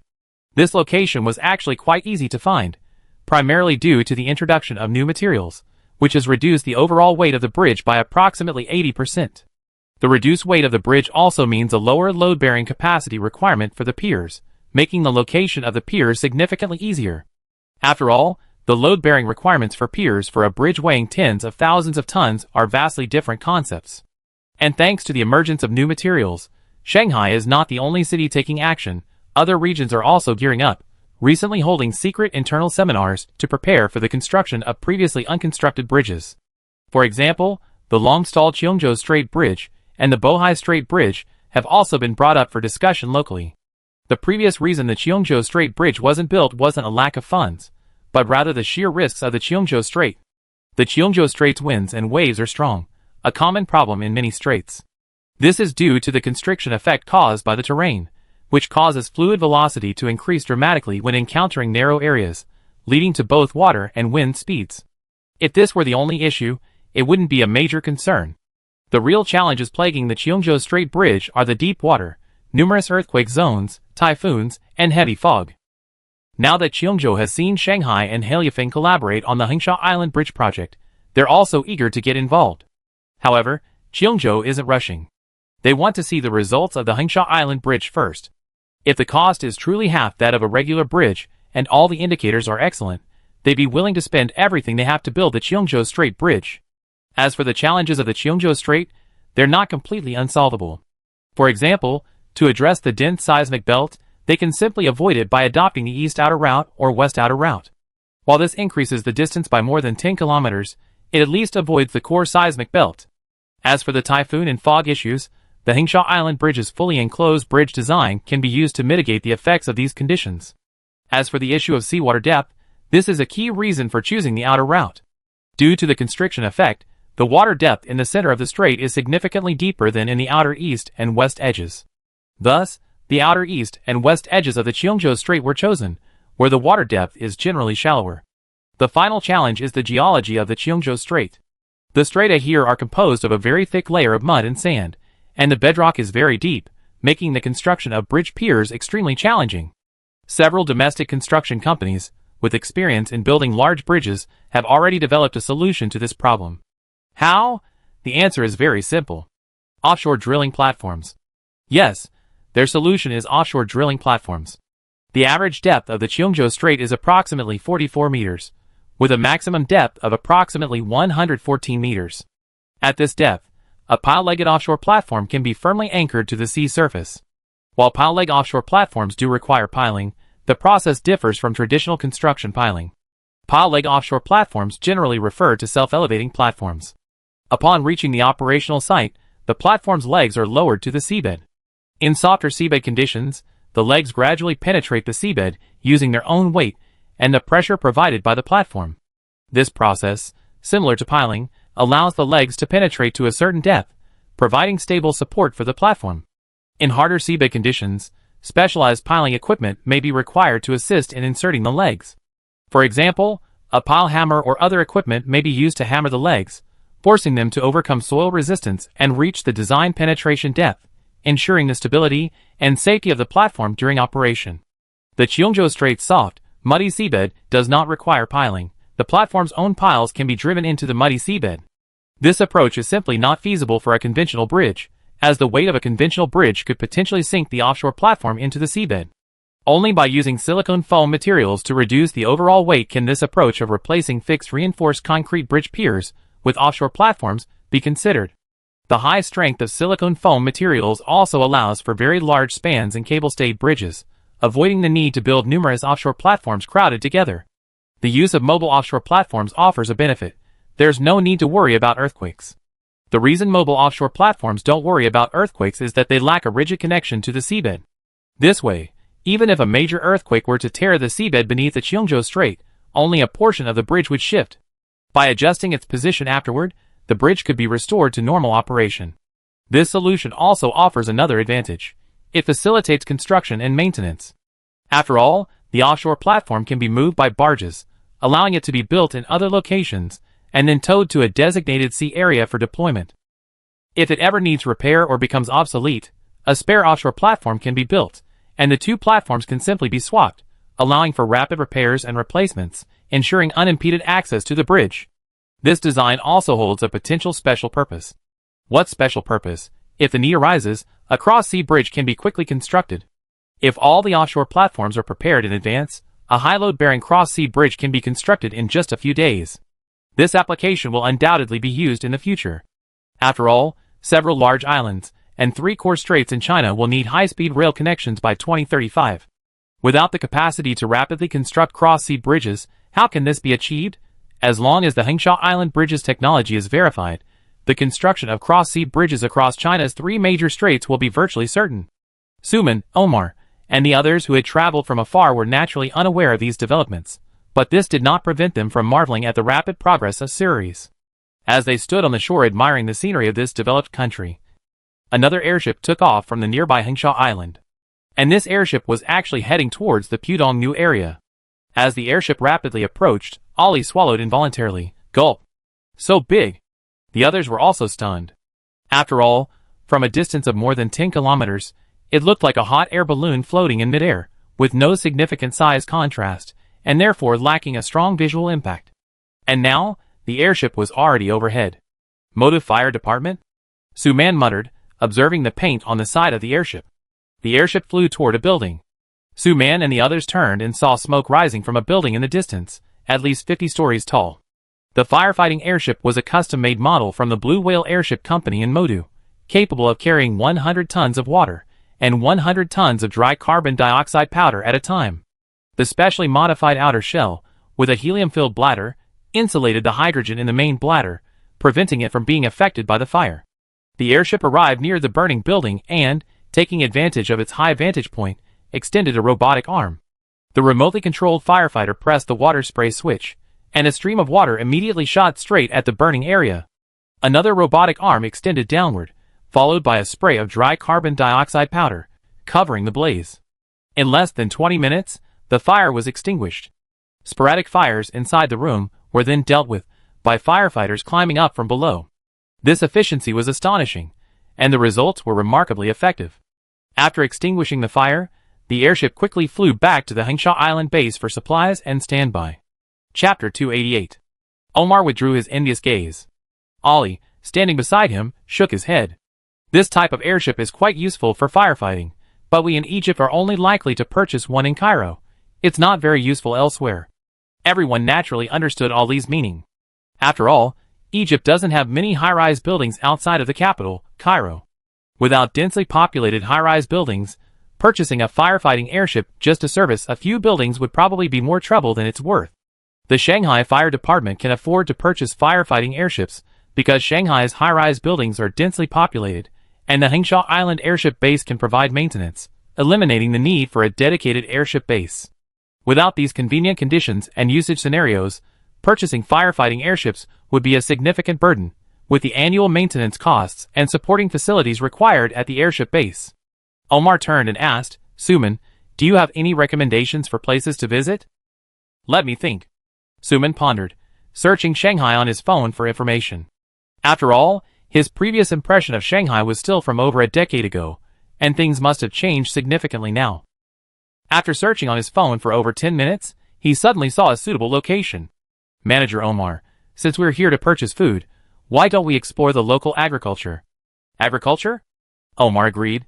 While they could take the opportunity to come to Shanghai for food, drinks, and entertainment, they still needed a reason. What do you recommend?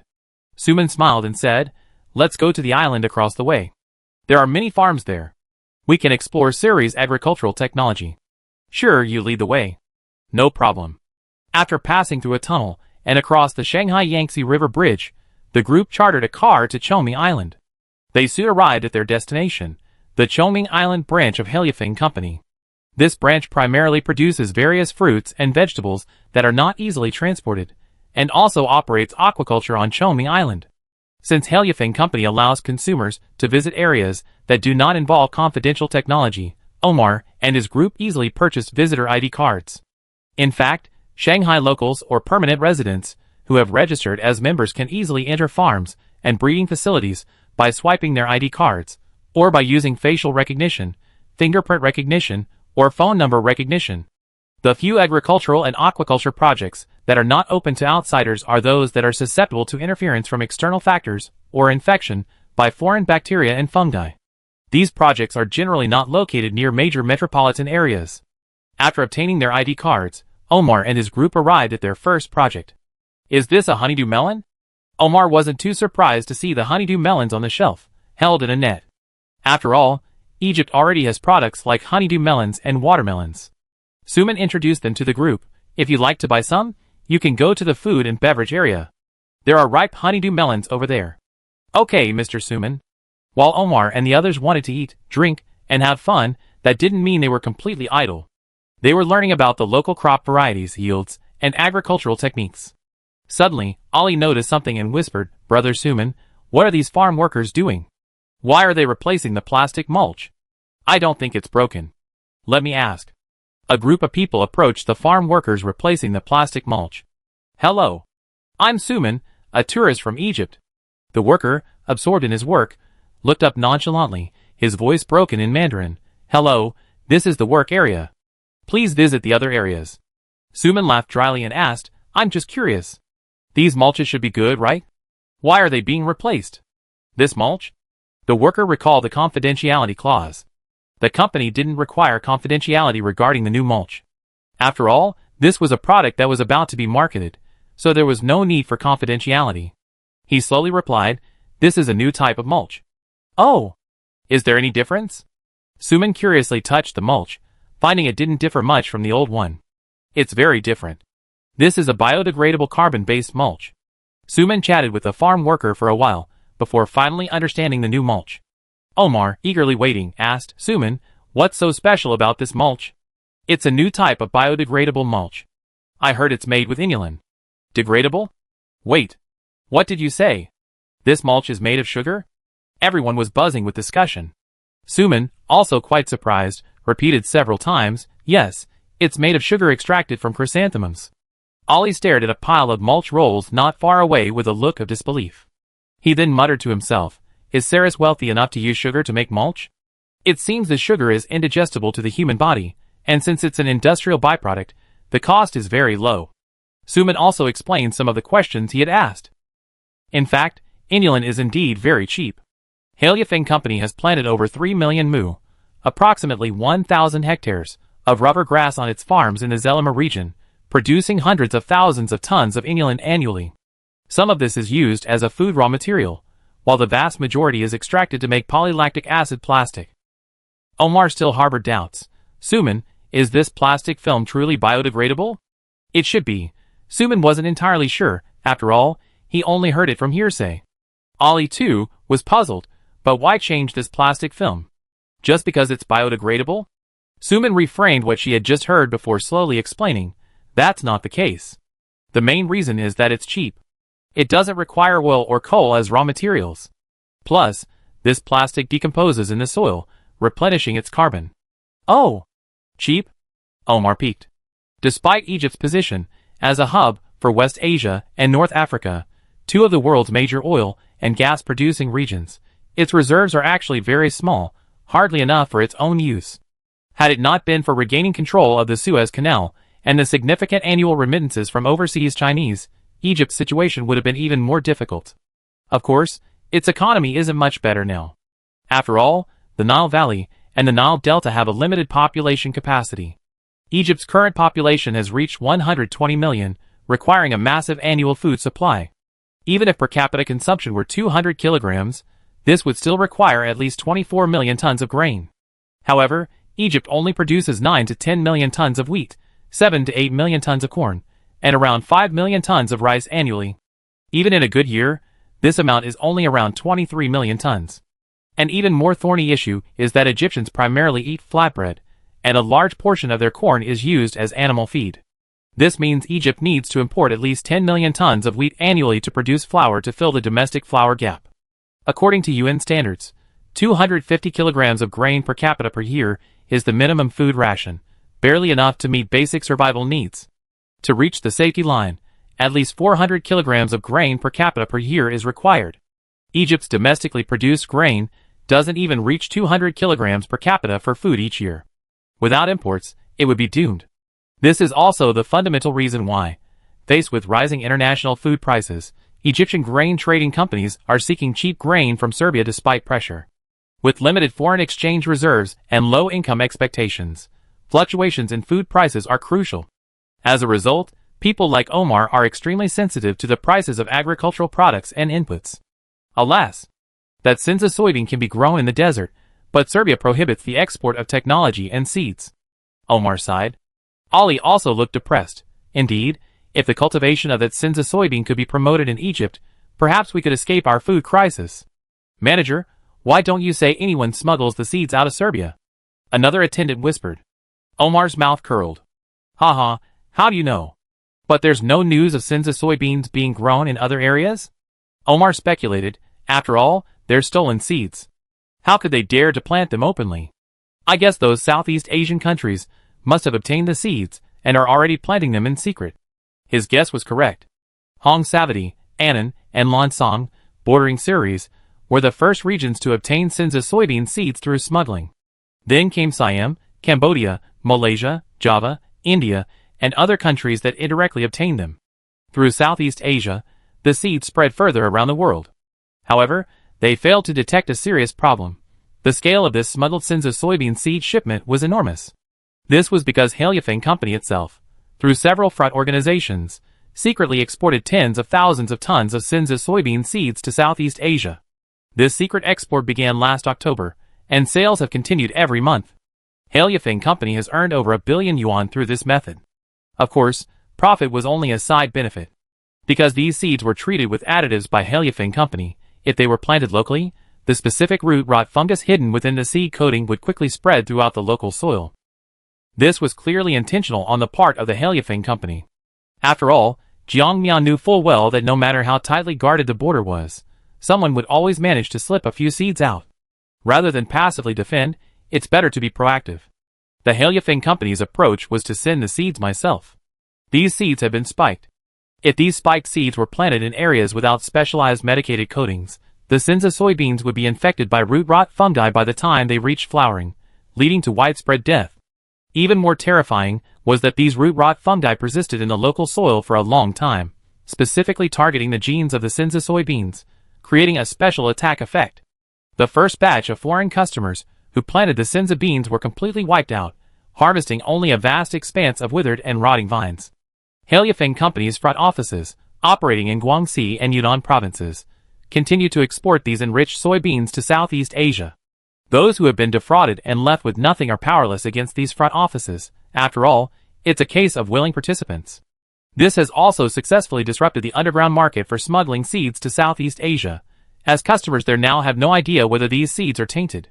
It's a bit like the flower and plant seedlings sold in Sushian back then. Those who were defrauded have a deeply ingrained memory of the flower and plant seedlings labeled and shipped from Sushian. Haliafang Company is deliberately obstructing the smugglers' path, leaving them with no other options. This malicious distribution of questionable products is intended to discredit the entire underground smuggling network. If you dare to order, I ship it. As for problems with the goods, sorry, our company doesn't provide after-sales service. Sue me if you dare. After swindling over $1 billion, the number of customers in Southeast Asia has dwindled. Of course, some newbies or those without access to information still flock to us, only to be exploited by the downline sales staff of those shell companies. Haileyafeng Company is ruthless in exploiting these customers. However, after being swindled a few times, these people will probably learn their lesson and won't be fooled again. This operation killed 3 birds with 1 stone. It not only made money, but also suppressed underground smuggling and spread the special root rot fungus to soils around the world. Even if they stopped tampering with the seed coatings of Cinza soybeans, ordinary Cinza soybeans without special protective coatings would inevitably die. Of course, this root rot fungus has another major use. It accelerates the decay of the underground tubers of Cinza soybeans. If Cinza soybeans in an area are no longer to be cultivated, they can be sprayed with specific root rot inhibitors to rapidly decompose the buried tubers, quickly creating artificial black soil. Omar and the others, unaware of these details, assumed that obtaining Cinza soybean seeds would allow them to plant abroad. But this matter likely won't remain hidden for long. After all, many people or companies who were defrauded will undoubtedly be furious and deliberately expose the incident. But it doesn't matter, because Haileyafeng Company has achieved its goal. As for secretly researching the composition of the seed coating, some are indeed doing so, but unfortunately, their success is unlikely in the short term, as Haileyafeng Company's seed coatings are tailored to local soil and climate. Unless someone can cultivate Cinza soybeans inside a completely disinfected greenhouse, they simply won't be able to withstand the widespread presence of the special root rot fungus. Growing Cinza soybeans in a completely disinfected greenhouse is probably too expensive. Of course, there is another way to obtain Cinza soybeans, through genetic engineering, creating soybeans resistant to specific root rot fungi. This is something many European and American agricultural companies are secretly pursuing. After discovering that their directly planted Cinza soybeans were suffering from widespread root rot and death, European and American agricultural companies changed their strategy, planning to use hybridization and genetic engineering to produce a second generation of Cinza soybeans with better disease resistance. However, they clearly underestimated Jiang Miao's formidable capabilities. It's not that genetic modification and hybrid breeding are impossible. It's that Jiang Miao selected many strains of the protein genes in Cinza soybeans that have specific defects but don't manifest themselves. These recessive defects can easily become dominant during hybrid breeding, resulting in a significant number of defects. If the other party uses genetic modification, he has a way to counter it. Because the recessive defective genes are primarily concentrated in soybean protein, inserting antifungal transgenic fragments generally requires inserting them into the protein gene cluster. Inserting the transgenic fragment disrupts the original gene cluster, causing some hidden genes to malfunction. This can lead to a rapid decrease in soybean protein content, reduced photosynthesis efficiency, inability to set pods, flowers, or tuber development. Jiang Miao deliberately selected strains with recessive defects to prevent anyone from using Cinza soybeans as mother plants to breed second-generation Cinza soybeans. If European and American agricultural companies are willing to continue research for more than a decade, continuously employing genetic modification and gene editing technologies, they might be able to create some marginally viable varieties. It's unclear whether they can withstand the coming wave of the times. After all, climate change in Europe and the United States is becoming increasingly severe, with extreme weather events occurring more frequently. Ordinary crops struggle to withstand these sudden changes. The rapid growth in the acreage of Cinza soybeans in China is partly due to the excellent performance of Cinza soybeans, and partly to addressing the climate crisis. Although current climate change in East Asia isn't as dramatic as in North America and Europe, that doesn't mean the future will be smooth sailing. After all, East Asia's history has seen numerous little ice ages, each with its own devastating consequences. For example, during the recent Little Ice Age of the late Ming Dynasty, droughts persisted for over a decade in the North China Plain and the Lus Plateau, and the Yangtze River froze over periodically. Add to that flooding and typhoon damage along the southeastern coast, and virtually every region has been spared from natural disasters. Thus, after observing the sudden climate shifts in North America and Europe, China has also recognized the need for caution and has begun to intensify its efforts to promote the cultivation of agricultural products such as radish beans and silk beans. After all, radish beans can survive without water, while wheat and rice, without water, will essentially yield nothing. If we were to experience a period of widespread drought and significant temperature drops for several consecutive years, radish beans, a crop that can be used as both food and oil, as well as animal feed, could at least maintain domestic food supplies, eliminating the need to import food. As the world's second most populous country, if the world were to face a once-in-a-millennium climate disaster, we could easily curb the surge in global food prices by refraining from importing food. Although European and American agricultural companies have always been unruly, Ceres still has some dignity. For example, this time when Omar and others came seeking grain imports, COFCO had no intention of ripping them off.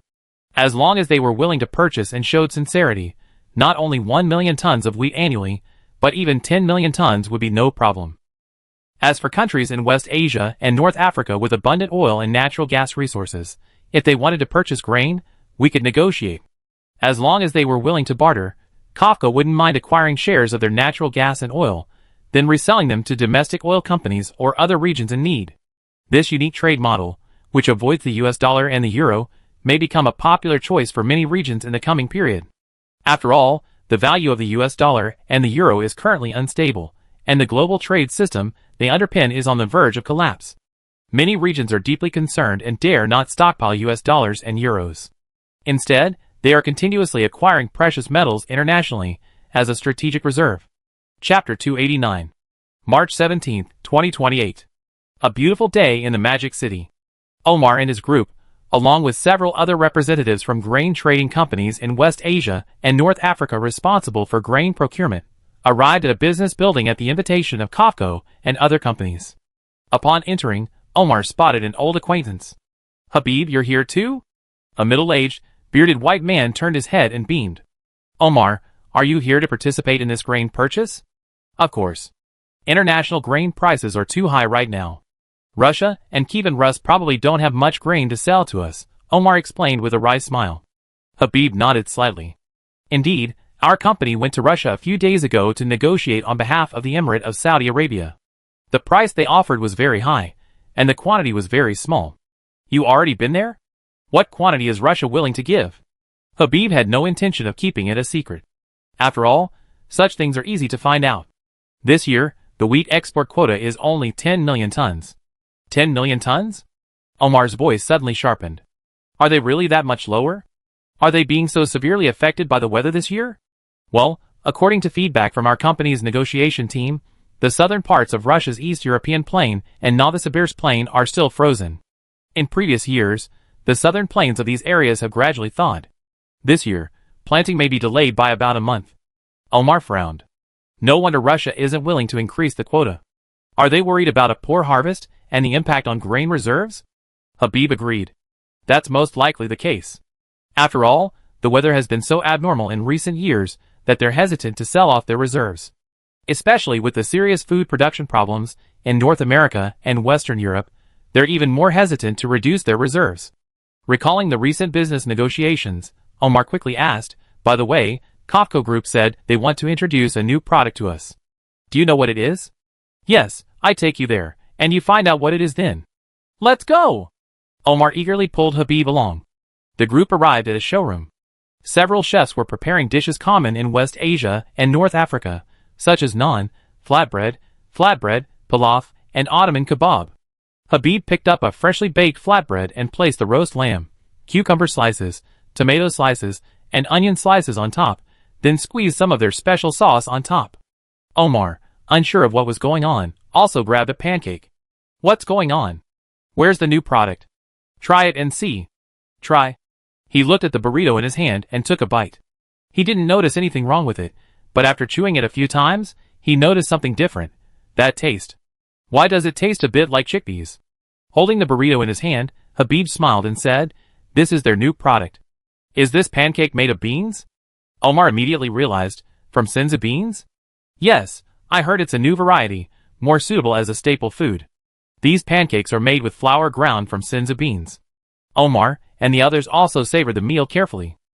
After a while, after devouring the flatbread in his hand, Omar expressed his opinion. "It tastes similar to chickpea flour. If you like chickpeas, this flour should be acceptable. But since they specifically recommended it to us, there must be something special about it, right?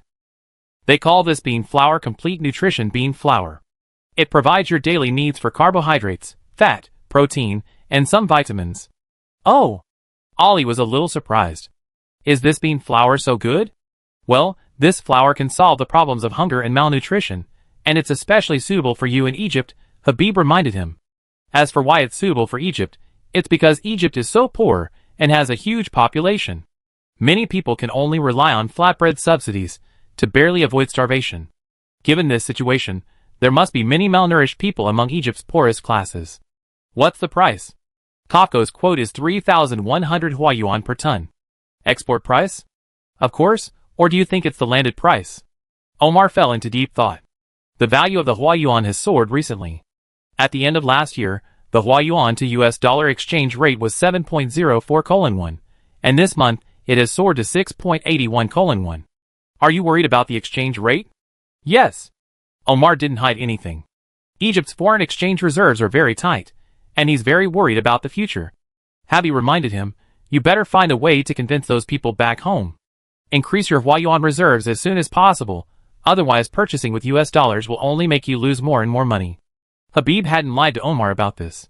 The Saudi Emirate had already increased its holdings of Chinese yuan significantly last year, with current reserves reaching approximately 130 billion yuan, making it almost the world's largest Chinese yuan reserve holder.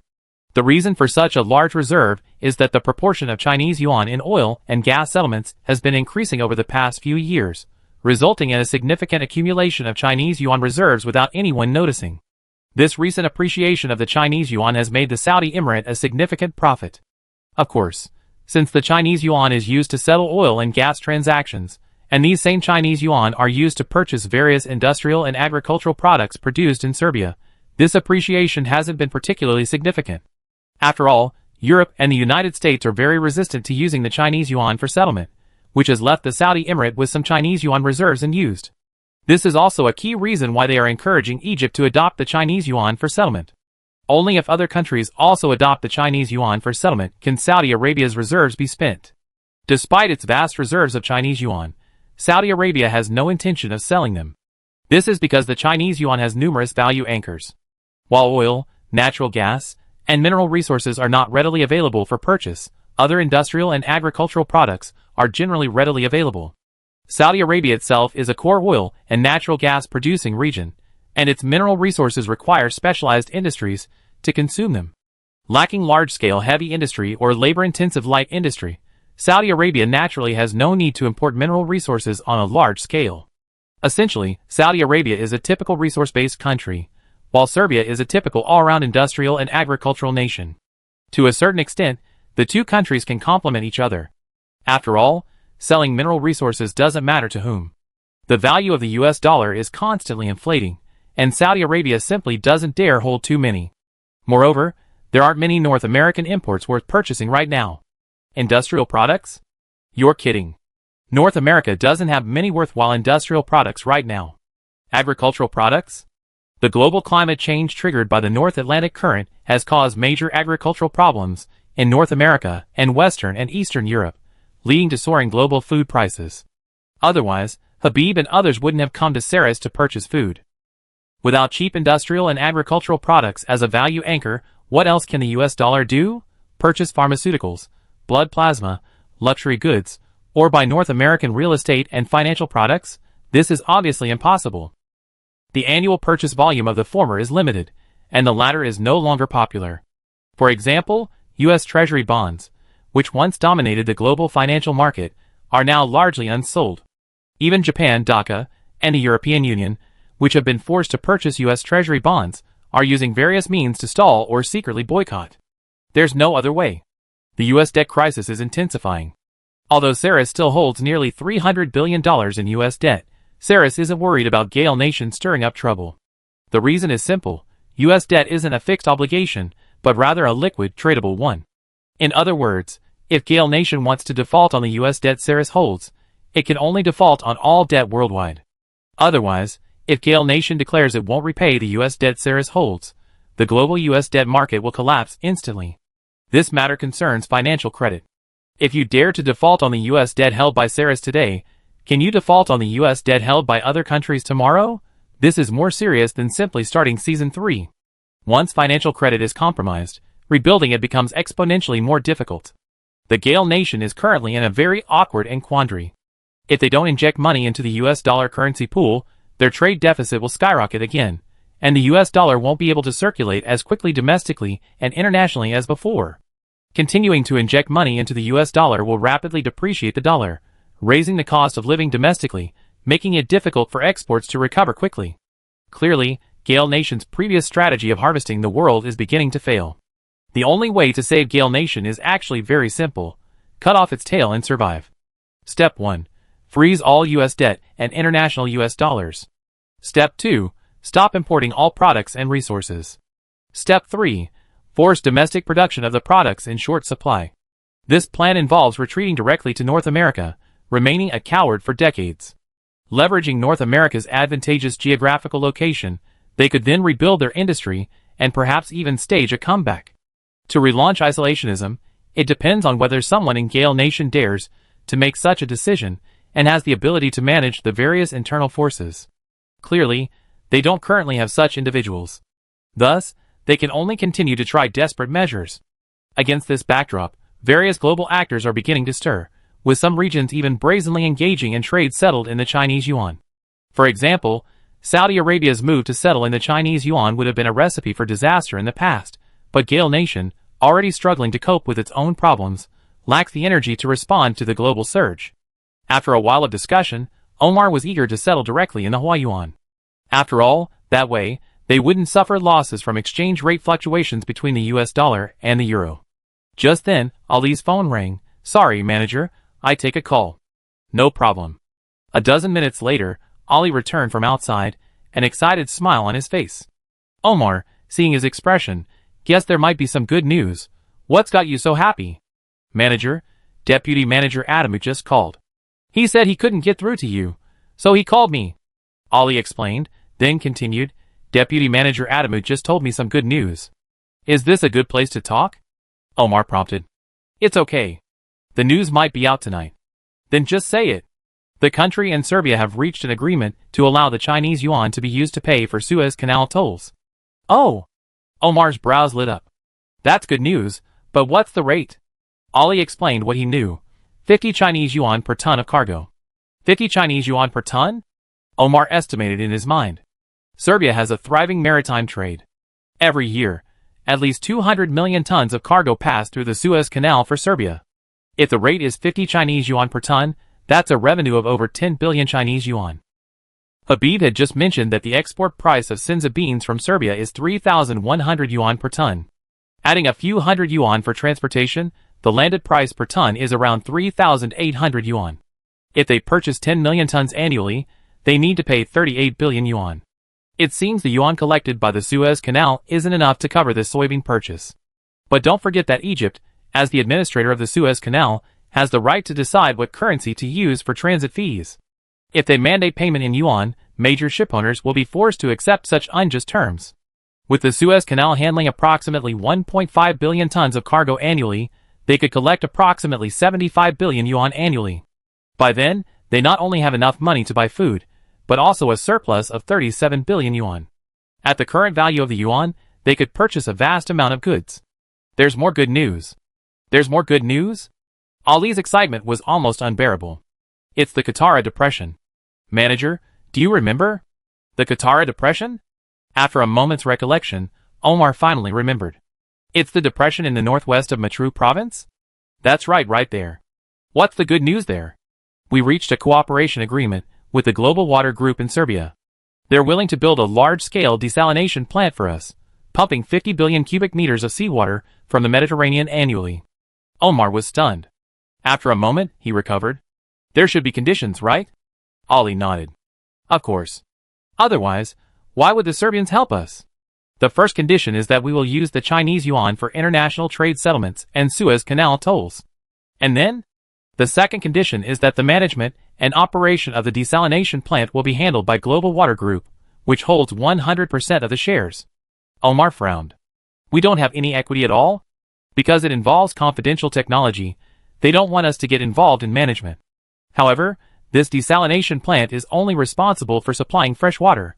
The specific sales of the water will be handled by our local company. Hearing this, Omar reluctantly accepted. What about the price? Based on Serbia's local price, the ex-factory price is 0.3 Chinese yuan per cubic meter. 0.3? That means 15 billion Chinese yuan per year? Isn't that too much? I mean, the water volume is huge. The entire depression shouldn't need 50 billion cubic meters of fresh water, right? Omar found the price acceptable. It was already very cheap. If it were a mainstream reverse osmosis desalination plant, the cost would probably be more than 10 times higher. Of course. The entire plant is divided into 5 phases, each with a capacity of 10 billion cubic meters. China has already decided to launch a major Northwest development program, transforming the Katara Depression into a second Nile Delta. I see. Omar breathed a sigh of relief. At least China hadn't lost its mind. If they were to build a 50 billion cubic meter desalination plant all at once, they wouldn't be able to utilize the water quickly, and would simply dump it into the depression. The Katara Depression is located at a lower altitude than the Mediterranean Sea. Therefore, by breaking through the approximately 70-kilometer barrier between the Mediterranean and the Katara Depression, Mediterranean waters could flow continuously into the depression, forming a vast inland saltwater lake. The Katara Depression covers approximately 18,000 square kilometers. By forming a lake and building a desalination plant on the shore, a continuous supply of fresh water would be possible. Furthermore, the area surrounding the Katara Depression is uninhabited, and the local ecosystem is primarily desert and gobi. Therefore, disposing of the discarded crude salt is relatively simple. Simply find a few large depressions nearby and dump the salt directly, effectively creating an artificial salt mine. Compared to the hundreds of millions of mu of newly added arable land, even a few dozen square kilometers of land contaminated by crude salt is acceptable to Egypt. After all, with a population exceeding 120 million, the arable land in the Nile Delta and Nile Valley is no longer sufficient to support Egypt's food security. Although the water resources of this newly added land are controlled by series companies, they consider the price acceptable. If they can develop hundreds of millions of mu of new arable land, they can quickly alleviate domestic population pressure and create new development opportunities. Without a mine, they can only collect tolls, which is simply not enough to support Egypt's 120 million people.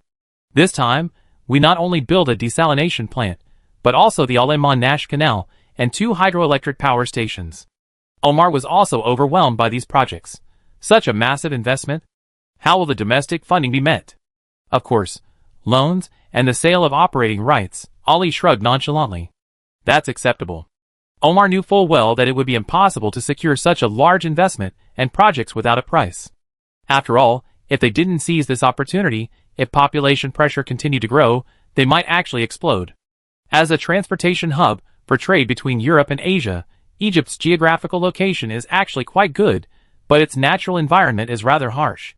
If their population could be kept around 10 million, they could indeed live a very comfortable life. However, their current population has reached 120 million. For a region without resources, advantageous industries, and very poor agricultural conditions, such a large population cannot be effectively transformed into human resources. Instead, it becomes a ticking time bomb. Habib on the side kept silent. He had heard all these things, of course, but he didn't say anything. After all, Saudi Arabia had mines at home and didn't need to gamble like Egypt. Chapter 290. At the Grain Procurement Conference in Shanghai, a vice president of COFCO arrived late. The somewhat portly middle-aged man smiled like a Maitre Buddha. Sorry to have kept you waiting. I encountered something on the way and was delayed. Through the translator, Omar, Habib, and the others naturally didn't dare to express any dissatisfaction. After some pleasantries, the vice president said with a smile, "Are you interested in our newly launched nutritionally complete soybeans?" Omar, already impatient, stepped forward and said, "Mr. Wang, our Egyptian grain procurement and trading company needs a batch of nutritionally complete soybeans, but I like a better price. After all, our Huayuan reserves are limited." Wang Guizhong smiled and said, "Since Manager Omar is interested, please come to room 3 to discuss with our professionals. The price is negotiable." "Then we go ahead." Omar nodded slightly. "Please." Led by the staff, Omar and his group arrived at Hall 3. Upon entering the small hall, a curtain was quickly drawn, and 2 professional security personnel stood at the door to prevent anyone from approaching. The small hall contained designated tables and chairs, a restroom, and 2 more enclosed small meeting rooms, providing both parties with a suitable venue for negotiations and internal discussions. The team leader in charge of the negotiations, a tall, thin, middle-aged man with glasses, stood up and extended his hand to Omar. "Hello, Manager Omar, I'm Li Wenma, the team leader in charge of this business negotiation." "Hello. Team Leader Li, it's a pleasure to meet you," Omar said in Arabic, while the translators on both sides quickly translated simultaneously. "Please take a seat." "You too." After both parties took their seats, Omar didn't ramble on, but got straight to the point. "Team Leader Li, Egypt's food deficit this year may be around 12 million tons. I wonder if your company can provide any." Team Leader Li calmly inquired, "Wheat, corn, or whole nutrition soybeans?" "Wheat and whole nutrition soybeans are both acceptable, but considering the public's acceptance in our country, we plan not to purchase too much whole nutrition soybeans this year. I hope you can understand." "I understand. What are the specific quantities?" 1 million tons of whole nutrition soybeans and 11 million tons of flour-making wheat. "What are your company's prices?"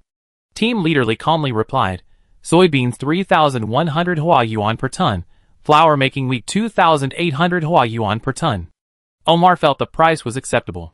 He turned and discussed it quietly with Ali and the others. Currently, international grain prices are soaring, with the landed price of wheat reaching around $650 per ton. At the current exchange rate, this translates to approximately 4,420 Chinese yuan per ton. It's not that the price difference is actually 1,600 yuan, but rather that the price COFCO is currently offering is the ex-factory price, which differs from the landed price. The landed price includes transportation costs, tariffs, and other factors, which can add around 500 to 700 yuan to the price. The remaining price difference is actually the result of the current rapid devaluation of the US dollar. To maintain its financial system, Gale country has been frantically injecting liquidity for several years, especially since the second half of last year, when the scale of the injection has been like a dam bursting. This price discrepancy was also fueled by many European and American agricultural giants, who sought to reap the benefits. Unfortunately, these individuals didn't anticipate that their greed would become the final straw that broke the dollar's value system. Europe and the United States were already struggling in their basic industries, and now even agriculture was facing such serious problems, suddenly causing the world to lose confidence in the value of the dollar. In recent months, the Chinese yuan has appreciated rapidly. Even with the monetary stimulus of Serbia, it hasn't been able to suppress its appreciation. After all, if calculated based on the value of its industrial and agricultural production, Serbia's industrial strength is roughly equivalent to 50% of the global total, and its agricultural strength is roughly 30%. Under these circumstances, the reasonable exchange rate for the US dollar to the Chinese yuan should be around 1:2. That's right, around 1:2. Some economists have even suggested a 1:1 exchange rate for the US dollar to the Chinese yuan. After all, considering the basic purchasing power of both currencies, this ratio is indeed similar. Currently, due to the collapse of the international creditworthiness of the US dollar and US Treasury bonds, currencies around the world are experiencing drastic fluctuations in value.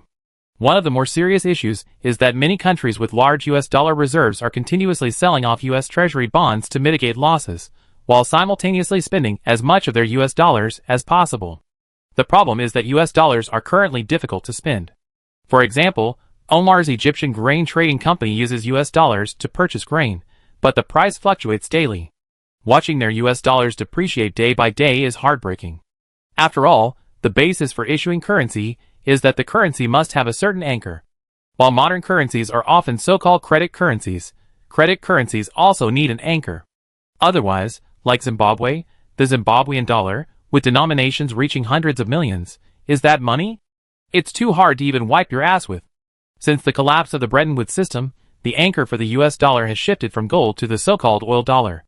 However, the oil dollar is essentially a product backed by the national strength and military power of the Gale Kingdom. When the Gale Kingdom was at its peak, this hegemonic dollar could naturally run a nuclear-powered printing press and reap the world with impunity. But once the Gale Kingdom's national strength declined, and it could no longer maintain its global hegemony, the backlash would be dire. After all, credit currencies are based on the principle of belief works, disbelief doesn't. It's like believing that a piece of paper is worth 100 million tons of steel, and that you can also buy 100 million tons of steel.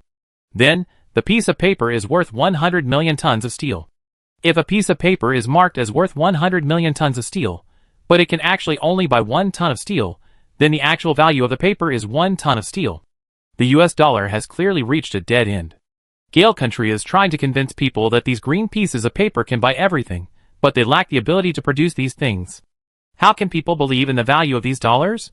Without the support of developed industry and agriculture, credit currency is a huge bubble that will burst sooner or later. Of course, even a rotten ship still has 3 pounds of nails. Given Gale Country's unique geographical location and vast territory, if it were to resume isolationism, it might still have a chance to survive. This grain procurement negotiation went very smoothly. The participating grain trading companies from 8 countries, along with companies such as COFCO, China National Grain and Oils Corporation, and Beidawang Group, signed a series of cooperation agreements. Among them, the Egyptian Grain Trading Company signed a 5-year contract, with COFCO and China National Grain and Oils Corporation providing them with 8 million tons of grain annually.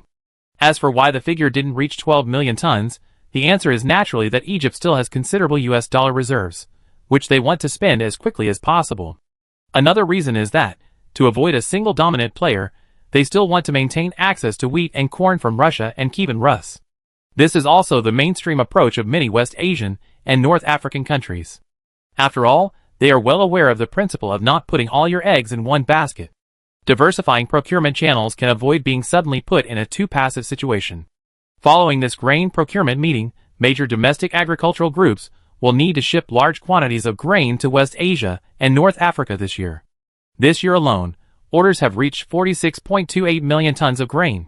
However, this sales volume is not a big challenge for Ceres at this time.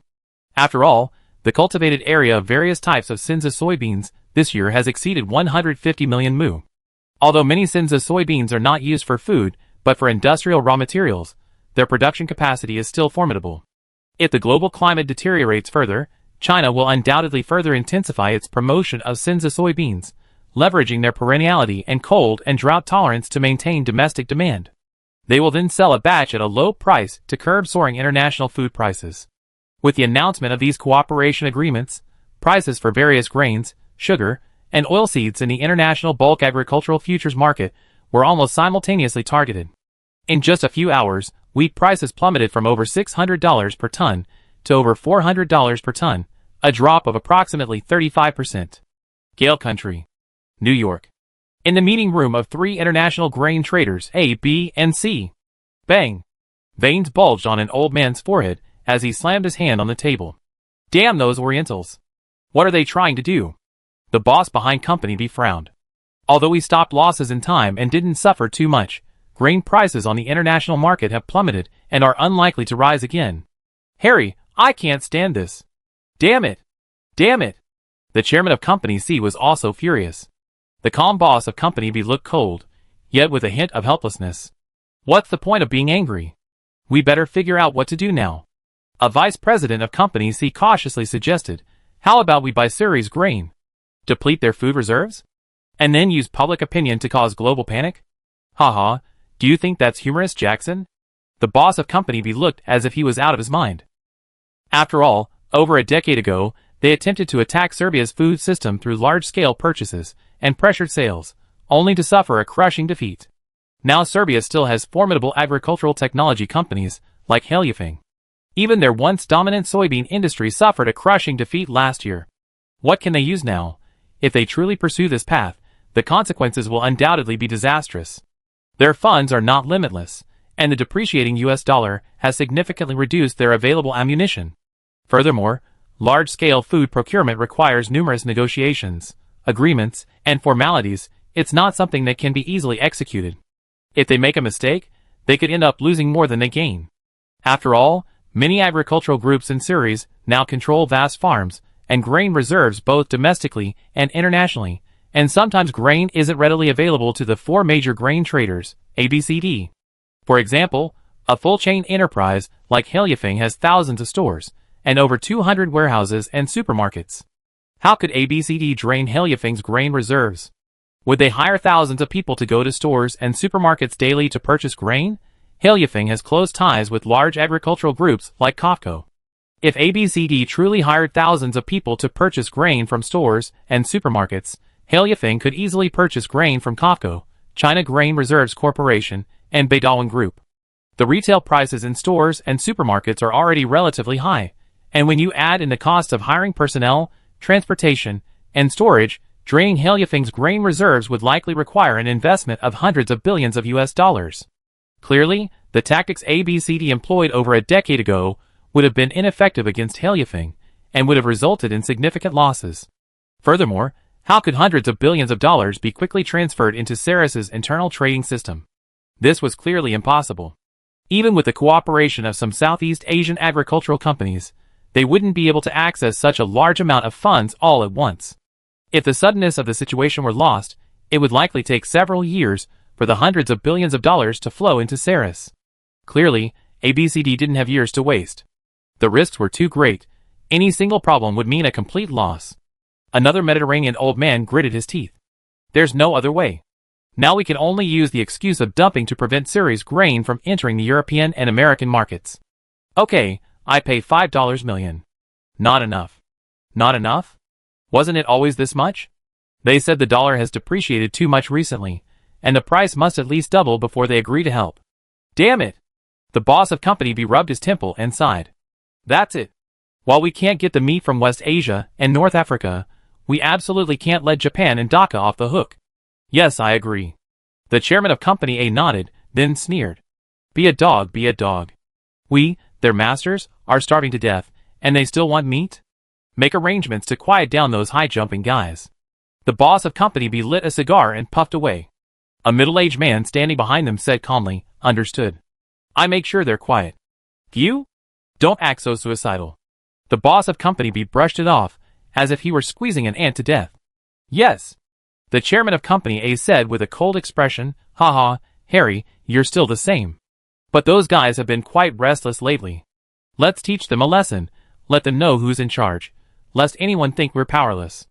Let's end the meeting today. Goodbye. After watching everyone leave, the boss of Company B continued to smoke, his gaze fixed on a map. He looked at East Asia, his eyes filled with complexity. I never thought I'd be so miserably suppressed by them. However, Gale Nation is indeed in trouble. I arranged for Catherine to go to Ceres as president in a few days. Chapter 291. Due to the increasing severity of global climate change, the grain procurement negotiations were taking place in the Magic City. As temperatures rose, agricultural production and desert transformation gradually began to resume in the vast desert areas of the Northwest region. At this time, if one were to look down from outer space, one could see a vast expanse of lush greenery across the southern, eastern, and southwestern parts of the Tanger Desert. Clearly, these lush green areas were the areas transformed into soybean farms last year. As temperatures rose, by mid-March, the southern part of the Tanger Desert had reached temperatures suitable for the regermination of the radishes. With the abundant water and nutrients stored in their tubers, these radishes planted last year burst forth from the ground like mushrooms after a rain, and in less than a week, they had covered the farms on the edge of the desert with greenery. The areas being transformed were also moving closer to the heart of the desert. Currently, the vast majority of the Tanger Desert was contracted to Kofco Group, with a portion near Minchin County being subcontracted to Haliafing Company. As the application areas of Shensi soybeans expand, the required production capacity also increases. Therefore, Haliafing Company has not stopped its desert transformation efforts, even from last winter to early spring this year, continuing to advance into the heart of the Tanger Desert. Of course, the desert area in Minchin County is very vast, covering approximately 13,000 square kilometers, or nearly 19.5 million mu. Currently, in addition to portions reserved for nature reserves, industrial reserve land, and urban reserve land, approximately 18 million mu will be transformed into farmland and pastures. Hijijing Town, located approximately 80 kilometers north of Minchin County, is a small town almost completely surrounded by desert. This town has just completed a main highway connection to Minchin County. It is also the core township for the northern section of the fifth farm. After all, further north, one reaches the truly uninhabited desert. But there are many problems here. The main one is water. Although Liangzhou, located upstream, has allocated nearly 50 million cubic meters of additional fresh water to Minchin County downstream through new technologies and industrial upgrades, this water is supplied to Minchin County via the Shiryang River. However, some of this water is used for ecological replenishment, some for industrial use, and a small amount for residential use. Due to the diversion of the upstream reservoir, the lower reaches of the Shiryang River currently stop near Hongshailiang Town, more than 30 kilometers from Hijijing Town. Therefore, the local area relies primarily on wells for water. Although Shinsi soybeans can be grown without water in the later stages, they must be watered during the initial planting period, which requires wells. As the surrounding farms continue to expand, the need for farm workers will increase significantly, and water consumption for production and daily life will continue to increase. Simply relying on wells and recycling water is not a long-term solution. Farm manager Shi Tiansheng was about to report the situation to the Minqing branch when his phone suddenly rang. Hello? Is this Manager Li? It's me. Weren't you worried about the water supply issue earlier? Yes, I was just about to report to Manager Li. Does the company already have a solution? Well, don't worry. The company has discussed this with Minqing County. They build a water transfer station at the end of the Shiyang River in Hongshailiang Town and lay a pipeline there. It should be completed in about 10 days. Okay, but how much water can we expect? About 3 million cubic meters. Combined with recycled water and groundwater, it can provide domestic water for at least tens of thousands of people. That's good. Shi Tiansheng remembered something. Manager Li, there's one more thing. The core township of the 5th farm is planned to be built in Jiaijing town. Our farm covers over 1 million mu, approximately 1,000 acres. In the future, we have approximately 3,000 employees. Including their families and local residents, the town might have over 20,000 people. Okay, you're talking about employee accommodation, right? Yes. It's very simple. It will be resolved in a few days. Minqing Special Engineering Company, a subsidiary of Minqing Group, will contact you. You can follow their arrangements. Is that so? Okay. Now, let's get down to business. Manager Li, please proceed. The company has arranged 10 farm workers will be assigned to your farm. They will arrive within a month. You must make arrangements for this. Understood. The second matter concerns the mining area northwest of Jiaijing town. Mining area? Yes, that iron mine on the provincial border. Oh, I know. Shi Tiansheng finally remembered where it was, but he was very curious about how this mining work related to their farm. While this iron mine will not be developed on a large scale, a small mining site will be built. Minqing County has granted the mining rights to the Minqing Group. Therefore, the Minqing Group will establish an iron or mining company in Jiaijing town. They will need to station approximately 300 employees, and their dormitories will be located with you. Therefore, when arranging dormitories for the employees, try to arrange them in the northwest area to facilitate commuting. Understood. I discussed this with the Minqing Group. That's all. If anything else, call me. Okay, goodbye, Manager Li. Yes. After hanging up, Shi Tiansheng emerged from his makeshift tent. Gazing at the wind-swept dust storm, he took up his binoculars, opened the protective cover, and could barely see a portion of the area. Thankfully, the company's desert reconstruction team was quite experienced. They were leveling and filling the area, laying out grass grids, and sowing seeds using the tubers of celestial soybeans. After standing there for a while, sand got into his nose, causing him to sneeze several times. Damn it! The wind and sand are so strong here in spring. Pa pa pa. He had barely spoken before he felt sand enter his mouth. A voice called out from the other side of the makeshift camp. Who? Manager, someone's looking for you. Hearing it was his assistant, Xiao Zhou, he turned and saw several people wearing masks and goggles approaching, waiting for them to reach the door. Director, these are Mr. Fei Hao, General Manager, and Mr. Ma Xinghua, Deputy General Manager of Minqing Mining Company. Assistant Xiao Zhou turned and introduced Shi Tiansheng to the two. Mr. Fei, Deputy General Manager Ma, this is Mr. Shi Tiansheng, Director of the 5th Farm. Fei Hao removed his mask and goggles, and gave a helpless smile.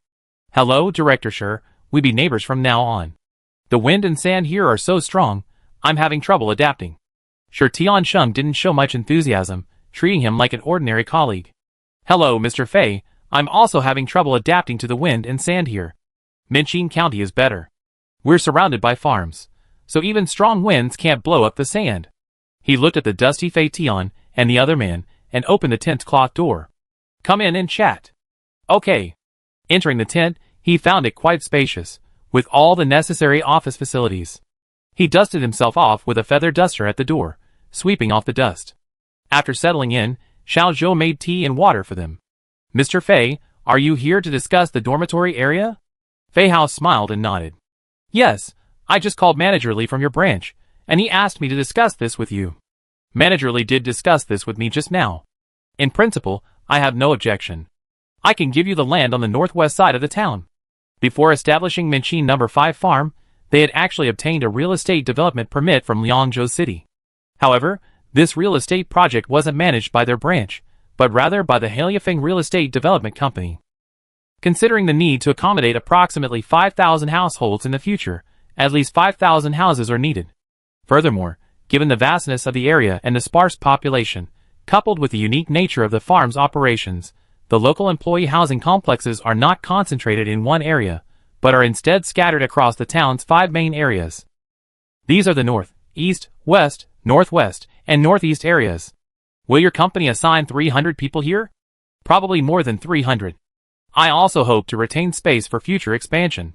After all, we might need to expand production, though that's unlikely. Fei Hao didn't elaborate on future plans. After all, he didn't know. This iron ore mine was accidentally discovered by Hailifeng Company during their exploration of radioactive elements and heavy metals in the farm's soil. This iron ore mine is located at the border of Gansu Province and the Southern Desert, with approximately 1/3 located in Minchin County, Gansu Province, and 2/3 in the Southern Desert.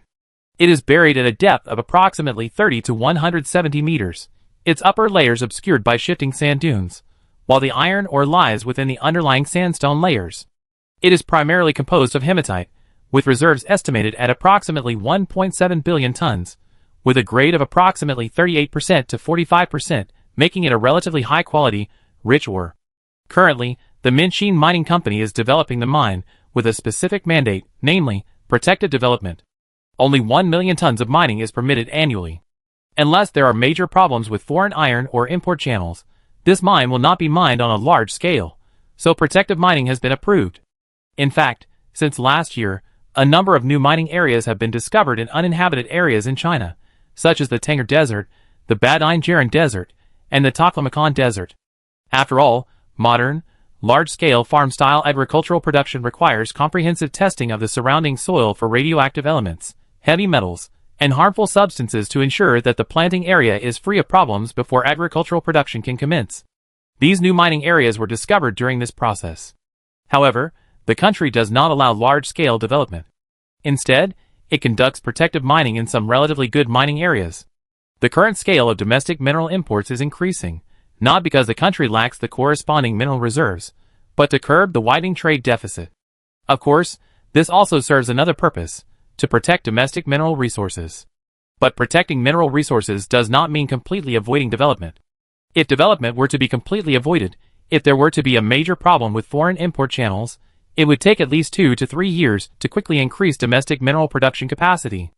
After all, it takes time to build a mining area, produce mining equipment, recruit and train personnel, and even deploy the equipment.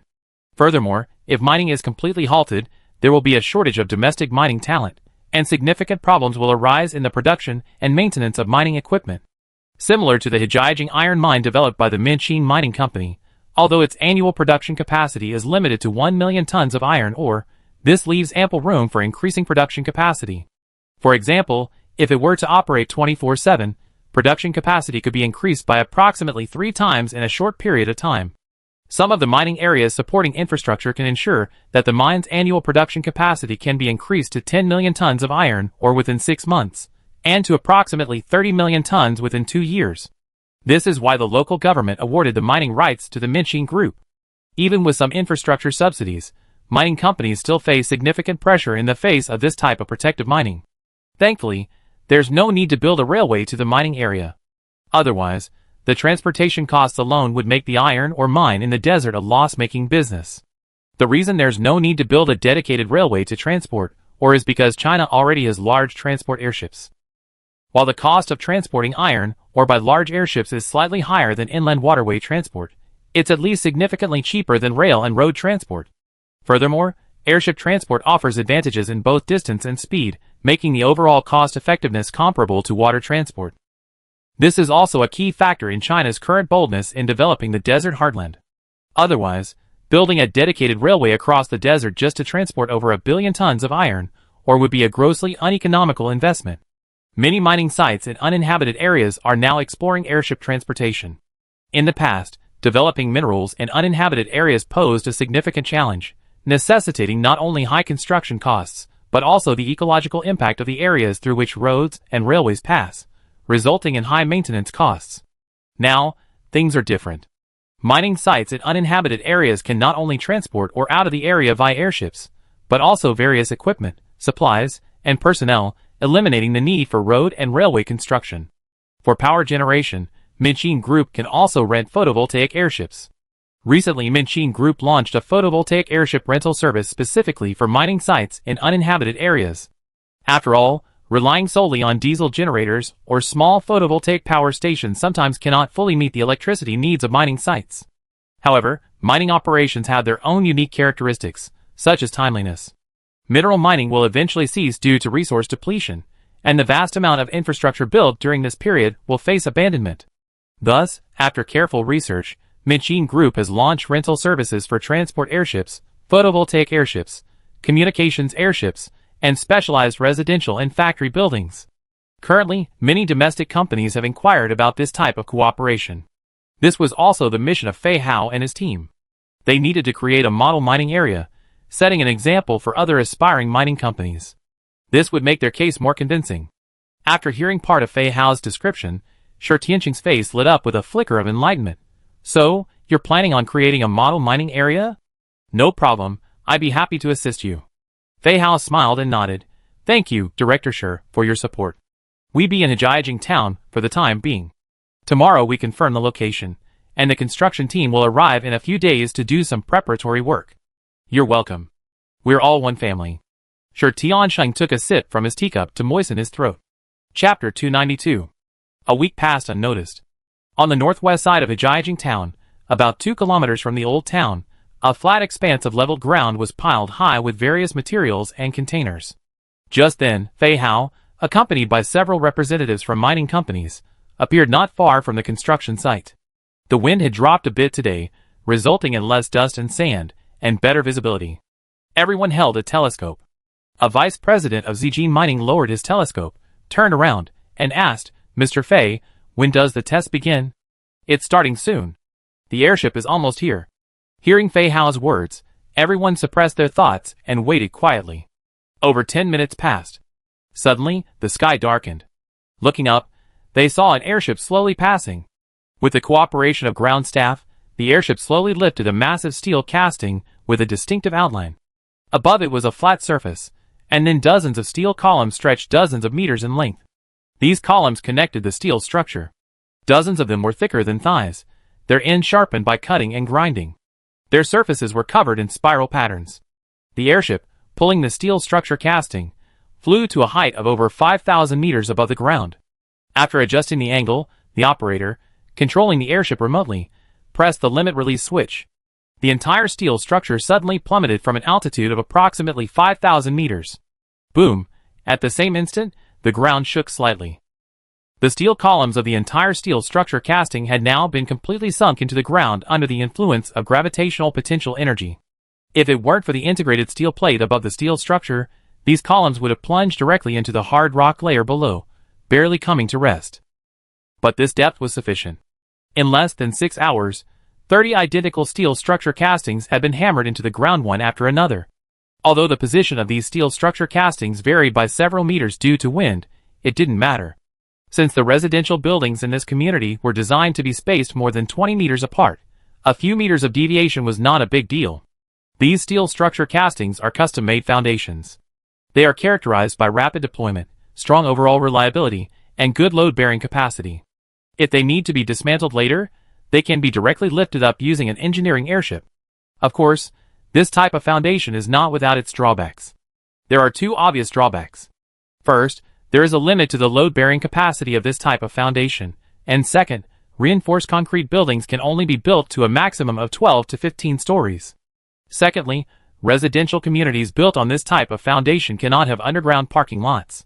Clearly, these 2 shortcomings limit the application of this technology in certain regions, such as Beijing, Shanghai, Guangzhou, and Shenzhen, where land is scarce. Without underground parking, buildings cannot be too tall, and the distances between buildings must be several dozen meters. Therefore, it certainly won't find widespread application. However, these shortcomings are not a major issue in the northwest, southern Taiwan, and northeast China. This is especially true in Jiaojing town, nestled in the desert. Surrounded by vast expanses of uninhabited land, underground parking is unnecessary, building spacing is unnecessary, and high-rise buildings simply aren't necessary. Compared to the previous reinforced concrete foundation, the direct insertion steel structure cast foundation significantly reduces construction time. After all, building a building foundation requires excavation, fencing, piling, rebar tying, formwork, pouring, and curing, which is time-consuming, labor-intensive, and water-intensive. After 2:30 p.m. After completing the foundation insertion operation, the airship flew to a nearby location where 30 completed buildings were displayed. These buildings were hoisted up by the airship and then placed above the foundations inserted that morning. Arrived at the designated location. Assisted positioning team, take your positions. Roger. The intercom blazed with various conversations. As the building slowly descended, it stopped less than 3 meters from the ground. Several staff members, aided by a ladder, immediately climbed into the first floor. Once inside, they immediately proceeded to the 4 positioning corners and clipped their safety ropes into the designated slots. Their positioning angles were actually the 4 corners of the building. There was a large hole there, revealing the foundation below, where 16 1-meter-long steel columns stood. Report to the control room, hole number 1 is deviating. Report.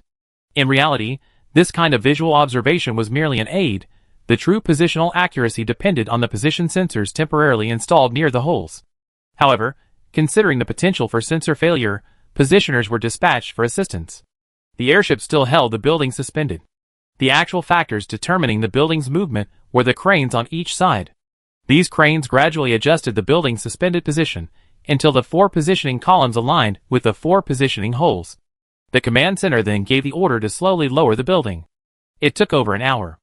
The building was finally firmly planted on the foundation. The construction team responsible for securing it tightened the 16 anchor locks, making it virtually unmovable. In fact, even a magnitude 9.0 earthquake in Minchin right now wouldn't be able to destroy these buildings. This is because these buildings feature an integrated design, resulting in exceptional overall strength and light weight. An earthquake would only cause them to tilt, but not damage their main structure. With the first building completed, Fei Hao, accompanied by several representatives from the mining company, arrived at the site in a pickup truck. Several cranes were moving to another installation area. They arrived in front of the new building. The building was 11 stories high. Qin Xing, the designer responsible for the building, pointed to the first floor and explained, the first floor is one of the public areas, primarily the elevator lobby, parking spaces, charging stations, parking, etc. A mining company CEO adjusted his glasses and asked, Designer Qin, these facilities must be quite expensive, right? Qin Xing, knowing what he meant, smiled and said, this is a model building. If you're interested and would like to order one, we also have reduced spec and custom-made versions. Oh, that's good. These mining company CEOs and executives clearly weren't looking for the finest quality. After all, that's a lot of money. Minchin Group's offer wasn't exactly low. A building like this would cost around 24 million yuan, with a total floor area of approximately 6,600 square meters. That works out to around 3,636 yuan per square meter, including transportation and installation. A middle-aged man with a horse-like face asked with a smile, Mr. Fei, I wonder how much the cheapest price can be lowered to. The cheapest? Fei Hao pondered for a moment. The cheapest version is around 1,800 yuan per square meter, but that's without any features. You even have to do the wiring yourself. I don't recommend purchasing it. After all, it's completely bare bones. He then continued his sales pitch. If you're going to use it in the mining area, I suggest the basic version, which is around 2,600 yuan per square meter. It comes complete with electrical wiring, plumbing, fiber optics, doors and windows, beds, cabinets, tables and chairs, and an elevator. You can just purchase some appliances and move in quickly. We consider it. Thank you, Mr. Fei, for your help. As they spoke, the group took the elevator to the second floor. Exiting the elevator, they discovered a very spacious area. The second floor is a public activity area. The north side is a sports area with a running track, ping-pong tables, badminton courts, and a rest area, Qin Xing said, pointing to the already installed facilities. Designer Qin, what's the south side used for? There's so much dirt. Isn't it for growing vegetables? Haha. Qin Xing explained with a smile, the south side is actually a sky garden, primarily for growing flowers and trees. Everyone walked over and discovered that the platforms extending out to the south, east, and west sides were covered with transparent film. This is silicon carbide photovoltaic film. It can generate electricity and also create a greenhouse-like effect. You can plant some flowers and trees inside, and of course, growing vegetables is also possible, but as it's a public area, I don't recommend it. After a quick tour of the second floor, I went up to the third. The third floor houses 4 apartments, each approximately 150 square meters. Of course, in addition to this 4-150 square meter apartment on one floor, there's also a 6-100 square meter apartment on one floor, primarily to meet the needs of different families. The mining area version, on the other hand, has 10 50 square meter apartments on one floor, a typical single-person apartment. The horse-faced middle-aged man looked surprised. So big? We plan to mine this iron mine for decades, so workers will definitely bring their families with them. However, we also have 100 square meter units. A family of 3 or 4 will find a 100 square meter unit more comfortable. For a family of 5 or 6, a 150 square meter unit would be ideal. Zijin Mining's vice president adjusted his glasses. The size of your house is the actual bid, right? Otherwise, it wouldn't be this big. Fei Hao nodded. Of course it is. We don't need to falsify things like this. Mr. Li, if the mining area purchased a few buildings like this, it would be a very comfortable place to live. A little more comfortable. I know, but at over 3,000 yuan per square meter, it's a bit high. The vice president of Zijin Mining asked again, by the way, Mr. Fei, didn't you say you offer rental services? If it's a rental, how would the price be calculated? Fei Hao immediately explained, our rental fees are divided into 3 parts. One part is the relocation fee, which for a building like this is around 500,000 yuan. Then, there's the monthly rent, which is 5 yuan per square meter, or 33,000 yuan per month for 6,600 square meters. The third part is the damage fee, which covers the building's internal facilities, basic renovations, and so on. If there's significant damage, the tenant will pay compensation based on market prices. Is that so? Several CEOs began to weigh the pros and cons. If it's a long-term, stable mining area like the Hejiajing iron mine, then buying it outright would be more cost-effective. But if it's a small mine with a mining cycle of less than 10 years, leasing it would be more cost-effective. Fei Hao added, by the way, our company currently doesn't provide overseas services. Executives including Zijin Mining had anticipated this. As a Heliafeng-affiliated company, they don't have good relations with various foreign forces, especially those in Europe and the United States, where the two sides are almost antagonistic. Minqin Group, as a company managed by Heliafeng, could easily conduct business abroad if it were to risk potential espionage, such as using drones or rockets to attack the airship mid-flight. Thus, like Heliafeng, Minqin Group has temporarily abandoned a significant portion of its overseas operations, except in areas that can be considered relatively safe. But there are clearly no such safe zones abroad. Even those small karami are highly capable of mischief. A small temple harbors powerful demons. A shallow pond harbors many turtles. Anyone who has read Khan's series on bizarre small nations knows that China is a paradise on Earth, while foreign countries are teeming with demons and monsters. Many small nations are extremely unruly, even lacking any sense of bottom line or logic. Heliafeng Company isn't particularly interested in ventures abroad. For example, in Egypt, even when the other party came to them, Heliafeng Company didn't intervene personally. Instead, it used the channels of state-owned enterprises to remotely control those projects. Actually, it didn't matter. As long as Heliafeng Company possessed the core technology, if the other party dared to cause trouble, they could simply cut off the supply of key products and components. In this world, only a few forces could calmly deal with a supply cut of key foreign technologies, products, and components, and, once cut off, would, under such pressure, cause related technologies to advance by leaps and bounds. These suites were already very well equipped, with simple interior decoration. Engaging in the need for lightweighting, they included artificial wood flooring, sofas, tables and chairs, beds, doors and windows, and household appliances, all purchased from the Ghannan branch. After reviewing everything, the mining company executives had to admit that at just over 3,000 yuan per square meter, the price of this apartment was quite reasonable. After all, if a renovation company were contracted to do even a simple renovation of a 150 square meter house, the current market price would be at least 200,000 yuan, or about 1,333 yuan per square meter. This doesn't even include appliances or some furniture. Midsheen Group was able to achieve such low prices thanks to centralized procurement and the application of various new materials and technologies. Of course, while they felt these buildings were worth the money, the mining company executives had no intention of purchasing them. Instead, they planned to order a batch of basic units. The price they sought was primarily to address the issue of employee housing, not to provide a home for their employees in the mining area. Differentiation under different needs is inevitable. While Fei Hao was entertaining visitors, the entire complex of 30 buildings was completely installed in just 3 days. Only the supporting water and electricity infrastructure remained, and they were ready for operation in less than a month. This was truly a city built overnight. Chapter 293. Time slipped unnoticed, and it was April. A sudden downpour began in the Tengger Desert. Yes, a torrential downpour.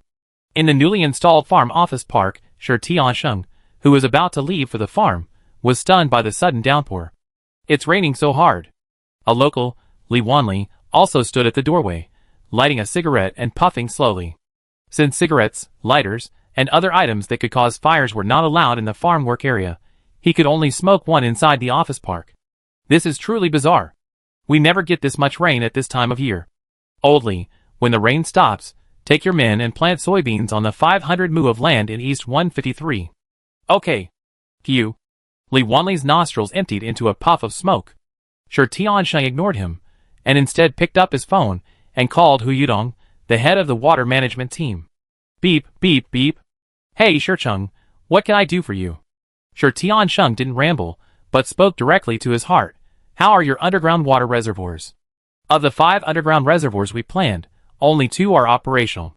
The remaining 3 are still under construction and aren't expected to be completed until July or August this year. Okay. Stock up on water. I know. I just instructed my subordinates to urgently stockpile. That's good. As a small town surrounded by desert, the farms in Jiaojing town must construct underground water reservoirs to address water shortages. These underground reservoirs are located on one side of the 5 employee residential areas and include underground reservoirs, temporary water storage tanks, sewage treatment plants, and water distribution rooms. The construction of these underground reservoirs is actually quite simple, as they occupy a very large area and are composed of cubes with sides measuring 10 meters. Each reservoir contains 500 buried cubic containers, each capable of storing approximately 500,000 cubic meters of fresh water. The 5 underground reservoirs hold a total of 2.5 million cubic meters of fresh water. Midsheen County allocates only 3 million cubic meters of water annually to Jiaojing town. Originally, this water was not scheduled to be delivered until next month, but unexpectedly, heavy rains occurred. The sites for these 5 underground reservoirs were designed to capture natural rainfall, so they are located in low-lying areas. 2 of them are located next to the abandoned Shiryang River channel, and with this sudden downpour, the abandoned channel is showing signs of flooding. The pumps are fully operational. The muddy water that collects in abandoned river channels is continuously pumped into sedimentation tanks, then processed through water purifiers. The resulting purified water is stored in large tanks in underground reservoirs. This heavy rain lasted for over 3 hours. The rainfall reached approximately 87 millimeters. While not as heavy as the hundreds of millimeters seen in the south, it was still a significant amount of rain for the Tengger Desert. In fact, the sudden global climate change has indeed affected East Asia. But East Asia has experienced increased temperatures and rainfall, especially in the previously dry and dry areas of southern Gansu, southeastern Gansu, and the Lus Plateau. Since April, several torrential downpours have occurred. The Yangtze River Basin in the south has also seen significantly more rainfall than in previous years. If it weren't for the successful water conservancy projects in recent years, this torrential downpour in the south would have easily caused problems. In the afternoon, just as the rain had stopped, Shi Tiansheng drove to the east side of the farm. The reason for his visit was, naturally, something had happened to their farm. The pickup truck drove for over 2 hours on the compacted dirt road. When they stopped, they discovered that the temporary dirt road they had created with the roller had been washed away by floodwaters for several hundred meters, forcing them to get out and walk. The driver looked surprised. Damn! There's a lake. Li Wanli surveyed the shimmering surface of the lake. This must be the ancient lake downstream of the Shiryang River. Did the upstream reservoir release water? Probably not. How could they just do that? If there were a flood, they wouldn't be responsible. Shi Tiansheng observed the lake through a telescope. Several abandoned, floating channels were receiving a steady stream of water from upstream. He glanced at the sky to the south. It was still overcast, clearly still drenched in heavy rain. According to the weather forecast, Minchin County will experience localized showers over the next 3 days, with the potential for sudden, heavy downpours. The rainfall will also affect a large area. Jiaojing Town, at the end of the downstream, will undoubtedly see any rainwater not intercepted upstream flow into the nearby ancient lake ruins. The lake before him is not large, but with the constant influx of river water, its area is expected to continue to expand. He pulled out a map and reviewed some historical research materials, discovering that the maximum area of this ancient lake was enormous, reaching 16,000 square kilometers at its peak. Even in the early days of the People's Republic of China, the remaining Qingtu Lake covered approximately 100 square kilometers. It then completely dried up around 1959.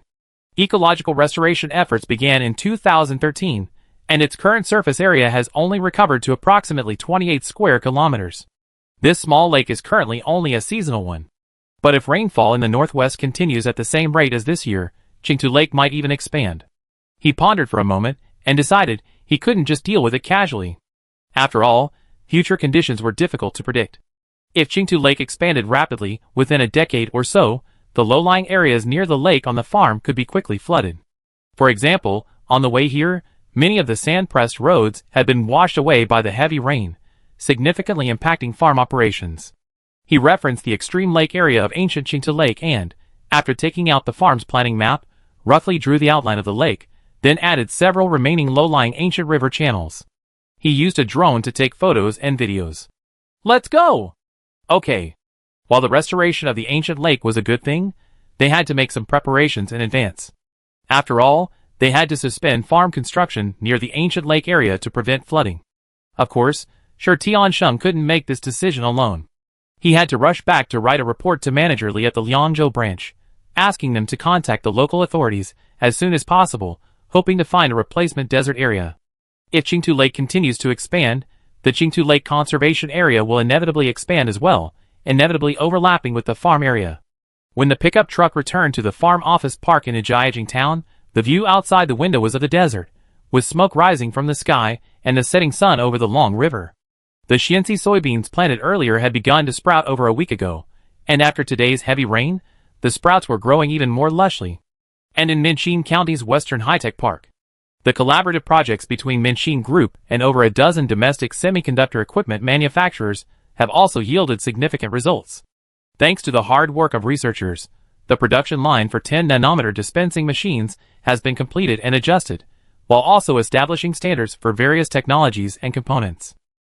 The first batch of 10-nanometer dispensing machines is being transported directly to Yangtze Memory Technologies headquarters in Jiangcheng via airship. Meanwhile, other equipment and consumables for semiconductor production lines have also been completed, enabling the construction of approximately 10 chip production lines. Inside the factory building at Yangtze Memory Technologies headquarters in Jiangcheng, Chairman Chen Nanxian was almost unable to suppress a smile as he looked at the dispensing machines, which had just been transferred from the nearby temporary airship airport. Xiaokun, is the equipment ready to be installed in the factory? Vice President Lu Xiaokun replied seriously, "Don't worry, Mr. Chen. I've been keeping an eye on the factory for over a month and can install the equipment at any time." Excellent. Excellent. Chen Nanxian clenched his fists, already impatient. Start installing the equipment and complete the commissioning work as soon as possible. Yes. The integrated glue dispenser is slightly smaller than a 20-foot container and fits perfectly inside. After being unloaded from the tractor and the container door opened, several staff members quickly deflated some of the airbags.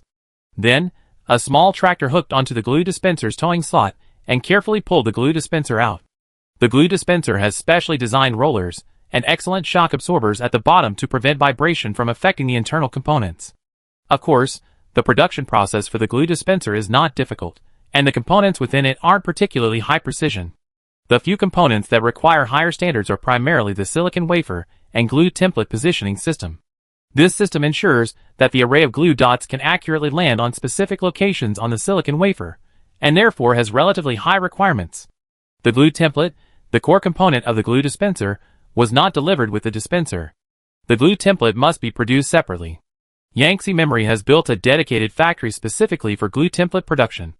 These templates require silicon carbide nanotubes with specific apertures, which are pieced together one by one.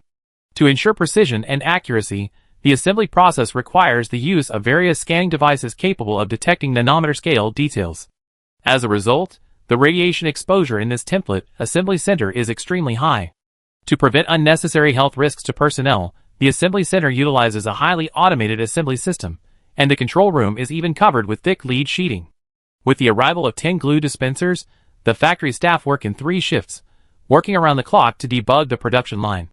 Of these 10 production lines, 5 produce Yangtze Memory Technology's own new generation memory chips, while the remaining 5 are used to test logic chips. High Silicon Semiconductor has already dispatched personnel with a high-performance communications chip they designed. Working with Yangtze Memory Technology's template assembly center, they are intensively assembling the corresponding glue injection templates. This communications chip is merely a trial run. If the process is proven to have no major issues, Huafeng will immediately outsource the production of mobile phone chips to Yangtze Memory Technologies. Both sides were extremely concerned about this test production run, but the information remained private. Both sides clearly understood that announcing it prematurely would be of no benefit to either party, and could even backfire. After all, semiconductors are the only remaining dominant industry for European and American powers. If this industry fails again, the consequences will be severe, potentially even triggering a major economic collapse in Gale country. Thus, Yangtze Memory Technologies, YMTC, had already informed Huafeng Company in advance, urging them to maintain internal confidentiality and delay the leak of the news as much as possible. Recently, Yangtze Memory Technologies, YMTC, has imported large quantities of various semiconductor production equipment that cannot be produced domestically. It has also demanded that domestic semiconductor equipment manufacturers complete the localization of the relevant equipment as quickly as possible. Foreign semiconductor equipment manufacturers have taken in over 20 billion yuan in orders for these equipment alone, while domestic manufacturers have received nearly 30 billion yuan. Thankfully, the most critical lithography machines and photoresists have been replaced by glue dispensers and magnetic photoresists. While the performance of other domestic semiconductor equipment varies, if foreign supply is completely cut off, domestic replacements can still be achieved. End of April. After nearly 4 weeks of commissioning, the production line was finally largely complete. Chen Nanxian, Yang Shining, and several Pollen Company executives were all in the office building off the factory. Although they chatted and laughed, they were clearly distracted. Time slipped away quietly. Even until night fell, the entire factory remained brightly lit. A flurry of hurried footsteps echoed outside the office, and everyone's heart tightened, holding their breath. Bang, bang. Come in. Chen Nanxian took a deep breath. The door slowly opened. Li Bo, the factory manager in charge of chip production, entered with a flushed face.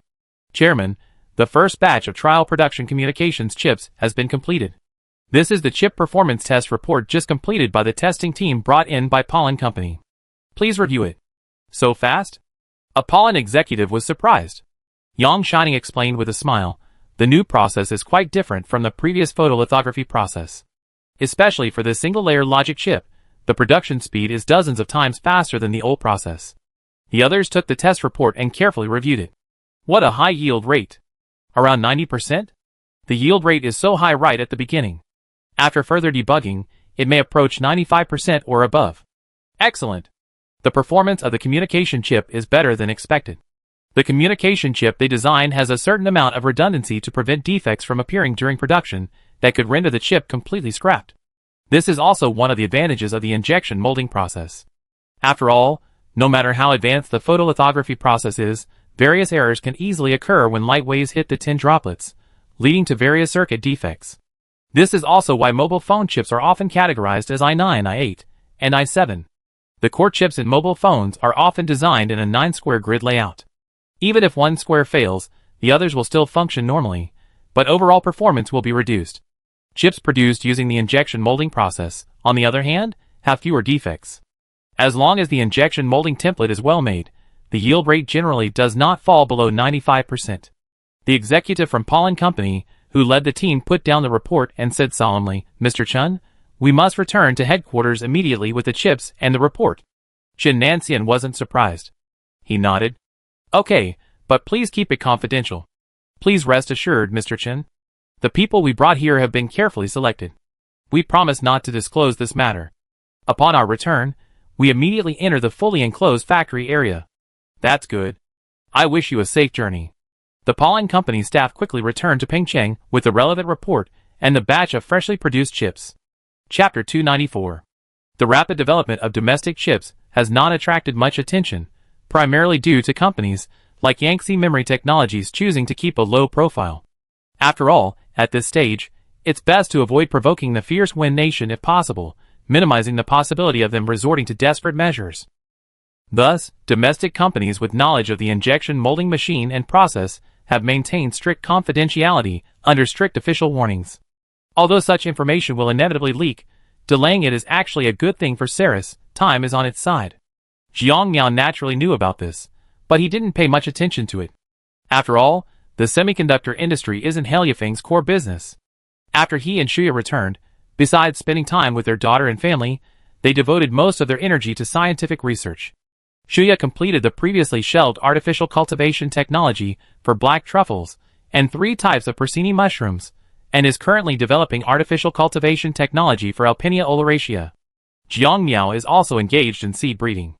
As Heliafeng's headquarters continues to expand, a new office building is being constructed on 100 mu of reserved land adjacent to the headquarters. Nanhu village has been completely absorbed by Heliafeng.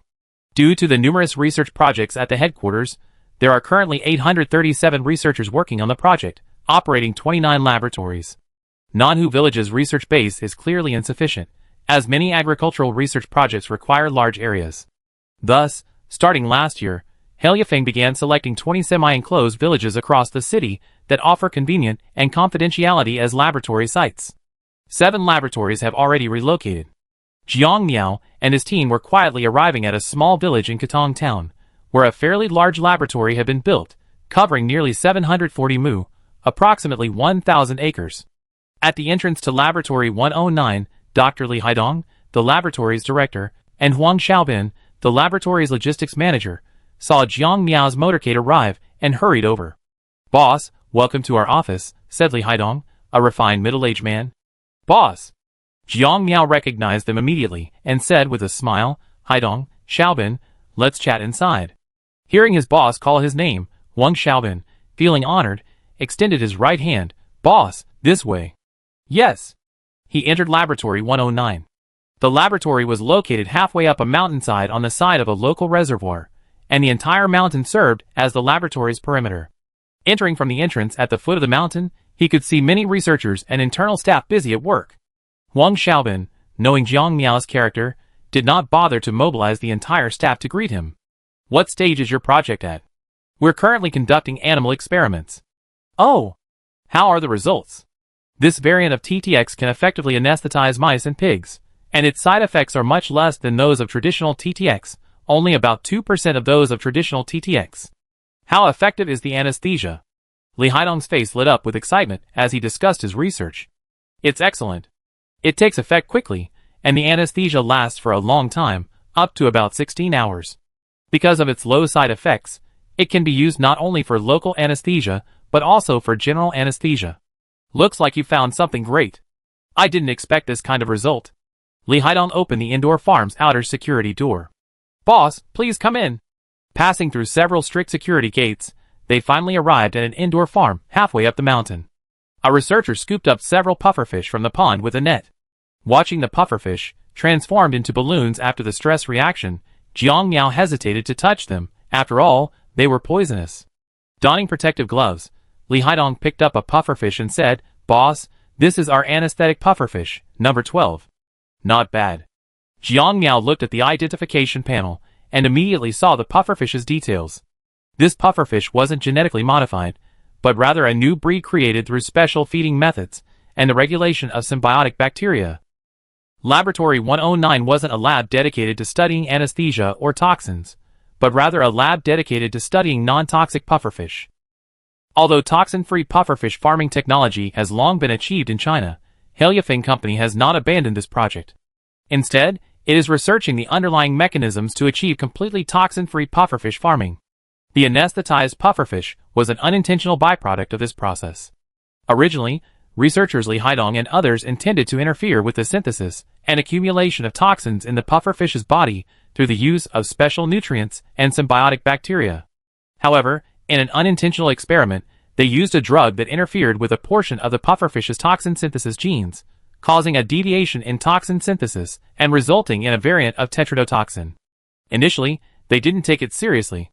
It wasn't until further research that they discovered this variant toxin was significantly less lethal than traditional tetrodotoxin, yet its anesthetic properties were comparable. This sparked a response from Li Haidong and his colleagues. However, since they weren't working on anesthetics, they requested the transfer of 5 anesthetic-related researchers from the research division. After over 3 months of research, they had a basic understanding of the effects and side effects of the variant TTX. While traditional tetrodotoxin can be used as an anesthetic, its side effects are also very formidable. Tetrodotoxin is a potent sodium channel blocker that specifically blocks sodium channels in nerve cell membranes, inhibiting the influx of sodium ions, and thereby preventing the generation and transmission of nerve impulses, thus achieving an anesthetic effect. Compared to traditional anesthetics, tetrodotoxin offers advantages such as a stronger analgesic effect and a longer duration of action. However, due to its extreme toxicity, which can be lethal even at very low doses, its extraction, purification, and use require highly specialized techniques and strict safety measures. Therefore, it has not yet been widely used in clinical anesthesia. However, in certain research and experimental fields both domestically and internationally, tetrodotoxin has considerable application value as a special anesthetic or research tool. The fact that Laboratory 109 has achieved this result is, in fact, a matter of luck. Of course, this is also due to Haliafeng's investment in scientific research. Haliafeng currently has 5 research clusters, and including several collaborative projects, it boasts approximately 124 laboratories. Last year, the company invested a staggering 24.4 billion yuan in scientific research, and this year's investment is estimated to reach approximately 50 billion yuan. With such a massive investment, coupled with the Haliafeng company's internal Niwa system, even if success is achieved by sheer luck, the odds are pretty good. After all, with the scale of development, it's perfectly normal for a few successful results among hundreds of labs. Are there any current challenges in extracting this pufferfish anesthetic? Yes, but they're minor. Oh! How are you solving them? Li Haidong held up the pufferfish. Generally speaking, the toxin content in pufferfish ovaries and livers is high. Some species can have ovarian toxin levels as high as several milligrams or even tens of milligrams per gram. The pufferfish I have is the extremely toxic redfin pufferfish, whose ovarian toxin content can reach as high as 10 milligrams per gram. The ovaries of an adult redfin pufferfish weigh approximately 100 to 400 grams, and we can extract approximately 1,000 to 4,000 milligrams of mutant tetrodotoxin. Jiang Miao pinched his chin. Your report says that 0.5 to 1 milligram of mutant tetrodotoxin. Can it induce general anesthesia in a domestic pig weighing the same as a human? In other words, the toxin from one pufferfish could be enough to anesthetize thousands of people? Yes.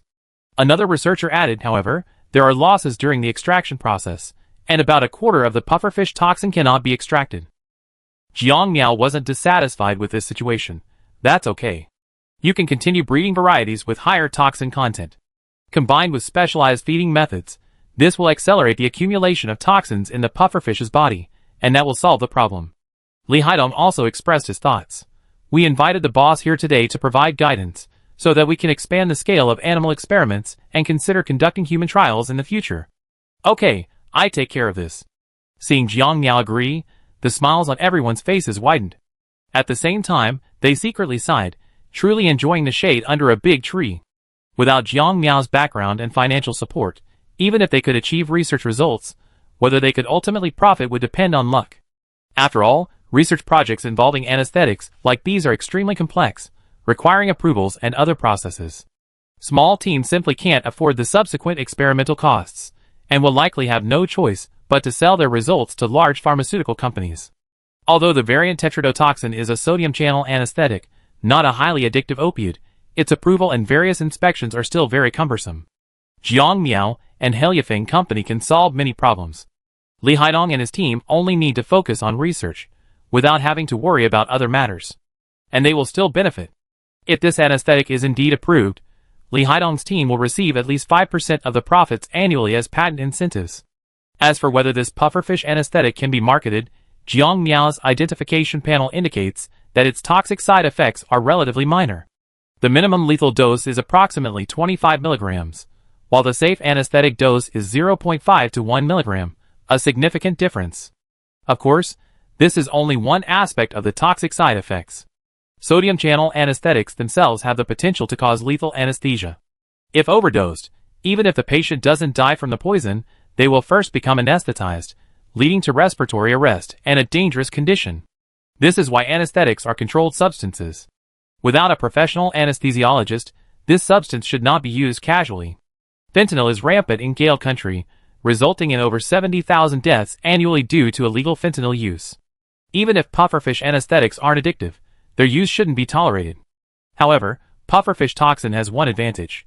Its anesthetic effect lasts for a long time, often lasting up to 10 hours. It can also be taken in capsules, and its effectiveness persists even after high-temperature cooking. For some elderly patients requiring hospice care, pufferfish anesthetics might reduce the hassle of obtaining approval. After all, using fentanyl and its derivatives as anesthetics is highly addictive, making them easy for scammers to exploit if sold to patients requiring hospice care or experiencing withdrawal symptoms. Pufferfish anesthetics perfectly address this issue. As a sodium channel anesthetic, besides being toxic, it provides an anesthetic effect and has no obvious addictive potential. After all, the addictive nature of opioid anesthetics stems from their mechanism of action. These anesthetics essentially replace endogenous opioid components in the central nervous system, producing a euphoric feeling. Long-term, high-dose use of opioids can cause the pleasure threshold to exceed expectations, leading to pleasures that are difficult to achieve in daily life. In other words, after using these drugs, the endogenous dopamine boost you receive from doing other things won't make you happy, thus creating a vicious cycle. Anesthesiologists in Chinese hospitals use the smallest possible dose of anesthetics to prevent addiction. However, this also leads to a problem. Many anesthesiologists use relatively conservative doses, which can lead to ineffective or incomplete anesthesia. Pufferfish anesthetic can solve this problem. After all, it's not addictive, and its upper limit is only a dozen milligrams lower than the dose used for general anesthesia, ensuring maximum anesthesia. For major surgeries requiring more than a few hours, pufferfish anesthetic can ensure maximum safety and effectiveness. Tetrodotoxin is also a very effective medication for managing withdrawal symptoms. Remember, humans are in pain all the time. That's right, humans are in pain all the time.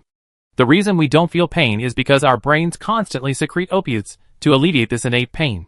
The brains of people with cataracts can no longer produce their own endogenous opioids. Therefore, if they don't use drugs, they feel as if they're being bitten by ants all over their bodies. This is another key reason why many cataracts can't stop. Low-dose tetrodotoxin capsules can be used for pain relief without significant side effects.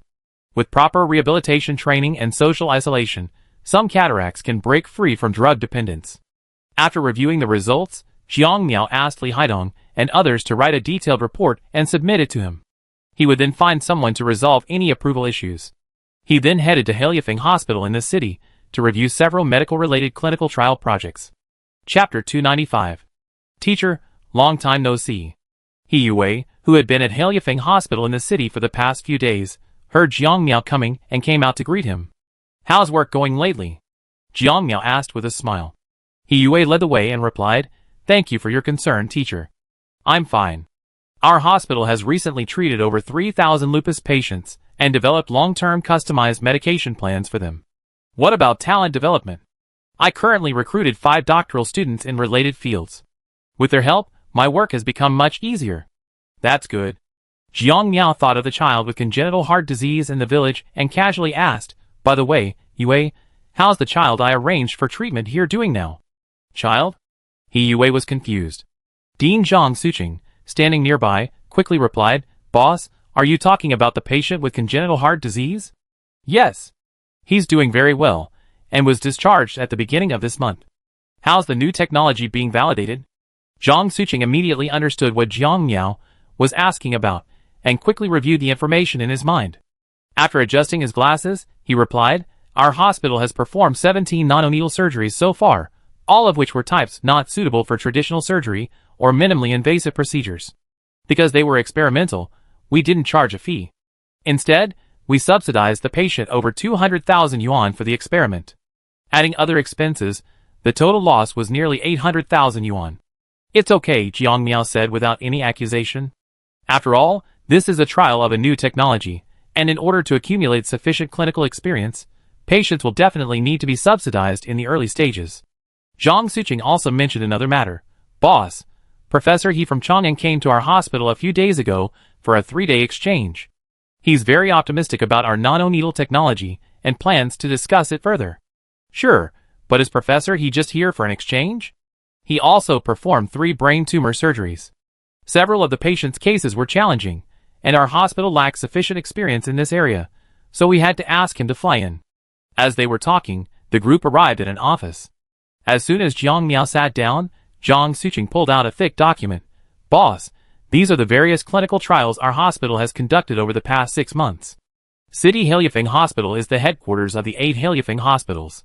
It not only handles administrative duties, but also serves as the hospital's technology validation center and talent development center. A variety of new drugs, medical technologies, and medical devices are undergoing clinical trials here. Jiang Miao opened the document. The first page was the table of contents. Clinical test report on killing tumor cells with Yulin protein. 1. Yulin protein. The following are related clinical test reports on 8 types of Yulin protein targeting brain tumors, pancreatic cancer, breast cancer, liver cancer, lung cancer, bone cancer, pharyngeal cancer, and colorectal cancer. Clinical test report on antibacterial agent. Clinical test report on gene-targeted therapy for lupus erythematosus. Clinical test report on nano-needle non-invasive surgery. Clinical test report on anti-wind agent. Clinical test report on transgenic rice human serum. All in all, there are nearly 20 clinical test reports. To conduct these clinical trials, Heliafeng Hospital in the urban area spent nearly 300 million yuan on clinical testing last year. If it weren't for the support of the Heliafeng company, few public hospitals would have the resources to undertake such a feat. However, these expenditures were extremely valuable, at least as they yielded a vast amount of clinical data. Despite all the clinical trials, Heliafeng Hospital experienced no medical incidents. After all, these new technologies and drugs undergo extensive animal testing and simulation analysis, making major problems unlikely. Furthermore, Heliafeng Company provides a substantial subsidy to each patient participating in the clinical trials. Many are desperately seeking a last-ditch effort, or simply lack the funds and hope to earn some income to supplement their family income. Is Kangfengling performing so well? Jiang Miao was reviewing the clinical trial report for Kangfengling. He Yue was quite familiar with this medication. After all, the gout treatment would be produced by Xian Kangle Pharmaceutical, which she managed. Therefore, she was quite concerned about this matter. Yes, Professor, this new drug is a gene-targeted drug that targets a specific gene. Through analysis using the NUA system, the laboratory has identified numerous genes involved in the mechanisms of gout, and has developed several drugs. Currently, Kangfengling is one of the few drugs that has entered human trials. Jiang Miao reviewed the report and found this new drug to be quite promising. Kangfengling's mechanism of action is quite different from the current mainstream gout treatments, febuxostat, allopurinol, and benzbromarone. Febuxostat and allopurinol inhibit uric acid synthesis in the body, thereby reducing uric acid concentrations. Benzbromarone treats gout by increasing excretion, accelerating the excretion of uric acid. Kangfengling's mechanism of action is to restore the body's ability to regulate uric acid. It targets 5 related gene targets, providing a comprehensive combination therapy to stimulate the body's ability to regulate uric acid. With continuous use for approximately 3 to 6 months, the body will recover on its own, eliminating the need for continued medication. Of course, this medication is not without its drawbacks. The first drawback is that it cannot be taken orally, only intravenously. The second drawback is that it is only effective in East Asians, with less success in Caucasians and blacks. The third drawback is that there is a certain chance of an immune stress response during treatment with Kangfengling, leading to severe allergic reactions. For this reason, similar to allopurinol, this medication requires prior genetic testing. Patients with specific allergy gene targets should not use it. Fortunately, those specific allergy gene targets are more common in Caucasians, with a carrier rate of approximately 20% to 30% compared to around 4% in Asians. This is the exact opposite of allopurinol. This situation isn't intentional on the part of the Heliafeng laboratory. Rather, the human genetic database used is primarily based on the domestic population. This is also an unavoidable problem with many gene-targeted drugs. Many gene-targeted drugs often target genes common in the drug's region of origin, making it impossible to cover all populations worldwide. What's the situation with these recurring cases? Hearing this question, Zhang Suqing replied helplessly, Boss, you don't know how much people along the Lingnan coast love seafood. Many people, just a few months later, start gorging on meat and fish again, staying up late and drinking beer, and so on. Especially during the Spring Festival, many patients overeat high-protein, high-sugar, and high-fat foods. Coupled with excessive alcohol consumption, their health problems are once again triggered. Jiang Miao sighed softly. Sure enough, dietary habits are the core factor in gout. If you don't change your eating habits, gout will return sooner or later. Zhang Suqing shook his head. Now many people are returning to participate in clinical trials. They're also giving me a headache. Side effects. Jiang Miao glanced at the toxicity studies in the second half of the report. One of the toxicity effects of kangfingling is that it causes allergies to specific genes. If you don't have the specific gene, this isn't a concern. Another side effect is that it causes some liver damage. However, at the same daily dose, kangfingling causes less liver damage than febic soda, only about 1/3. Because the liver has a powerful self-repair capacity, this isn't a major problem. After all, hepatotoxicity is a common trait among almost all drugs, and this is unavoidable, as the liver is the primary organ responsible for drug metabolism. Thus, currently available drugs are either hepatotoxic, nephrotoxic, or both. The key lies in the dosage. If the dosage is properly controlled, drugs can be life-saving. However, if the dosage is inappropriate, they can become a murderous accomplice. After reading the kangfingling clinical trial report, Jiang Miao flipped to another clinical trial report, this one on the treatment of Alzheimer's disease. Alzheimer's disease? Zhang Suqing paused, reminiscing. This project? This is the result of Lab 124. It's currently undergoing testing, and is performing well. Jiang Miao quickly understood Lab 124's treatment plan by scanning the pages. Lab 124's treatment plan doesn't focus on restoring memory. Instead, it uses nanoneedles to directly deliver specific drugs into the brain. These drugs are gene-targeted, repairing some of the brain's nerve endings. Then, through silver-coated nanotubes, various electrical stimulations are applied to reactivate degenerated neurons in the brain. After only 1 to 3 months of treatment, the patient's brain will return to normal. However, the consequence is partial memory loss, requiring memory reconstruction. The advantage is that there will be no mental confusion or memory loss. Jiang Miao understood the team's approach. Function, not memory. As long as brain function is restored, memory can be reconstructed. If brain function cannot be restored, retaining memory is useless. Actually, there's no way around this. Alzheimer's disease is essentially a degeneration of brain function, manifested as a disorder in the way brain cells access memory. Why do Alzheimer's patients often have very clear memories of their youth, but vague memories of their later years, or even forget them altogether? The answer lies in the memory function of brain cells, which solidifies over time. The older the memory, the more deeply etched it is, the more firmly embedded it is in the brain's memory structure. Recent memories, on the other hand, are more easily forgotten. As brain cells degenerate, some structures forming shallow memories begin to break down, making them unreadable or incomplete. Deeper memory structures, due to their robustness, are better preserved. Thus, researchers at Laboratory 124 used the NUWA system to investigate various genes in the human brain, ultimately identifying a number of relevant gene targets. In a series of animal experiments, they administered specific electrical stimulation to the brains of animals treated with targeted drugs, and found that normal brain function could be restored, but with the side effect of some shallow memory loss. One researcher in the laboratory was motivated by the desire to find a treatment for his father's Alzheimer's disease, and arranged for his father to participate in the clinical trial. This researcher's father became the first patient to receive the treatment. The treatment was highly effective.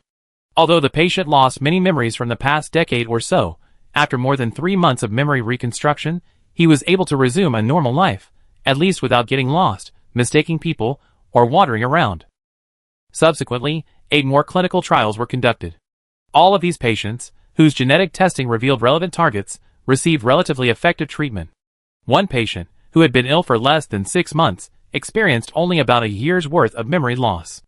As Alzheimer's disease progresses over time, brain function deteriorates, and memory loss naturally increases. Therefore, the longer treatment is delayed, the greater the memory loss. 100 Alzheimer's patients have signed up for the 3rd phase of clinical trials. Obviously, for the vast majority of Alzheimer's patients, memory is truly unimportant. This is especially true for their families, who simply want the patient to regain independence, not become a significant burden on the family. As for how many years of memory are lost, it's completely irrelevant. Caring for Alzheimer's patients is a complex undertaking, primarily because they gradually lose their self-awareness, and their behaviors become uncontrollable. Jiang Miao was optimistic about this project and said, "Since this treatment has so many successful cases, let's expand the scope of clinical testing." "Okay, boss." I talked to the technology division. Zhang Suqing understood this was the inevitable trend. Subsequent clinical trial reports were rather mediocre. While there were some successes, they were minor innovations. Compared to the previous gout cure, Alzheimer's treatment technology wasn't on the same level. Of course, Jiang Miao didn't belittle these projects. After all, they were the result of the hard work of many researchers. The Science and Technology Division will conduct an internal assessment of these achievements based on their commercial, social, and strategic significance, and then provide incentives to the relevant research teams. Just then, a phone call came in. Jiang Miao looked at the number and immediately went to the small conference room to answer it. "Hello." After a while, Jiang Miao emerged, his brow furrowed. "Yue Suqing, that's all for today. I have something urgent to attend to. Boss, take care." Zhang Suqing hurried to open the door. "Teacher, go ahead. We don't have anything important to do here."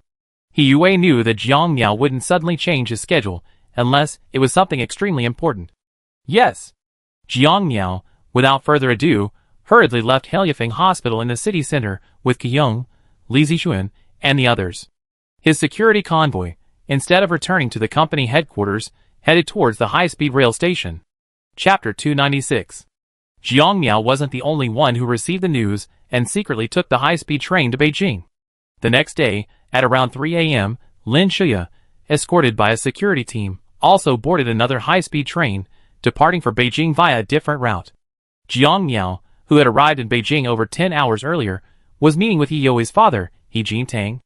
The two didn't exchange pleasantries for long. Within a few minutes, they got straight to business. "Academician Jiang, we urgently invite you to Beijing because we encountered a very serious problem. It's not convenient to explain directly over the phone, so I briefly brief you. I'd love to hear more." Jiang Miao waited quietly for He Jintang's next words. "Didn't the North Atlantic current experience a significant interruption in March? I know that. This interruption not only triggered a significant drop in temperature and drought in North America and Europe, but also had serious negative effects in the Southern Hemisphere." Jiang Miao didn't interrupt. "You should be aware that the seasons in the Southern Hemisphere and Northern Hemisphere are opposite. In March, the Southern Hemisphere is in late autumn and early winter. However, due to the interruption of the North Atlantic warm current, the sea temperatures in the South Atlantic are abnormally high, which in turn affects the temperature of the Southern Ocean. The Antarctic ice sheet, which had already melted a large area due to the summer's high temperatures, has further melted during this abnormal warming." Jiang Miao frowned as he listened to He Jintang's description, but remained silent. After all, he didn't yet know the specific nature of the problem. He Jintang, his expression serious, continued, "If it were just the large-scale melting of the Antarctic ice sheet, at most it would cause a rapid rise in sea levels. However, the real problem lies in the ancient microorganisms frozen within the Antarctic ice sheet." "Ancient microorganisms?" Jiang Miao's eyes narrowed instantly. When it comes to microorganisms, nothing is trivial. Beginning in April, COFCO Group's many farms in the coastal areas of southern Argentina experienced inexplicable grass wilt. Initially, they didn't take it seriously, believing the grass was infected with fungi. He Jintang took a sip of tea, moistening his throat, and continued, "However, by the end of April, widespread leaf blight outbreaks occurred in grass, wheat, corn, and rice along the coasts of South America, including Argentina and Brazil. Emergency testing revealed that these grasses were infected with a new fungus, several similar species of which have been found at our Antarctic research station. Our researchers currently suspect this fungus is an ancient one trapped in the Antarctic ice sheet. This time, the South Atlantic Ocean waters.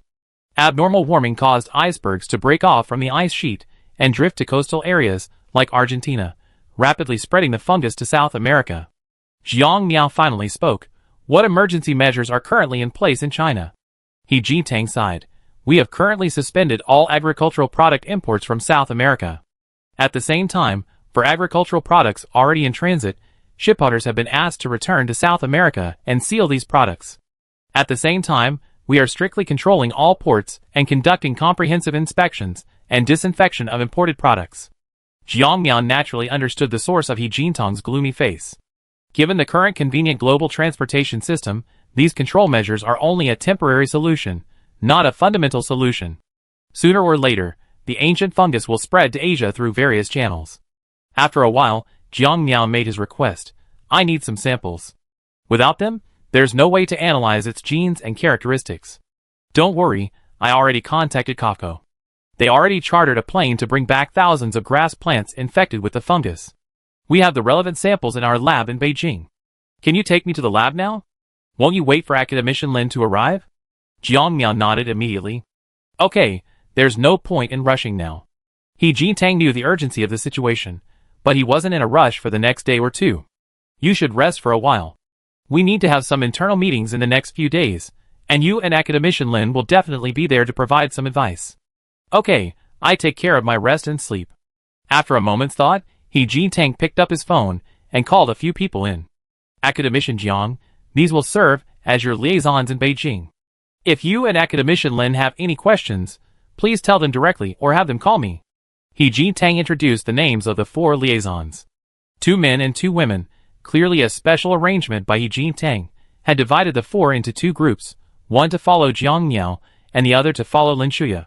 After all, He Jintang was currently overwhelmed with tasks and couldn't possibly stay in constant contact with Jiang Miao. Well, I trouble you then. Hello, Academician Jiang. Hello, Academician Jiang. He Xiaofeng, Tian Wu Jianaya, and Wang Mei all looked gravely serious. Jiang Miao could see their inner uneasiness, but he didn't try to appease them. After He Jintang left, Jiang Miao had them divide their responsibilities and make handover arrangements. He didn't stay any longer, but instead stayed at the Haliafeng Company's employee complex in Beijing. This employee complex is located in the western suburbs of Beijing, very close to the Haliafeng Warehouse supermarket. Jiang Miao lived in a villa complex arranged by the company for temporary housing for executives visiting Beijing. There were 10 villas in total, and he randomly selected one to move into. Although he had been on a high-speed train for over 10 hours, he had spent most of that time sleeping, so he wasn't too exhausted. In the villa study, Jiang Miao opened his custom-made laptop and began collecting information on South American leaf blight. Although there was a wide variety of information available online, he only skimmed through it. The information that truly caught his attention was primarily from the internal databases of various biological laboratories and research institutes in South America. With ease, Jiang Miao quickly accessed the internal databases of these research institutes and biological laboratories through hidden backdoors, uncovering their research on the gramineous fungus over the past month. He even obtained hundreds of genetic sequences. Jiang Miao examined these sequences and, using the Nuwa system and genetic formulas, quickly figured out a portion of the gramineous fungus's information. This fungus is indeed ancient, not artificially created in European or American laboratories. The reason is that some of its genetic sequences differ from those of currently gene-edited fungi, possessing characteristics typical of ancient microorganisms. Based on the genetic map, it is possible to confirm the fungus's origin, likely dating back to ancient times, before Antarctica was frozen. To be more precise, this fungus existed before Antarctica drifted toward the Antarctic Circle. If his guess was correct, the gramineous fungus likely originated during a time when it was highly symbiotic with local grasses. Antarctic grasses are immune to some of its harmful effects. However, grasses on other continents were not infected by this fungus. Once Antarctica was frozen over by the ice sheet, the fungus was completely sealed within Antarctica. Since grasses on other continents had never been infected by gramineous fungus, they naturally hadn't developed genes that would protect them against it. Trouble. Jiang Miao sighed softly. It takes at least decades for plants in nature to develop immunity to specific microorganisms, and even human intervention isn't guaranteed to achieve this. For example, the Gros Michel bananas that Jiang Miao had previously studied had difficulty developing immunity to Panama disease, and were practically driven to extinction. The problem with gramineous fungus today lies in the significant age gap between it and modern grasses. If it were ancient grasses, even if infected, they would likely have some resistance, as some variants of the fungus existed on other continents. There are significant genetic differences between modern and ancient grasses, and many genes responsible for immunity to ancient microbes will adapt over time, along with the microbes themselves. Thus, now that they suddenly encountered this ancient fungus, many grasses have been caught off guard. Of course, Jiang Miao doesn't believe the fungus could wipe out the grass family. As long as it persists for decades, some individuals will likely survive and gradually rebuild their immune genes against it.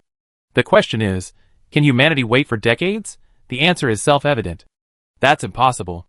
You have to understand that grasses make up nearly half of humanity's food crops. corn, wheat, rice, oats, barley, sorghum, rye, millet, sugarcane for sugar, and bamboo for timber all belong to the grass family. If these crops were infected by the fungus and a large-scale leaf blight occurred, the consequences would be absolutely dire.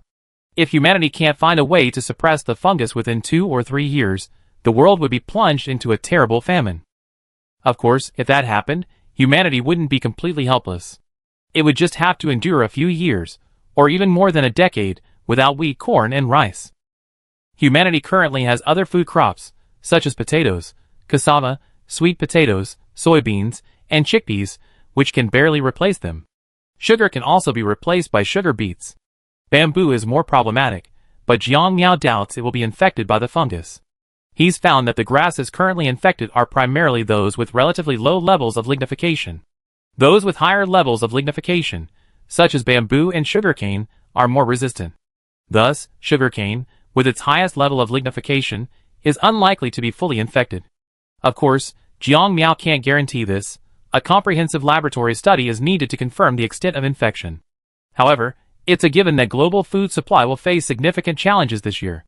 After all, North America and Europe are still reeling from cold snaps and droughts, delaying spring planting by over a month. South America and South Africa are facing a severe grass crisis, and the local wheat, corn, and rice production capacity is expected to decline significantly. Fortunately, the Southern Hemisphere is about to enter winter, which is conducive to suppressing the large-scale spread of the fungus. With proper control and the use of sterilizing drugs, the spread of the fungus to other continents should be delayed by about a year. That evening, Lin Shuya arrived. She came directly to join Jiang Miao. After hearing the whole story, Shuya frowned.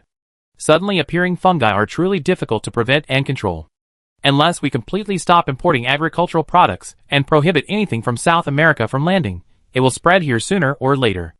Jiang Miao shook his head helplessly. That won't work. After all, we share a land border with Indochina. If Southeast Asia falls, the spread via migratory birds will be impossible to prevent. What do you think? Shuya looked at him. We need to prepare for both scenarios. Jiang Miao paused, then shared his thoughts. On the one hand, we need to expand the cultivation of non-grass crops, such as potatoes, sweet potatoes, cassava, and soybeans, to avoid being wiped out all at once. That's one way. The other is to quickly develop new varieties resistant to the fungus, or develop safe pesticides specifically designed to inhibit it. Jiang Miao didn't find breeding difficult. If he gave it his all, he could probably upgrade the global crop variety base within a year or two. Developing a safe drug to treat the fungus wasn't a problem for Jiang Miao either. As long as he had samples of the relevant fungus, he could develop an effective treatment in a matter of days. The challenge is to properly manage the development time for drugs and new varieties, neither too fast nor too slow. So, for now, they can only endure the hardships abroad. Shuya knew her husband's scientific capabilities, so she wasn't too worried. The samples have arrived. How should we conduct research? I prefer independent research. After all, our company has a lot of confidential technology, and Mr. He understands that. Independent research? Shuya nodded. Yes, but we still have stronger research capabilities in grass crops at home. Should we apply to bring the strains back to Shantou and the United States? Of course. Otherwise, how can we conduct research in Beijing? The two chatted for over an hour. That evening, they attended another internal meeting. The attendees were all top domestic researchers in biology and agriculture, as well as some government officials. No one dragged their feet. After all, this matter was too complicated. If they weren't careful, it could trigger a complete collapse of the global order. Over the next 3 days, Jiang Miao and Shuya attended 8 internal meetings. Through these meetings, they finally reached a preliminary solution. At the same time, domestic internet coverage of the South American acanthosis fungus crisis began to spread across the country. After all, such a situation couldn't be concealed, so the authorities had to conduct public education and reassure the public in advance. Jiang Miao and others naturally had to appear on television programs to calm the public and avoid triggering market panic. This was because food and grain scrambles had already begun to erupt abroad, particularly in South America. In less than a month, not only had people panic buying occurred, but even serious cases of food looting occurred. Europe and the United States were also not letting up. After all, they had already experienced a chaotic food scramble before, and this was simply a further escalation. Chapter 297. Now, please welcome our reporter Tang Yaxing, who will be bringing you the latest reports from Argentina. The TV host sat upright, his face stern and serious. After a while, Tang Yaxing, a reporter in Argentina, received a satellite transmission. He quickly said, "Hello, host, and everyone in the audience. I'm Tang Yaxing, our reporter stationed in Argentina, reporting on the recent leaf blight disaster." "Yaxing, what's the current situation in Argentina?" the host asked. Argentina's leaf blight has now spread across the country. It began with a small outbreak along the southern coast in early April, and after a month of rapid spread, the entire Pampas has been completely affected. The host quickly glanced at the teleprompter and asked, "Yaxing, I heard that the price of bread in Argentina has increased by approximately 350% compared to last year?" "Yes, host. The price of bread and other staple foods in Argentina has increased by approximately 200% to 400% year-on-year, and is currently showing signs of continuing to rise." Tang Yaxing's face was also very heavy. Then he squatted down and picked up some dead grass from a nearby pasture. This is grass infected with the fungus. Currently, most of Argentina's mainstream pastures are mainly planted with grasses, like ryegrass and corn. This is the fundamental reason why this leaf blight has so devastated Argentine agriculture. The conversation between Tang Yaxing and the host also gave the audience a preliminary understanding of many of the current developments in South American leaf blight. This also sparked concern among the audience. According to the studio's instructions, the host turned to Jiang Yao, Lin Shuya, and others who had arrived to direct the conversation. "I'm sure everyone in front of the screen is worried right now. Academician Jiang, Academician Lin, what are your thoughts on this South American leaf blight?" Jiang Yao smiled calmly. "There's no need to worry too much. First, domestic grain reserves are sufficient, and we have new products like soybean flour and potato rice, which can, to a certain extent, replace the staple foods of wheat and rice." Academician Jiang, can soybeans be used as flour? The host asked, guiding the conversation. "Yes, this year's first crop of winter soybeans in the Huayha River Basin is planted in the Xiando No. 4 variety. This variety is high in carbohydrates, medium in fat, medium in protein, and contains a certain amount of fiber, as well as various vitamins essential to the human body. Its carbohydrate structure is similar to other staple foods, making it a perfect replacement for flour, or simply cooked and eaten as bean rice." "I see." The host then followed the studio's instructions and prepared to connect with a frontline reporter in the Huayha River region. "Now, please invite Li Xiaomei, a frontline reporter in Suxian, to provide our audience with details about Xiando No. 4. "Hello, host." "Hello, Xiaomei. Please tell us about Xiando No. 4. "No problem." Li Xiaomei, a short, capable female reporter, was working in a nearby soybean field with local farmers and staff. "Dear viewers, these soybean fields are the soon-to-be harvested Xiando soybeans, also of the Xiando No. 4 variety. Thanks to the cooperation of Li Xiaomei, other staff members, and farmers, many viewers finally understood the situation surrounding Xiando No. 4. This year, over 40 million mu, approximately 16 acres, of Xiando No. 4 were planted in the Huayha River Basin. Although intercropped with winter wheat, the harvest times were staggered. Lastly, Li Xiaomei turned to the camera and explained the production of Xiando No. 4. Currently, the average yield per mu of Xiando No. 4 is around 400 to 420 kilograms, and this summer harvest will yield approximately 18 million tons of fully nutritious soybeans. The host followed the camera to Jiang Yao. "Professor Jiang, Xiando No. 4 is a variety you cultivated. Can this soybean completely replace current staples like wheat, corn, and rice?" "Of course, but complete replacement isn't necessary." Jiang Yao shook his head. The host, following the prompter, asked in a measured tone, "Oh?" According to current assessments by many domestic and international experts and scholars, the gramineous fungus will eventually spread globally. If widespread leaf blight occurs in domestic wheat, corn, and rice, will we need to adopt alternatives like gramineous beans, potatoes, and cassava to solve our food shortage? Jiang Yao confidently stated, "The global spread of gramineous fungus is indeed inevitable, but please rest assured, viewers nationwide, trust in our scientific research capabilities. I can launch a series of gramineous bean varieties within a few years, and I can also cultivate gramineous crop varieties resistant to gramineous fungus within a few years." If anyone else had said this, they would likely have been met with a furious outcry from the national audience. But Jiang Yao's words, in turn, brought a sudden sense of relief to the vast majority of the audience. After all, Jiang Yao's halo was too dazzling. Hainan Lufeng Company had been established for just over 4 years, and it had already produced a slew of new varieties, each boasting a variety of advantages. Although Jiang Miao's energy was limited, if he maintained his previous breeding and research pace, focusing on the three core grass crops of wheat, rice, and corn, he could probably solve the problem of disease-resistant varieties within 2 to 3 years. Thus, his remarks on the television program had a stabilizing effect, instantly reducing by more than half the number of people in China rushing to buy staple food. Of course, this was only a small number of people who refused to believe in the new situation and continued to purchase food. Some people even bought up over 10 tons of rice and hoarded it, presumably hoping to profit from the disaster. Jiang Miao continued, "If you're still worried, check out this year's official website for the planting area of Sinza soybeans. It's estimated that the planting area in the 3 Norths region will reach approximately 240 million mu, approximately 1.5 acres. Adding the planting areas in North China, the Huaya River, and the Lus Plateau, the total planting area nationwide will exceed 400 million mu, approximately 1.5 acres." Another agricultural scholar smiled and said, "Academician Jiang is right. Rest assured.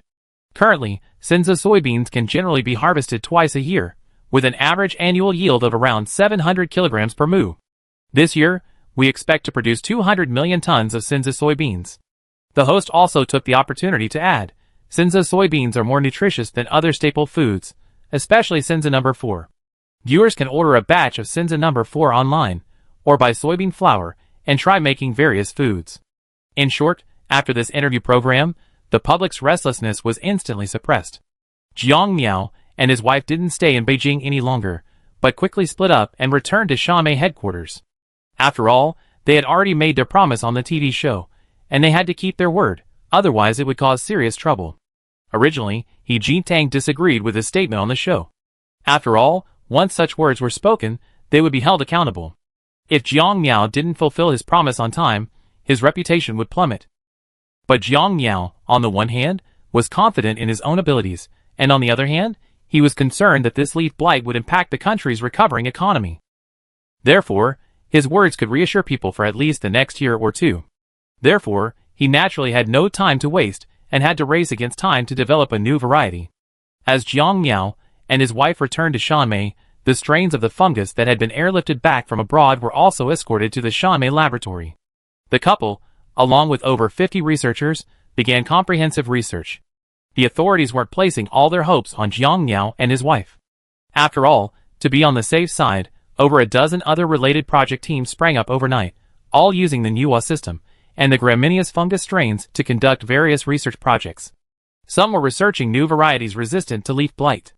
Others were developing pesticides that could kill and inhibit the gramineous fungus. International forces were also concentrating their efforts on researching how to combat the aggressive leaf blight. Even the notoriously unruly Lifeng nation didn't dare to make any small moves at this point, fearing that if they misstepped, they would be doomed. Food production in North America and Europe had already been severely impacted by climate change. If leaf blight continued to spread, they didn't know if other regions would be devastated, but Gale country would undoubtedly be the first to suffer. While all parties were busy researching countermeasures to leaf blight, it began to spread northward, gradually along South America and South Africa. At the same time, after watching Jiang Miao's interview program, many viewers in China also placed orders for Sinda No. 4 dried beans or bean powder. Food bloggers were the most enthusiastic. Sinda No. 4 was now a traffic secret, so these bloggers naturally wouldn't miss this golden opportunity.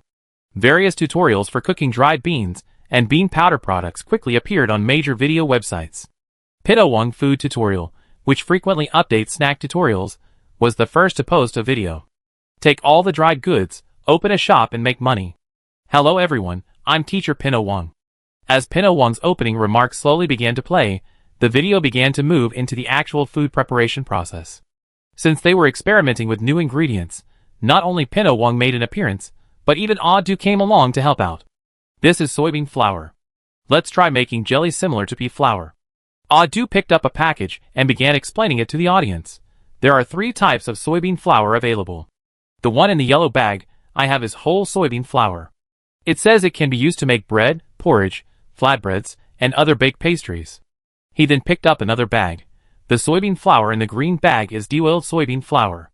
It can be used to make steamed buns, steamed bread, noodles, and other steamed pastries. Finally, he picked up the remaining bag.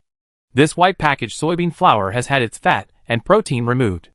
It's described as similar to regular low-gluten flour. While Adu was explaining the process, Pinyo Wang had already finished making the jelly. A few people who came to learn the technique tasted the red oil jelly and found it to be similar in flavor to peach jelly. Pinyo Wang and Adu then went on to make rijiamo, Chinese meat sandwich, noodles, buns, and baked naan. They found the 3 soybean flours to be truly effective, especially when used in baked goods. The whole soybean flour, with its rich fat and protein content, has a flavor similar to roasted firm tofu. Over time, more and more food bloggers have been creating content in this area. Experimenting with soybean flours and bean rice has not only enriched recipes, but also taught many people that Cinda No. 4, as a staple food, doesn't cause the severe gastrointestinal bloating associated with traditional soybeans. While rice and flour are readily available in China, many concerned individuals have taken the initiative to experiment with cooking with new soybean varieties. Among the most popular dishes are naturally jelly, a substitute for pea flour, and baked bean buns. In the Huaihe River Basin, the primary production area for Cinda 4, many rural households have begun mixing bean rice with rice, reducing rice consumption. Of course, this is only a preliminary experiment. If new varieties of rice, corn, and wheat can be updated within 2 to 3 years, then Cinda 4 will naturally not be chosen as a staple food, but rather as a coarse grain or side dish. But if new varieties of rice, corn, and wheat cannot be updated within the next 2 to 3 years, or if the updates are not timely, then Cinda soybeans will have to be used as a substitute. In addition, many rural areas south of the Yangtze River have also been purchasing Xindo No. 4 seeds from the local Heliafeng Company Agricultural Materials Center. Some of these people plan to grow their own Xindo soybeans as a precaution. Although Jiangmiao is a key player in China, the increasingly severe leaf blight outbreak abroad has caused widespread suffering in South America and South Africa. Many people, despite their trust in Jiangmiao, still feel unsure and have begun planting soybeans as a reserve. As for why they don't plant potatoes, sweet potatoes, and cassava, the answer is that root crops like potatoes, sweet potatoes, and cassava are difficult to preserve long-term without milling or slicing and sun-drying. Soybeans, on the other hand, are different. Once sun-dried, they can be stored for a relatively long time in a well-ventilated, dry warehouse. For this reason, farmers generally choose to plant Xindo soybeans as a reserve, while also growing some potatoes and sweet potatoes as a short-term staple.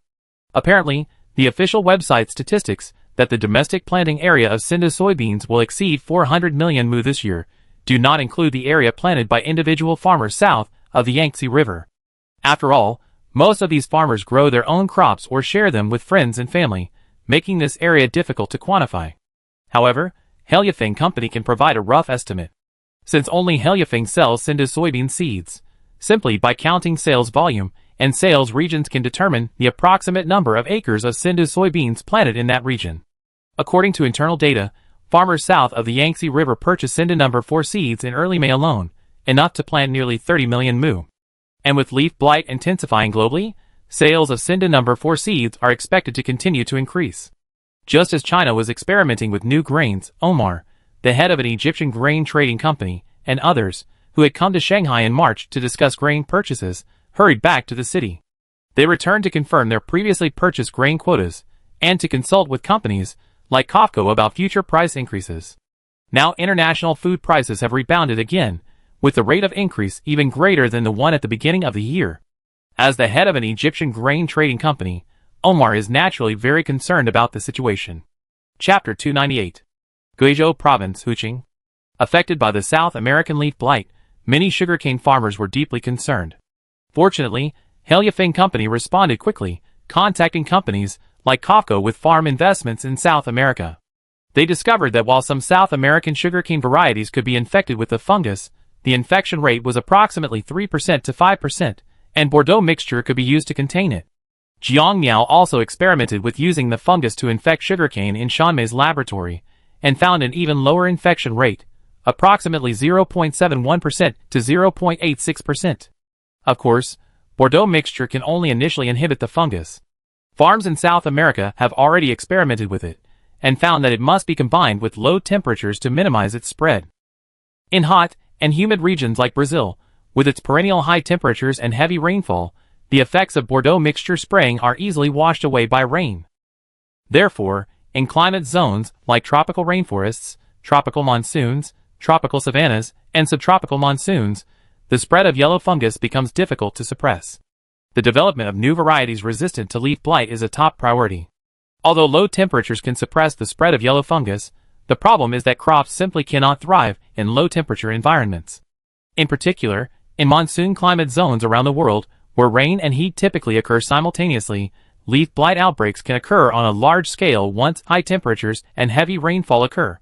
This is especially true if Bordeaux mixture is applied immediately after the rain, which requires a short duration of rainfall to effectively suppress the growth of yellow fungus. If the rainy season, similar to that in the middle and lower Yangtze River plains, lasts for more than a week, the fungus has already penetrated the roots of crops like rice, making it virtually impossible to save the crops. Guangxi province already has a significant amount of sugarcane planted. Upon hearing that sugarcane is more resistant to leaf blight, farmers' enthusiasm for planting has intensified. In early May, the province's cumulative sugarcane planting area officially surpassed 12 million mu, approximately 1.2 million hectares. Once all sugarcane is harvested, it is expected to produce approximately 1.8 million tons of sugar per month in the first year, and 5.4 million tons per month in the fourth year. Thus, despite the enthusiasm of other farmers, Helyafing Company has suspended its promotion of planting. After all, the per mu yield of these sugarcane fields will increase year by year.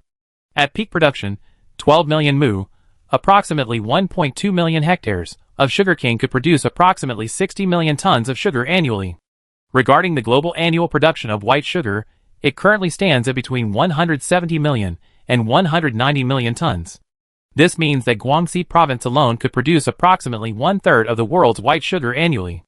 Regarding the peak period of sugarcane cultivation in China, the annual production area was approximately 24 million mu, approximately 1.8 million hectares, and currently stands at approximately 18 million mu, approximately 1.8 million hectares.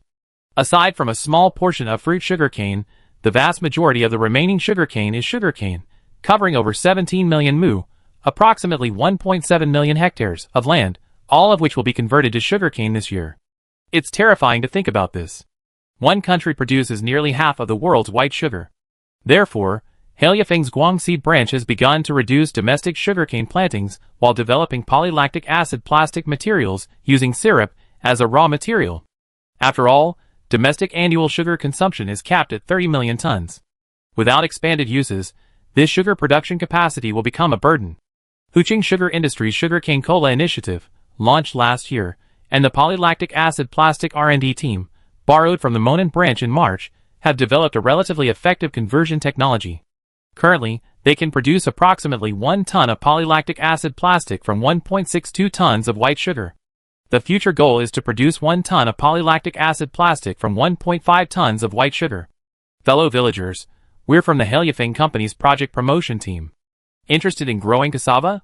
In Huqing, a small town with a relatively large plain, several Helyafing Company agricultural project promotion teams were promoting cassava cultivation in a village. A middle-aged farmer fanned himself with his straw hat, a look of hesitation on his face. Cassava? If we grow this, will your company harvest it? If another company were to promote cassava cultivation, the villagers probably wouldn't be so convinced. While yellow-heart cassava can fetch around 2,000 to 3,000 yuan per ton, the more productive white-heart cassava only fetches 600 to 1,000 yuan per ton. Guangxi province currently has the largest cassava planting area in China, accounting for about half of the country's total, approximately 2 million mu, approximately 2 million mu. The lack of popularity of cassava cultivation in China stems from a limited consumer base, and the fact that cassava flour can only be used as a topping or in bubble tea, unlike wheat flour or corn flour, which has a wide range of uses. Of course, our company guarantees the purchase. The price depends on the starch content.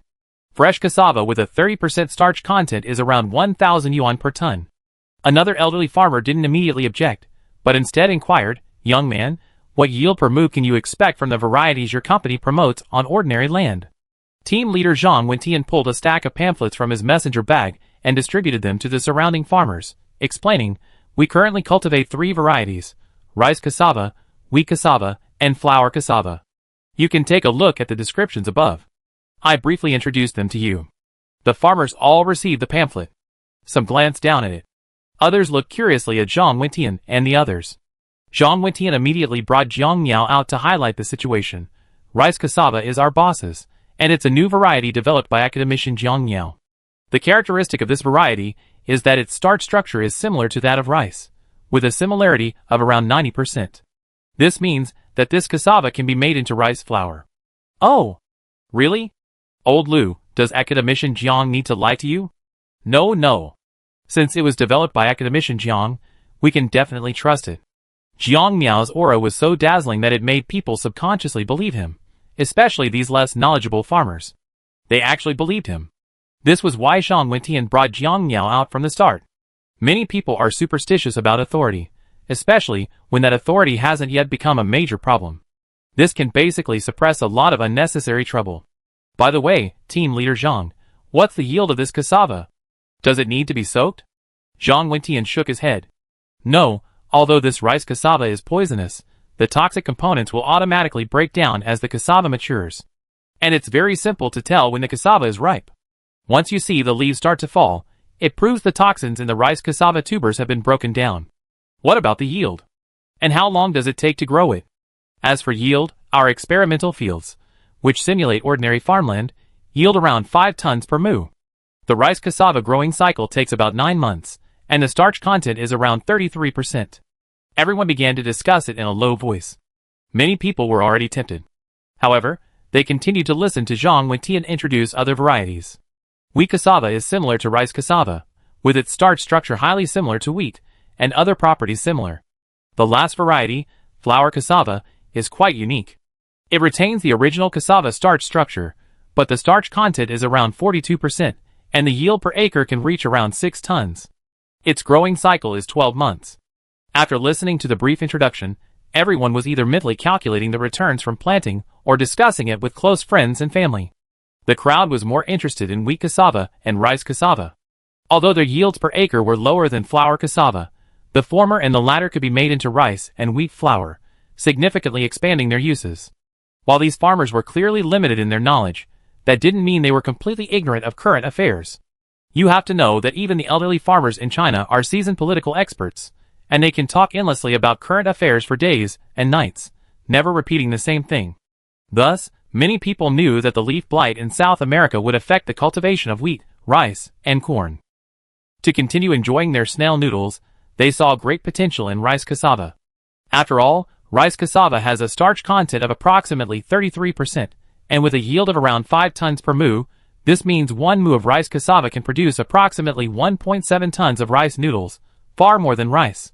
Among current rice varieties, the highest yielding Lilianju 8022 boasts an average yield of 1,251.5 kilograms per mu, making it the highest yielding hybrid rice variety in China in a single season. The starch content of dry rice grains is approximately 70%. This means that 1 acre of hybrid rice can only produce a maximum of 875 kilograms of rice flour. Even with 2 crops per year, that barely reaches 1,750 kilograms. Compared to other rice varieties nationwide, the average yield per acre is only 800 to 1,000 kilograms, clearly lower than that of rice cassava. Furthermore, rice cassava is drought tolerant, tolerant of infertility, highly resistant to disease, and has low management costs. Furthermore, the currently raging leaf blight is harmless to cassava. Naturally, this has attracted many farmers. Zhang Wentian brought up another matter. Everyone, to facilitate harvesting, our company is currently only promoting the cultivation of rice cassava and flour cassava in Guangxi province. Furthermore, these 2 varieties are divided into zones, with each township only allowed to plant 1. Your village is currently in the designated planting area for rice cassava, so you can only choose rice cassava. I see. That's right. If you plant them randomly, you won't be able to tell them apart when it's time to harvest, which will be troublesome. Team leader Zhang, can we get the rootstock now? Zhang Wentian nodded. Of course. Those who want to plant, please come here to register.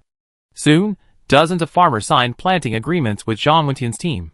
In Guangxi province, dozens of teams were busy promoting the cultivation of new cassava varieties in various townships day and night. In addition, Lingnan, Cheongzhou, Fujian province, and Yunnan province all had promotional teams promoting cassava cultivation. Although these new varieties had only been trialed at Heliafeng Company's experimental farm, with Jiang Miao's reputation, promotion was relatively easy. Especially in areas like Cheongzhou, Lingnan, and Guangxi province, there are a large number of growers and breeders who have cooperated with Heliafeng and reaped considerable profits. Heliafeng has a very strong local mass base, making it relatively easy to promote new varieties. As a traditional rice-eating region, South China inevitably experienced a rice-buying frenzy amid the recent South American rice blight outbreak. The promotion of rice cassava cultivation is intended to mitigate potential future rice shortages. Even if new varieties of rice resistant to rice blight are successfully developed, the rice, wheat, and flour cassava cultivated in South China will likely not experience a collapse in supply. Because international grain prices are soaring, West Asian and North African countries that signed long-term procurement agreements with China in March are feeling incredibly lucky. Some countries even feel they had a narrow escape. For example, Egypt would have to pay at least 2.5 times more to purchase comparable grain at May's international grain prices. As for whether cereals companies will renege on their contracts, more than a dozen companies, including the Egyptian Grain Trading Company, believe this is unlikely, primarily due to cereals' excellent reputation. While it may appear that these regions are taking advantage, China isn't overly concerned, primarily because it now has the confidence to do so. Previously, there were concerns that overproduction would cause a global food price crash. Now, due to the combined impact of climate change and the South American leaf blight, global food supply is already in short supply. This allows domestic production to be ramped up. Even lower-priced grain prices can be used to achieve previously difficult settlement in the Chinese yuan, while also expanding mining operations around the world. At the same time as large-scale cassava cultivation is underway, Helyafing is also developing artificial rice technology using cassava starch, preparing to launch a cassava rice product similar to potato rice. Cheongzhou and Yunnan province have also embarked on a new round of agricultural restructuring. This adjustment primarily focuses on the natural rubber industry. With the continued expansion of Helyafing Company's rubber grass production capacity in areas such as the southern desert, the strategic value of rubber trees in Cheongzhou and southern Yunnan has inevitably declined. To prevent significant losses in these rubber plantations, the two regions have begun approving the felling of some old rubber trees and converting these plantations into cassava and cane plantations. The rubber trees in Cheongzhou are primarily being converted to cane, as the region plans to build several sugarcane polylactic acid plastic production bases.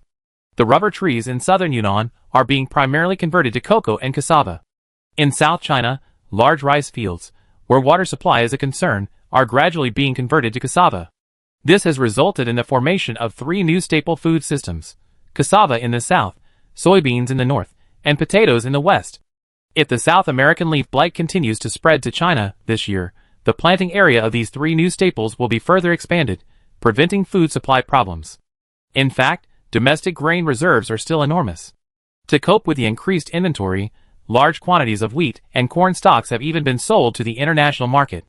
Of course, domestic grain sales aren't entirely utilitarian. Rather, they're essentially being sold at a discount, especially to regions willing to fully open their markets and allow cereals companies to mine. While it's called a discount, the price won't actually be too low. There are specific quotas, and regions that receive low-priced grain are prohibited from reselling it. Those who violate these regulations will be blacklisted. No region in the international market now offers lower grain prices than cereals. Faced with these conditions, those who refuse to accept them will have no choice but to purchase grain at higher prices. With a price difference of 1 or 2 times, no grain importing country wants to offend cereals. Far from relying on grain to influence global markets, powers like Gale and Lucia have also chosen to retreat to their home turf. They're hesitant to gamble. With food supplies so tight, losing the gamble would mean not only financial losses, but also a potential internal explosion. Chapter 299. Time had slipped by, and it was the end of May. This May, temperatures across East Asia were significantly higher than in previous years. For example, in Chongqing and Jiangcheng, known as the furnaces of fire, temperatures in May exceeded 35 degrees Celsius. On the banks of the Yangtze River, the bustling Hongyudong Cave was bustling with tourists, not only enjoying the local spicy hot pot, but also working up a sweat under the scorching summer heat. From the heights of Hongyudong, one could see the shimmering confluence of the Jialing and Yangtze rivers. It's scorching hot. A middle-aged man fanned himself with a flyer he received on the street as he took a sip of his iced coffee. Wow. Yeah. It's scorching hot. I should have waited until the National Day holiday. The woman beside him, also looking hopeless, pressed the cup of iced coffee against her forehead to cool her dizzy head. Just then, they suddenly felt the surroundings darken. The middle-aged man looked up, his gaze immediately drawn to a massive floating object in midair. The sun in the west was now obscured by a white cloud. But a closer look revealed something odd about this white cloud. If one were to look down from outer space, one would see a dozen highly reflective white mirrors appearing around the entire urban area of Chongqing. But looking up from the ground, one could only see a dozen or so relatively regular white clouds floating in midair. These white clouds were the jellyfish airships developed by the Minxin Group, an improved version of the Jellyfish Airship Model 3. This type of airship has an extremely large airbag volume, reaching nearly 30 billion cubic meters. It also features deployable airbags and photovoltaic panels. When deployed, it becomes a disc-shaped airship with a radius of approximately 1 kilometer. The deployed area of the airships can reach 3.14 square kilometers. Currently, there are 15 of them deployed around the urban area of Chongqing, covering an area of approximately 47.1 square kilometers. The urban area of Chongqing is approximately 5,400 square kilometers, and these photovoltaic panels cover approximately 0.87% of that area. While the area may appear small, these airships are not isolated but can be combined.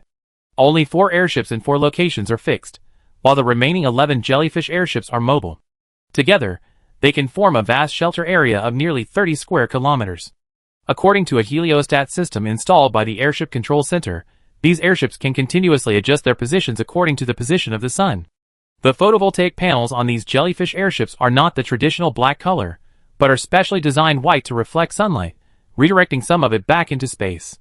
This is done because the concentration of particulate matter in the Earth's atmosphere has been increasing in recent years, resulting in a significant absorption of sunlight's heat by the atmosphere, exacerbating global warming. Despite the temporary interruption of the North Atlantic warm current in March, which led to the expansion of the Arctic ice sheet and increased solar reflection, if we factor in the shrinking Antarctic ice sheet and the reduction of glaciers on the snowy plateau, the Earth is actually reflecting significantly less sunlight than before. This, combined with the increased heat absorption from atmospheric particulate matter, will still contribute to continued global warming. Chongqing's current sunshade plan aims to address the problem of summer heat accumulation in large cities. As the photovoltaic airships slowly track the sun through the lower stratosphere, the scene on the ground, though not yet completely dark, resembled an overcast day. Without the direct sunlight, the city's central area grew cooler, and the temperature steadily dropped. Huh? Why is it cloudy? It seems the clouds are blocking the sun. That doesn't seem to be clouds, does it? Maybe those airships that flew over a while ago. Because the airships have a sun tracking system and are at an altitude of 11,000 meters in the stratosphere, the shadows on the ground are magnified. However, this magnification of shadows can be roughly divided into 3 zones: the core shadow zone, the sub-shadow zone, and the edge shadow zone. The cooling effect of this method has only just begun today, so it hasn't immediately pushed the local daytime temperature below 30 degrees Celsius. However, over time, within a week or two, the insufficient daytime heat absorption from the ground, combined with the heat loss at night, will cause the local temperature to continue to drop until it reaches a new equilibrium point. The Minxin Group is collaborating with several domestic weather and climate research teams to study how to use this method to regulate local temperatures. Although the sunshade plan will result in insufficient sunlight in the core urban area, particularly during the 6 hours from 10 a.m. to 3 p.m., when the core urban area is almost completely shrouded in shadow, this disadvantage is less significant than the resulting cooler weather. If you really want to bask in the sun, you can do so in the morning and evening, when the sunlight is softer and more convenient.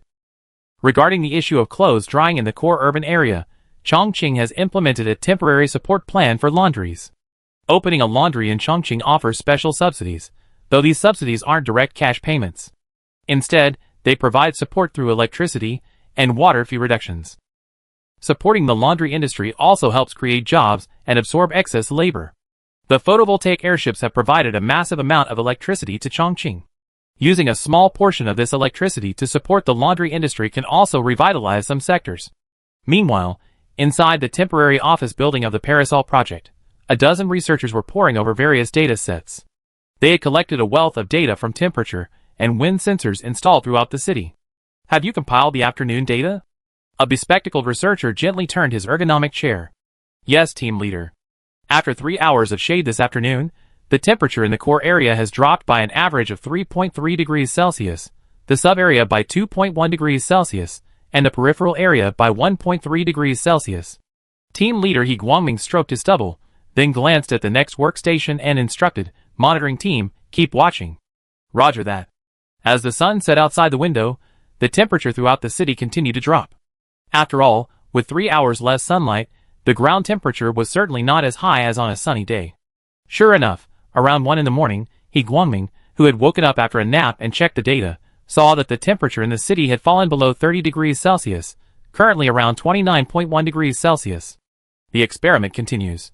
After a week of continuous sunshade testing, the temperature in downtown Chongqing has dropped significantly, from 38 degrees Celsius to around 31 degrees Celsius during the day, and from 32 degrees Celsius to 26 degrees Celsius at night.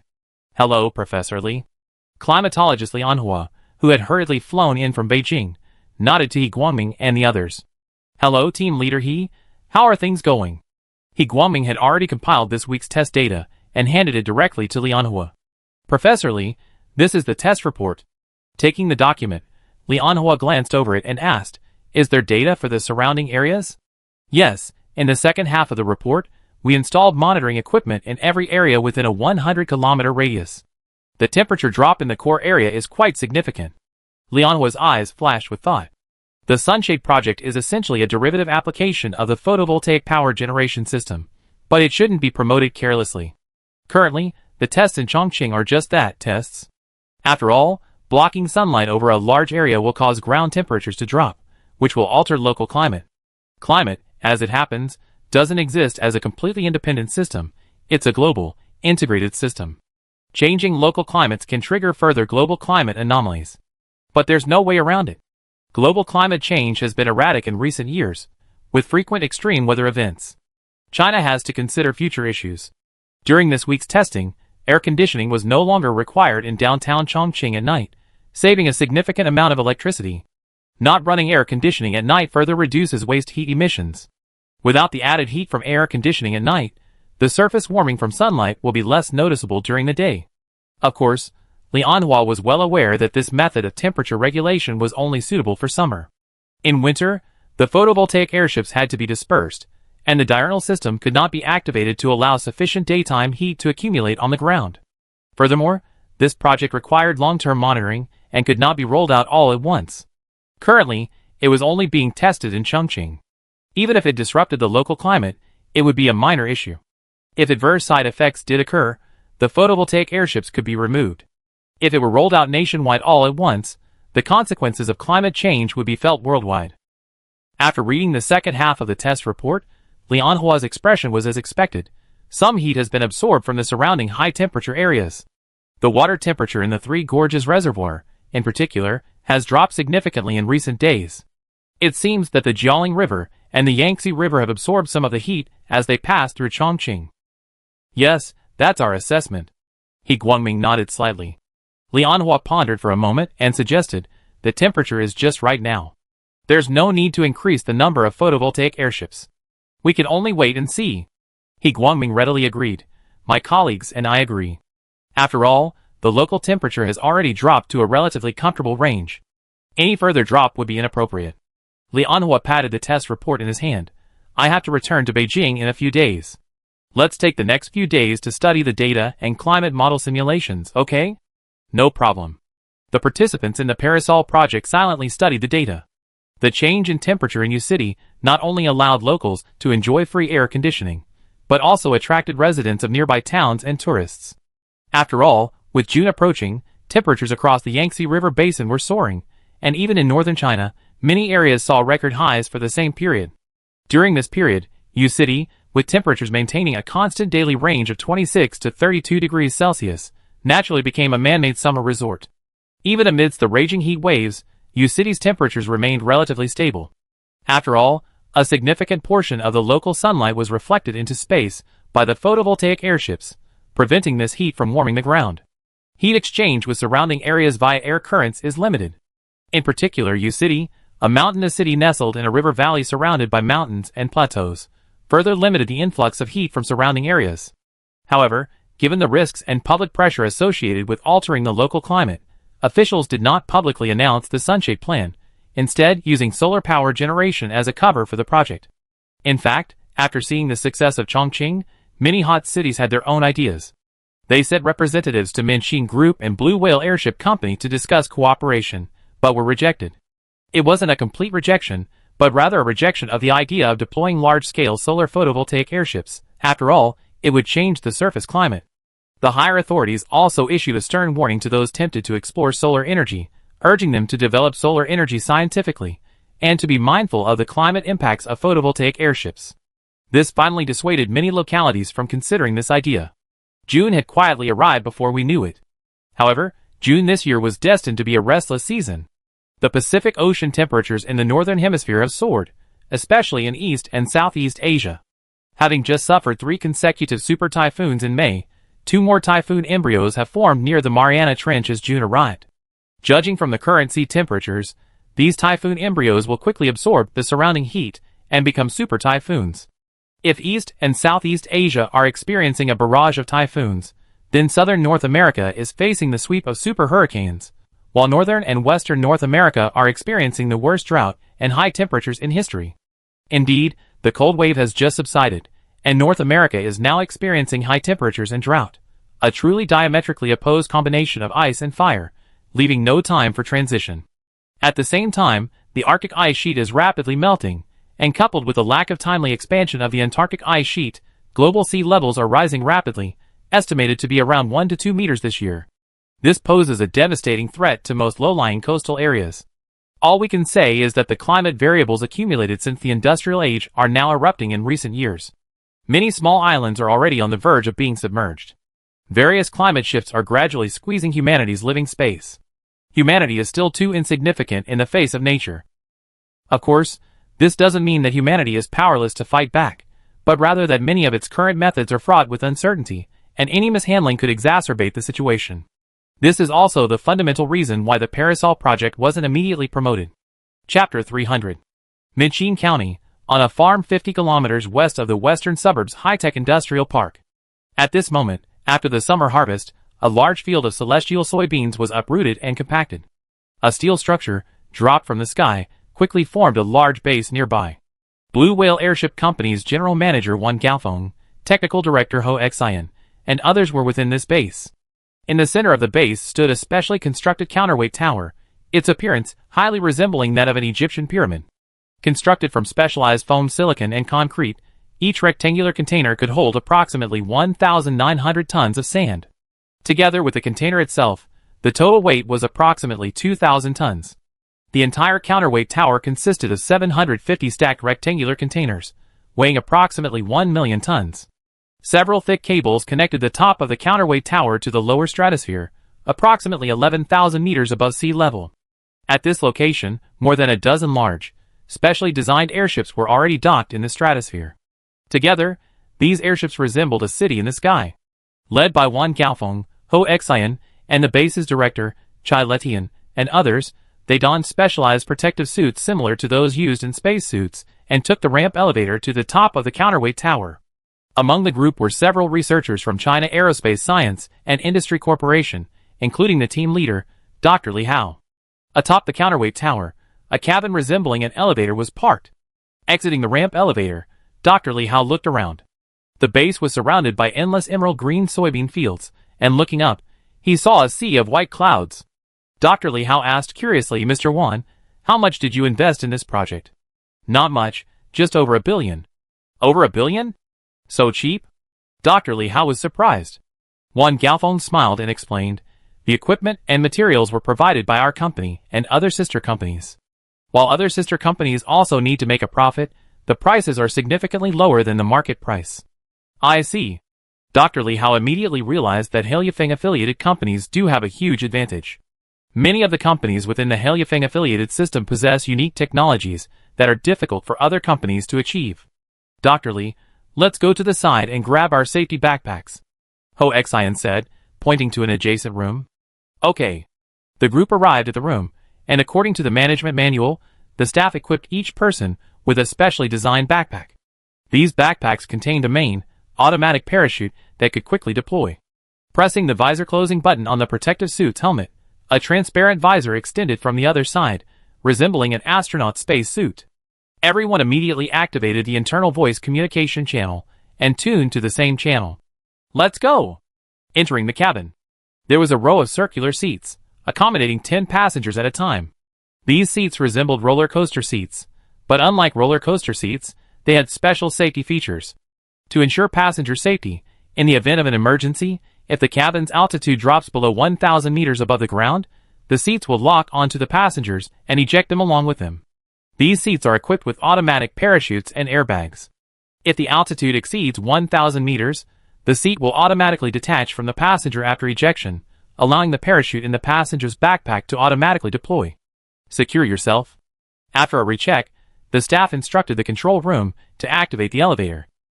The high-altitude elevator then began to move. The cabin was cylindrical, with fixed cables running through its center. For tow cables were connected to the tops of its four sides. The control room pressed the ascent switch. The cabin, pulled by the tow cables, slowly ascended, moving at a moderate speed of approximately 10 meters per second. Due to the high altitude near Minchin, the stratospheric Sky City is not actually 11,000 meters above the ground, but only about 10,000 meters. After more than 10 minutes, the cabin finally crossed the troposphere and reached the bottom of the stratosphere, where the air is thin and the flow is relatively stable. Everyone looked out the window, the ever-increasing altitude bringing an unprecedented experience. This was a completely different experience from soaring in an airplane. Of course, the experience of riding in a high-altitude elevator isn't pleasant. As it passes through the troposphere, the surrounding air turbulence causes the cabin to shake noticeably, almost as if the entire cabin is about to plummet. If you're afraid of heights, you probably pee your pants. Thankfully, everyone present had been screened for acrophobia. Out the window, a vast expanse of emerald green stretched out before our eyes. To the west, a khaki line marked the uncultivated desert. We arrived.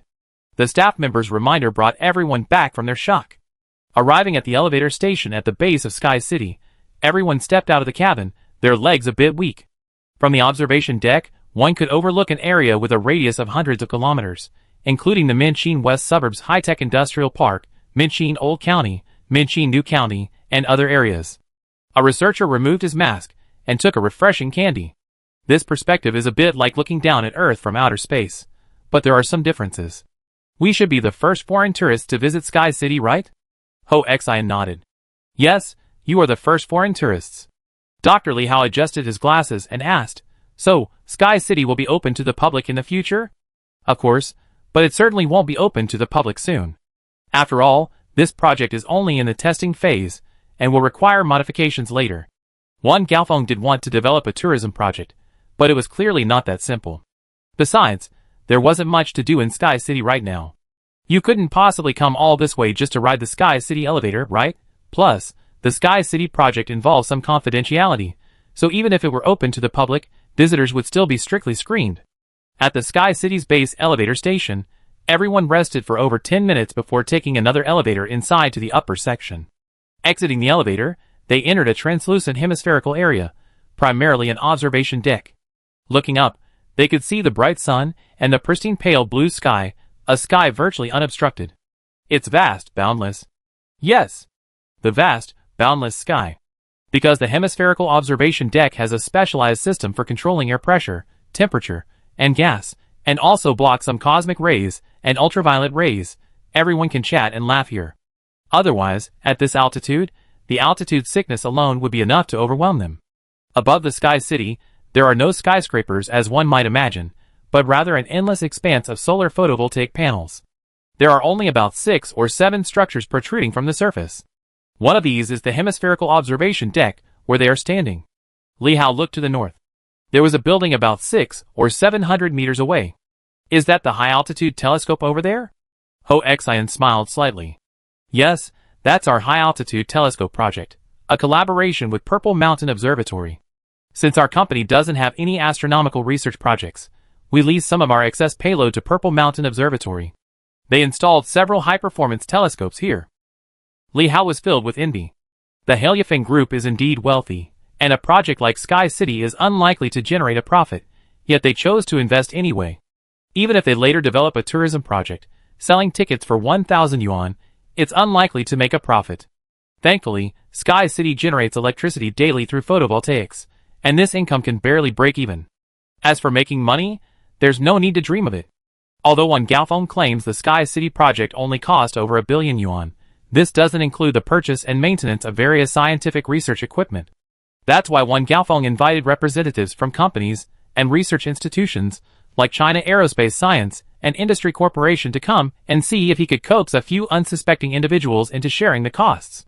For example, the Purple Mountain Observatory, which had been previously coaxed into collaborating on an astronomical telescope project, provided the scientific equipment and even rented the space.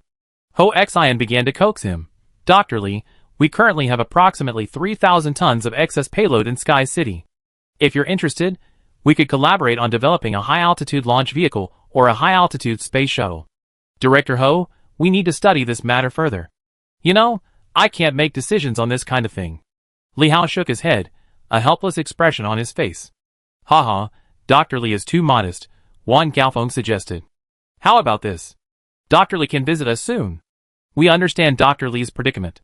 We'd be very grateful if you could truthfully report the true situation of Sky City to your company's management.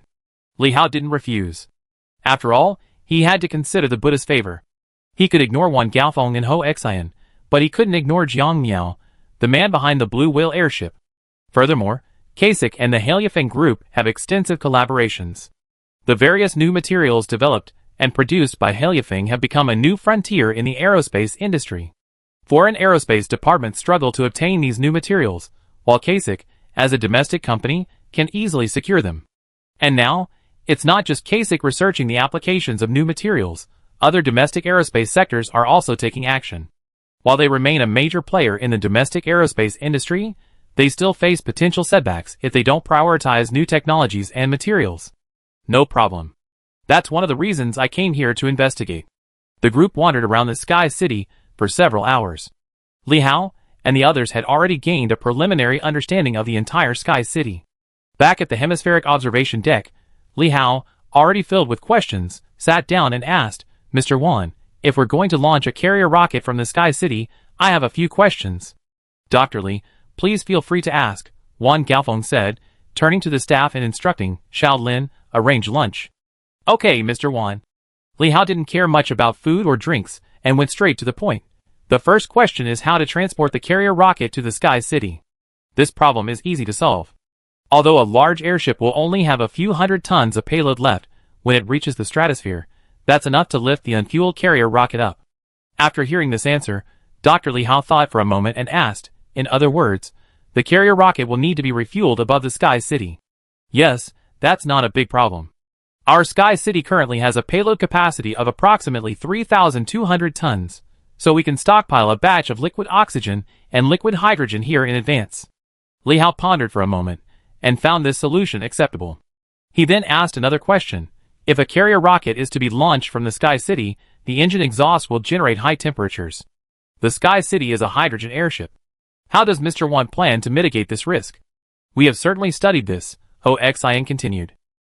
We will design a specially designed launch platform. This platform will be hollow and made of silicon carbide nanotubes as its core material. This will prevent the high temperature of the engine exhaust from affecting the surrounding hydrogen airbags. But Li Hao wasn't satisfied. He shook his head. What if the rocket explodes on the launch platform? The surrounding hydrogen envelope will undoubtedly be affected. How will we address the risk then? However, Ho Xian was confident. We are naturally prepared for a possible explosion. Dr. Lee, you should know that our company has developed foam silicon material. Foam silicon? I know that. We plan to use foam silicon as a safety fence to isolate the launch platform from the surrounding hydrogen envelope. Even if an explosion occurs, it won't affect the hydrogen envelope. Li Hao pondered silently for a moment, realizing that Ho Xian's plan didn't seem to have any major problems, so he asked his next question. Okay, the next question is... Ho Xian answered more than a dozen questions one by one. Satisfied with the answer, Li Hao smiled and shook his head. It seems Director Ho was well prepared. Ho Xian didn't hide anything, speaking directly to his inner thoughts.